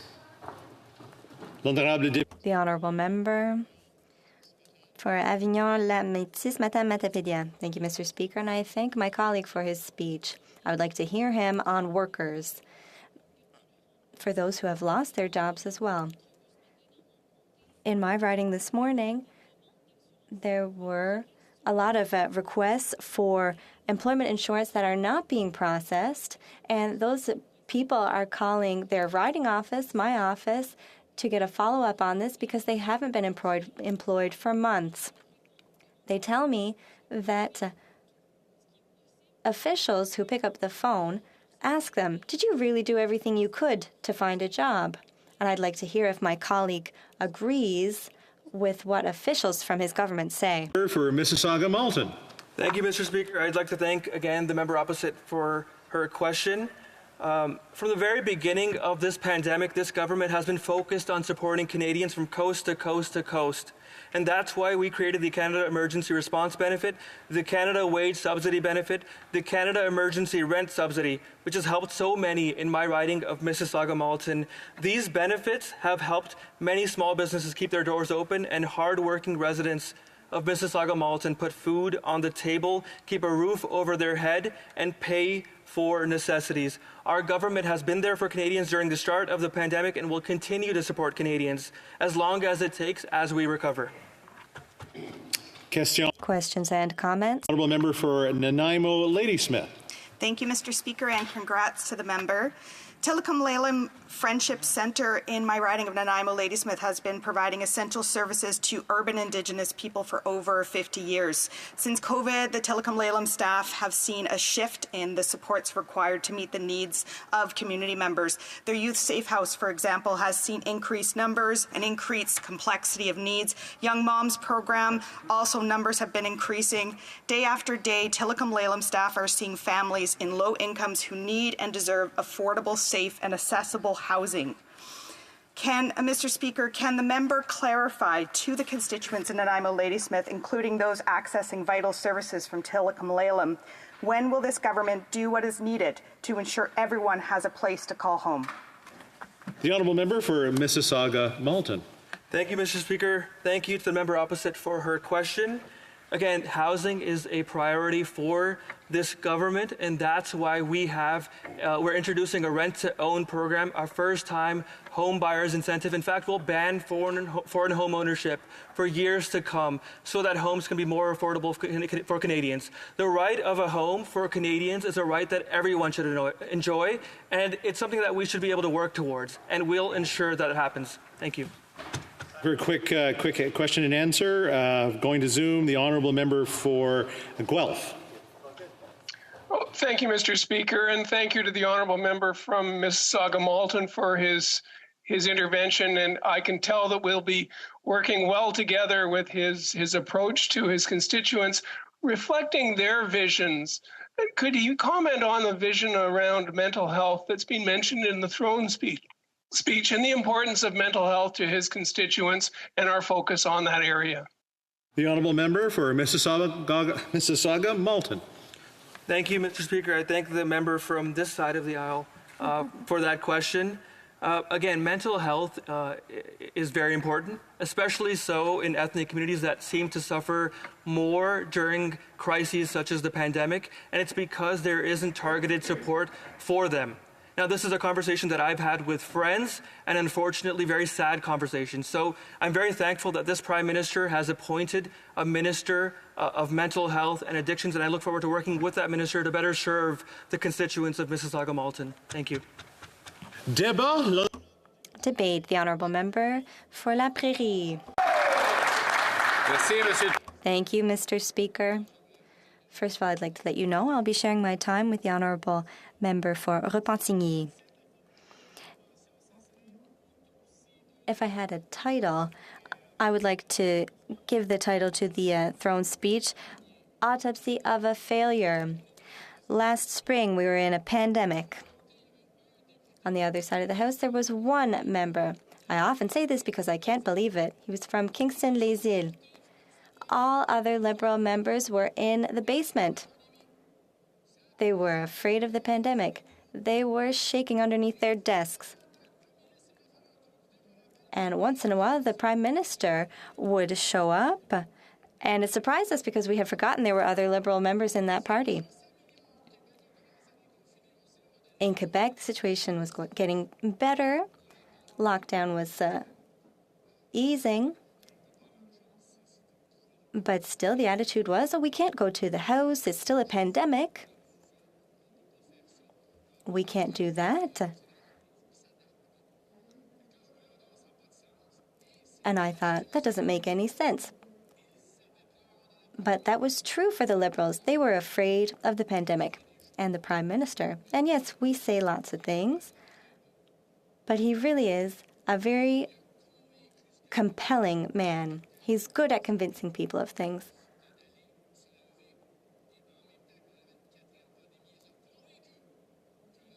In the face of the fourth wave, he convinced people that even if it hadn't been 2 years yet since the last election, that it was necessary to have another one. And that whole gang decided we're going to go shaking hands, meeting people. And Mr. Speaker, the Prime Minister was pleased. It's election time. Everyone, you're going to go and vote. You're going to line up to vote. Yes, it's the fourth wave. No problem. It's because we're a minority government. We weren't free to move forward in Parliament. And these were all the reasons that they gave. However, Mr. Speaker, I remember the House Leader was there, and things were going well. The opposition was contributing to debate, and we were all working on issues together. I would tell you that the main problem at the time was the lack of organization from the Liberal government. It lacked a parliamentary strategy and a proper schedule. It wasn't a problem on the part of the opposition. We were contributing and things were moving along well. In Quebec, we were waiting for actions on web giants contributing to the cultural sector. C216 as well, another bill that was on the way work was progressing well. Also, they're coming back now with C6 on conversion therapy, but at the time it was almost concluded. And then the bill on the Creditors Arrangement Act was progressing very well.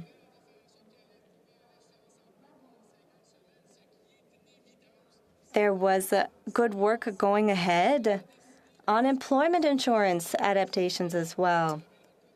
But then the Prime Minister looked us in the eye and said, "Listen to me. It's an emergency. We need your opinion. We need you. Because we don't know what's coming next." And Canadians had to vote. And now we've all been elected back, and we're almost exactly the same group as before. It was time for us to get back to work. That's what Canadians told you. Canadians told you it was a pandemic, so get back to work. And stop messing around. And now here we are. And the Liberals say we have to take the bull by the horns. But they've been messing around for 2 months, Mr. Speaker. We've been waiting to be sent back to the House for 2 months. And now, finally, we're back. And now we're finally here. And they say, wait for the speech from the throne. Just wait. It's going to be amazing. It'll blow your socks off. And everyone was at the edge of their seats saying, it's going to be extraordinary. But if you take a look at the throne speech, it's embarrassing. People from the government, you should be ashamed. It was much ado about nothing at all.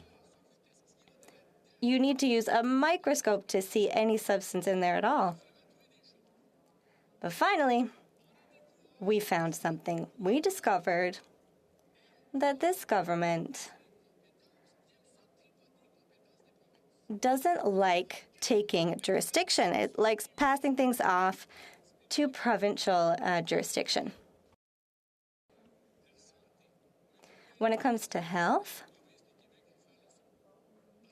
they like to pass things off to Quebec and the provinces. They're talking about health, not to say that for 20 years there has been underfunding for health transfers. The federal government has been suffocating the provinces for 20 years.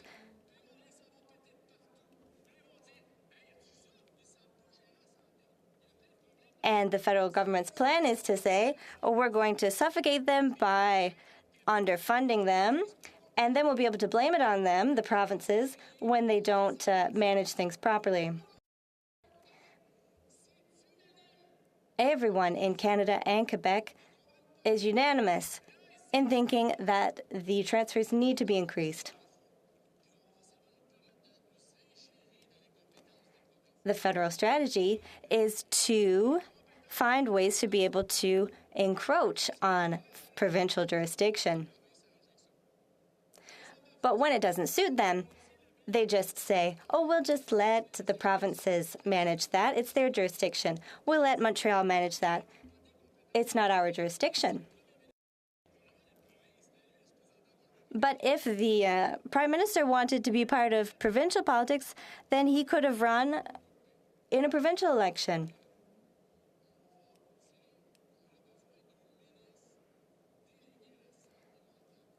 Now they've created a minister for mental health, even though health is provincial jurisdiction. But that's what they still did. And this morning, I couldn't believe it, Mr. Speaker. I almost fell off my chair. The leader of the official opposition said, so the Minister for Mental Health is a good idea. Yeah? The Conservatives have been saying for years, don't lay a finger on Quebec's and other provinces' jurisdiction. So this morning when I heard that, I was disappointed. You can't be both at the same time. So if you're not going to interfere with provincial jurisdiction, you can't create a mental health minister. But that's what they've done. And the cause of the problem isn't what it may seem. Quebecers send an enormous amount of tax money to the federal government.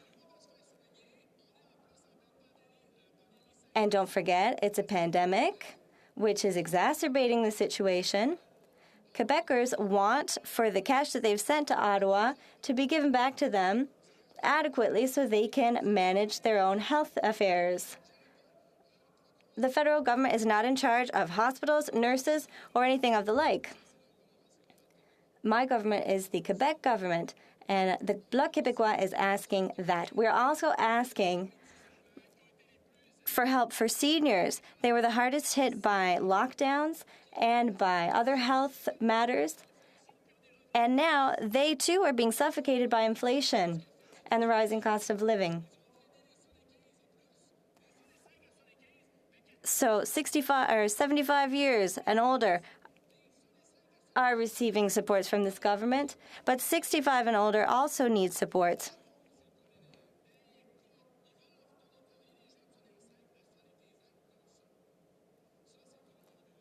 This is what the Liberal government is about, Mr. Speaker. The Liberal government is already tired, all tuckered out, and it's only been in place for 2 months. I'll tell you, Mr. Speaker, after that throne speech, I think the opposition is going to have lots of work to do. Thank you. Questions and comments? The honourable member for Kingston and the Islands. Thank you very much, Mr. Speaker. And it's not that often that I see somebody with such great passion speak in this House like this member just did, so I applaud him for that. I definitely think that he shows his passion for the various issues. But I do have concern over something that he said towards the beginning of his speech. He talked about how this House was working so well together. He talked specifically about conversion therapy and how it had been passed. He was in this House. He saw the games that Conservative members were playing to just delay. Finally, in the 11th hour, just before we were about to recess, they finally said, okay, we'll let this bill pass. And then it goes to the Senate, and the leader of the Conservatives in the Senate starts tactics to try to delay this bill. And this happened for a number of various different pieces of legislation, not just conversion therapy. I'm wondering if the member can explain to me how it is that he feels this House was working so well together when the reality is that we were seeing roadblock after roadblock from the Conservatives. The honourable member for La Prairie. Thank you, Mr. Speaker. I'll start by looking at all of the histories of the bill. I don't have any problem with that. We can talk about C7. C7 was for medical assistance in dying. And as my colleague said, there was the Conservative Party that blocked the bill. But with the Bloc Québécois and the government, we decided to move that bill forward. Yes, there were problems, but it wasn't enough to deserve an election. Conservatives were not, let's say, effective on certain matters. The Conservatives showed that they were against that bill. They expressed themselves. But I should say that when there is an effective and intelligent and well-developed bill, things go better. And the problem in the last parliament was that the government didn't do its work. Questions and comments? Questions and comments. The honourable member for Kenora. My colleague for his speech. It was very enjoyable. I enjoyed listening to his comments.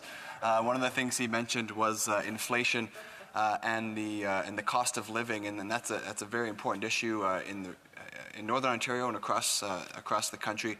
And I'm wondering if the member agrees that it is time for the government to stop printing money, to get spending under control, and ensure that they're doing what they can to address inflation. The honourable member for La Prairie. Mr. Speaker, as for inflation, the Bank of Canada's goal since '91 is clear. It's the second bank in the world to have such a specific goal, the other bank being that of New Zealand, which said that its only monetary policy goal was to keep inflation between 1.3 and 2% ideally. And Canada has a specific goal.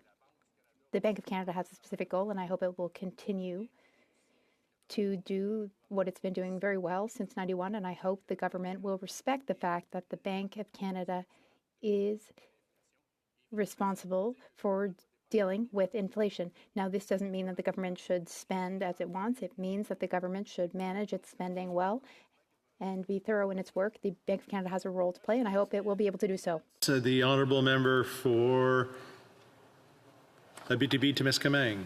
Merci, Monsieur le Président. Thank you, Mr. Speaker. I would like to make a comparison between Canada's governance and the governance of the Canadiens.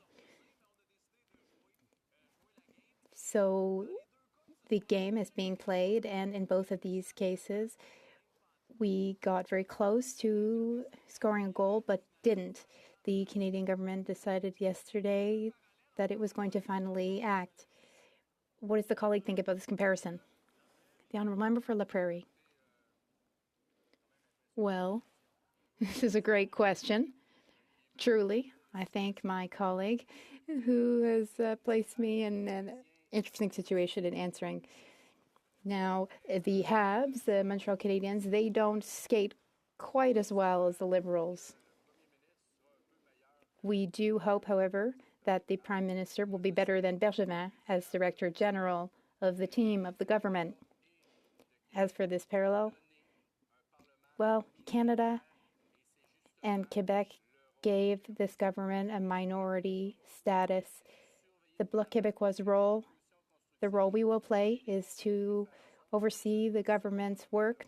We will be constructive and we will ensure that the government adopts a policy that will really help Quebecers and Canadians. Resuming debate, the honourable member for Repentigny.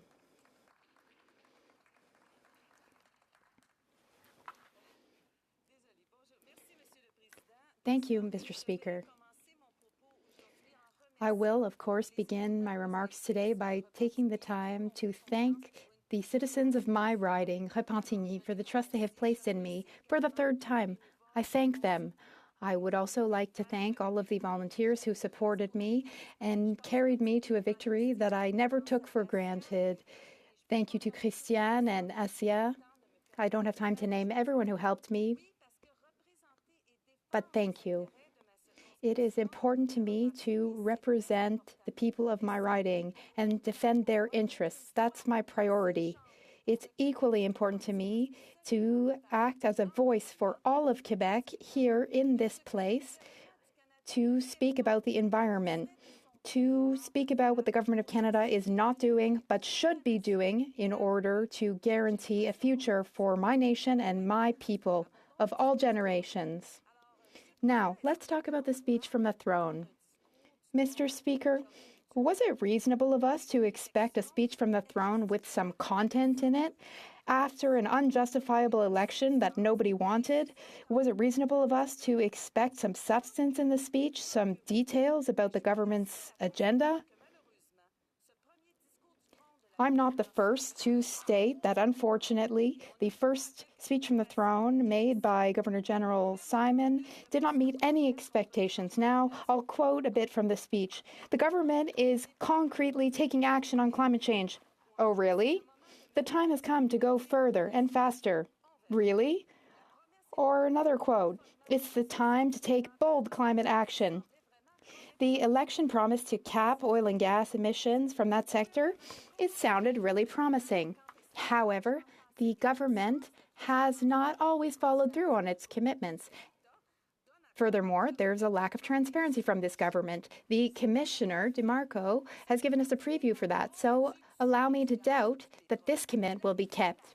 We need to plan to gradually reduce oil and gas production and reduce emissions in order to really give ourselves a chance to succeed and get results. There were 3 lines in the speech about electrification of transportations. Well, the Bloc Québécois is the party which suggested a Zero Emissions Act to make auto manufacturers in a reasonable amount of time, produce a varied fleet of electric vehicles for Quebecers and Canadians. The Environment Committee unanimously recommended the adoption of such policy, but the government is still dragging its feet and is not acting on this. Furthermore, in the speech, there was not a single reference to the banking and finances sector's responsibility in the climate crisis. My colleague from Mirabel mentioned this last week. We're also still waiting on mandate letters, especially the new Environment Minister's mandate letter. I'm waiting for it. I'm eagerly anticipating it, as are my colleagues, as are many citizens and organizations which are concerned about the federal government's inaction on climate. The speech from the throne was very deficient in content, so this mandate letter will be the only true indication of the government's true intentions on this file of proven urgency. The first cabinet meeting following the election was held on October 26th. Exactly 5 weeks have gone by. The Prime Minister is still making us wait. This government, this Prime Minister, they said that they really, really wanted to get to work, serious work. Well, you'll understand that I doubt how serious the work has been thus far.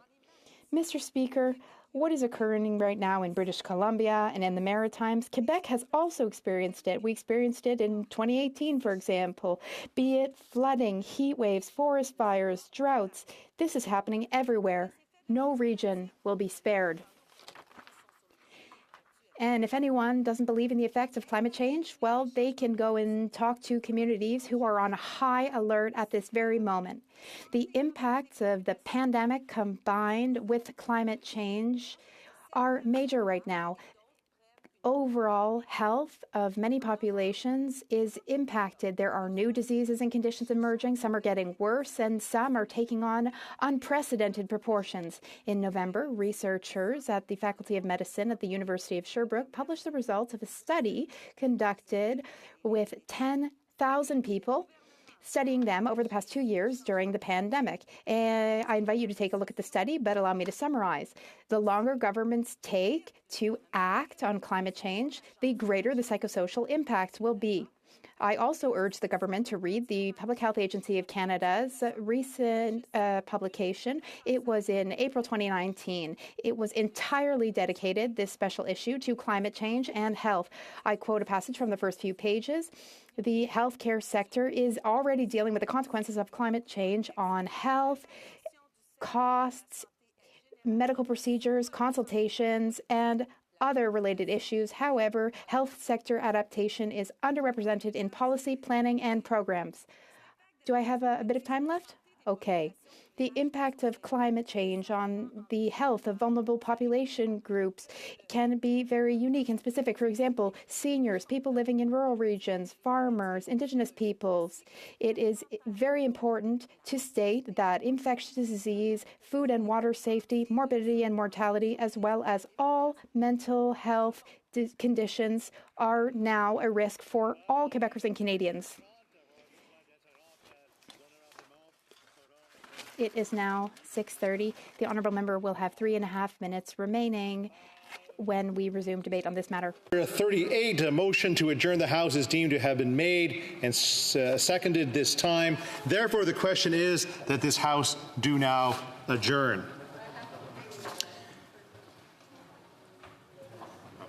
Que cette Chambre s'adjourne maintenant. L'honorable député de Saanich. The House now stands adjourned, and now the member for Saanich-Coquitlam on the environment. Thank you, Mr. Speaker. I think this may be the first adjournment proceedings of the 44th Parliament, and the Speaker nods in assent. So I am honoured to stand here before you to pursue an answer to a question that I posed in question period on November 25th. That was the day that the Commissioner for Environment and Sustainable Development delivered a report that one could describe as scathing in relation to the government's record in reducing greenhouse gases and to one particular program. So I refer in particular to anyone who wants to look this up to Report 5 of the Commissioner of Environment and Sustainable Development report and to Report 4.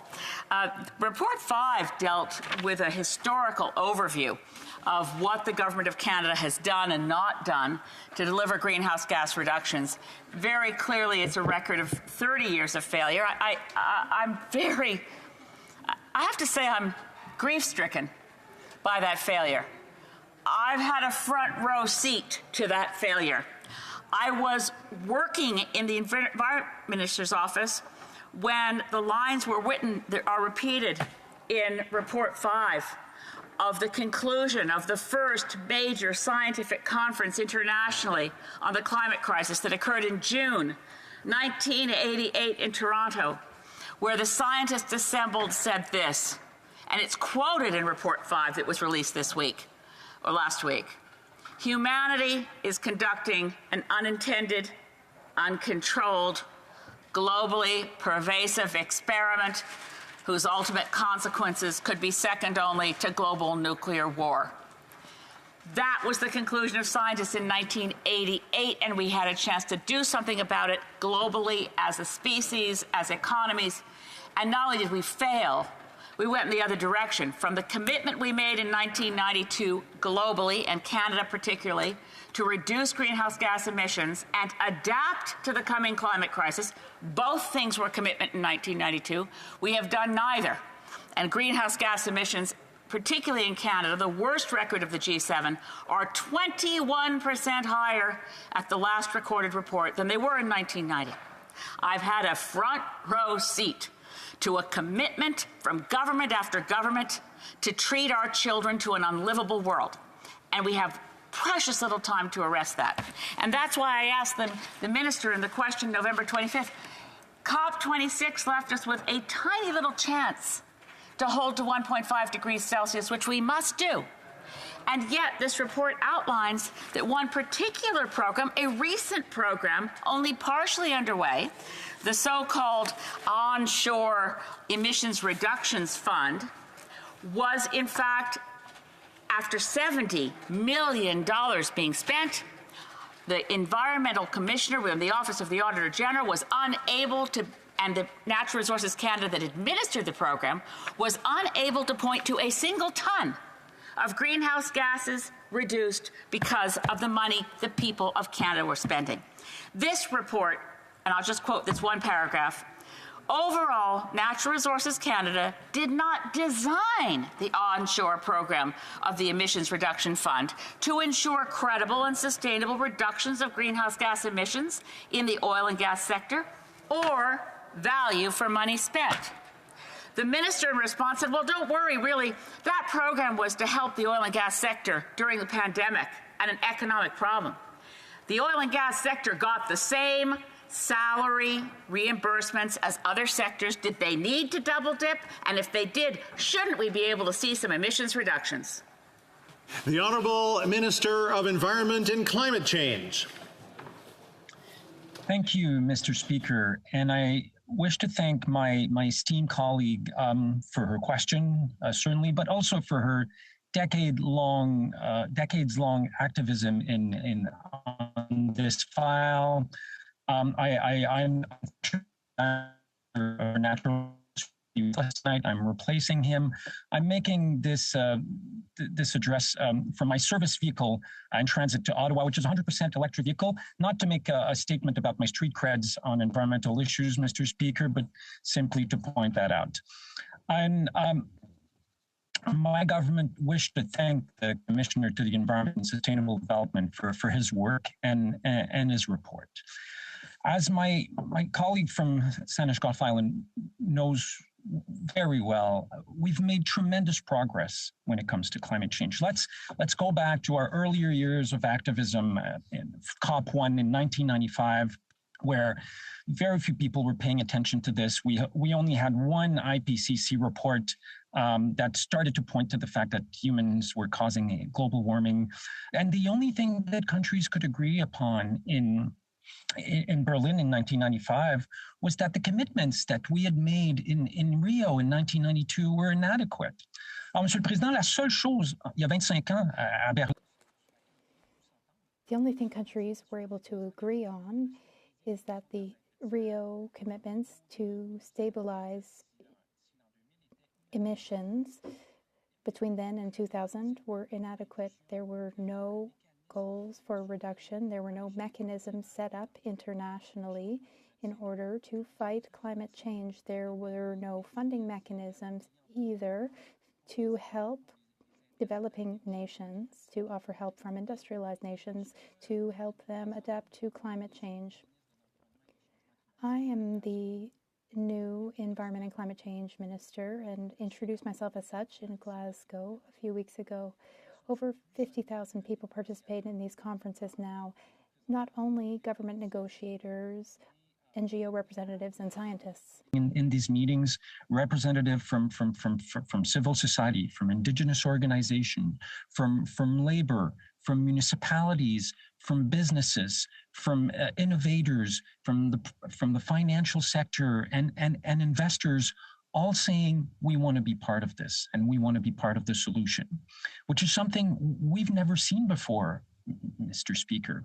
And to say that nothing has happened when looking at all the initiatives that have taken place at our municipal level, in our communities, in many provinces over the years, and frankly, all around the world, is to deny the fact that the world has started to tackle climate change. Now, clearly, as the Commissioner's report points out, we need to do more. And there's an agreement, there's an international agreement on the fact that we need to do more, which was recognized in Glasgow, which is recognized in many of the IPCC reports, and which is certainly recognized in the Commissioner's report.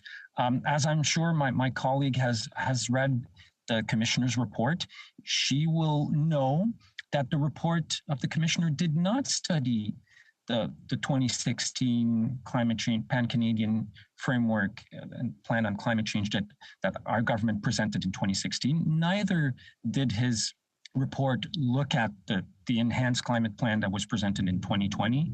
The Commissioner did not study the 100 or so measures that have been introduced by our government since 2016, as well as the $100 billion that we are currently investing in Canada. And I'll conclude on this, Mr. Speaker. As our last inventories have shown, we've managed to flatten the curve to 2030. We've taken out more than 30 million tons of CO2 equivalent emission that would be in the atmosphere. That's almost equivalent to half of Quebec's overall emissions. So our plan is working, but we need to accelerate it. The honourable member for Saanich Gulf Islands. I wonder, Mr. Speaker, if I can have additional time to be the equivalent of the ministers. What I would say is, number one, we measure success not by good programs on paper, but by emissions reductions in real life. The atmosphere is not interested in negotiating with humanity, nor are they interested in the Liberal Party doing better than the Conservative Party. All that matters is that we live within our carbon budgets, and we are not. If we don't hold to 1.5 degrees Celsius, as the developing world and low-lying island states say, it's a death sentence for them. And after the summer we've had in British Columbia, with nearly 600 of my fellow citizens dying in the heat dome, with the wildfires, and now with the flooding, how many more death sentences do we take if we accept that 1.5 degrees Celsius is the best we can get, and we're failing to get there? We are failing to meet our commitments, and the Honourable Minister knows it. It is not a prop that he has a bicycle on his wall. It is not a prop that he's in an electric car. But it's a prop to claim that we're doing what needs to be done when we're building pipelines and subsidizing fossil fuels. L'honorable député or l'honorable ministre. The Honourable Minister of the Environment and Climate Change. Thank you, Mr. Speaker. And I agree with my colleague. She's right. The objective of what we're doing is to reduce greenhouse gases, and she knows very well that we know, that we've started to do this, and we have to speed up the process. This is the message that Canadians gave us. More when it comes to climate change, and we want you to do it faster, which is why we've committed to present additional measures in the fight against climate change in Canada, Mr. Speaker, and we will not stop until we have achieved. And I am of the opinion that the last inventories that we've seen the last time emissions will grow in Canada. From now on, we will see emissions continue to go down in this country as long as our government and subsequent government continue to do what needs to be done to ensure that we achieve deterrence. Order. I know we had a bit of a trouble with translation tonight because of the authorized or non-authorized headset. I know the minister was trying his best to participate in this, but I just wanted to apologize for those who were trying to follow that in French. Je suis vraiment déçu qu'on n'a pas eu la chance de faire la.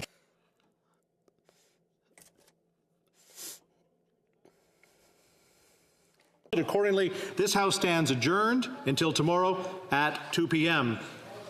La Chambre demeure donc ajournée. This House stands adjourned until tomorrow at 2 p.m. pursuant to the standing order.